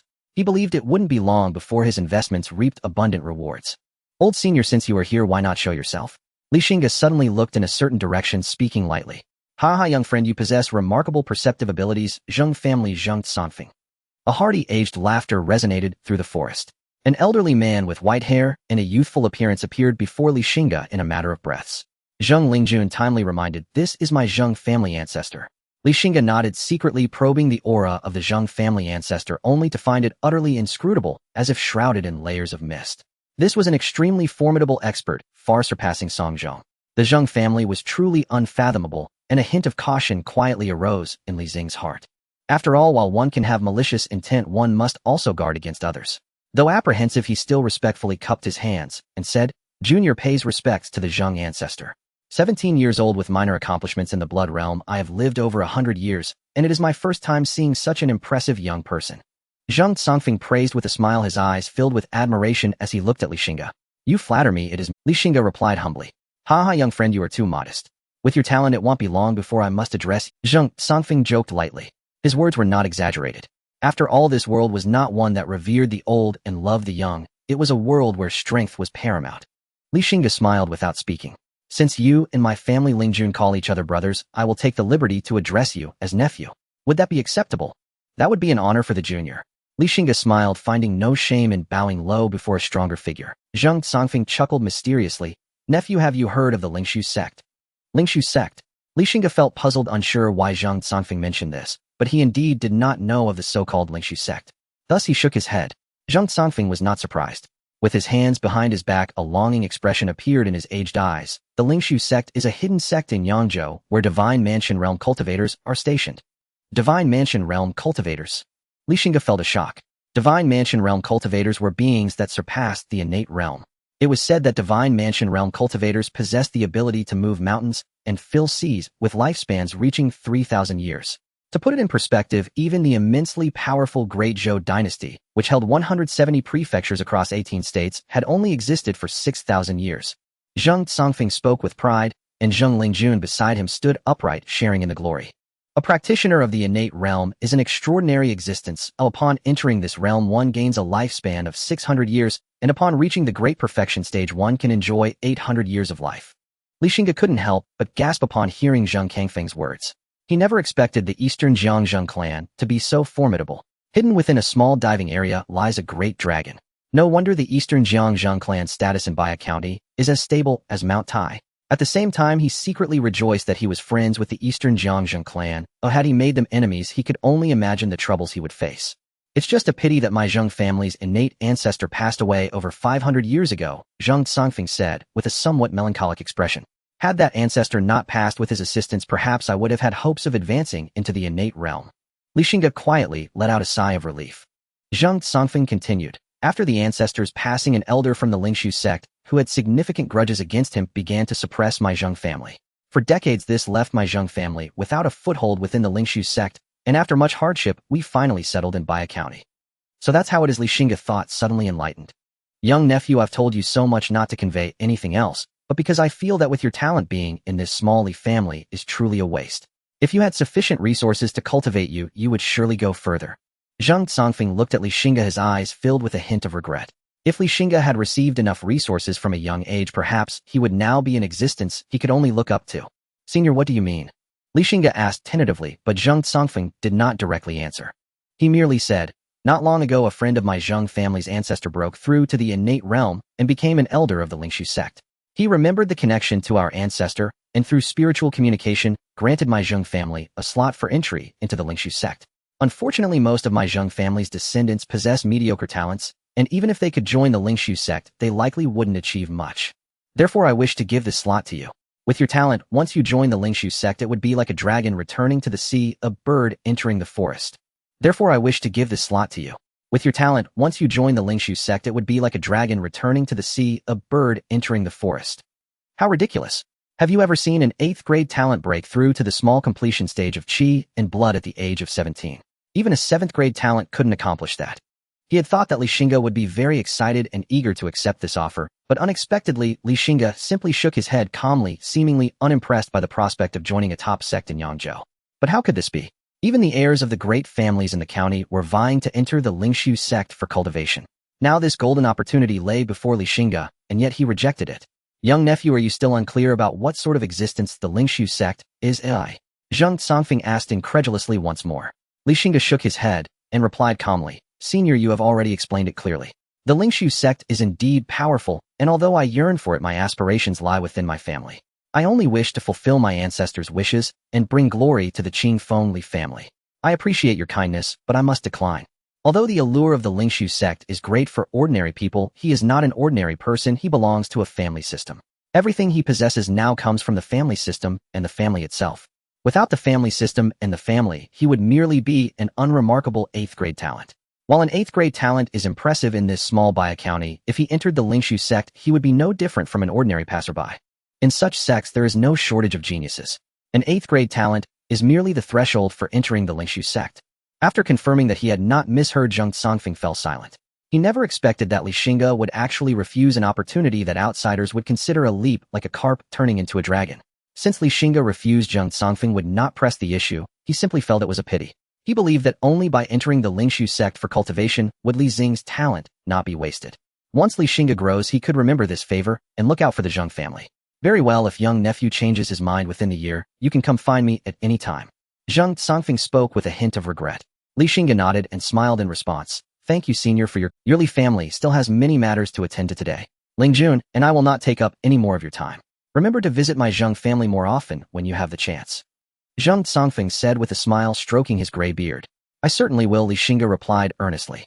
Then, young nephew, we shall take our leave. As he watched the two figures depart, the smile on Li Xing's face gradually faded. With his hands behind his back, his gaze like a torch, he stood tall, overlooking everything. The fierce wind swept through, causing his long hair to dance in the breeze. He relished this feeling of having control over everything, standing high above, where it is cold. By now, the 4 great families, Song, Yin, Shun, and Lu, had already become mere shadows of their former selves. Of Baihe County's 9 great families, he had already annihilated 5. The Qingfeng Li family was about to unify Baihe County, commanding the lives and deaths of millions.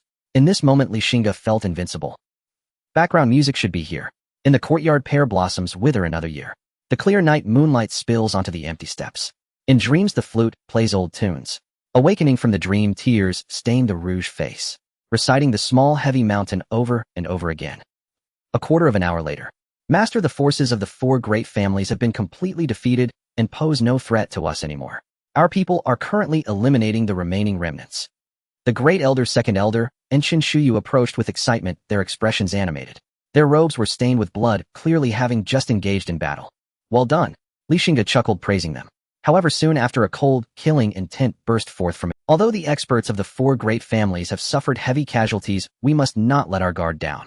We must remove the roots. If we allow even a single blade of grass to survive, it will grow back with the spring breeze.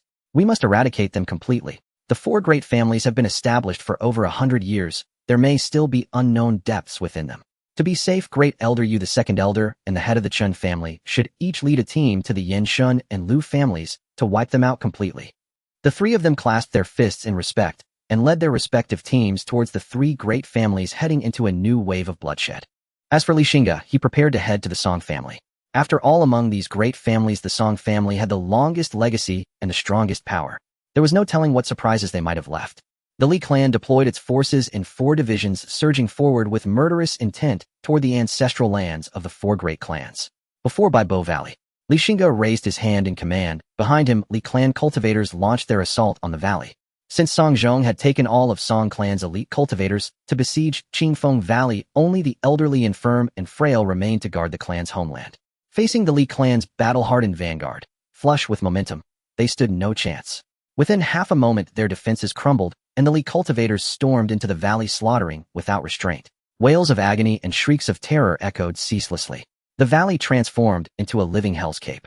Xingge strode forward, hands clasped behind his back, stepping calmly over corpse after corpse as he entered the valley. Yet at that very instant, calamity erupted. Shoo! A piercing whistle split the air. A frost-laced arrow shot forth like lightning, striking toward Xingge's back with blinding speed. Xingge lifted his hand slowly, expression unaltered, and caught the arrow between two fingers. Behind him, 4 Li clan cultivators, enraged and alarmed by the assassination attempt on their patriarch, immediately scanned the direction from which the arrow had flown. Moments later, a woman concealed in the shadows was seized by the 4 and dragged before Xingge. Kneel! A Li cultivator barked fiercely. Monsterly, kill me if you dare, carve me if you must. She sneered, her voice clear and cold as silver bells. The Li cultivators showed her no mercy. One kicked hard into her knee. She cried out in pain and collapsed with a thud, but still struggled violently. Xingge gripped her chin firmly, lifting her face, and in that instant he was genuinely struck speechless. She was breathtakingly beautiful, her face like peach blossoms, her complexion radiant as spring flowers, her skin smooth as congealed cream, her figure graceful and refined. Above all, an aura of noble grace clung to her, captivating and irresistible. My lady, no, my beauty, will you grace my bed this night? As if possessed, the words slipped unbidden from Xingge's lips. The woman froze, then flushed crimson with indignation. With mocking disdain she retorted, I had heard the lord of Qingfeng's Li clan was a peerless young prodigy, transcendent among mortals. Yet now I see you are but a common lecher stirred only by lust. To expect me, Song Jiaoer, to serve you. You dream. She turned her head aside defiantly, presenting her neck as though ready for execution. Song Jiaoer. Xingge paused, then recalled who she was, the granddaughter of Song Tianbo, patriarch of the Song clan. No wonder her bearing exuded such aristocratic poise. Unruffled by her refusal, Xingge clapped once and laughed. Excellent. Excellent. Excellent. I adore your fierce, untamable spirit. Xingge never coerces others, especially not women. Since that is so, bring them forth. He gestured lightly. Lord. 2 Li cultivators bowed deeply, fists pressed. Gather every remaining Song clan survivor and bring them here, immediately. Xingge commanded, voice calm and detached. Yes. Within moments the two returned, dragging dozens of Song clan elders, women, and children before him. Behold, these are your kin. Among them surely many you hold dear, Xingge said, smiling faintly. Song Jiaoer's face paled. What do you intend? You've already guessed, haven't you? Monsterly, you'll meet a wretched end. Her eyes widened in fury as she hurled the curse at him.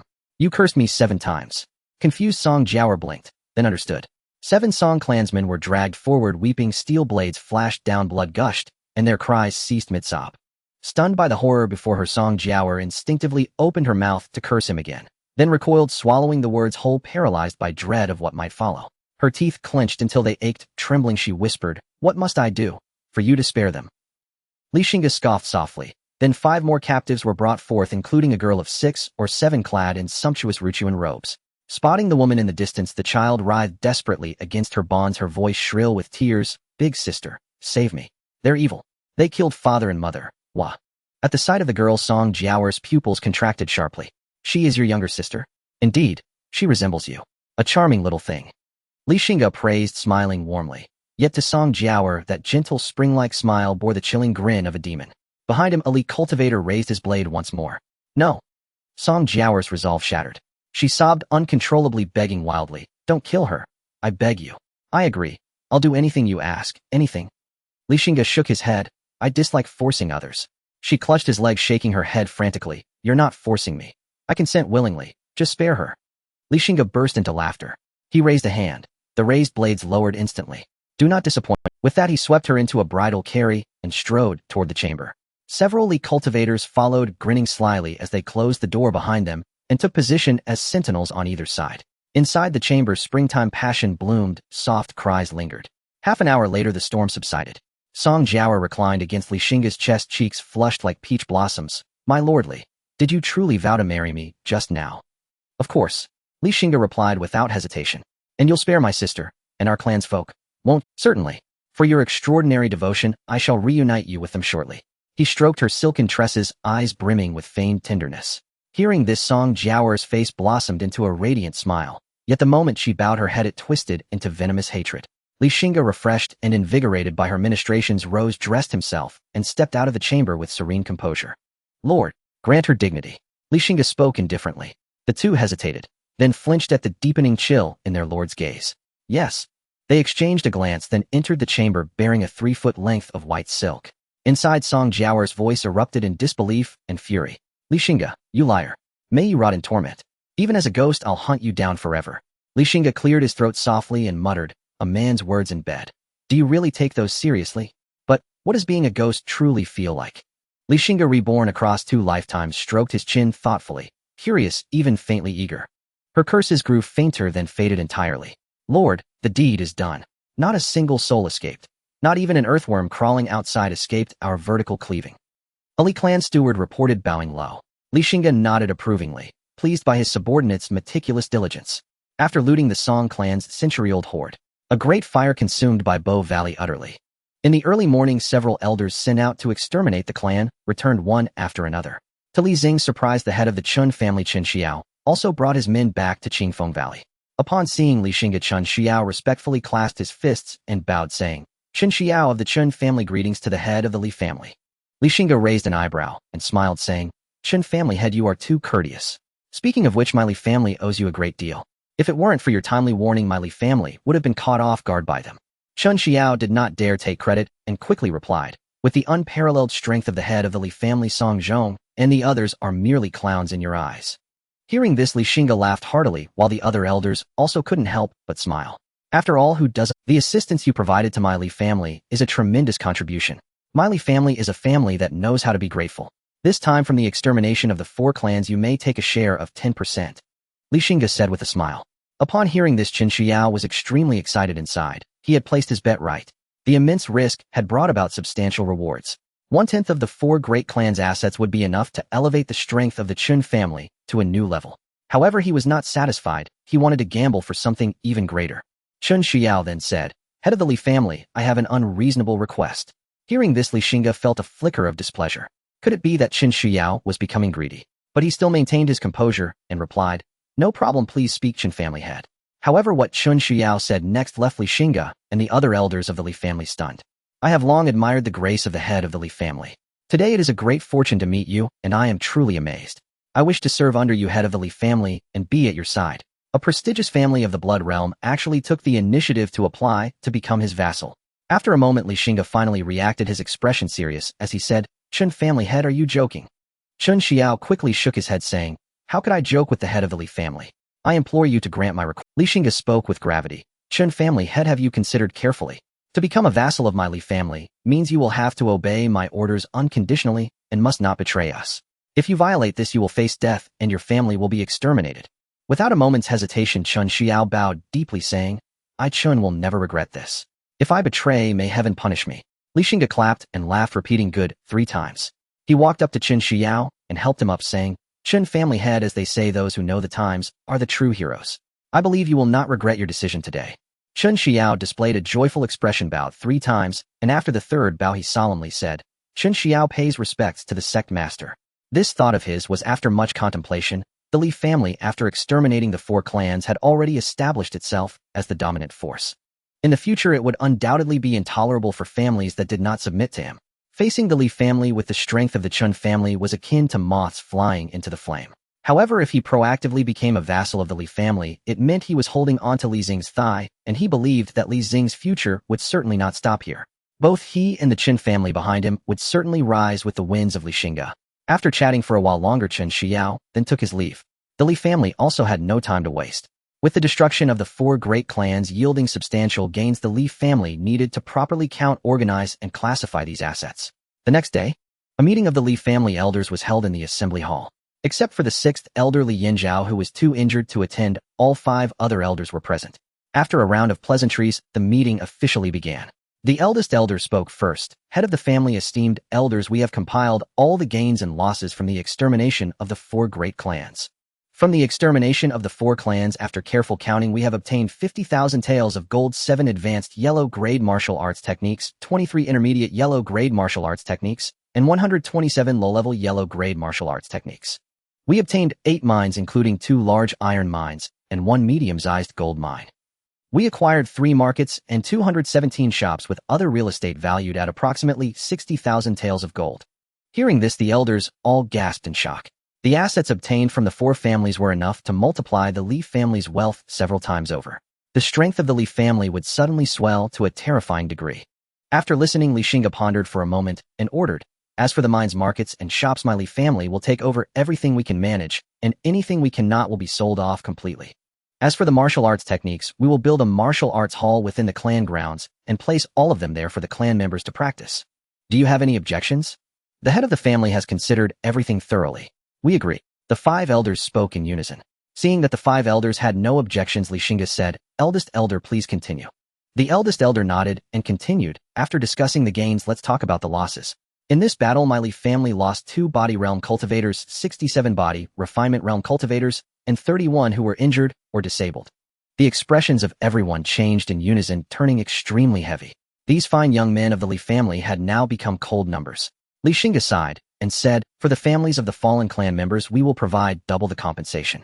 For the elderly, weak women, and children among the family members, they will be supported by the clan. The injured and disabled clan members must be properly arranged for their future so as not to bring sorrow to our people. Additionally, all those who participated in this battle will receive 10 taels of gold as a reward, and their training resources for this month will be multiplied 5-fold. The head of the family is wise." The eldest elder continued, "As for the vassal family, the Hao family lost 1 body realm cultivator and 11 body refinement realm cultivators in battle. The Jiang family of vassal family lost 1 body realm cultivator and 17 body refinement realm cultivators. The Chun family of vassal family lost 1 body realm cultivator and 27 body refinement realm cultivators." Hearing this, the 3rd elder Li Xuanyong, who was usually stingy, unexpectedly spoke up, saying, "Head of the family, the 3 great families have fought for our Li family and suffered heavy losses. My Li family needs to reward them generously to stabilize their hearts." The other elders also voiced their agreement. After all, the losses they suffered were significant, and if they were not generously rewarded, it was uncertain if they would be so willing to serve the Li family next time. Xingge also realized this. For his little brothers, he naturally would not treat them unfairly. The Chun family has contributed the most this time, so we will handle it, as I previously stated. As for the Hao and Jiang families, let each elder discuss among themselves, and then present the final decision to me, ensuring both families are satisfied. Understood, head of the family. What about the Zheng family? The eldest elder asked again. As for the Zheng family, Xingge pinched his brow, feeling a little pain, saying, "This time we will give them 30% of the earnings." If it weren't for Zheng Lingjun's ambush on Song Zhong, killing him would not have been so easy for Xingge.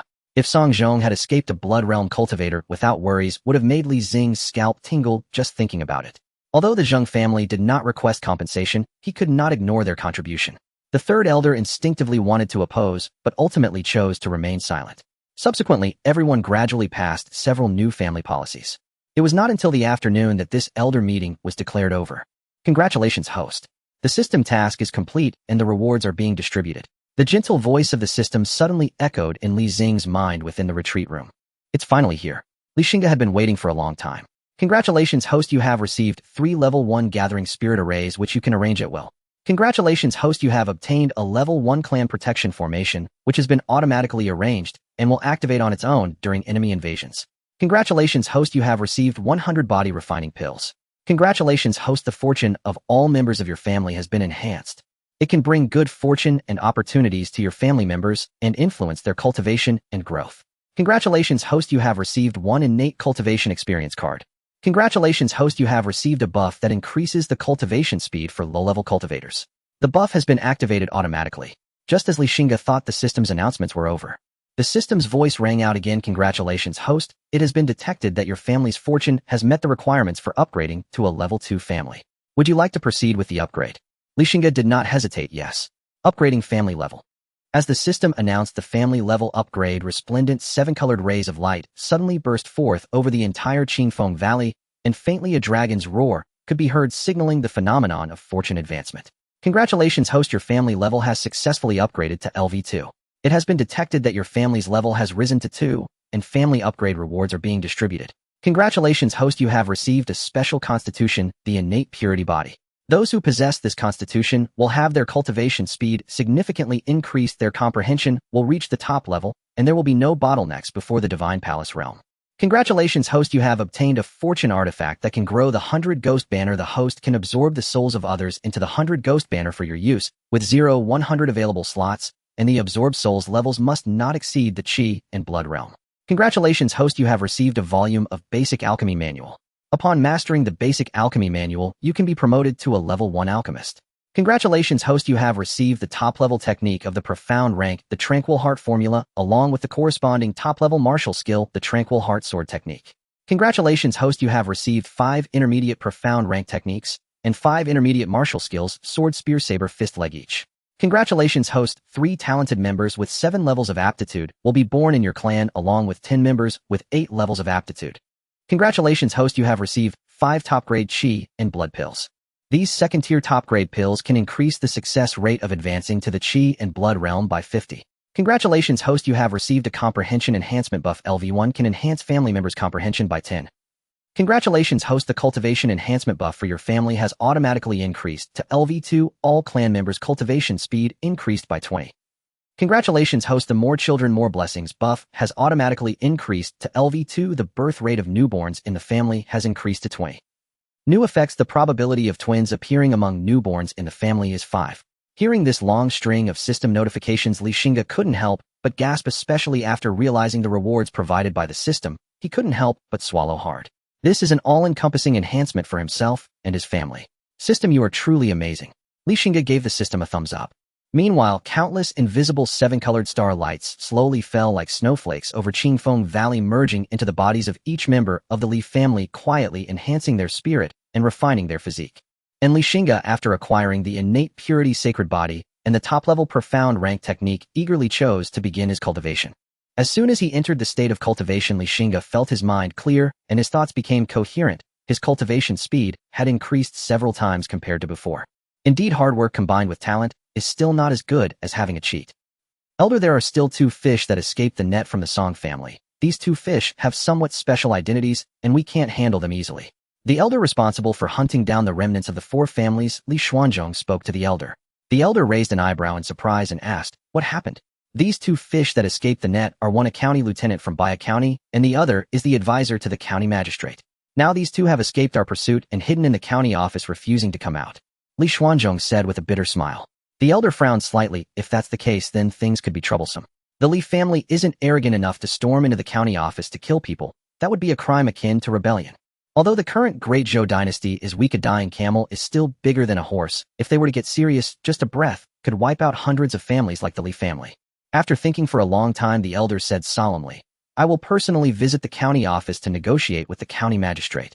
Baihe County, within the county's official office. County Lieutenant Song Tianshou and the advisor Song Tao knelt before County Magistrate Gu Zhitian, crying, "County Magistrate, you must take our side. The Li family is disregarding the law, attempting to assassinate court officials in broad daylight. This is a complete disregard for the court and for you." Gu Zhitian sat comfortably in a grand chair, savoring freshly brewed tea, looking at the 2 disheveled men kneeling on the ground with a hint of mockery in his eyes. These 2 men, who previously relied on the Song family's influence, looked down on him, never expecting to end up in such a situation today. Of course, while he felt schadenfreude in his heart, he did not show it on his face. With a flick of his sleeve, he pretended to be enraged and said, "The Li family is being too audacious." Seeing the county magistrate's anger, the advisor's eyes lit up, and he hurriedly said, "County Magistrate, the Li family is wantonly slaughtering noble families and harming innocent civilians under your rule. This is clearly rebellion. If you could write to the court requesting them to send troops to exterminate them, then you would achieve great merit." The county lieutenant also chimed in, "What the advisor said is correct. County Magistrate, with this merit you might even be promoted." Seeing the 2 desperately trying to manipulate him, the county magistrate secretly sneered. These 2 scoundrels are laying their schemes right before him. Do they really think Gu Zhitian is a fool? He feared that as soon as his letter was sent out, news would come back that the county office had been attacked by mountain bandits, and the county magistrate had heroically died for his country. "I understand your feelings, but we are currently in a tumultuous period. The court is waging wars everywhere and cannot spare the manpower. Moreover, the Li family has no solid evidence to prove their rebellion. Falsely accusing the innocent would be a discredit to the court's wisdom," Gu Zhitian said, feigning ignorance. The 2 county lieutenants were not unaware that Gu Zhitian was fooling them. They couldn't help but curse him in their hearts for being a spineless coward. Just as they were about to speak again, a clerk walked in and whispered something in Gu Zhitian's ear. Gu Zhitian's expression turned serious as he nodded to the clerk and said, "Please ask the guest to wait a moment. I will be there shortly." "Yes, County Magistrate." The clerk withdrew. For some reason, a sudden sense of unease arose in the hearts of the county lieutenant and advisor, and they quickly clung to Gu Zhitian's leg, pleading, "County Magistrate, for the sake of our past relationship, you must save us. You are all court officials. Such behavior is indeed a disgrace to the court." After saying this, he shook off the 2 and walked toward the guest hall. In the guest hall, the Li family's elderly Xuantong had been waiting for a long time. Seeing the county magistrate arrive, Li Xiantong stood up first, cupped his hands in salute, and said, "Elderly Xiantong of the Li family, I have come to see you, County Magistrate." Gu Zhitian quickly waved his hand and smiled. "Elderly, you are a rare guest. What brings you here today?" Li Xiantong got straight to the point and said without concealment, I request that the county magistrate hand over those two remnants of the Song family. Seeing Li Xiantong's strong stance, Gu Zhitian narrowed his eyes, feeling displeased, and said flatly, This is the county office. Where are the remnants of the Song family? Li Xiantong chuckled and lightly clapped his hands. In response to Gu Zishan's puzzled gaze, a Li family cultivator presented a box to Gu Zhitian. Upon opening the box, the glaring golden light made Gu Zishan's gaze fixate on it. After the box was closed, Gu Zhitian reluctantly looked away from it and pretended to be angry, saying, Elder, what are you? 500 taels of gold, a token of gratitude. The elder chuckled. Gu Zhitian replied, The people are in the back courtyard. One more thing, the county lieutenant position is about to be vacant, and my Li family's young men are very willing to serve the court. Gu Zhitian shook his head, saying, The county lieutenant is an 8th rank official. I only have the power to suggest, not appoint. The appointment power lies with the government office. The elder chuckled lightly, saying, My Li family will handle things with the state government. The county magistrate only needs to submit the names of my Li family's young men. Gu Zishan's heart trembled slightly, then he nodded. Seeing that his purpose for this visit had been achieved, the elder stood up, cupped his hands, and said, County magistrate, you are busy with affairs. I will not disturb you any longer. Please stay. After saying this, he got up to leave.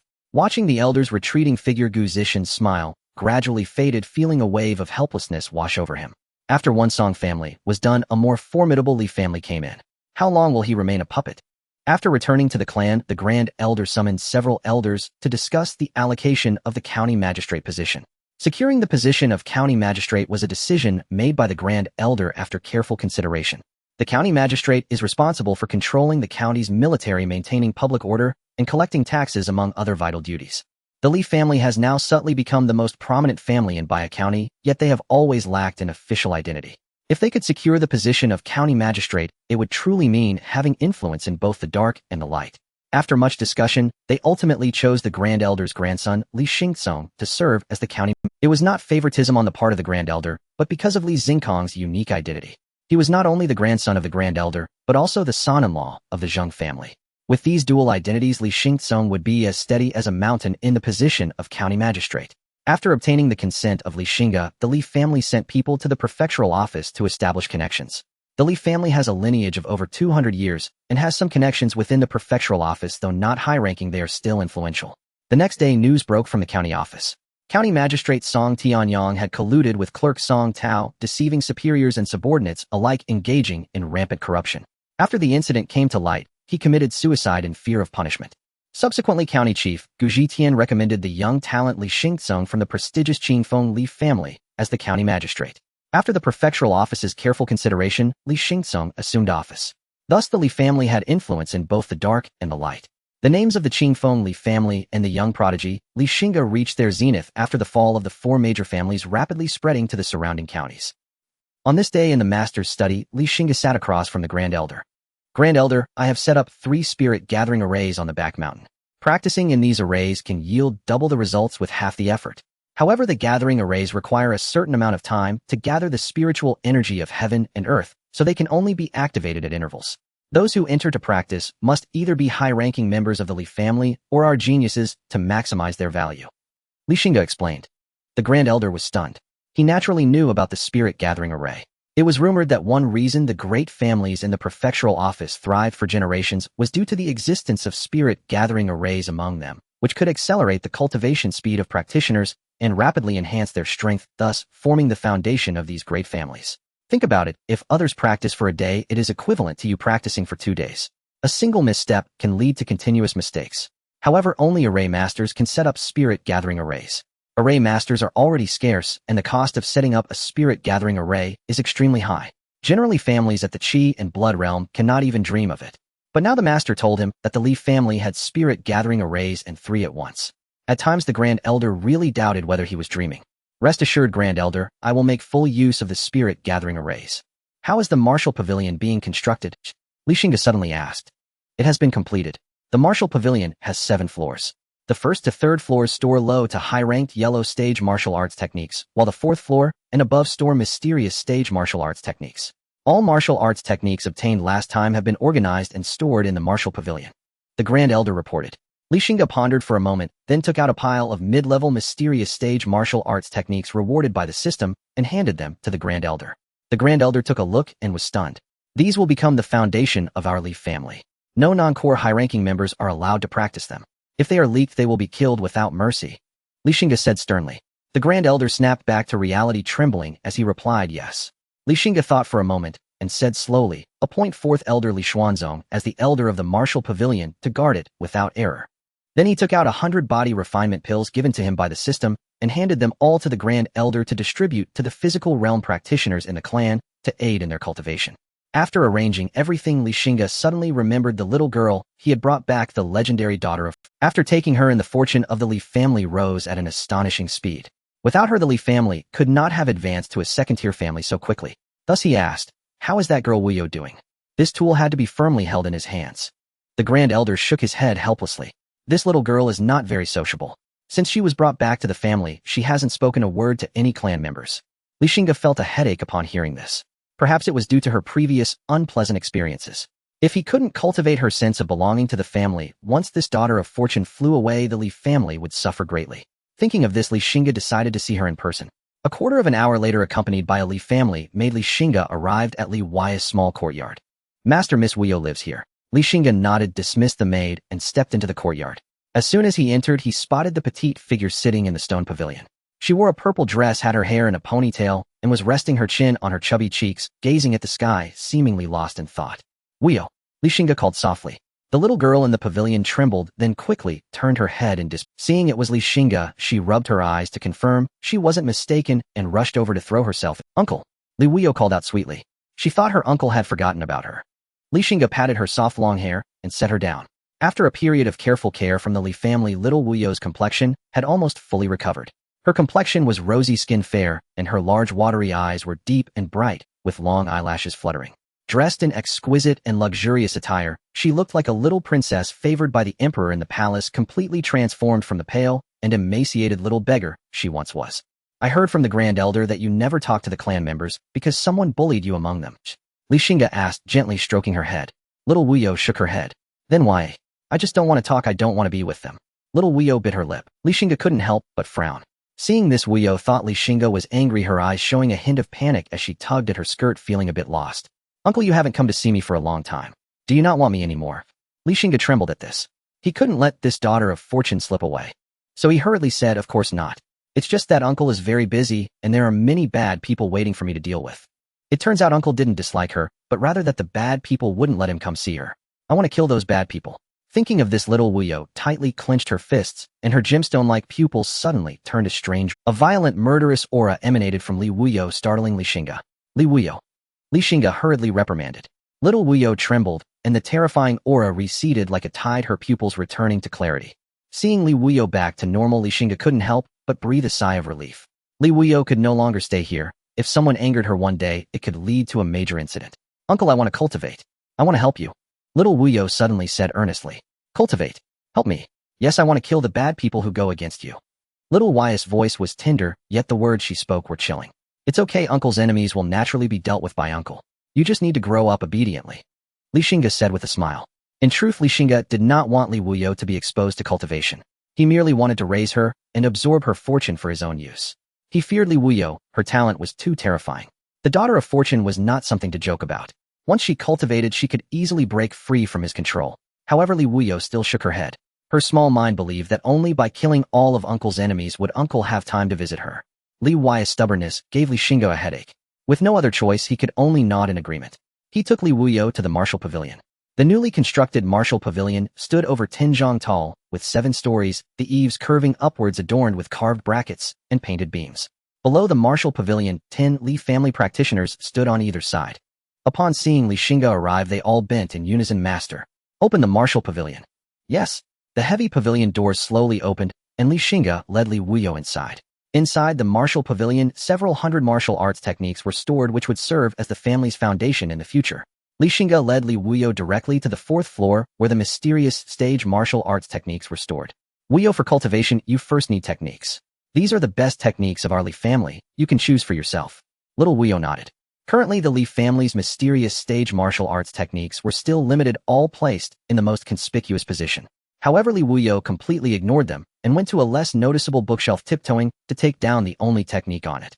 When Xingge saw that technique, his pupils narrowed sharply. Blood Demon True Technique. Blood demon true art heavenly demon sacred body, a crazy girl.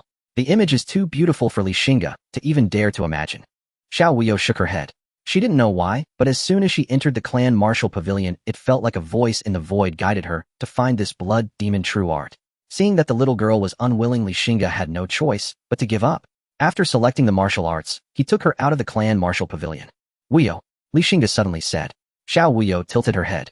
How about moving to my courtyard to live? The little girl was taken aback for a moment, then quickly reacted, nodding vigorously, her eyes squinting into. Li Xingge felt relieved in his heart. Keeping this potentially explosive terrorist under his watch made him a bit more. In the blink of an eye, 2 months had passed. During this time, the entire Baya County was calm and peaceful. In Qingfeng Valley in the main courtyard, Li Xingge was teaching Li Wuyo how to cultivate when the Grand Elder came over ecstatic and exclaimed, "Patriarch, I have good news to tell you."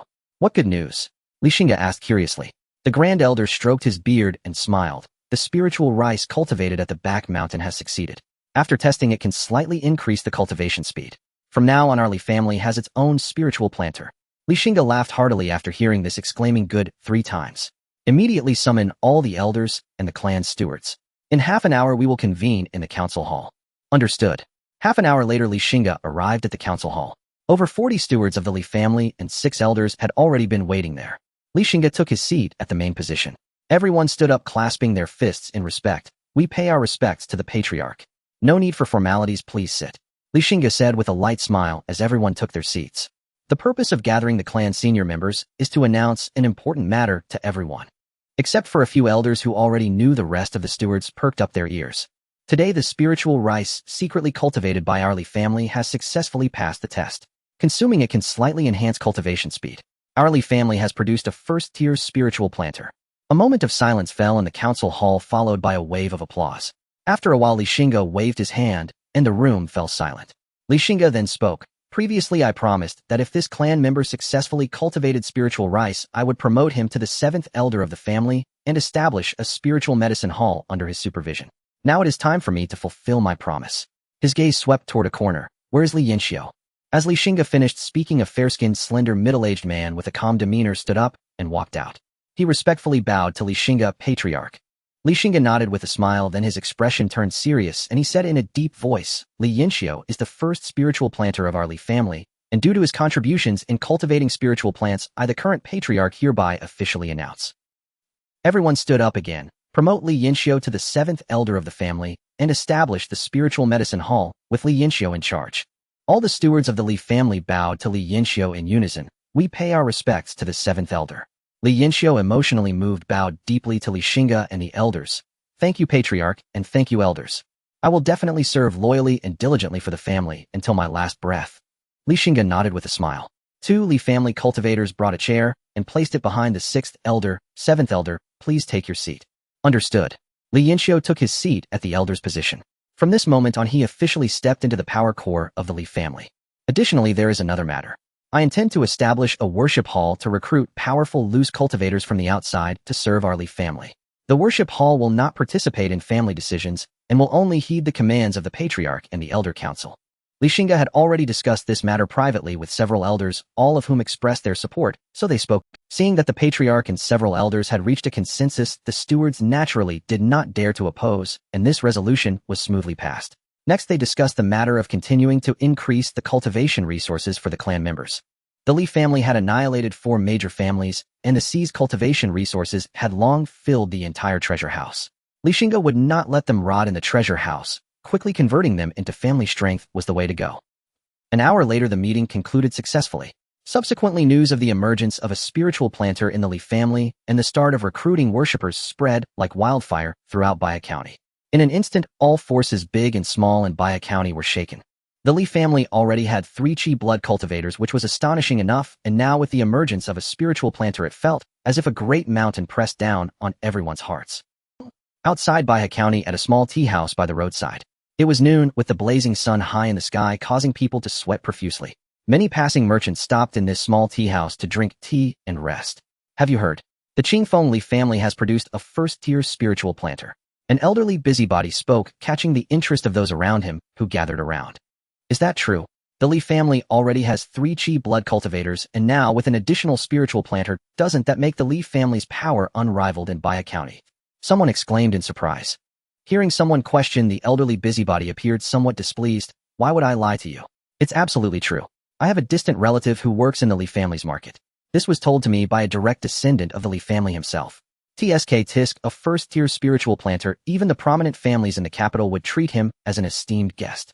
Plus, with the young prodigy as the head of the Li family, the future of the Li family is surely limitless. That's right. Among the 9 great families in Baiha County, the Li family has already destroyed 5. The remaining 3 either have good relations with the Li family or have become its vassals. To say something disrespectful, even the emperor's decree might not hold as much weight as the patriarch's words in Baiha County. That's not something to discuss openly. Just keep it in mind. Everyone quickly replied. I also heard that the Li family has built a unique hall in the county city preparing to recruit all sorts of talented individuals for the Li family. The Li family already has 3 Qi blood cultivators and is still recruiting talents. What are they planning? Someone exclaimed with wide eyes. Are you foolish? The young head of the Li family is so young his ambitions surely won't be satisfied with just a small Baiha County. Recruiting worshippers is to prepare for the Li family's future expansion beyond Baiha County. With the young prodigy as the head of the Li family, it truly is a blessing from their ancestors, a man said in Tisk, promoted to Qi blood realm at 17, and now managing such a large family controlling the lives of millions in Baiha County. And then look at me at 17, I was still hanging around brothels. Thinking about it, it's really infuriating to compare oneself to others. Come on, you a mere ant, dare to compare yourself to someone like the head of the Li family, a dragon among men. Others nearby burst into laughter at his words. The middle-aged man turned red, feeling somewhat embarrassed, and scratched the back of his head. At a nearby table, there sat a mysterious man dressed in black and wearing a wide-brimmed hat, cradling a sword in his arms while savoring a cup of hot tea. He squinted slightly, seemingly indifferent to everything around him. However, a flicker of emotion would appear in his eyes whenever he heard the name Li family. Finishing his tea in one gulp, the man in the hat abruptly stood up. In a hoarse voice, he called out, "Waiter, the bill." The waiter hurried over, speaking respectfully. With his extensive experience, he sensed that the man before him was no ordinary person. The man in the hat pulled out a silver ingot from his robe and tossed it to the waiter, saying, "Keep the change, it's a..." The waiter's eyes widened. This ingot was at least 10 taels, enough to cover his family's expenses for a whole year. Today he had encountered a benefactor. Ecstatic, he thanked, "Thank you, sir, thank you." However, the man in the hat had already walked away, heading towards the county town. Half an hour later, the man in the hat appeared in the county town. He casually stopped a local citizen and asked, "Brother, may I ask where the Li family's anomalous persons pavilion is?" The man was about to get angry, but seeing the man's attire and demeanor realized he was not someone to provoke. He swallowed his words. He pointed ahead and said, "Just go straight down this road for 2 miles, and you'll find it." The man in the hat nodded. Soon after, the man in the hat arrived at his destination, lifting his hat to gaze at the 3 prominent characters Anomalous Persons Pavilion on the signboard before stepping inside. Inside the pavilion, it was quite desolate. After all, people were self-aware, those of average strength were not valued by the Li family. Upon hearing footsteps, the Li family steward, who had been reclining lazily in a grand chair all day, stretched. "I have heard your family is recruiting talents. I, Jiang Dao, wish to give it a try." The man in the hat spoke in Qingfeng Valley, the ancestral grounds of the Li family. A messenger respectfully presented a scroll containing a secret letter to the Grand Elder.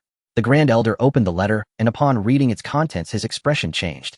He hurriedly headed towards them. In the courtyard, Xingge was perusing an ancient text when he saw the Grand Elder arrive and set the book aside. "Master, the Anomalous Persons Pavilion has sent a message via a flying eagle. A remarkable individual wishes to join the Li family, but expressly requests to meet with you." Xingge raised his eyebrows, intrigued. "Then bring him to Qingfeng Valley for a meeting," he said with a smile. "Understood." Half an hour later, the man in the hat stood before Xingge, quietly observing him. As expected, he was as unfathomable as the rumors suggested, filling Jiang Dao with a sense of awe. "I am Jiang Dao, a wandering cultivator. Greetings to the Li family, master." Xingge returned the greeting and smiled. "With your strength, you could dominate your own territory effortlessly. Why seek refuge with the Li family?" Upon seeing Jiang Dao for the first time, Xingge had already assessed his strength, noting he was at the early stage of the Qi and blood realm. Naturally, Xingge had to be cautious about accepting him. "I cannot deceive the Li family, master. I, Jiang Dao, have offended someone and am now fleeing. I heard of your reputation and came to seek your protection." After hearing Jiang Dao's explanation, Li Xing's doubts were alleviated. He understood there were enemies and complications involved. However, if Jiang Dao had no enemies, why would a Qi and blood realm cultivator seek refuge with the Li family? "How did you offend this enemy, and what is their strength?" Xingge pressed. These matters needed clarification. If Jiang Dao's enemy was too powerful, Xingge would have to politely decline. "Half a month ago in Chu County, I killed some people while fighting over a spiritual herb, but unexpectedly one of them turned out to be the son of the head of the local prominent family, the Yang family. This led to my offense of the Yang family, which has two Qi and Blood Realm cultivators, one in the minor success stage and the other in the early stage. I am currently evading the pursuit of the minor success ancestor of the Yang family, the Yang family of Chu County. Li Xingge murmured softly. He did not have a significant impression of this Yang family. Seeing Li Xingge appear somewhat troubled, Jiang Dao assumed Li Xingge was hesitant to take on the Yang family as an enemy and might not want to accept him. So he sighed, "If the Li family master finds this difficult, I will take my leave." Having said that, he turned to leave. In truth, with his strength, he could find a place even among the great families of the prefecture. However, among those great families, experts were numerous, and he would merely be an addition. But the Li family had just begun to rise, and its master was a well-known young prodigy, a 17-year-old cultivator at the minor success stage of the Qi and Blood Realm with great potential for the future. Aligning with them now could lead to significant opportunities. However, if the Li family refused him, he would be left with no choice but to seek refuge with a great family in the prefecture. Wait, Li Xingge called out to Jiang Dao. A Qi and Blood Realm cultivator presenting himself was not something Li Xingge would easily let slip. He could afford to offend a Yang family with only a minor success stage cultivator in charge. Of course, this was provided Jiang Dao was telling the truth.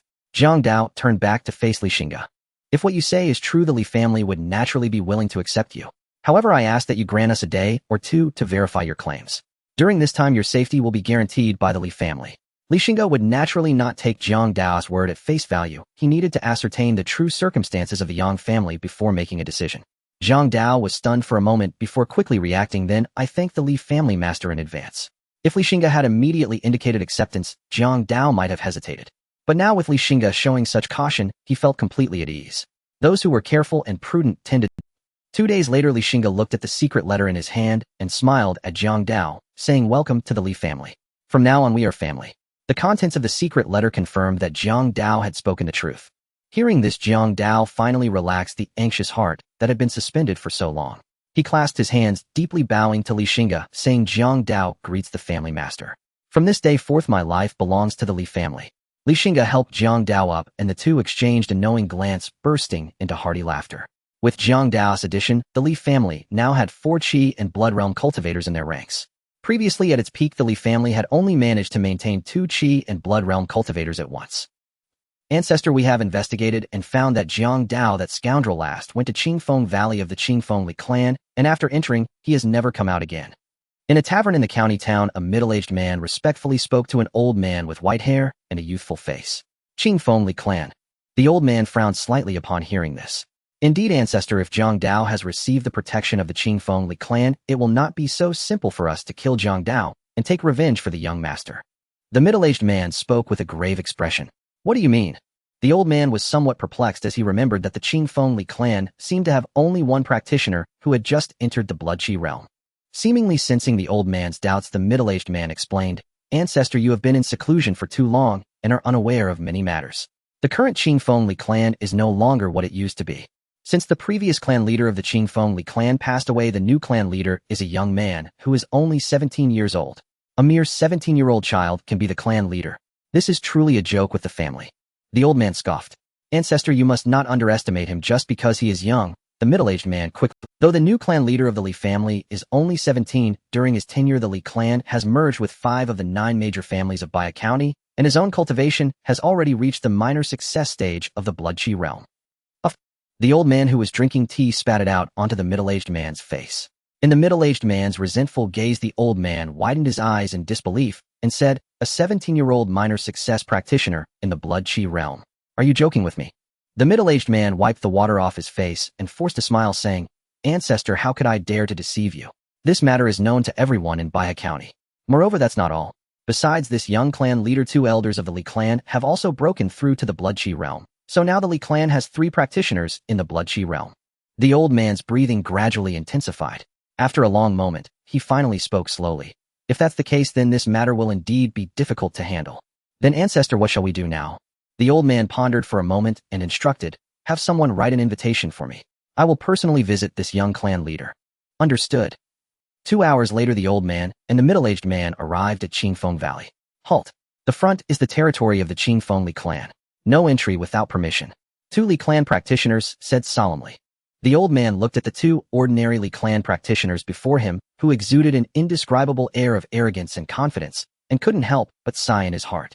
It seemed the Li clan had truly developed a grand family demeanor. He exchanged glances with the middle-aged man beside him who understood the cue, presented the invitation, and said, "From the Yang clan of Xingge County, I have come to pay my respects. Please convey my message."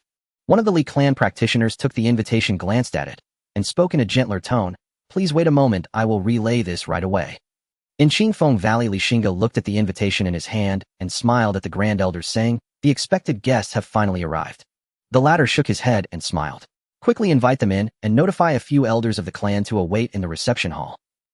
In the reception hall, the old man looked at the young and extraordinary Xingge sitting in the main seat and marveled in his heart. The rumors were indeed not false. He clasped his hands and said, "I am Xingge from the Yang clan of Xingge County. Greetings to the clan leader of the Li clan and all the elders of the Li clan." Xingge looked at Xingge and thought to himself that this must be the ancestral elder of the Yang clan. Facing a fellow practitioner of the same realm, Xingge naturally would not act arrogantly. He stood up, returned the gesture, and said, "Please take a seat, esteemed guests." The two took their seats. Xingge, feigning ignorance, asked, "The Yang clan of Xingge County is quite far from my Qingfeng Valley. May I ask what brings you esteemed guests here from so far away?" Xingge wore a smile, but inwardly cursed the little fox. He cleared his throat and got straight to the point, saying, "I apologize for the disturbance, but there is a wandering practitioner in the Jianghu named Jiang Dao who has killed my grandson in Xingge County. I have come to seek him out. I have learned that Jiang Dao's last whereabouts were in your esteemed clan's Qingfeng Valley, which is why I have specially come to pay my respects today." Xingge and several elders feigned surprise. Then Xingge smiled and said, "I did not expect that Jiang Dao has such enmity with the Yang clan.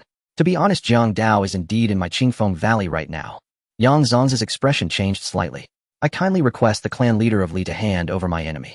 Afterward, my Yang clan will certainly reward you generously." Xingge shook his head and said with some regret, "I must ask you to forgive me. If only you had come a day earlier, this matter could have been resolved easily. But now Jiang Dao has already joined my Li clan and become a devotee. If I were to hand him over to your clan, my Li clan would lose face." Upon hearing Li Xing's words, Xingge sneered, "Clan leader of Li, does this mean that my grievance over my grandson's death will just be ignored? If you are willing to let Jiang Dao go, my Li clan is willing to pay a hefty sum to apologize on behalf of Jiang Dao." Xingge smiled and said, "Though my Yang clan may be in decline, we still have enough resources to make a living." Xingge replied coldly, "Then do you mean to say?" Xingge narrowed his eyes slightly, a flicker of excitement passing through his gaze. Could it be that the first guest of the 100 Ghosts banner is about to arrive? The grievance over my grandson's death is not something that must be avenged. As long as the clan leader of Li is willing to owe my Yang clan a favor, then my Yang clan will not pursue the matter of Jiang Dao killing my grandson." Yang Zong's subsequent words left Xingge dumbfounded. He had thought the old man would make a harsh demand, but instead he offered a substantial concession. Although it was regrettable Xingge missed the opportunity to be the first to enter the 100 Ghosts banner for further cultivation. However, since Xingge was willing to let Jiang Dao go, Xingge also avoided a lot of trouble. Xingge pondered for a moment and said, "It is not impossible to owe the Yang clan a favor, but it must be within my capacity. If it exceeds that, then that favor will not count." He gave Xingge a warning shot. Otherwise, if one day the Yang clan provoked some powerful existence, wouldn't that cause him trouble? Xingge nodded. "You can rest assured, clan leader of Li. My Yang clan will certainly not make things difficult for you. Since you have agreed, then my Yang clan will consider the grudge with Jiang Dao settled."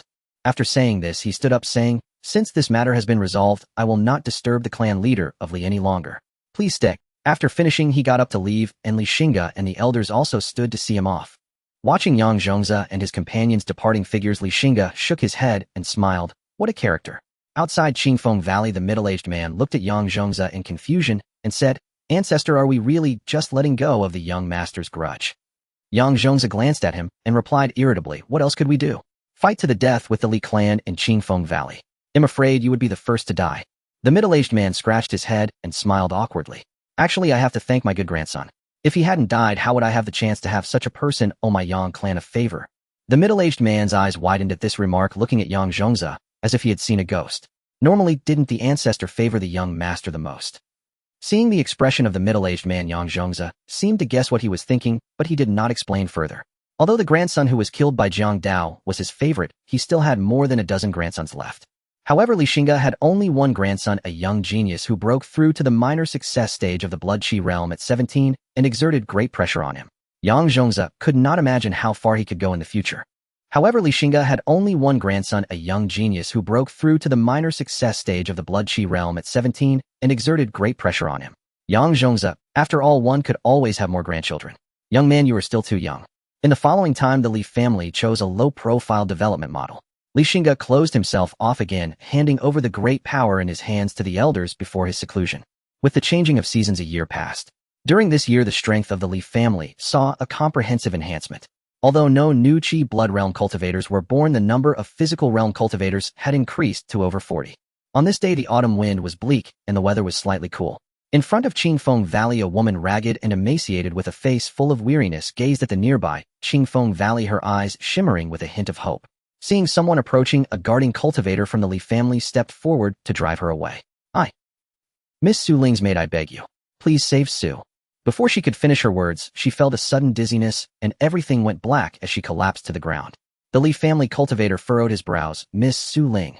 Suddenly, as if remembering something, his expression changed, and he hurriedly picked up the woman and ran towards Qingfeng Valley.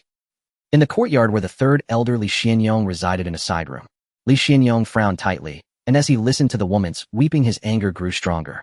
When this anger reached its peak, he struck the nearby tea table in half with a hand chop. These scoundrels are being too outrageous. Do they think there is no one in the Li family? Li Xianyong said angrily. The old lady beside him, upon hearing about her daughter's plight, felt as if her heart was being cut by a knife. She glared angrily at Li Xianyong, weeping. It's all your fault, you old fool, insisting on marrying our daughter off so far away. My poor daughter is suffering so much over there. Sir, madam, I beg you. Cough, cough. You must save the young lady. The woman lying on the bed weakly pleaded. Li Xianyong suppressed his anger. I will write a letter to that old man Guo Taichang and ask him if this is how the Guo family's morals are, raising such a concubine-dominating family. I want to see if he still considers the Li family. It turned out that the Miss Su Ling mentioned by the woman was Li Zuanyang's daughter Li Zuling. Many years ago, for the benefit of the family, he married Li Zuling to the eldest son of the then head of the Guo family, Guo Taichang. Later, Guo Taichang retreated behind the scenes, and the eldest son of the Guo family took over as the head of the family. After he took office, the relationship between Li Zuling and her maternal family gradually faded, and over the years there had only been correspondence. Thinking that his daughter had become the head matron of the Guo family and should be mindful of her influence, Li Xianyong never expected that after his son-in-law took power, he became infatuated with a courtesan, bringing her into the household as a concubine. As the head matron of the Guo family, Li Zuling naturally could not obstruct her husband's taking of concubines for the sake of family expansion, so she endured. However, she never expected that after the courtesan gave birth to a bastard son, she developed inappropriate thoughts and coveted her son's position as the young master of the Guo family. Even with Li Zuling's good temper, she could no longer endure it. She wanted to teach that courtesan a lesson, but unexpectedly she was stopped by her biased husband, and the courtesan became increasingly arrogant while her husband looked on coldly. In desperation, Li Zuling wrote a letter seeking her maternal family to intervene, but it was intercepted by the head of the Guo family.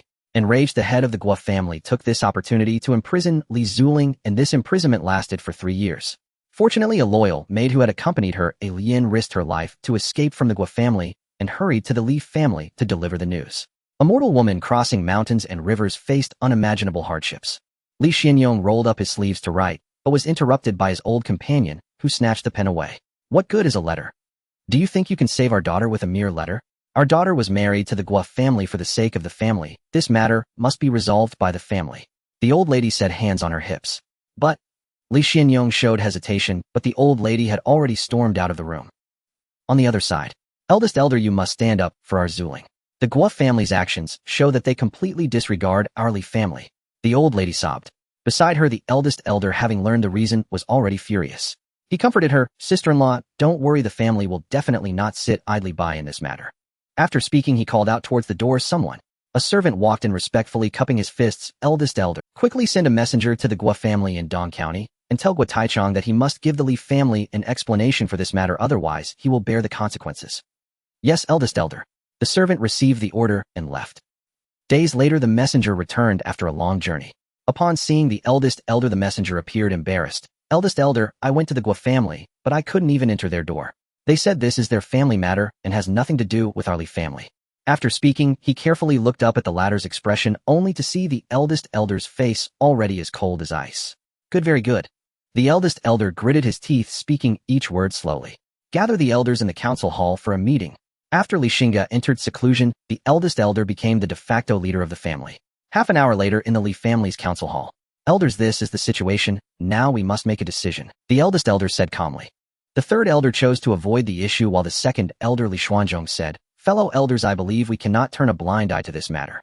Zuling married into the Gua family for the benefit of the Li family. We must ensure her rights, or else which child in the clan would dare sacrifice for the family in the future? The second elder is right. The concubine dominating over the wife is against the natural order. We must show the Gua family some consequences. After a discussion among the elders, a consensus was reached, and finally the sixth elder said, Eldest elder, since the Gua family does not regard us, we can only speak to them from a position of strength. Since they do not wish to save face, we will help them save face. The eldest elder nodded slightly. That's what I think as well. In that case, second elder, I trouble you to accompany Jiang Dao to undertake this task. The second elder cupped his hands. Rest assured, I will not let down the reputation of the Li family on this trip. After saying that, he stood up and left. Meanwhile, the Gua family remained utterly unaware that the Li family was about to arrive to demand justice. Several days later, in Dong County, at the Gua family's ancestral estate, within the patriarch study, a long-faced elder with sharp sword-like eyebrows clad in a crimson robe stood before Gua Yulong, the current patriarch, and raged furiously. This elder was Gua Yulong's father Gua Taichang. Spittle flew from Gua Taichang's lips onto Gua Yulong's face, yet Gua Yulong dared not even wipe it away, merely bowed his head, his eyes flickering with suppressed resentment unnoticed by his father. I had hoped that after so many years as patriarch you would have matured, but Yulong, you have disappointed me beyond measure. The Li and Gua families have enjoyed generations of amity. It was you who willingly accepted the marriage to Su Ling. Without her you would never have ascended to this seat. And yet now, you disgrace your lawful wife to dote upon a concubine. Are you not slapping the Li family across the face? How then shall I, this aged man, face them? This is our family's internal affair. What business is it of the Li families? Gua Yulong replied, voice calm. Gua Taichang's face flushed crimson, his hand trembled as he pointed accusingly. Rebellious son, a true rebel. I raised you to this position. I can just as easily strip you of it. Gua Yulong let out a cold, mocking laugh. Father, perhaps you are unaware, while you were sealed in seclusion, second brother suffered a fatal chi backlash during cultivation. His meridians ruptured, his spirit shattered. If you depose me, will you bestow the patriarchate upon some collateral branch? Gua Taichang recoiled as if struck by lightning. He stared dumbfounded at Gua Yulong, suddenly realizing with chilling clarity that he had never truly understood his eldest son. You wield quite the artful hand. Gua Taichang ground out between clenched teeth. Gua Yulong sneered, a son learns well from his father's example. Gua Yulong gave a contemptuous, icy laugh. Gua Taichang collapsed into his chair breathless. After a long silence, he drew a slow, deep breath and said quietly, I no longer hold sway over you.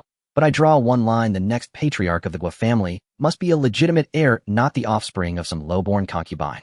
Otherwise, even if the title passes to a collateral branch, I will drag you down from that seat and see to it that your deeds leave no trace. Let the Li family know nothing. Gua Taichang, newly emerged from seclusion, knew nothing of the Li family envoy having been expelled from the Gua. Gua Yulong responded with hollow deference. In his view, his father had but decades left. Once he passed, the Gua family would answer solely to him. Then he could name whomever he wished as successor. Why should his child with Wanner be denied the patriarchate? As father and son schemed in silent rivalry outside Dong County's walls, dozens of riders thundered down the imperial road, hooves churning dust into furious clouds. Passers-by scrambled aside, terrified of being trampled beneath those towering steeds. At the city gate, a dozen soldiers leaned lazily against their red-tasseled spears, half-heartedly inspect. Suddenly, a faint tremor vibrated through the earth. They turned toward the horizon and saw in the distance dozens of riders charging forward with terrifying momentum. A newly conscripted young soldier, alarmed by their ferocity, seized his spear and stepped forward to halt them. But an older middle-aged soldier yanked him back sharply. Seeing the youth's confusion, he whispered urgently, Do you wish to die? These men are no trifling matter. Would you trade your life for a few copper coins a month? The youth scoffed, long resentful of these lazy, scheming veterans. He snapped, We draw the emperor's grain and silver. We serve the throne with duty and honor. With that, he wrenched free and strode forward, shouting, No mounted entry within the city. Dismount immediately for inspection. Yet the riders did not slow. In less than 3 heartbeats, they bore down upon him. And before his eyes could register disbelief, a massive warhorse struck him full force, hurling his body several zhang into the air. His organs rattled violently within his chest. As he struggled to rise, he lifted his head, and his pupils contracted in horror. No! Iron-shod hoofs crushed his skull like a watermelon, bursting, scarlet and ivory splattering. When the riders passed, the youth lay flattened into a grotesque pulp. The remaining soldiers watched, mouths dry, spines chilled with dread. He wouldn't heed the elder's counsel. Now he reaps the bitter fruit, murmured the middle-aged soldier, shaking his head as he gazed upon the ruined flesh. Young men are ever too naive. Do you truly believe this realm still belongs to the great Zhou? To them, crushing an insolent insect meant nothing. No ripple stirred their hearts. Under the guidance of Li Su Ling's maid, A Lian, the lead delegation soon arrived before the Guo family's grand gates. They halted their mounts, gazing up at the golden characters Guo residence emblazoned upon the lintel. Second elder Li Xuanzhong raised a hand, and 2 body-refining realm cultivators dismounted from behind him. For this punitive expedition to Dong County, the Li family had deployed 2 Qi Blood Realm cultivators, 10 body-refining realm cultivators, and 30 Peak Forge body cultivators. Such overwhelming might could obliterate an ordinary Qi Blood Realm clan. Their resolve was absolute. If the Guo family offered no satisfactory restitution, they would reduce it to ashes before sunset. Seeing the hostile assembly, 2 Guo family guards drew their blades, wary and tense. One barked, "Halt, go no further." But the 2 Li family body-refining cultivators ignored him entirely. Suddenly accelerating, they closed the distance in a blink, surging straight toward the Guo residence's main gate. The guards braced themselves and slashed, but instantly felt a suffocating pressure in their chests. Then came a colossal impact, hurling them backwards, several zhang blood erupting from their mouths. Their bodies convulsed twice, then fell still. With the gatekeepers eliminated, Li Xuanzhong and Zhang Dao exchanged a glance, dismounted, folded their hands behind their backs, and strode into the Guo residence with impassive faces, followed closely by their entourage. On the street, onlookers, drawn by instinct to spectacle, gathered at a safe distance, chattering wildly. Heavens! What fearsome foe has the Guo family provoked to dare storm their gates? A local citizen gaped in disbelief.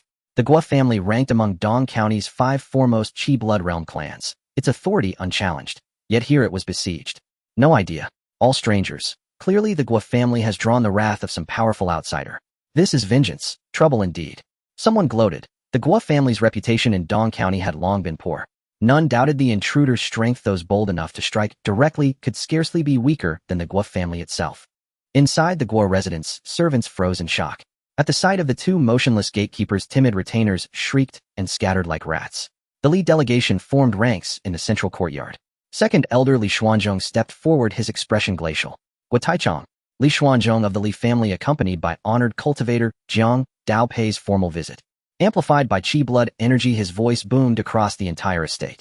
In the rear courtyard, Guo Taichong, mid-conversation with Guo Yulong, jerked upright, his face darkening.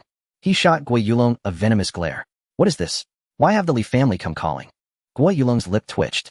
He hadn't expected it. Barely hours after expelling the Li envoy, they arrived en masse. Could a mere married daughter truly command such devotion? Some time ago, a maidservant fled to the Li family with news. Later they sent an envoy. I dismissed him outright. Our family affairs require no Li interference. Guo Yulong spoke softly, answering his father's demand.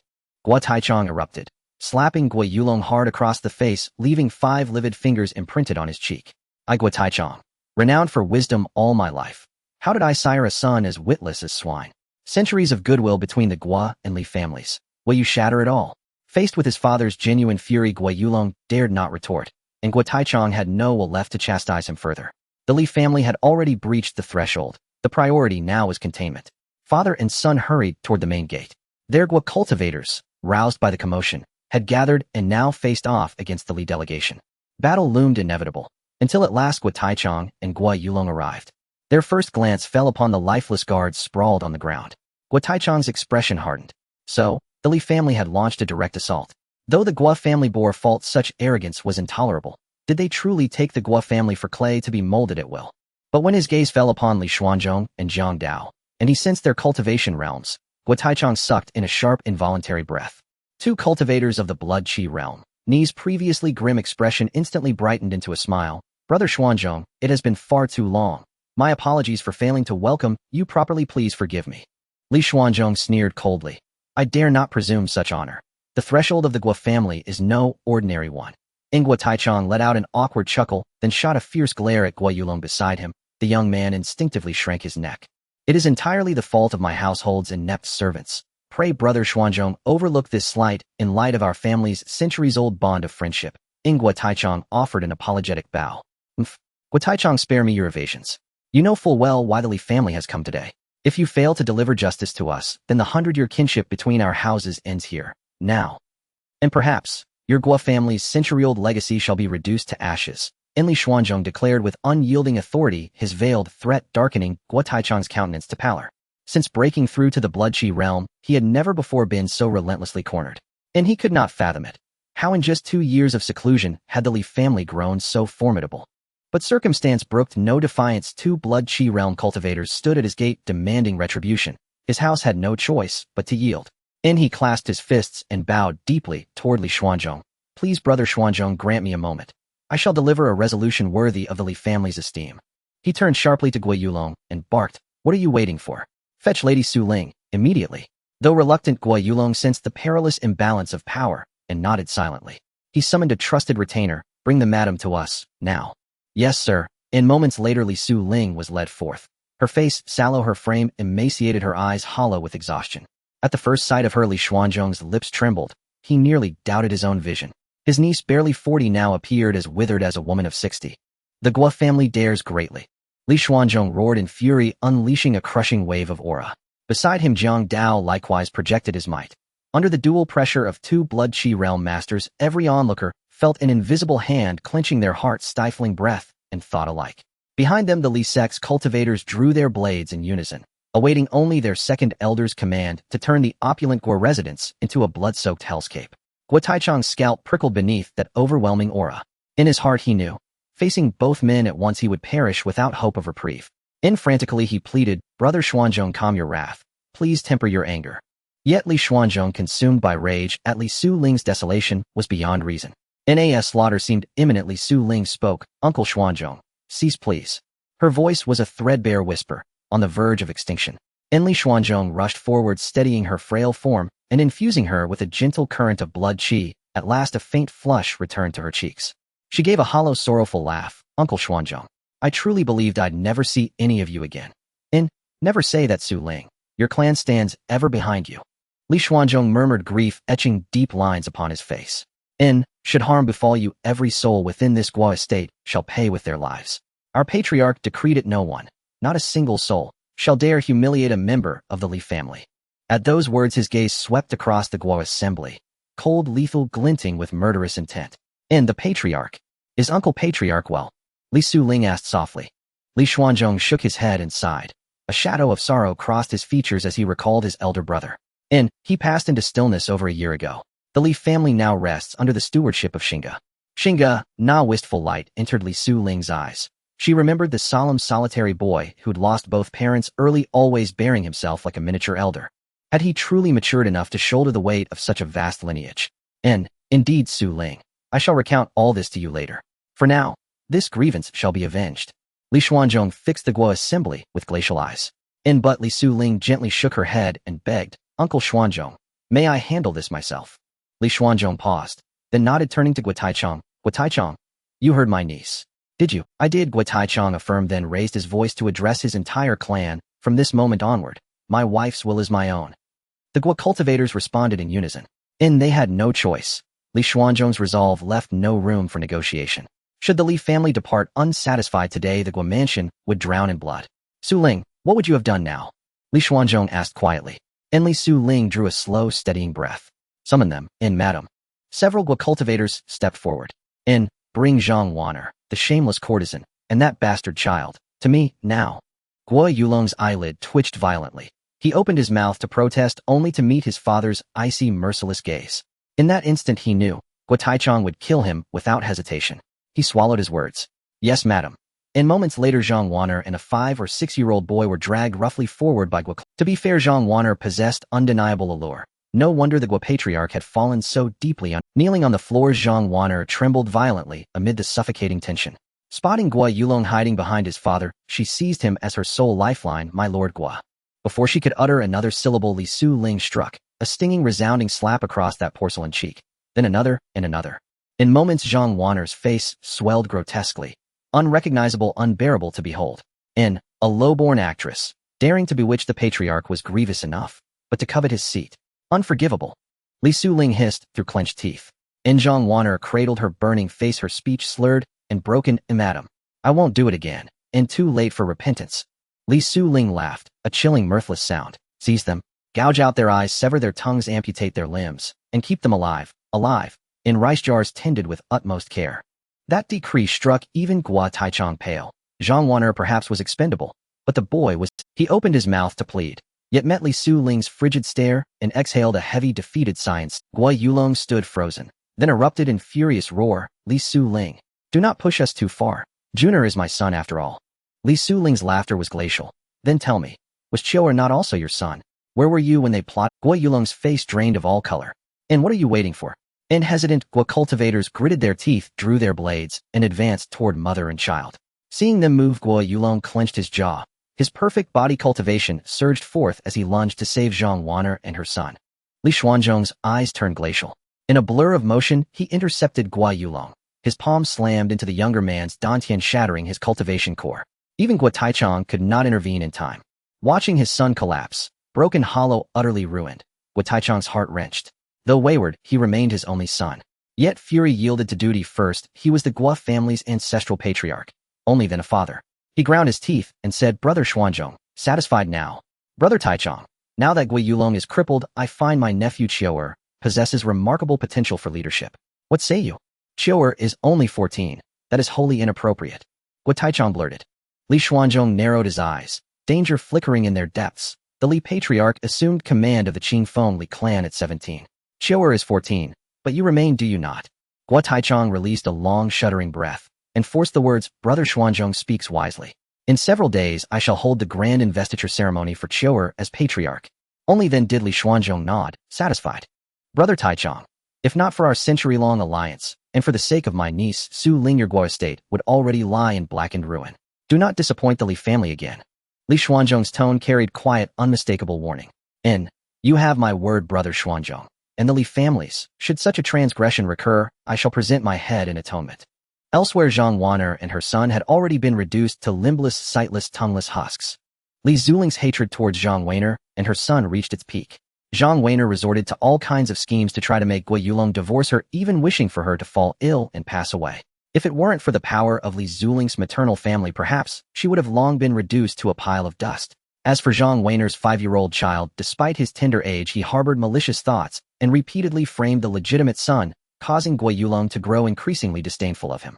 Regarding Guo Yulong, after being stripped of his cultivation by Li Xuanzhong, he had become a mere shell of a man muddled and under house arrest by Li Zuling's orders. Losing the power he once cherished was more unbearable than death. After everything was settled in the study of the Guo family's head, Li Xuanzhong solemnly instructed, "The reason my Li family maintains a good relationship with the Guo family is that Dong County produces a wealth of medicinal materials, and the Guo family controls a third of the medicinal market in Dong County. After you take charge of the Guo family, you must ensure a steady supply of medicinal materials to my Li family without any failures." This was the fundamental reason behind the Li family's drastic actions this time. Li Zuling nodded, assuring, "Please rest assured, Uncle Xuanzhong, I will firmly control the Guo family for the benefit of my Li family." Having taken charge of the Guo family's power, Li Zuling had begun to exhibit the demeanor of a strong woman. This time she realized that if it weren't for the powerful backing of her maternal family, she and her son might have long since been buried 6 feet under. During the bullying by Zhang Wan'er and her son, not a single person from the Guo family stood up to speak a word of justice for her, indicating that they regarded her as an outsider. Given that she could hardly be blamed, Li Xuanzhong nodded in satisfaction, saying, "Next we will stay at the Guo family for 2 more days. During this time we will accomplish what needs to be done. With us here, that old fool Guo Taichang won't be able to stir up any trouble." Li Xuanzhong spoke with utmost confidence. "Don't worry, Uncle Xuanzhong, I am not a delicate woman." A cold glint of malice flickered in Li Zuling's eyes. 2 days later, Li Xuanzhong and the others withdrew from the Guo family and returned to Baya County. Another month passed. Inside the head of the family's closed-off stone chamber, Li Xingge, who had been in seclusion for a year, slowly opened his eyes, a flash of brilliance sweeping through his gaze. Feeling the powerful energy within him at this moment, Li Xingge laughed heartily. "My qi and blood have reached great perfection. I've succeeded." After the excitement, Li Xingge murmured, "I wonder how the family has developed over the past year." During his year of seclusion, the family had never disturbed him, and a large quantity of cultivation resources had been delivered to the stone chamber regularly. "It seems that the family's development must have been quite good this year." Li Xingge called out, "System." The system responded, "I am here." Open the family panel. A massive light screen unfolded before Li Xing's eyes. Family name: Qingfeng Li, clan head of family Li Xingge, Qi and blood realm perfected, family level 2, family fortune green blue 7. Number of clan members 1427, number of branch clan members 117890, family combat power Qi and blood realm 4 people, body realm 45 people, refinement realm 898 people. Information of Li family senior members: elders 7 people, is as follows: 1. Grand Elder Li Xuantong, age 81, cultivation early Qi and blood realm, position chief elder of the Elder Council. 2. Second Elder Li Xuanzhong, age 76, cultivation early Qi and blood realm, position elder of the Enforcement Hall. 3. Third Elder Li Xuanyong, age 72, cultivation perfected body realm, position elder of the Internal Affairs Hall. 4. Fourth Elder Li Xuanzong, age 59, cultivation, half-step Qi and blood realm position elder of the martial arts pavilion. 5. Fifth Elder Li Xuanshi, age 63, cultivation, half-step Qi and blood realm position grand supervisor of Silver Ridge Mine. 6. Sixth Elder Li Yinzhao, age 38, cultivation perfected body realm position grand supervisor of the offering hall. 7. Seventh Elder Li Yinxiu, age 38, cultivation minor body realm special occupation first level spiritual plant master position elder of the spiritual medicine hall. Offerings 3 people information is as follows. 1. Zhang Dao, age 63, cultivation early Qi and blood realm position grand offering of the offering hall. 2. Tian Kan Air Lao, age 56, cultivation perfected body realm position offering of family wealth 317 low-grade spirit stones 205578 gold 489 8788 silver vassal strength Chen clan Qi and blood realm family Hao clan Zhang clan Wu clan Sun clan family influence range JPG. If you cannot view it, please reconsider your issue. Family buffs. 1. Insight enhancement buff LV1 increases the insight of family members by 10-2. Family cultivation enhancement buff LV2 increases the cultivation speed of all clan members by 23. Many children many blessings buff LV2 effect 1 increases the birth rate of family newborns to 20. Effect 2 5 chance of twins among family newborns. 4. Basic cultivators cultivation enhancement buff LV1 increases the cultivation speed of family body realm and refinement realm cultivators by 20. Head of family buff primary cultivation speed enhancement increases the head of family's cultivation speed by 20. Family cohesion 91 united as one. After browsing through the family panel, Li Xingge summarized the number of direct descendants is too few. Given the current strength of the Li family, it is no longer sufficient, and it is imperative to uncover more talents from the branch families. The strength of the 7 elders has all improved, but unfortunately, the alchemy manual he handed to the Grand Elder has yet to produce a successful alchemist for the family. In terms of wealth, after merging with the treasure troves and industries of several major factions, the Li family can be said to be raking in gold every day. However, Li Xingge felt puzzled about the spirit stones. Why is the Li family hoarding them? Because spirit stones are the cultivation resources for innate realm cultivators, and they also serve as currency at that level extremely precious. Often 100 gold can be exchanged for a single spirit stone. But soon Li Xingge realized that these spirit stones were likely prepared in advance for him as the head of the family. Thinking of this, Li Xing's heart warmed, and he couldn't help but marvel at the benefits of having a powerful backing. They help gather cultivation resources everywhere, unlike those wandering cultivators who have to suffer and search for everything themselves. The stone door of the closed-off chamber slowly opened. The 4 Li family cultivators who had guarded the stone chamber day and night saw Li Xingge emerge, their faces filled with fervent excitement. Kneeling on one knee in unison, we welcome the head of the family out of seclusion. Li Xingge nodded in response, and then said, inform the elders we will convene in the discussion hall in 1 hour. In the Li family's discussion hall, the elders reported one by one about the family's developments over the past year. Although the system panel had already provided a general overview, Li Xingge still needed to understand many details. Then the 2nd elder Li Xuanzong mentioned the recent incident regarding Gui Yulong, the head of the Gui family, who favored his concubine and disregarded his wife. Li Xingge praised, you handled this matter well. My Li family's dignity cannot be challenged by anyone. Then Li Xingge changed the subject and asked, how is the new generation of the family? The 4th elder in charge of the martial arts pavilion pondered for a moment. Head of the family, 2 members of the Xingge generation have already broken through to the body realm, and the 2 new bloods selected from the last selection conference performed exceptionally well. Among them, Li Xingzong and Li Wu have both reached the perfected stage of body refinement, while Li Wuyo, whom you brought back, has reached the minor body realm. When mentioning Li Wuyo, the expressions of several elders clearly became peculiar. Li Xingge couldn't help but twitch his lips. Is this the daughter of fortune? It's simply outrageous, a 9-year-old body realm cultivator. The 4th elder continued, additionally, among the children born in the family this year, 1 has been detected with an 8th grade talent and 3 with a 9th grade talent. Moreover, 2 9th grade talents emerged from this year's new blood selection conference. For some reason, talents that had not appeared in decades have suddenly surged in the past year or 2. It is fortunate that the family has successors. For these younger generations, the family must cultivate them vigorously, as they will be the hope of the family in the future. Li Xingge said with a smile. What the head of the family said is very true. The others exchanged words until the sun set, and this elder council finally concluded. Baihe County, the county town, East Market. In the bustling East Market, crowds surged and the streets were lined with various stalls showcasing everything from herbs and weapons to beast furs and exotic treasures, creating a dazzling spectacle. The vendors' shouts echoed continuously, creating a lively atmosphere. Li Xingzong and Li Wu wove through the crowd, their eyes filled with curiosity and excitement. It's been over a year, if finally I can stroll through the county town. If I had to stay in Qingfeng Valley any longer, I would go mad. This county town is truly different, far more lively than Qingfeng Valley. Li Wu exclaimed animatedly to Li Xingzong. Li Xingzong shook his head, displaying a maturity beyond his years. The family doesn't let you out for your own good. After all, there are many potential enemies out there. What's so interesting about this market? The family has everything we need. Let's head over to the snack street instead. It's full of delicious food. He licked his lips, unable to contain his excitement. The two naturally walked together as they were from the same batch of new blood, and due to Li Xingzong's maturity, Li Wu subtly looked up to him. Li Xingzong shot him a glance and said, "Go if you want, but I'm not going." With that, he took a step forward. Watching Li Xingzong walk away, Li Wu gritted his teeth and followed. The two wandered around the market for a long time, but found nothing that caught their interest. Just as they thought they would return disappointed, Li Xingzong's eyes were suddenly drawn to an old man's stall, or more precisely, to a rather unremarkable herb on the stall. Its leaves resembled those of the locust tree, small and pointed, pale green with white and purple flowers about an inch long with roots extending 2 to 3 feet. Could it be? He approached the old man's stall, squatted down, and brought the herb close to his nose to sniff it. It's a bit bitter. This is indeed the body-refining medicine Zhu Ming Chao recorded in the Compendium of Herbs. Li Xingzong's eyes lit up, realizing the significance. He suppressed his excitement and asked, "Old man, how much for this herb?" The old man glanced at him and smiled, holding up 3 fingers. 30 copper coins. Li Xingzong's face showed difficulty. "Old man, I'm afraid I'm a bit short on cash. How about 20 copper coins?" The old man chuckled lightly, looking at Li Xingzong with disdain. "Young master, don't try to fool this old man. With your attire, you could support an ordinary family for several years." Li Xingzong's expression froze, feeling somewhat embarrassed at being so bluntly exposed. He scratched his head and sheepishly said, "Hee, old man, you have a keen eye. Flattery won't work. 30 copper coins, no bargaining," the old man replied flatly. Li Xingzong rummaged in his pocket, but awkwardly realized he only had silver ingots, not a single copper coin.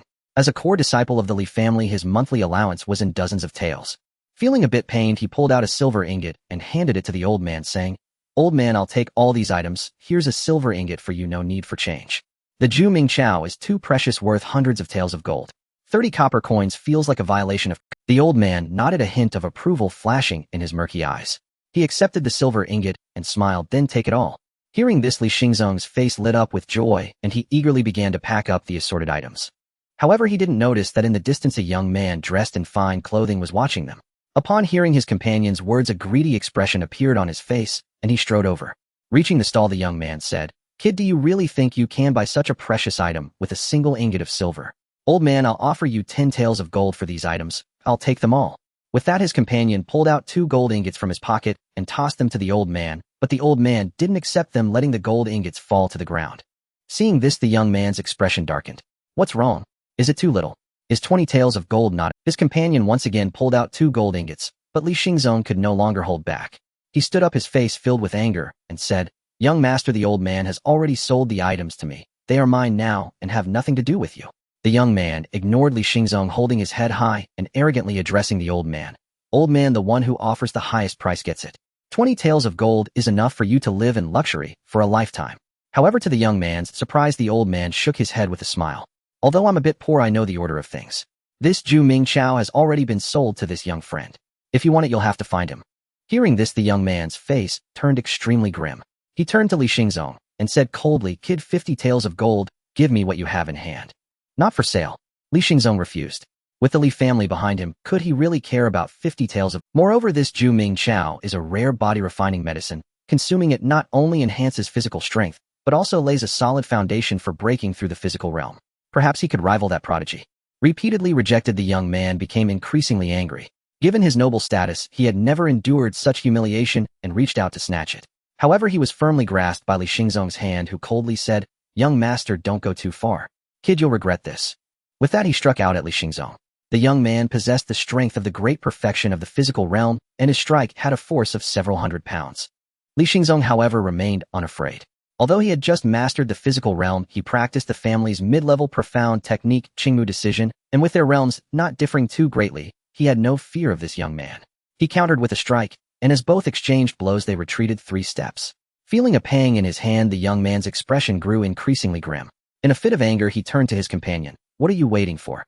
Attack!" The companion hesitated. He could sense that Li Xingzong was no ordinary person. Even at such a young age, he possessed this level of cultivation, indicating a possibly significant background. Looking at his companion who was still dazed, and then at the crowd that was slowly gathering to watch the young man felt his face burning with shame. He scolded, "What are you afraid of? This Baya County is under my father's control. If anyone gets hurt, he'll take care of it." Having said this, the companion had no choice but to act. He gritted his teeth, unleashing the aura of the physical realm, and reached out his hands towards Li Xingzong. Realizing he had no power to resist against a physical realm cultivator, Li Xingzong quickly shouted to Li Wu beside him, "Run quickly and get help." Li Wu finally reacted, bolting away. Just after a few steps, a deep voice sounded beside them. "Is it improper to bully the weak with the strong?" Immediately, a burly man appeared, blocking the companion's attack. Seeing the sudden appearance of the strong man, the companion's expression turned grave, and he exclaimed, "A minor accomplishment in the physical realm." He realized that this child was extraordinary, and there was even a minor accomplishment in the physical realm secretly protecting him. Li Xingzong and Li Wu, seeing who had arrived, were overjoyed and shouted together, "Uncle Yanwu." The latter nodded in response, smiling. "You two little guys, leave this to me. You just need to reclaim your ground, all right?" "Of course." And they exchanged a glance and simultaneously launched an assault upon the young man. Faced with their coordinated attack, the young man had no choice but to meet it head-on. At the body refinement realm, there were no flamboyant martial techniques. Only raw strength mattered. Outmatched Tutun, he was utterly overwhelmed, unable to mount even a single counterstrike. His attendant watched in mounting desperation, yearning to intervene, yet was firmly restrained by Li Yanwu. As the young man lay half-dead beneath Li Xingzong's relentless blows, the attendant could bear it no longer and shouted hoarsely, "Cease at once. He is the magistrate's own son. If harm befalls him, none of you shall escape accountability." Li Yanwu sneered coldly. To the Li clan, a mere county magistrate held no weight whatsoever. Ningbai County power now bore the Li name. And yet, as the nominal foremost authority in the county, the young man's lineage warranted a modicum of deference. He called out sharply to Li Xingzong and the other, "Enough, that'll do." And the two delivered one final brutal kick before stepping back. Gone was every trace of aristocratic composure. His face swollen and bruised, his fine silken robes smeared with filthy footprints, and one front tooth shattered, leaving his speech breathy and broken. Only after the group had departed did the attendant lift the young man from the ground, only to receive a stinging slap across the face. "And utterly useless," the young man snarled. The attendant seethed inwardly, but dared not utter a word. Ni's gaze locked onto the retreating figures of Li Yanwu and the others. Burning with venomous hatred, "I will see these vermin dead." Baihe County Yamen. In Magistrate Zhao Wuda stared in disbelief at the grotesque, swollen visage before him, barely recognizing his own son. "And who dares strike my son thus?" Zhao Wuda roared in incandescent fury. "Na late father," he doted upon this only son beyond measure, holding him as though he might melt upon the tongue, cradling him as though he might shatter in the palm. Never before had the boy suffered such grievous humiliation. "Father, you must avenge me," and the youth pleaded bitterly, eyes brimming with resentment. Zhao Wuda gently stroked his son's battered head, his expression turning feral. "Rest easy, child. Whoever struck Zhao Wuda's son shall curse the very day he drew breath." He turned sharply toward the attendant. "I entrusted you with guarding my son. Was this your idea of protection?" The attendant groaned inwardly. "My lord, I truly had no recourse. The two youths were shielded by a master-level protector. I stood no chance against him. Do you know their origins?" Zhao Wuda pressed, and the attendant shook his head. "And then what use are you to me?" With a thunderous palm strike, Zhao Wuda sent the attendant hurtling backward, spitting blood as he crashed. Dozens summoned the guards, and 4 constables, sabers at their hips, strode in and saluted. "Magistrate, and send word to the county military commander, seal all city gates. No soul may leave Baihe County without my explicit decree." Zhao Wuda issued the order with a grim, storm-darkened countenance. Yes, sir." Baihe camp lay just outside the city walls, home to 3,000 county soldiers. Since Commander Li Xingzong assumed office, he had purged the camp of infirm and unfit troops, recruited robust recruits, and forged a full complement of 3,000 disciplined warriors. Day and night, they trained. In their spare hours, they hunted bandits deep in the mountains. Over a year's time, this force had matured into a formidable battle-honed legion. Within the camp, the air trembled with the thunder of drills and war cries. Commander Li Xingzong, clad in gleaming armor, surveyed his troops' formations with hawkish precision. Suddenly, a sentry burst in. "Commander, the magistrate has issued a military order." Li Xingzong raised a brow. "What now?" "He commands you to deploy troops and seal the city gates. No one may depart without his personal authorization." Li Xingzong let out a soft, sardonic laugh. "What fresh folly is this?" And the sentry shrugged. He knew no need to heed it. This magistrate Zhao, having taken office barely a month prior, had been scheming relentlessly, stirring chaos, testing boundaries. Li Xingzong had already endured countless summonses and reprimands. He understood perfectly Zhao sought nothing less than absolute control. Clearly the man still failed to grasp his station. Baja County answered not to the magistrate, but to those who truly held its reins. This incident would serve as the perfect occasion to deliver a sobering lesson. Half an hour passed, yet no movement came from Li Xingtsong's camp. Zhao Wuda, seethed veins bulging at his temples. Is there no law left in Baja County? Does Li Xingtsong intend outright rebellion? The magistrate's secretary covered his ears until the tirade subsided, then ventured gently. My lord, please calm yourself. Why quarrel with an unlettered brute? Zhao Wuda bared his teeth in a mirthless smile. It is not I who provoke him. It is he who refuses to acknowledge my authority. Does he truly believe that sheltering behind the Li clan shields him from consequence? Sensing catastrophe looming, the secretary urgently interjected. My lord, think carefully. Commander Li is scion of the Li clan, the preeminent local gentry, and husband to a daughter of the Xingge clan. To move against him is to declare war upon all of Baja County. He has spat upon my face. I will endure no further insult. Do not plead further. My decision stands. Assemble the 3 bureaus of constables. Seeing his resolve unshakable, the secretary sighed inwardly. Good counsel cannot save the doomed. This man would soon forfeit even the last vestige of dignity. After 3 resounding drums echoed through the yamen, over 500 constables gathered sluggishly in the courtyard, chattering, shuffling, indifferent. Magistrate Zhao Wuda stood stiff-backed, arms folded, his brow furrowed in disgust at the motley assembly. Hear this. Commander Li Xingtsong defies imperial authority, openly flouting my orders. His conduct borders on treason. By my decree, you are to march upon Baja camp and apprehend him forthwith. Resistance is to be met with lethal force. Silence fell like a shroud across the entire yamen compound. Constables exchanged incredulous glances. Then one dropped his weapon and clutched his abdomen, wailing, My lord, my bowels have betrayed me. I fear a fatal affliction. I cannot undertake this duty. My sow is suffering difficult labor. I must rush home to assist my wife. An urgent matter. My wife is committing adultery behind my back. I must catch her red-handed. My little brother has vanished. I must seek him at the apothecary. Preposterous. For a pittance each month they were expected to throw away their lives. How dare this outsider from afar presume such authority? Within moments nearly all constables had fled. Only one remained, standing alone in the courtyard. A flicker of relief crossed Zhao Wuda's face. At last, a loyal servant of the great Zhou dynasty. But his hope curdled instantly. The lone constable's legs began trembling uncontrollably. Then foam flecked his lips, his eyes rolled back, and he collapsed unconscious to the ground.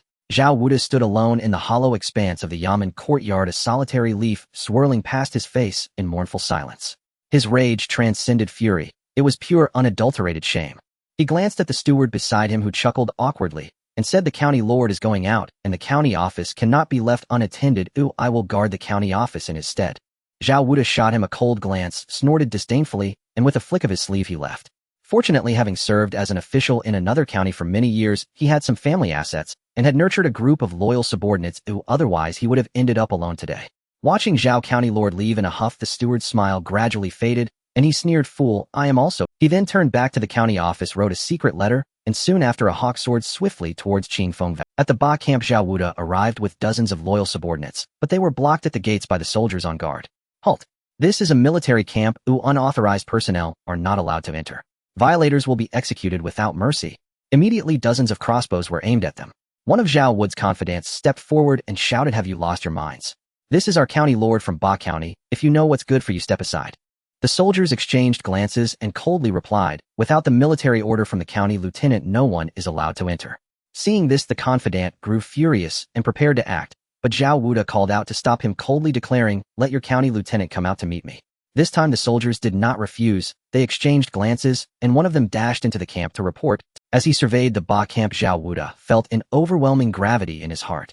He never imagined that the situation was far more serious than he had anticipated. The influence of the powerful families in Ba County had reached such an extent that he, a dignified 7th-rank county lord, was rendered powerless, unable to command even a small soldier. But what of it? In the previous county where he served, hadn't he brought those powerful families to their knees, treating him with utmost respect? Zhao Wuda thought to himself, brimmed with confidence. Soon Li Xingtsong, donned in full armor, emerged from the camp, surrounded by a group of personal guards. Upon seeing Zhao Wuda, Li Xingtsong clasped his hands and said blandly, I did not know the county lord had come to Ba camp. What brings you here? Zhao Wuda sneered. Li Xingtsong, don't pretend to be innocent in front of me. I ask you, why did you not obey my military? The county town is a critical place in Ba County. Thousands enter and leave daily. Recklessly sealing it off could cause panic among the people. Li Xingtsong replied, without fear, facing Zhao Wuda's domineering inquiry. Upon hearing this, Zhao Wuda's face turned crimson with rage. He pointed at Li Xingtsong and shouted, "I am the county magistrate of Ba County. In Ba County, I represent the court. Your disobedience to my orders is akin to rebellion against the court. Guard seize this traitor." As Zhao Wu's words fell, his confidants drew their blades and charged at Li Xingtsong. The soldiers behind Li Xingtsong did not hesitate, simultaneously brandishing their weapons to protect him. On the watchtower, the crossbows were also drawn and aimed at Zhao Wuda and his men. Seeing this, Zhao Wuda shouted angrily, "What is this? Li Xingtsong is rebelling against the court, and you also wish to join him in rebellion. This is a crime that warrants the extermination of 9 clans. Retreat at once." The soldiers remained unmoved. Watching Zhao Wuda act like a clown, Li Xingtsong sneered repeatedly, "Brothers, tell County Lord Zhao whose meal you are eating." Thousands of soldiers raised their weapons and shouted in unison, "We eat the Li family's food." "Whose clothes are you wearing?" "We wear the Li family's clothes." "Whose salary do you receive?" "We receive the Li family salary." "Who do you serve?" "We swear loyalty to the Li family." "We swear loyalty to the Li family." "We swear loyalty to the Li family." "Kill! Kill! Kill!" The shouts surged like a tide, each wave louder than the last, shaking the heavens and earth. Zhao Wu's confidants were so intimidated by this overwhelming momentum that they hesitated to advance. At this moment, Zhao Wuda was completely dumbfounded. He never expected that the soldiers of a county would have turned into private soldiers for a certain family. Quickly, Zhao Wuda regained his composure. He was now somewhat caught in a dilemma. If he retreated today, this matter would spread, and not only would he lose face, but he would also have no place to stand in Ba County. Thinking this, he looked at Li Xingtsong with a gaze full of murderous intent. As the saying goes, to catch a thief, one must first catch the ringleader. Capturing Li Xingtsong would secure the situation. He was a decisive person, and naturally someone who could become a county lord would not be lacking in strength.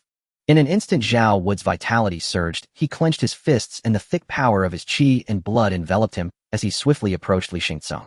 Li Xingkong's personal guards attempted to block him, but they were violently repelled by the force of Zhao Wu's qi and blood flying out in all directions. Li Xingtsong reacted and tried to defend himself, but his struggles were laughable in the eyes of Zhao Wuda, a practitioner at the qi and blood realm. In Li Xingkong's eyes, that fist grew larger and larger. In despair at the critical moment, an arrow formed from the power of qi and blood whistled through the air, like a shooting star, swiftly and violently shooting towards Zhao Wu's back. Sensing the impending danger behind him, Zhao Wuda was horrified and quickly turned around, condensing the power of qi and blood into a large shield.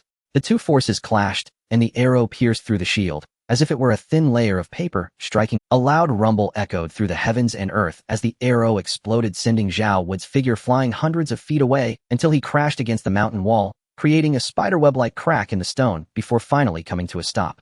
Zhao Wuda clutched his chest in a twisted expression, the area already a bloody mess. His internal energy was surging wildly, and his organs were also trembling. Wow! A mouthful of blood mist erupted, and Zhao Wu's breath instantly became feeble. "My people from the Li family are not to be trifled with." A light and ethereal voice floated from afar, drawing closer. Clutching his chest, Zhao Wuda struggled to raise his head and looked into the distance. He had a handsome face with a pair of narrow and cold eyes devoid of emotion, hands clasped behind his back. Dressed in a moon-white robe woven from heavenly golden silk, it shimmered with golden light under the sunlight. He wore a jade belt around his waist, and his long hair was casually tied back with a headband. With each movement, he exuded an indescribable noble aura, creating an invisible pressure. In just 3 breaths, he appeared before everyone. Upon recognizing the visitor, Li Xingkong's expression first froze, then turned into one of wild joy as he clasped his hands and bowed, saying, "Li Xingtsong pays respects to the family head." Seeing the county lieutenant bow, the thousands of soldiers in the Ba camp also raised their spears and knelt on one knee. The clash of armor filled the entire Ba camp with a suppressed atmosphere of murderous intent. The crowd's reaction instantly revealed the newcomer's identity to Zhao Wuda, Li Xingge, the legendary prodigy and current patriarch of the Qingfengli clan. During his first month serving as magistrate of Baihe County, that name had already echoed relentlessly in his ears. He had never imagined the patriarch's strength would be so terrifying. Even at the early stage of Qiblood realm, Zhao Wuda could not withstand a single casual strike. Rumors claimed he was only 18. Zhao Wuda had assumed such tales were greatly exaggerated. A mere youth, how formidable could he truly be? Not even in the prefectural capital had he encountered a genius like this. Yet today he felt the crushing weight of reality, and with it the bitter sting of ridicule. "Masterly, spare my life." As Li Xingge approached slowly, Zhao Wuda struggled to rise from the ground, only for a white and black boot to slam down hard upon his face, grinding his cheek against the coarse, gritty earth. In that instant, his mind went utterly blank. In Baihe County, no one is permitted to stand so arrogantly. From now on, whenever you see a member of the Li clan, lower your head and walk like a man who knows his place. Li Xingge spoke coldly, his gaze distant and expressionless.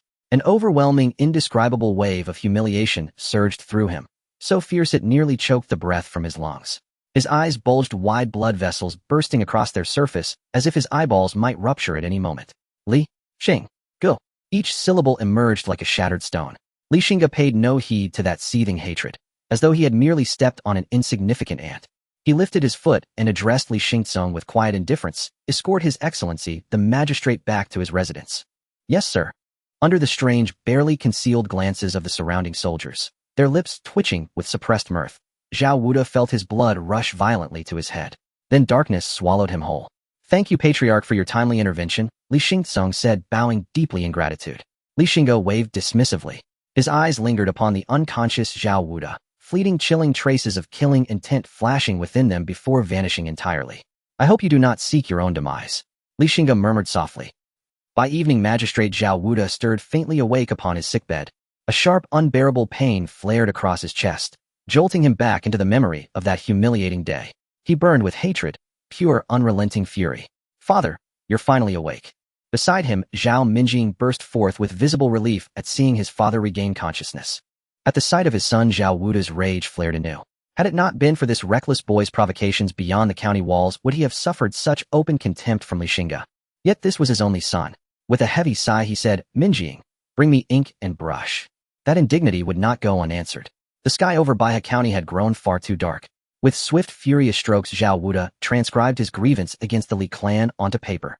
After a single cup of tea, he blew gently upon the ink to dry it, then handed the sealed letter to Zhao Minjing with firm instruction. Minjing, deliver this letter to Zhang Hu and have him carry it immediately to the prefectural capital. Zhao Minjing hesitated, his expression pained. Father, after you left, Zhang Hu and the others never returned. The Li clan, how ruthlessly they struck. Zhao Wuda's face stiffened.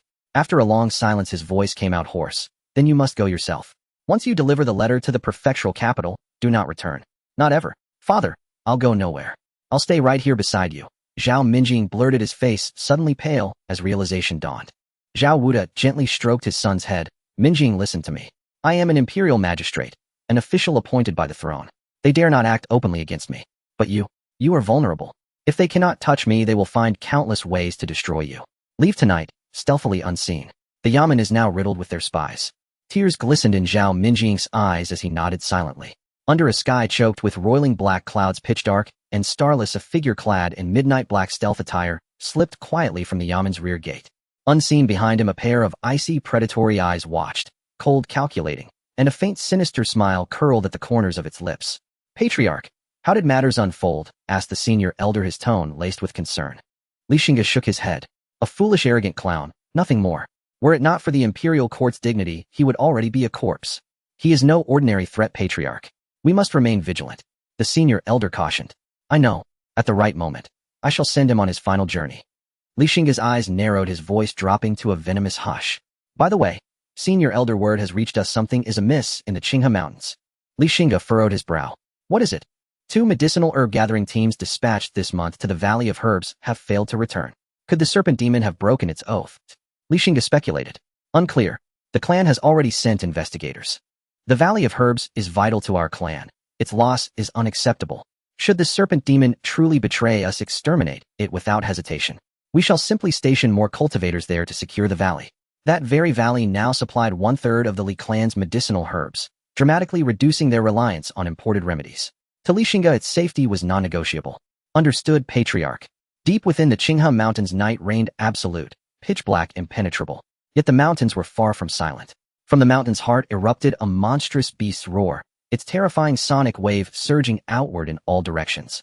Then came another, then another, waves of bestial cries rising in chaotic succession, shaking the entire range. Trees trembled violently, the leaves rained down in frantic, shivering cascades. At a makeshift camp near the mountain's periphery, strange. Lately the beasts have multiplied beyond reason. Yesterday, I barely escaped the tiger's jaws. Had I lagged a second longer, I'd be carrion now. True. I heard the Shanliang squad was wiped out entirely inside the mountains. Impossible. The Shanliang squad hunts demons for a living.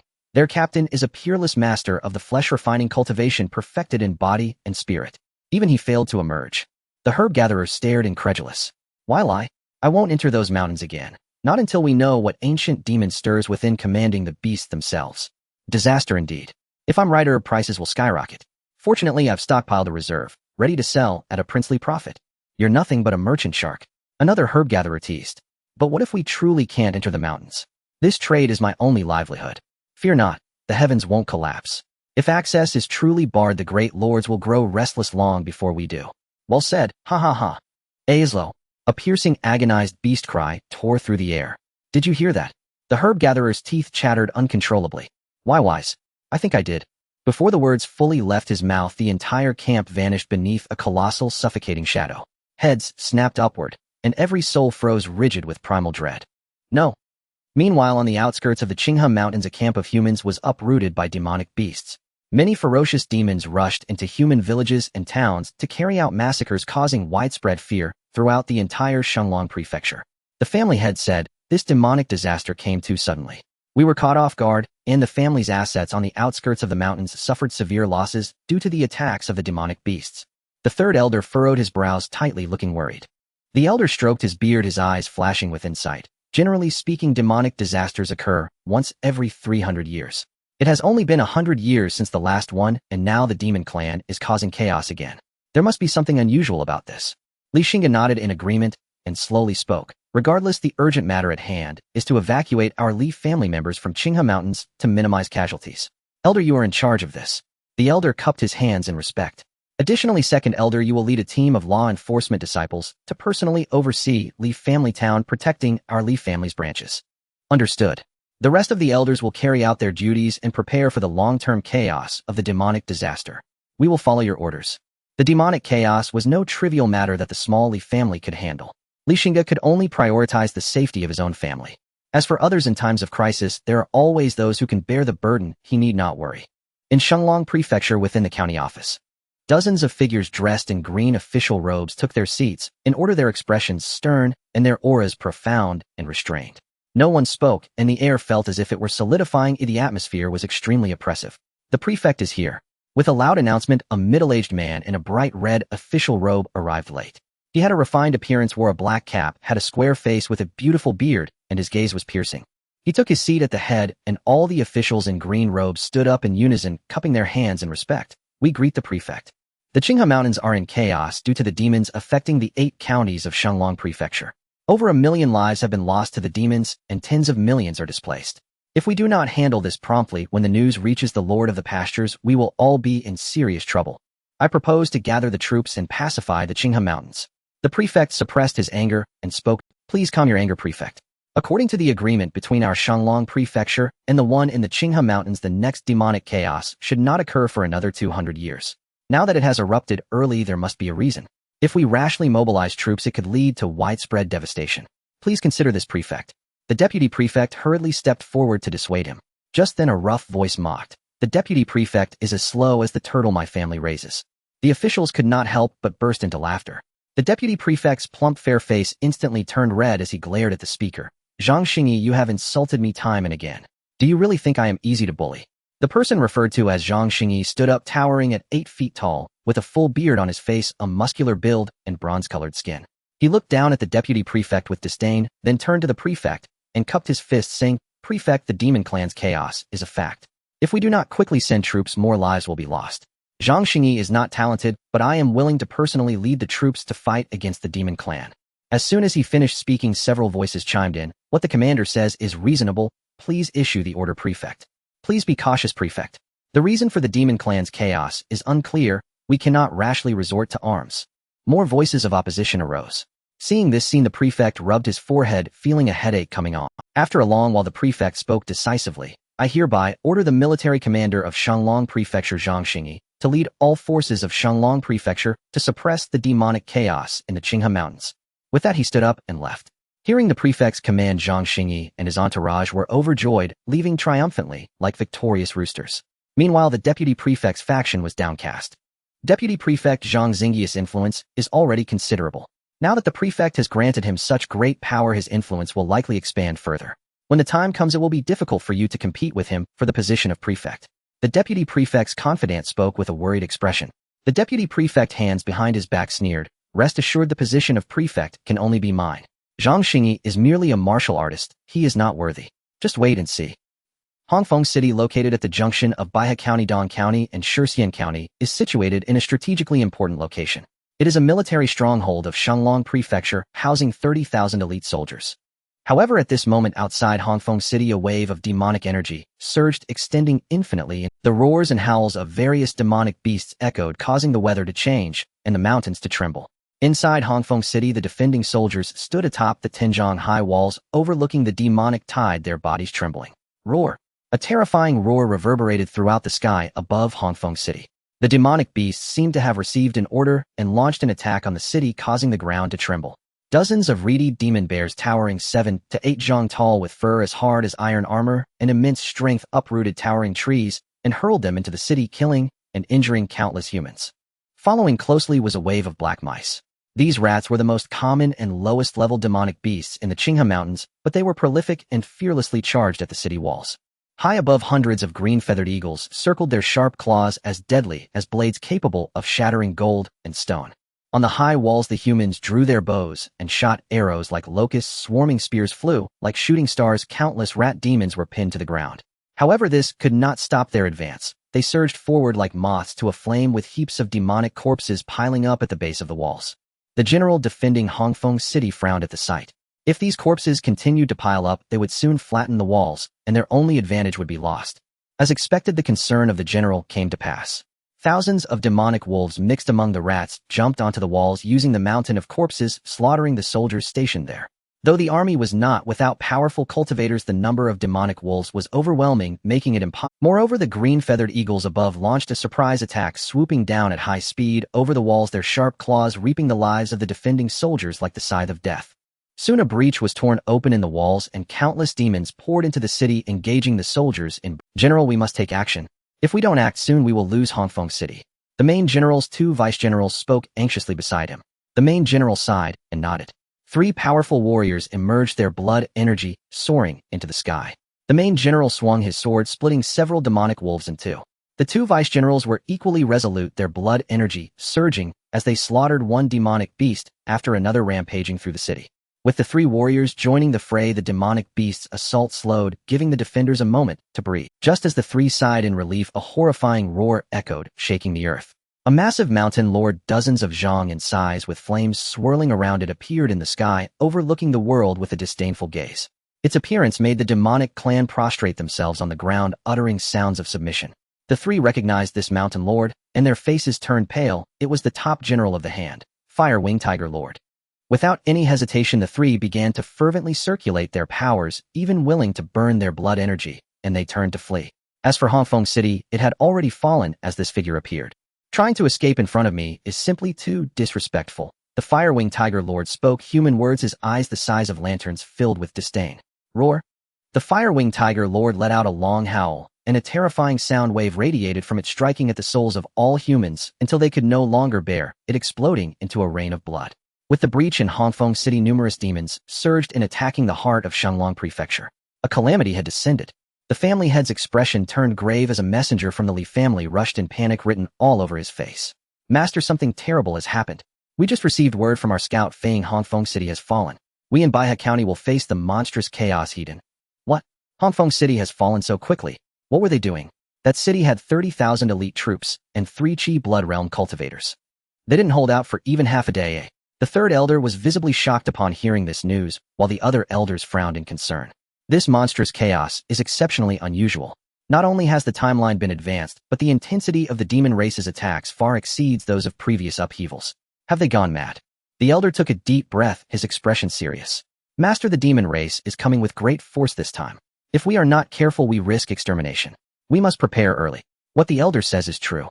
Master, this chaos is not to be underestimated. It is beyond what our Li family can contend with alone. I suggest we activate the Fire Seed Plan. 3rd Elder Li Xianyong said, with deep concern. The Fire Seed Plan, known to all present, was a strategy that they had participated in creating. Upon hearing the mention of the Fire Seed Plan, the hearts of the elders grew heavy. How had the Li family, which was thriving just yesterday, fallen to this state today? As for relocating the entire family, perhaps the higher-ups would turn a blind eye to smaller families, but for a clan of the Li family size, they would likely take action against them first. Then let us activate the Fire Seed Plan, said Li Xingge with a sigh. Ultimately, it was the Li family that was too weak to dictate their own fate. The elders exchanged glances. The elder took a deep breath and stood up addressing Xingge. Master, I have... Xingge felt a hint of confusion, but replied, please, elder, speak your mind. The elder's expression was grave. I request that you step down and let others take charge. The other elders rose in unison, saying, we implore the master to step down and let others lead. Xingge was taken aback. What did this mean? Why should he, the family head, simply resign? But soon Xingge realized the implications of the Li family's ancestral teachings. The family head must share the fate of the clan. He quickly rebuked, what do you elders think I, Xingge, am someone who fears death? The elders shook their heads. The elder smiled bitterly, saying, ultimately you are the true fire seed of our Li family. The family can do without us old fools, but not without you, the master. What the elder says is true. We implore you, master, step down and lead the fire seed away from Shenlong Prefecture. Please, for the future of our family, we ask you to step down. Seeing this, Xingge slammed his hand on the table, angrily declaring, elders, there is no need for further discussion. As the head of the Li family, I shall live and die with my clan. If you speak of stepping down again, do not blame the family rules for being merciless. The elders were momentarily stunned. The elder sighed and said, why must you do this, master? Why? Inside he was indeed troubled. He truly could not leave. Rest assured, elders, I am not an inflexible person. If the situation becomes untenable, I have my own means of ensuring my survival, Xingge reassured them. As for the fire seed plan, let the 6th and 7th elders execute it. Upon hearing this, the 6th and 7th elders both shook their heads. The 6th elder said, master, the fire seed plan should be entrusted to the younger generations. I am willing to share the fate of the family. The 7th elder added, I feel the same. Xingge banged the table and shouted, if the family truly perishes in this chaos, who will protect the fire seed? If the fire seed encounters problems, the family's legacy will be severed. In the underworld, how will you face our ancestors? The 2 elders trembled, unable to voice their refusals. Once the fire seed plan was arranged, the next step was to discuss how to face the impending monstrous chaos. Master, this chaos cannot be dealt with by our family alone. Only by uniting all the influential families in Baya County can we have a glimmer of hope, the elder suggested. Xingge nodded in agreement, showing his approval. Although the chaos is grand in scale, it will not solely attack Baya County. It will inevitably spread their forces, and the Li family also has a chance to preserve itself amid the turmoil. With this in mind, Xingge immediately declared, invite the leaders of the major families and sects in Baya County to Qingfeng Valley to discuss the monstrous chaos. Anyone who does not arrive will not be warned. In the elder's courtyard, the elder sat in the main seat, slowly savoring a cup of steaming tea. Elder, the 3 envoys have arrived. The elder nodded, quickly invite them in. Shortly after, Jiang Dao and a tall figure shrouded in a black robe walked in. Upon seeing the elder, the 2 clasped their fists in greeting. Jiang Dao and Tian can greet you, elder. 3 envoys, please take a seat. The elder extended a hand with a smile. Once the 3 envoys were seated, a servant quickly brought up the prepared tea. May I ask, elder, if you summoned us for a particular matter? A hoarse female voice came from beneath the black robe. The elder chuckled softly. We just received intelligence that the demon race is causing chaos in the Qinghe mountain range, and they have breached Hongfeng City. Upon hearing this, both individuals exhibited shock. Clearly they understood what it meant for Hongfeng town to be breached by a county would soon face the demon race's onslaught. The Li family is prepared for the worst.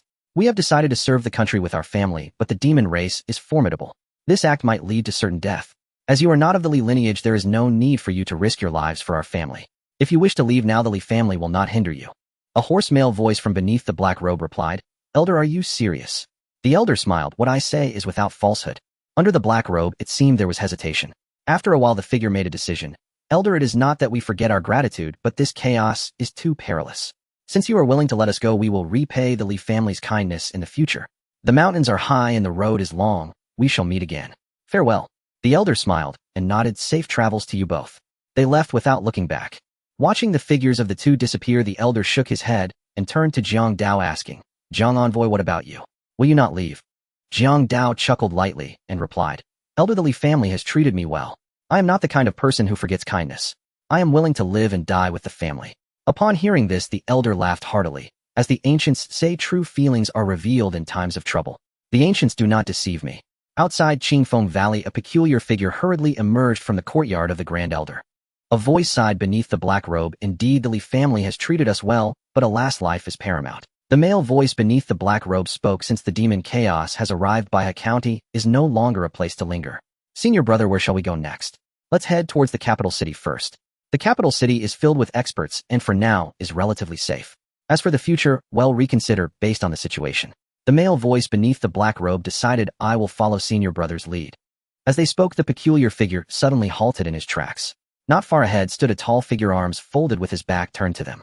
The figure slowly turned around, revealing a face that the peculiar figure was all too familiar with. Second elder, what brings you here? This person was none other than Li Xuanzhong, the second elder of the Li family. Li Xuanzhong chuckled lightly, stroking his beard. You two have served the Li family for so long. On the command of the family head, I am here to see you off. The peculiar figure's expression changed, forcing a smile. The family head is too courteous. Before he could finish, he dashed away at an incredible speed in the opposite direction. To the peculiar figure, their speed seemed quite fast, but in Li Xuanzhong's eyes it was slower than a turtle. Li Xuanzhong sneered, and in just 3 breaths' time he caught up to the peculiar figure. With a swirl of red light around his hand, he struck down with a palm, unleashing a massive blood-red handprint that pressed down from the sky, casting a vast shadow on the ground. Facing imminent disaster, the peculiar figure knelt down, promptly pleading for mercy. Second elder, spare my life. We know we were wrong, we know we were wrong. Boom. Li Xuanzhong ignored their pleas for mercy, and as the blood-red handprint descended, the ground shattered into pieces, dust and smoke billowing everywhere. Now that you know you were wrong, it's too late. You benefited from the Li family, yet when it came time to pay your dues, you thought to escape. Is there such a good thing in this world? Li Xuanzhong said coldly before turning to leave. When the thick dust finally settled, a massive pit, several zhang wide, appeared on the ground, and the peculiar figure was reduced to a pool of blood-red flesh. The notorious Tian Can Er Lao, known in several surrounding counties, quietly met his end in the wilderness without stirring the slightest wave. On the other side, the Li family's hawk messenger swiftly delivered invitations to the major forces in Bai County. Upon receiving the invitations, each major force displayed a grave expression, then promptly set off towards Qingfeng Valley. Inside Qingfeng Valley, groups of Li family disciples sprinted out, dressed in uniform black attire with swords at their waists, lining the path on both sides. An hour later, the forces closest to Qingfeng Valley arrived in succession, totaling 7 families, with the strongest among them barely achieving the great perfection of the physical realm. Following closely were the Li family's vassal forces, the Jiang and Hao families, who had benefited significantly from following the Li family over the past year. Among them, the head of the Jiang family had already reached the half-step blood qi realm, while Hao Zhongli had also advanced to the great perfection of the physical realm, with each family gaining 2 additional cultivators at the physical realm. Next came some forces farther away from Qingfeng Valley, with the last to arrive being the Zheng and Shangguan family. Due to the large number of guests today, the reception hall could not accommodate everyone, so the Li family cleared the martial arts square and set up tables and chairs. As everyone took their seats, they began to chat with acquaintances, yet everyone's face was marked with worry. Alas, with the demon chaos coming, our family's decades of foundation will likely be destroyed in an instant. Ahead of a small family side. Who says otherwise? Not to mention us small clans, even the prominent Qingfeng Li family will probably have a hard time. Someone immediately responded, those damn demons are truly despicable. My wife's family, a Blood Qi Realm clan in the neighboring county, has been wiped out. If even a Blood Qi Realm clan cannot protect themselves, let alone us. Someone spoke in a tone filled with despair. Should we escape? Staying in Baihe County seems like a dead end. Escape? Where to? Nowhere is safe except for the capital. Besides, can the Li and Zheng families let you escape? If you run, where will they find cannon fodder? You are truly self-aware. Speak carefully. Silence, the family head has arrived. A loud voice resonated, and the entire square instantly quieted down. Everyone looked towards the source of the voice, seeing a young man striding forward surrounded by several elders of the Li family. Everyone's hearts trembled. Without a doubt, this young man must be the legendary prodigy, the head of the Qingfeng Li. Though Li Xing's reputation resounded like thunder in Baihe County, many present had never seen him in person, as they were not worthy. Li Xingge lifted his robe expressionless as he took his seat at the main position, his domineering gaze instantly tightening everyone's hearts. Everyone present stood up, cupping their fists in respect, saying in unison, we have met the Li family head. Li Xingge waved his hand, everyone please be seated. Li Xingge then looked to the lower left, noticing an elderly figure with a look of surprise. Old senior, you have also come. This elderly figure was none other than Zheng family's ancestor, Zheng Tsongfeng. Zheng Tsongfeng chuckled heartily. In times of crisis, the old man naturally must do his part. Simultaneously sensing Li Xing's unfathomable aura, a faint sense of danger wafted through Zheng Kangfeng's heart. This prodigious young man might have taken another step forward. If that were the case, facing the impending demon chaos would bring an additional ray of hope. Li Xingge is the child of fortune, rumored to be capable of turning calamities into blessings. Perhaps the Zheng family could truly survive this demon disaster. Old senior is truly wise. Li Xingge cupped his hands in respect. He then nodded towards the heads of the Chun and Shangguan families. After greeting everyone, Li Xingge cleared his throat and spoke, everyone, I have explained the reason for gathering in the invitation. The demon chaos is impending. In this life and death moment, we must unite as one to have a chance of overcoming this crisis. I intend to establish a Baihe County family alliance and elect a leader to lead us against the demon chaos. As soon as Li Xingge finished speaking, Qin Shuyo, the head of the Qin family, stood up. Li family head is truly wise. I Qin family agree first, and am willing to honor Li family head as the leader. Everyone else inwardly cursed, knowing how to curry favor with the master. Now who doesn't know that the Chun family is the dog of the Li family? The remaining vassal families of the Li family also voiced their support. In no time, nearly half of the forces present expressed support, while the remaining ones looked towards Zheng Songfeng, whose stance would determine everything. The latter slowly stood up under everyone's gaze. Zheng family of Dongjiang is willing to establish an alliance and honor Li family head as the leader. Following his statement, the head of the Shangguan family also voiced Shangguan family is also willing to honor Li family head as the leader. The declarations from these two families marked the official establishment of the Baihe County Family Alliance, with Li Xingge formally becoming the leader of the alliance, the true number one in Baihe County. Li Xingge issued his first command as the leader, ordering the major factions to assemble their elite forces at Qingfeng Valley, awaiting unified command. Naturally, no one opposed the leader's first command. The heads of the major factions used various means to send messages back to their headquarters, issuing orders to gather their elites at Qingfeng Valley. Half a day later, except for those forces that were too distant, the elites of the remaining factions had basically all arrived. After counting the combined forces of all the families and sects in Baihe County totaled 10 Qi and Blood Realm cultivators, 297 physical realm cultivators, nearly 10,000 body refining cultivators, and 70,000 robust mortals. As the saying goes, when 1,000 men gather, the scene is boundless. At that moment outside, Qingfeng Valley banners fluttered, and the momentum was grand. Li Xingge stood tall, flanked by the Zheng family ancestor Zheng Songfeng and the head of the Shangguan family Shangguan Jia. With a wave of his hand, Li Xingge declared target Filong Gorge March. His voice, bolstered by the qi and blood power, clearly reached everyone's ears, and the army moved, shaking the ground and sending countless birds and beasts fleeing. Filong Gorge is a treacherous place stretching several dozen miles from east to west, filled with jagged rocks and towering ancient trees. The only passage is a narrow path over 10 zhang wide, where a simple outpost was built. For ordinary people, it could be said to be a single man holding the pass, preventing 10,000 from advancing.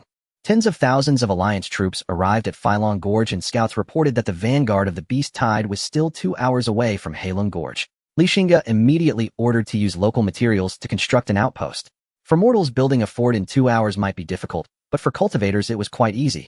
Dozens of physical realm cultivators worked together, shattering a giant rock over 10 zhang high in an instant, while another group of cultivators uprooted towering ancient trees to create simple defensive weapons. In just 1 hour, a towering stone outpost connecting both ends of the gorge was completed, and powerful ballistae were hoisted onto the walls. While these ballistae might not threaten high-level beasts, they posed a significant danger to lower-level beasts. Half an hour later, the ground began to tremble, dust swirling, and a dark silhouette appeared on the horizon, quickly followed by a wave of beasts. Many who were witnessing such a grand scene for the first time had their legs go weak. If it were not for the intimidating presence of the enforcement team behind them, they might have already turned to flee. Leader, the scale of this beast riot is extraordinary, Zheng Songfeng said, frowning beside Li Xingge. After noticing the change in Li Xing's strength, his address had unconsciously shifted from young nephew to leader. Li Xingge nodded. Indeed, had it not been for his trump card, facing such a scale of beast tide would have left him feeling quite despondent. Elder, do not worry, a victory will surely belong to us. Li Xing's eyes shone with confidence, and perhaps influenced by his assurance, a fervent battle spirit surged among the alliance's high-ranking members. While there are many beasts, we humans are not to be underestimated. Perhaps before this many had grievances against each other, but when faced with a common enemy they selectively chose to cast them aside. Not because they held no grudges, but because the priority was to survive. The vanguard wave of rat beasts charged directly at the hastily built stone fort, attacking just as they had it. On the city walls, bolts flew like meteors. A single bolt pierced through dozens of rat demons, pinning them to the ground. Yet these mindless rat demons showed no fear of death, their red eyes seeming intent to tear apart everything blocking their way. Within a quarter of an hour, the bodies of the rat demons had piled up like a mountain. Seeing this, Zheng Songfeng expressed his concern. Leader, if we allow these rat demons to batter the stone wall, it won't be long before the wall is filled in, and we will be in danger. Indeed, Li Xingge nodded, his gaze fixed on a massive gray rat in the distance. That gray rat was not only dozens of times larger than the other rat demons, but it also bore a layer of hard scales. Most importantly, it emanated an intense qi and blood power. This was a high-level beast. Moreover, it was likely the king of the rat beasts. As the saying goes, to catch a thief, one must first catch the king. Li Xing's eyes sparkled as he reached out into the void, a blood-red longbow gradually materializing. He gripped the longbow and nocked an arrow. Whoosh! The arrow shot forth like a thunderbolt, transforming into a galloping blood-colored lion hurtling toward the gray Rat King at an astonishing speed. Seemingly sensing the impending danger, the Rat King's fur stood on end. Squeak, squeak, squeak.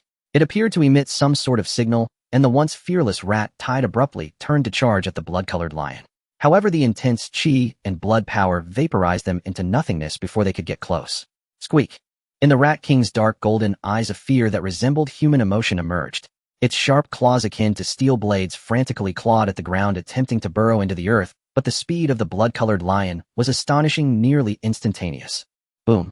A tremendous explosion sounded as the Rat King was torn apart into a shower of blood, and the shockwave flattened the surrounding area for several dozen zhang. A bizarre, ethereal, ghostly shadow swiftly escaped from the center of the explosion.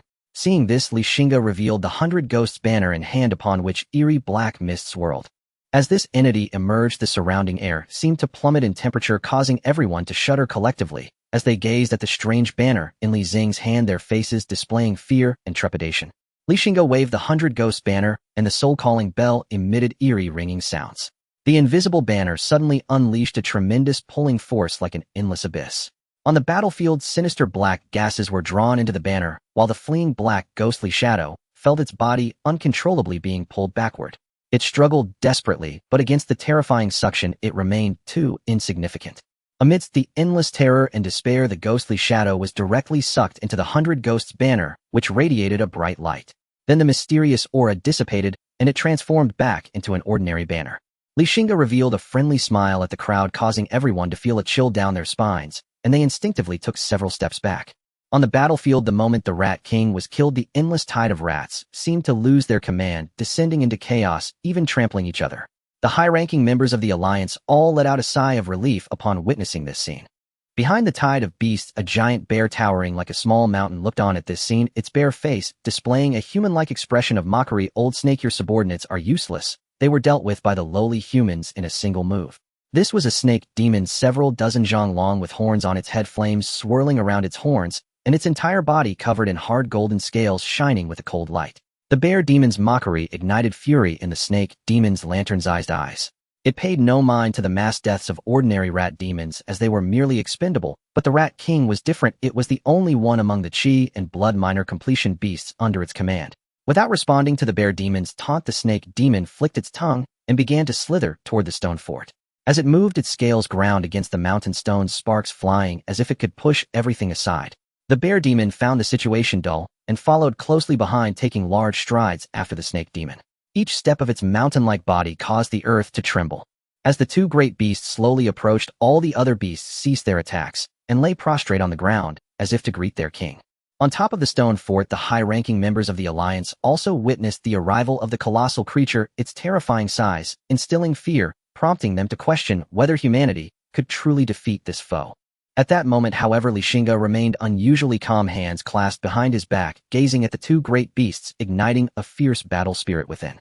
Both great monsters possessed the strength of perfected vitality, yet due to their size and physical robustness, they often exceed the strength of their human counterparts by an entire tier.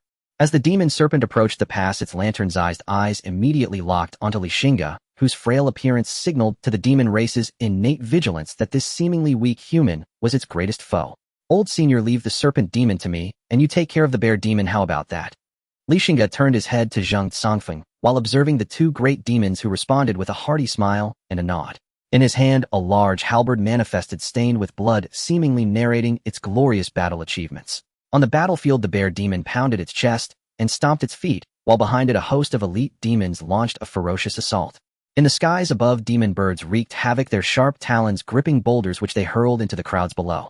Some demon birds, leveraging their speed, darted past the stone pass, each time claiming several vibrant lives. On the ground, the immensely strong ape and monkey tribes acted as the main force, launching attacks on the stone pass, shielded by the cannon fodder tribes.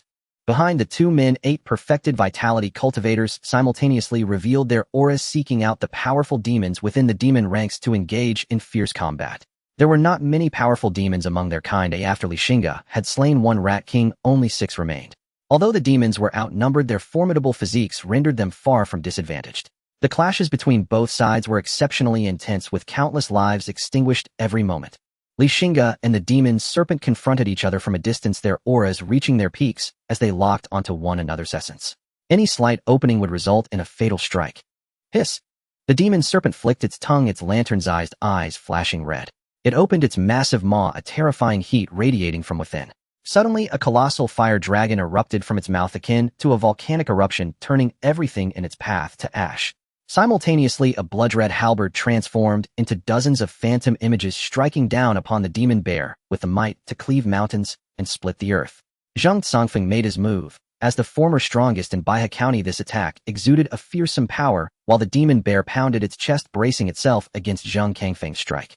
On the other side, Li Xingge, unfazed by the demon serpent's assault, wielded the Zhanshu sword, unleashing a silvery cold light that intensified, morphing into countless flying swords that surged forth, shattering the fire dragon. After dispelling the demon serpent's offensive, Li Xing's body suddenly moved, exploding forth with a speed as swift as thunder. In an instant, he appeared before the demon serpent, his 7-foot frame looking diminutive like an ant beside the serpent's vast body. Yet Li Xingge remained calm, thrusting the Zhanshu sword, which grazed the demon serpent's scales, igniting sparks that left a conspicuous white mark. With Li Xing's close-range attack, the demon serpent's eyes glinted with ferocity. It whipped its tail against the stone wall, and a terrifying force shattered the wall, sending massive stones crashing down like rain upon Li Xingge. Li Xingge swung his sword to shatter the falling boulders, then stepped onto the mighty serpent's body, propelling himself skyward, momentarily pausing in midair. As the power of vitality surged wildly within him, he closed his eyes and formed hand seals, concentrating his essence, spirit, and energy into one place, and the Zhanshu sword began to tremble violently. Suddenly, Li Xingge opened his eyes, sharply gripping the Zhanshu sword as it emitted a resonating hum, seemingly responding to him. In that moment, he and the sword became one. Slash! Li Xingge shouted furiously, unleashing an astonishing speed. In the air, he left behind numerous afterimages, each one swinging a sword, resulting in an instant barrage of hundreds of swords. This was the Qingxin sword technique he had diligently practiced during his seclusion. As Li Xingge and the demon serpent passed each other, the world seemed to fall silent. The red glow in the serpent's eyes gradually dimmed, and the hundreds of sword energies hidden within its body erupted violently, shattering the demon serpent into fragments, causing a storm of blood rain to fall. In the void, a demon core radiating a strange red glow floated silently. Countless demon beasts gazed at the core with intense greed in their eyes. It seemed that the demon core held immense allure for them, and in the next moment they rushed eagerly towards it. Li Xingge first captured the demon serpent's soul with the 100-ghost flag. Upon witnessing this, he sneered and sliced through the leading dozens of demon beasts with a single sword strike. Then with a flicker, he seized the demon core in his hand, immediately feeling the violent power contained within. No wonder the demon beasts were so crazed for this core. Regrettably, he could not refine it directly, for it would elevate his strength to new heights. Meanwhile, the other perfected vitality demon bear, witnessing the death of the serpent demon at Li Xing's hands, momentarily lost focus and was struck by Xingge Tsongfeng. Immediately, hot demon blood splattered as the bear regained its senses and realized the danger. After feigning an attack against Xingge Tsongfeng, it turned to flee. Xingge Tsongfeng hurriedly pursued, engaging it in combat. As Li Xingge joined the fray, the bear could only meet its end in Filong Gorge under the onslaught of 2 perfected vitality cultivators. Li Xingge obtained another demon core and the soul of a perfected vitality demon beast. This battle yielded substantial gains. With the demise of the 2 great demons, the demon race seemed to lose its backbone, retreating like a tide. Li Xingge and his companions chose not to pursue further. There were too many demons to eliminate. Watching the retreating demon race, everyone couldn't help but cheer in jubilation, each face beaming with smiles of relief and survival. Some who regained their composure rushed out to claim the corpses of the demon beasts. After all, these were rare cultivation resources. Demon blood could strengthen the body, and the vitality within demon flesh could accelerate the training speed. Li Xingge and Xingge Tsongfeng returned to the Stone Pass, where the senior members of the Alliance looked on with admiration, bowing in unison, saying, "The Alliance leader is mighty, and Elder Xingge is formidable. Without the 2 of you, we would have surely become the demon's next meal." Xingge Tsongfeng laughed heartily, walking behind Li Xingge and clasped his hands in salute, stating, "All of this is the Alliance leader's merit. Without the Alliance leader, we would not have escaped with our lives today. From now on, my Xingge family of Dongjiang will follow the Alliance leader's lead." This statement was heartfelt. With his strength, Xingge Tsongfeng could barely defend against the bear demon, yet Li Xingge effortlessly slayed the serpent demon, which was even stronger than the bear. Li Xing's power had completely conquered him. Xingge Kangfeng's words represented the complete submission of Baihe County's former first family to Li Xingge, with the Shangwan family quickly following suit. All families of perfected vitality have submitted to the Li family, let alone those without perfected vitality forces who also express their willingness to yield to the Li family. Thus, the Li family could be said to have truly unified Baihe County, becoming the legitimate first family of Baihe. After repelling the demonic tide, Xingge named this hastily constructed pass Filong Pass, and stationed 3 Kiblood Realm cultivators alongside 30,000 elite troops from various sects and clans to garrison it. The remainder of the forces withdrew along their original route. En route back, the elder patriarch suddenly seemed to recall something. His eyes flickered with cold, predatory light as he murmured softly to Xingge, "Clan Lord, shall we seize this golden opportunity amid the demonic chaos and eliminate that man?" Xingge paused, then broke into a quiet, knowing smile. "Indeed, a perfect chance. Very well. Let the elder patriarch escort him to the netherworld." The elder patriarch nodded and turned to leave, only for Xingge to call out, "Wait." Puzzled, the elder patriarch glanced back and saw Xingge produce the 100 ghost banner, handing it over before leaning in to whisper instructions. A subtle spark ignited in the elder patriarch's gaze. He gave a firm, silent nod.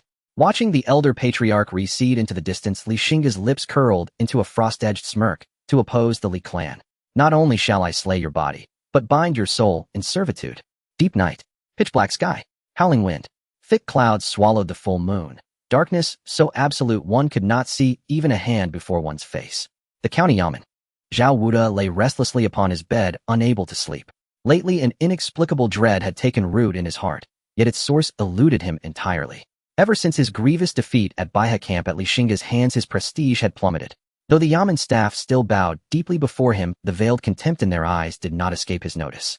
Moreover, having recuperated within the prefectural yamen these past days, and with all his trusted aides slain by the Li clan, he remained utterly oblivious to events unfolding beyond his walls. "I wonder how Minjing fares. Once the prefecture's army arrives, I shall reduce the Li clan to dust." Zhao Wuda clenched his fist, hatred blazing like wildfire in his eyes. Yet at that very instant, chaos erupted. Boom! A colossal bear's paw descended without warning, crushing the roof, shattering beams, reducing the entire chamber to rubble. Already gravely wounded, Zhao Wuda stood no chance. He was flattened instantly into a shapeless mass of gore. A translucent wisp of spirit drifted forth, then vanished, snatched away by an irresistible devour. By dawn, word had swept across Baihe County like wildfire. The newly appointed magistrate Zhao Wuda had been slain by a monstrous demonic beast. Panic gripped the land. 2 days later, Dong County fell to the demon tribes. Of its 5 great clans, only the Gua clan survived. Its refugees, led by Gua Taichong and Li Zuling, fled to Baihe County and pledged allegiance to the Li clan. Following deliberation in the clan assembly, the Li clan agreed to shelter the Gua clan, for reasons both pragmatic and profound. First, the Gua and Li clans had shared bonds of friendship spanning over a century. Second, the Gua clan still commanded 1 Kiblood Realm cultivator, a formidable asset amid the demonic upheaval. Third, and most strategically, the demonic chaos would not endure. That much was common knowledge. The imperial court would never permit demons to hold dominion over counties and prefectures. This time, the court had merely been caught off guard by the demon hordes surging from Xinghe mountain range. Once it regained its footing, those demons would be driven back into the deepest, most desolate forests. And Dong County, ravaged and hollowed by demonic slaughter, would lie vulnerable. The Li clan could then reinstall the Gua clan as its proxy, wielding them to cement absolute control over the entire region. Every move the Li clan made was a masterstroke of calculated advantage. In the following days, several more counties under Shenglong Prefecture fell, one after another, spawning tides of desperate refugees. News of neighboring counties' fates deepened Baihe County's gratitude toward the Li clan. Without this towering pillar of strength, Baihe County too would surely have crumbled. Meanwhile, ever more refugees poured into Baihe County, including many whose cultivation prowess ran deep. Before the Li clan's hall of extraordinary scholars, crowds swelled like spring tides. Within mere days, the clan had welcomed 11 impeccably vetted flesh-body realm retainers. Among them, 1 at the peak of the flesh-body realm, 3 at the grand completion stage, and 7 at the minor accomplishment stage. Save for the absence of a Kiblood realm cultivator, this force rivaled that of an entire Kiblood realm clan. Within the Li clan's ancestral hall, in the reception chamber, Xingge smiled faintly at the enigmatic figure, cloaked head Toto in black robes. "You demanded an audience with me by name. Now you stand before me. Yet you still refuse to reveal your true visage." From beneath the hood came a rasping, guttural voice. "My countenance is too grotesque. I fear it would startle the clan lord." Xingge waved dismissively. No matter. This mysterious figure had arrived through the Hall of Extraordinary Scholars. Upon demonstrating his Kiblood realm cultivation, he declared he would meet only with the Li clan's patriarch. Xingge always honored true strength with humility and grace. Slowly, the stranger drew back his black cowl, revealing a visage that curdled blood. His hair was silver-white. One side of his face bore the unremarkable features of a middle-aged man, while the other was sheathed in pulsating crimson scales. His eye on that side held only sclera, pale, lifeless, profoundly unnatural. His hands, or rather claws, were likewise armored in dense, overlapping crimson scales. Each talon gleamed with lethal coldness sharp enough to rend reality itself. Gongsun Ban. Such a visage would strike terror into ordinary hearts. Yet Li Xingge, a sovereign of noble lineage and seasoned authority, judged no one by outward form. Seeing no flicker of revulsion in Li Xingge's gaze, the stranger regarded him with newfound respect. Truly, this famed young prodigy possessed a temperament far surpassing his peers, calm, unshaken, transcendent. Gongsun Ban, at your service, clan lord. The unveiled stranger announced his name. Ah, Master Gongsun. Gongsun Ban swiftly read on his black cowl, well aware his appearance inspired horror, not awe. As if reading Li Xingge's unspoken question, Gongsun Ban chuckled dryly. I confess, clan lord, I am a forge master, disciple of Fengshan Elder, a third-rank forge master. A forge master? Li Xingge leaned forward slightly, his interest now fully engaged. Yet I do not forge weapons. I forge human vessels. Human vessels? Li Xingge frowned, baffled. He had never heard the term, nor conceived such a notion. Human vessels, precisely as the name implies, forging humans into living weapons. To me, the human body is the ultimate armament. Boundless potential lies dormant within its flesh and marrow. As he spoke, Gongsun Ban's expression grew rapturous, fervent, zealous, as though reciting sacred doctrine. I once excavated the tomb of a recently buried Kiblud Grand Completion cultivator. I exhumed his corpse, spent my entire fortune, and devoted 2.5 years, my life's work, to refining him into a human vessel. Upon completion, he retained 70% of his former power, a flawless masterpiece. Gongsun Ban gestured, wildly intoxicated by memory. I presented this perfect creation to my master, to earn his recognition, to prove I was no lesser than any disciple. His voice darkened, but he branded me heretical, shattered my cultivation base, destroyed my magnum opus, and cast me out of the sect. Rancor burned in his eyes, deep, abiding, unrelenting. All I sought was validation. What crime did I? He roared the question, whereupon Li Xingge clapped slowly, deliberately. You committed no crime. The sin lies with your master. Gongsun Ban stared. Then light blazed in his eyes, fierce and radiant. At last, he had found a kindred soul who truly understood him. Clan Lord, you are my soul's mirror. In 50 years adrift, I have never met one who grasps my vision as you do. Grant me your patronage in perfecting the human vessel, and Gongsun Ban's life is yours forever. He bowed deeply, hands clasped in solemn oath. Li Xingge laughed heartily and raised him up. Master Gongsun, I, Li Xingge, revere above all those who dare to innovate. I believe in you. One day you will surpass your master and become the greatest forge master the realm has ever known. A true sage ruler. Clan Lord, no, master. You are my sage ruler. Gongsun Ban covered his face, tears streaming, not of sorrow, but of long-denied, overwhelming vindication. Others had called him monster, others madman. Only Li Xingge saw truth, offered trust, and in that moment Li Xingge's eyes gleamed with cold, incandescent calculation. Henceforth, every enemy of the Li clan would yield doubly, their souls bound to the 100 ghost banner, their bodies reforged into immortal vessels. Nothing wasted, nothing lost.